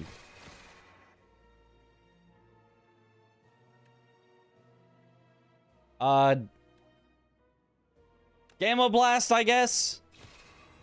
Kablam! Unfortunately, I drew debt.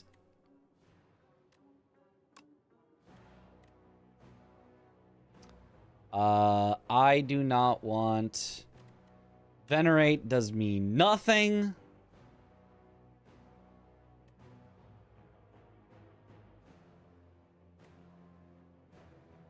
Strike plus, I really could not care for.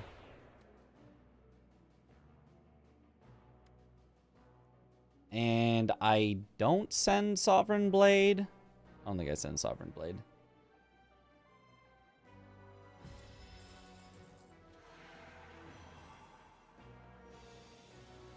Oh, I am now weak this turn, though.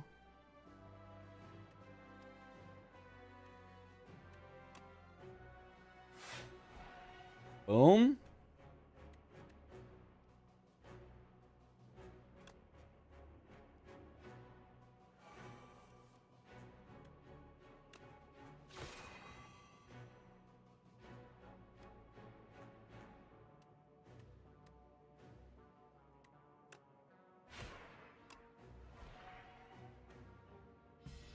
That works. And then next turn...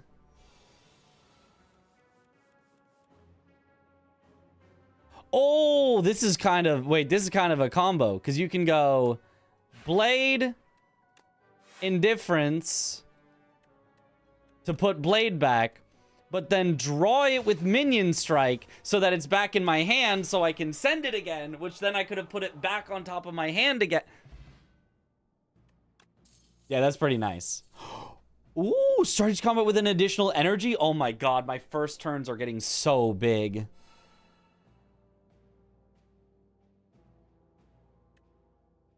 Ooh. Just need to hidden gem it before drawing. I know, hidden, and if I can hidden gem it as well, yeah, then it's over. Then it's over. A replay 1 Cosmic Indifference. I don't think is actually that good. A doubled up gain 2, all enemies lose 1. So it's gain 4, all enemies lose 2. Pretty good. And it's not gain 2 strength this turn, right? It's permanent?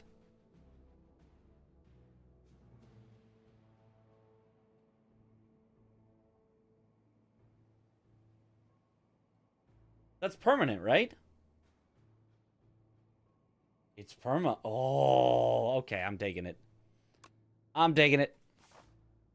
With the replay, that seems pretty good.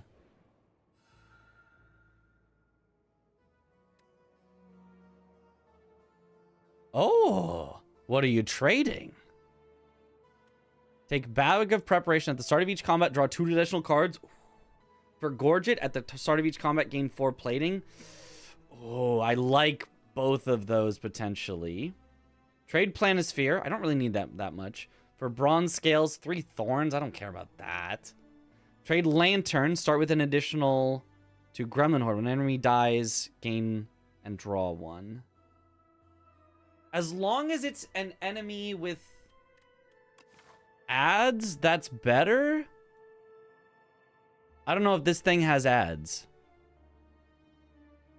Or not.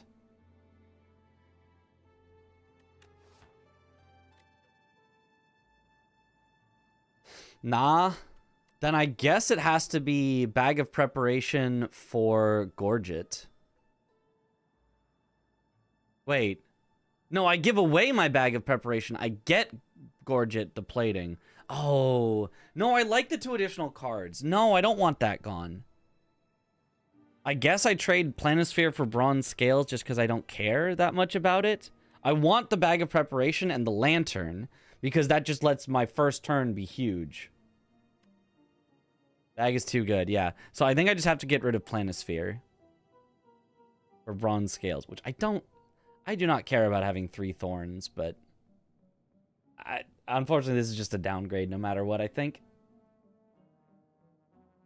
A lot of multi-hits of Bronze Scales would not be bad here. I guess so. It's not what I wanted, but when you enter a rest site, start the next combat with an additional 2 energy. Ooh. A big combats.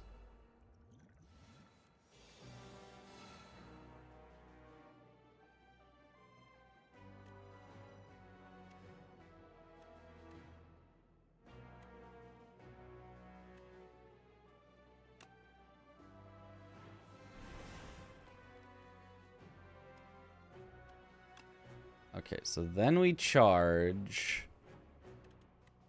Get rid of this.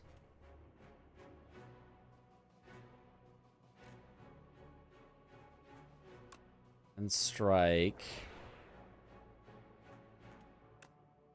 To then draw 4. Aha! We get our power out.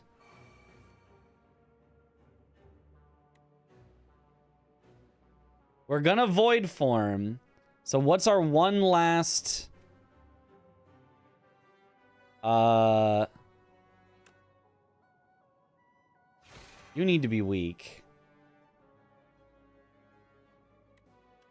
Do I Cosmic Indifference? For another charge? Get rid of more cards that I don't want? I think so.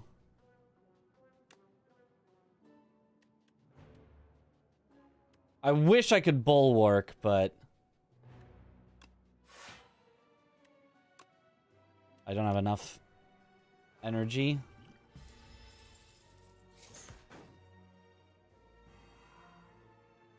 Hex. What does Hex do? While the Spectral Knight is alive, all your cards are ethereal. This card is in your hand at the end of this turn. It is exhausted, but my Sovereign Blade.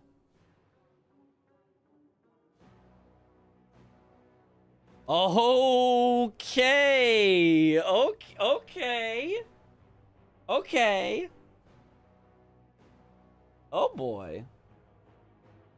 This elite can be rough for Blade. I mean, I just have to send it each turn. I don't think it's that bad because I've got Summon Forth. So, like...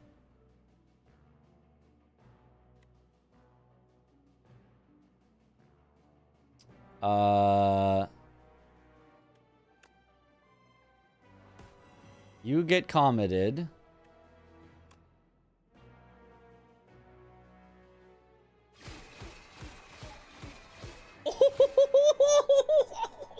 Disgusting. Oh, baby.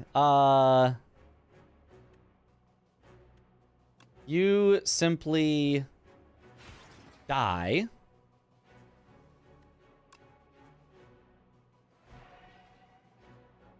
Summon it back. Transform 2 cards into minion strikes. I don't want defend. I don't want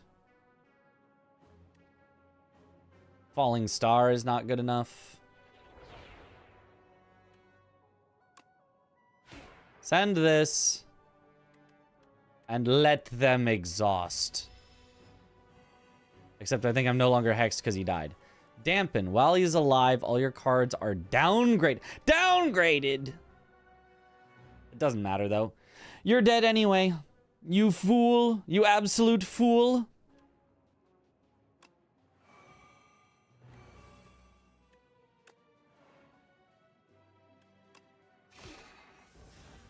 And replay 2. Bam! Holy, my damage is so good.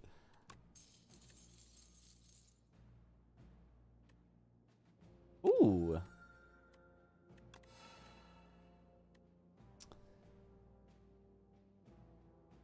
Deal 15 next turn, gain back the 2 energy. Ooh. That's not terrible. This isn't terrible. Oh, but Sovereign... Summon forth with replay?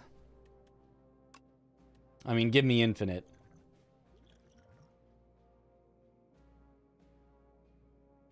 Shame to say I still haven't beaten a run with this guy. Well, it's looking like I might get one first try, so...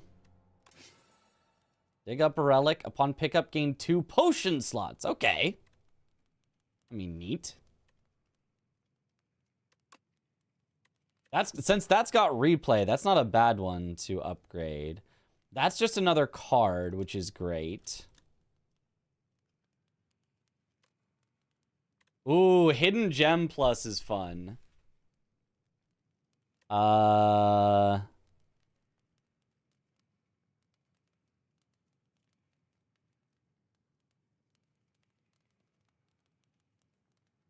learning. Uh-huh.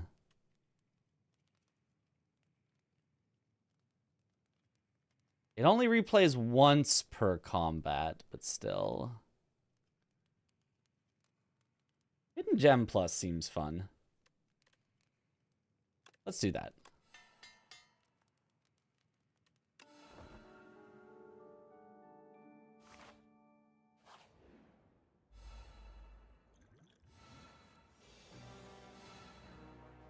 Okay.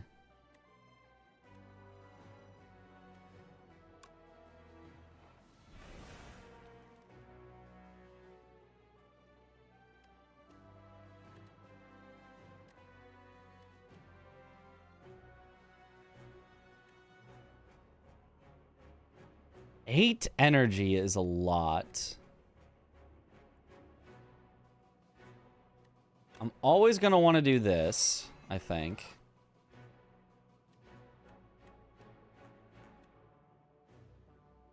Honestly, I do want to block him.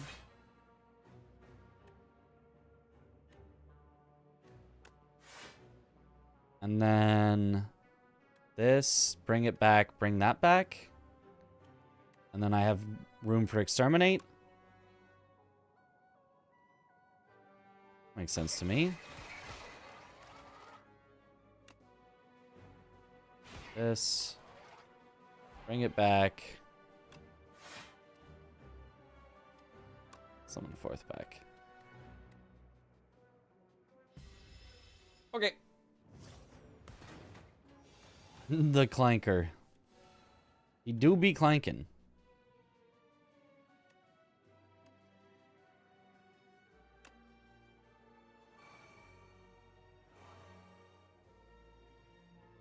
Oh, you're trying to put some status cards into my deck? You think I care about some pathetic status cards? I don't think so.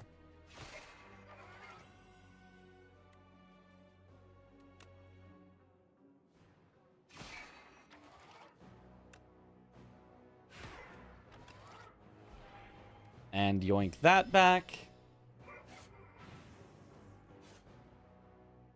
Simply stream and let chat backseat you. Exactly. Oh. Oh, I drew all of them. Well, that's minorly annoying, actually.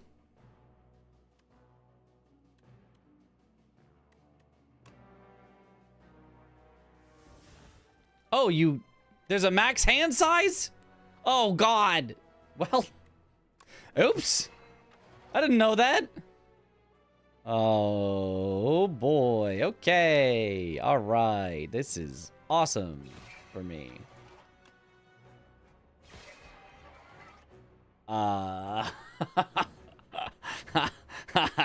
Oops. My money.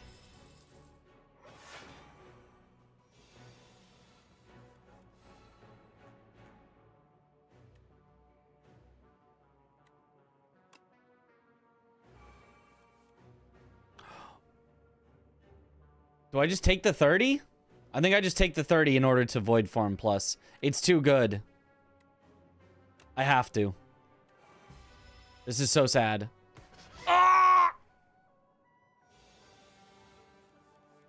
Out here casually hitting the second spire. Slaying it even, you could say.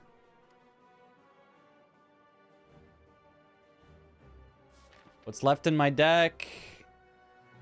Ooh, Comet with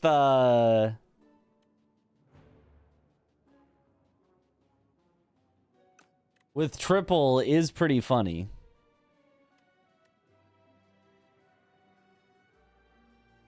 However, I think what I do is this, then replay. This. Well, then this, which almost just kills him.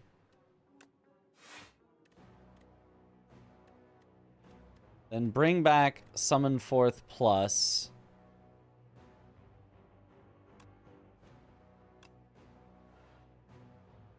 Oh, Comet. Yeah, that's I mean, that's gonna kill anyway. All right. Triple? Quadruple. And now, 37 damage, 3 weak, 3 vulnerable. Replay it 3 more times.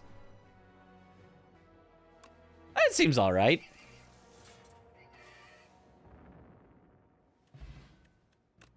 Shuriken. Every time you play 3 attacks in a single turn, gain a strength? Oh my god. Okay. That's pretty broken. All right. 9 block, return this card to your hand. So, you can just play it infinitely?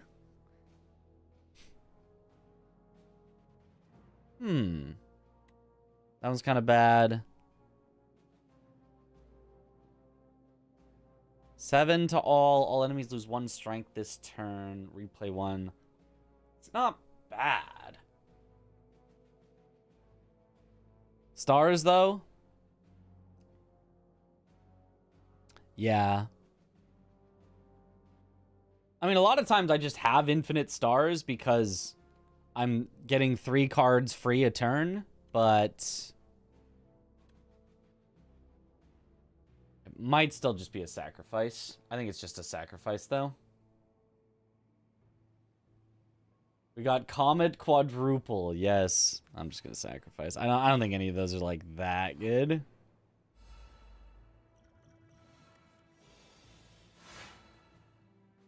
Okay. So I start with charge so that I don't draw some garbage. You get out of here.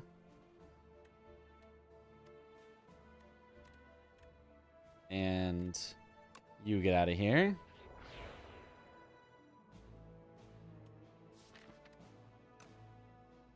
I can Cosmic Indifference to get it again with Big Bang, to further clear out my deck. I don't hate that, actually.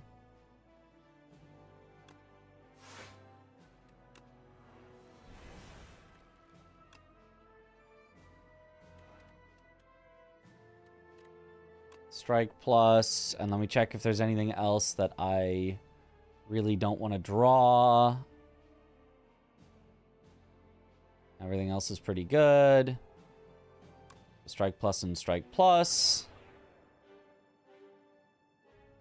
Does replay consume the stars again? I would assume no. No, because it doesn't consume the mana again. I don't think it would make any sense for it to do that. I think. Okay, at the start of this player's turn, turret operator gains 25 block.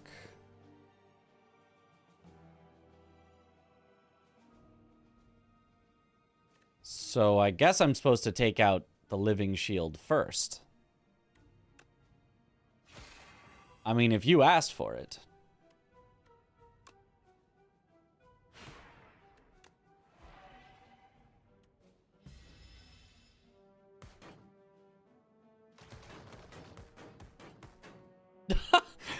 Wait, the thorns is actually helping. Okay, I don't know that I actually need... Okay, that just kills you. 3 times 5. Are they all just dead? If I just do... this... this... to apply this... to exterminate... Oh yeah, you're just dead. Oh, easy. God, I'm powerful. That is so weird. They got no HP. Yeah.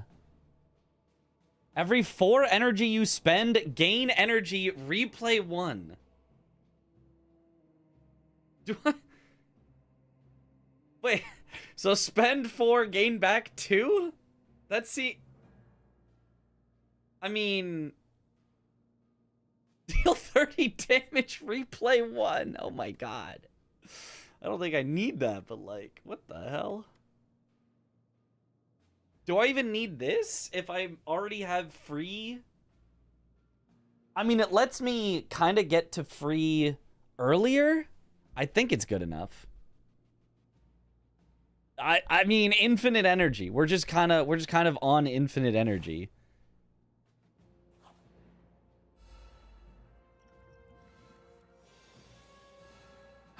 Void form. Holy void form. Okay, let me start with hidden gem. Defend, of course. Classic. The worst thing possible.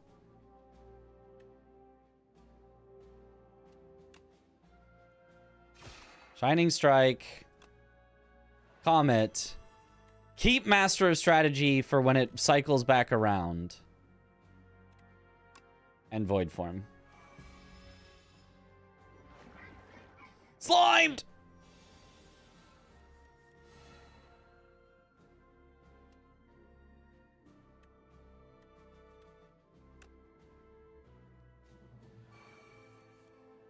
Ooh, yes.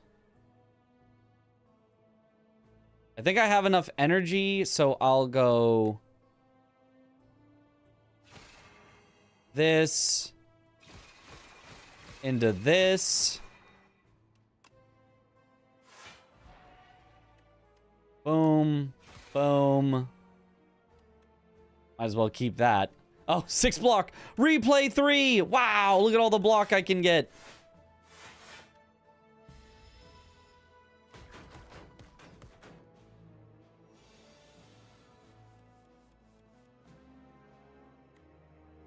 Oh, might as well. I mean...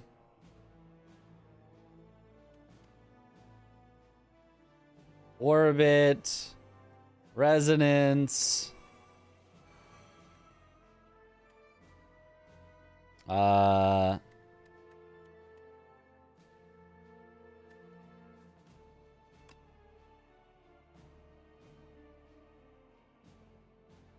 This.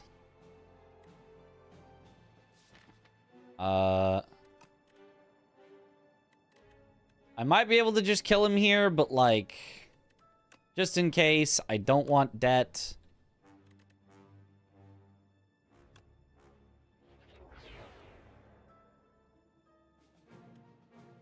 And then, bam. Bam.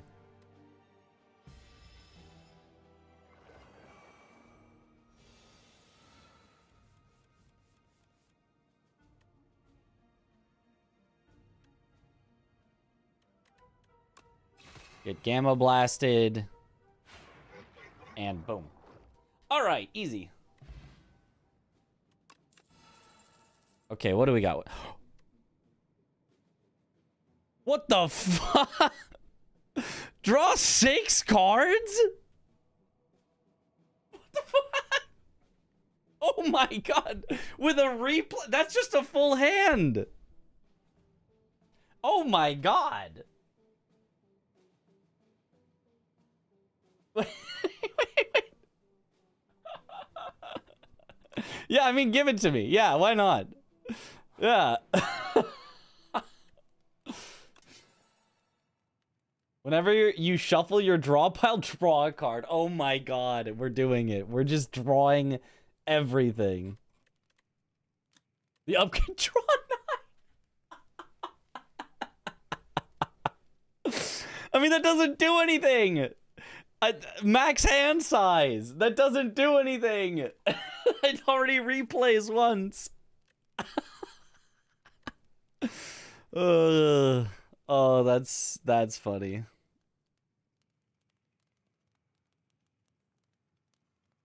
Okay, what actually will help the most here for upgrades? Probably just the glam summon forth. I mean, the charge plus isn't bad either, but nothing else is really needed. Honestly, the orbit theoretically could be decent, just in case I get this early, but I don't get my other power early. Void form.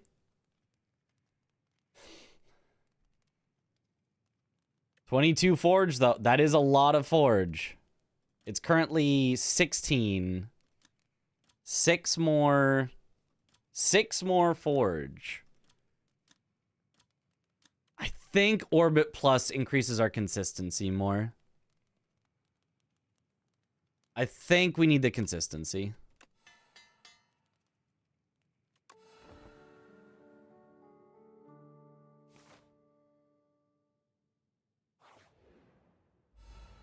And I can heal because tent. Yep. Okay, let's get rid of bad draws. That. And strike. Let us draw.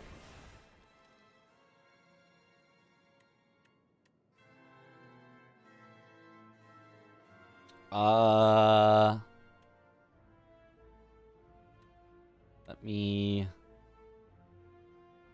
Malicious and tends to apply afflictions on your cards. Well, that doesn't sound great for me. You forge. That. 1, 2, 3, 4, 5, 6. That's probably good enough.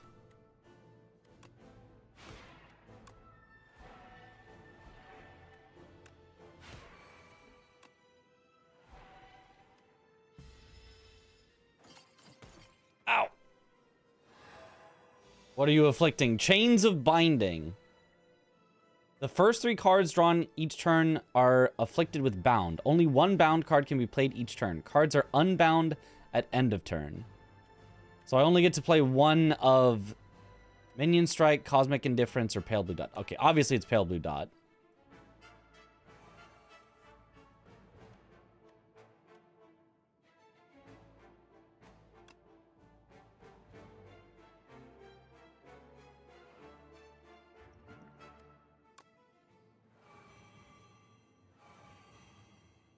Okay. And then I just forge you. It is unfortunate that I can't play these. They would have been actually really good this turn, but... Ow! Oh! That's bad. That's bad. That's bad. That's bad for me.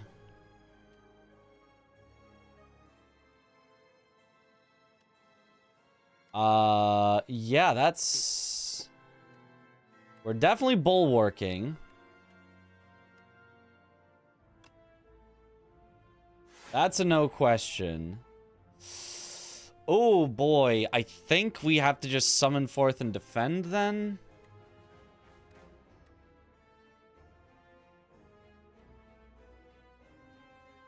Tingen seems to like only defends. Yeah, for some reason.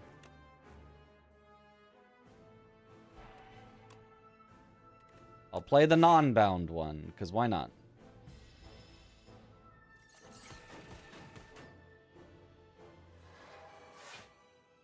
Uh-oh. Uh-oh. Okay.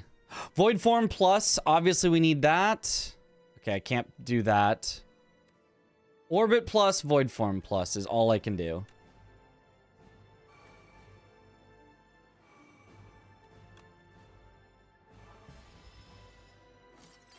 Ow!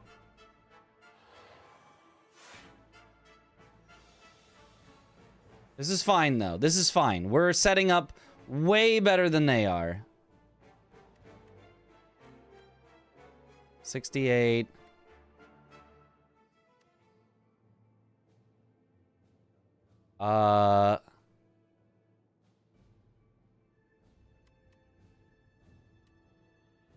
So, I do this.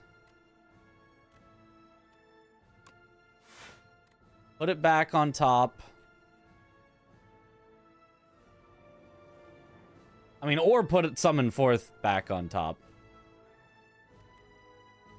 Maybe that's better. Let's put summon forth on top.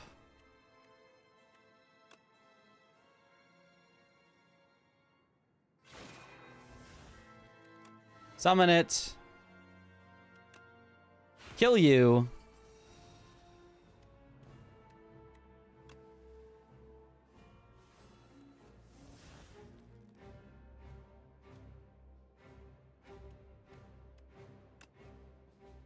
Summon it forth.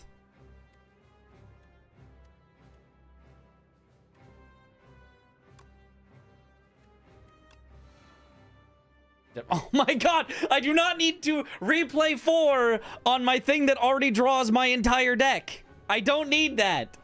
That is what I do not need.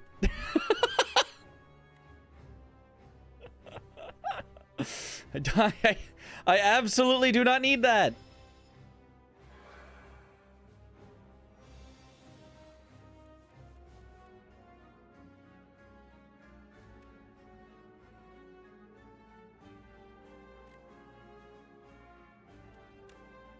Let me comment you.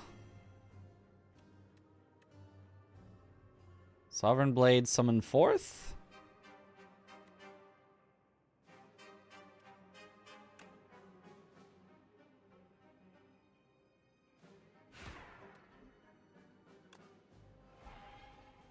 Yeah, and then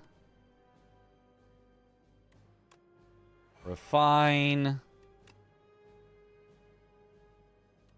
I should keep it in hand.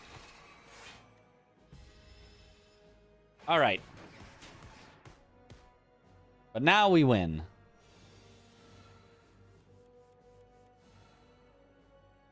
Oh, yeah. Oh, yeah, now we win.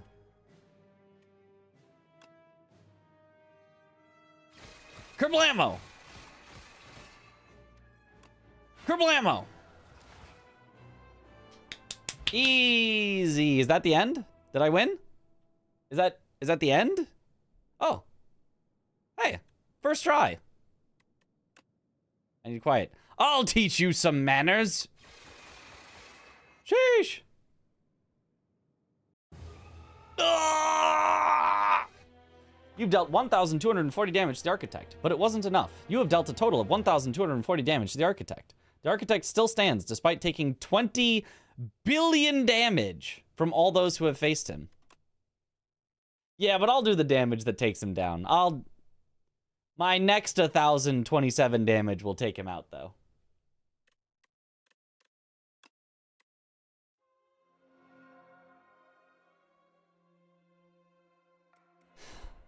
Scribbles, Chapter 2, Scribbles. On this quiet planet, beasts of imagination begin to dot the world. They roam the lands in this time of simple, gleeful violence. Countless ways to kill, to feed, and proliferate are suggested. Colonies, hives, groups, and schools ebb and flow into the nooks and crannies of Prion. Falling relics will appear in the future. Each combat, the first time you play a card that debuffs an enemy, double its effect. That's pretty good. Whenever you play a card that costs 2 energy or more, gain 4 block. Okay, that's not bad. Whenever you use a potion, gains 3 strength this turn. Potions? I never use potions. Game is too easy. Back to Sekiro. Yep. 5 Epoch Andy. Yesterday it was only 14 billions. People be doing damage. Kaboom! A fantastic explosion marks the arrival of the Regent. His Majesty's spaceship shattered beyond repair.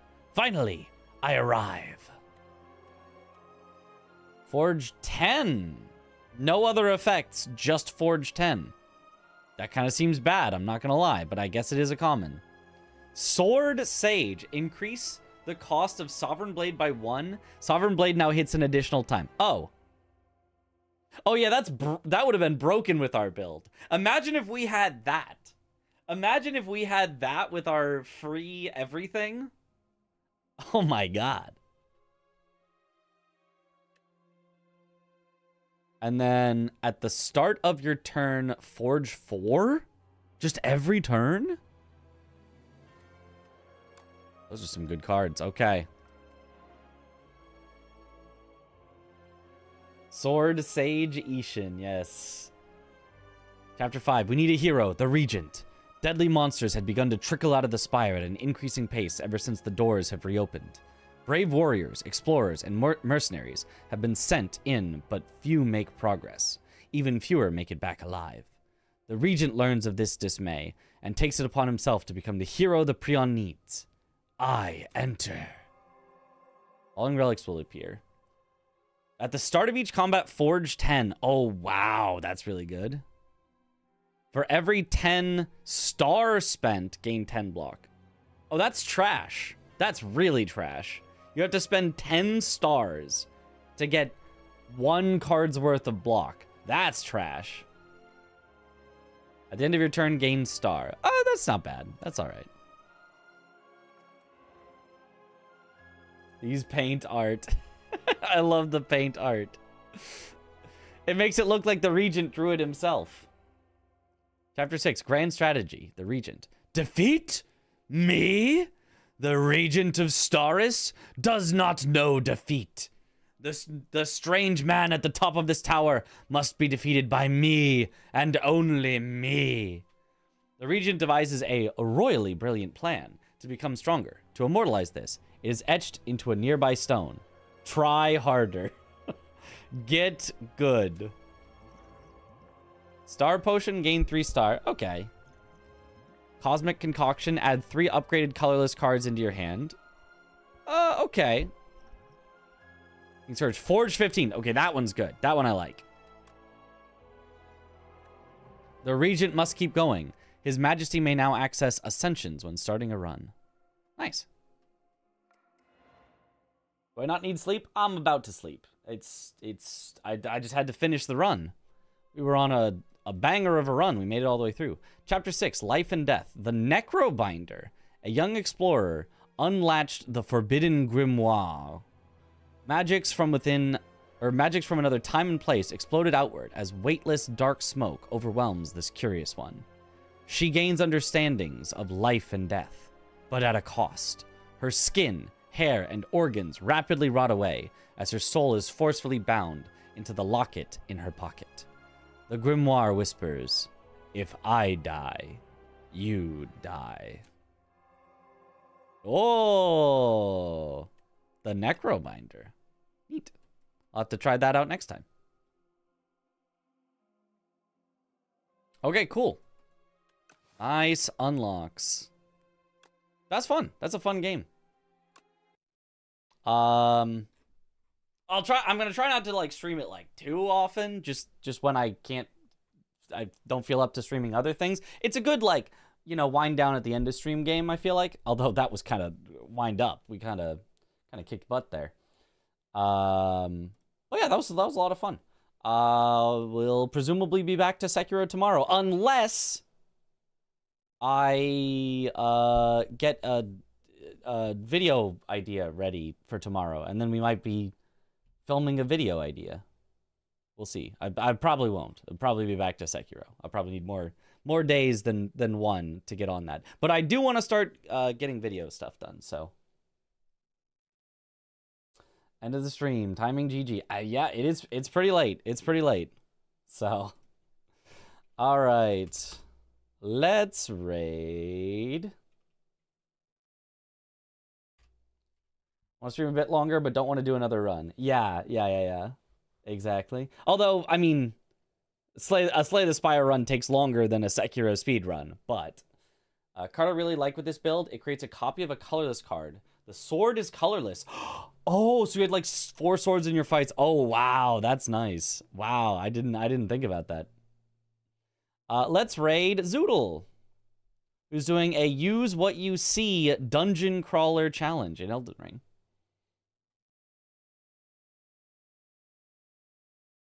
But yeah, thank you all for watching. Have a good night, or morning, or afternoon, or evening, wherever in the world you all happen to be. And I will see you all later. Have a good one, everyone. Bye-bye.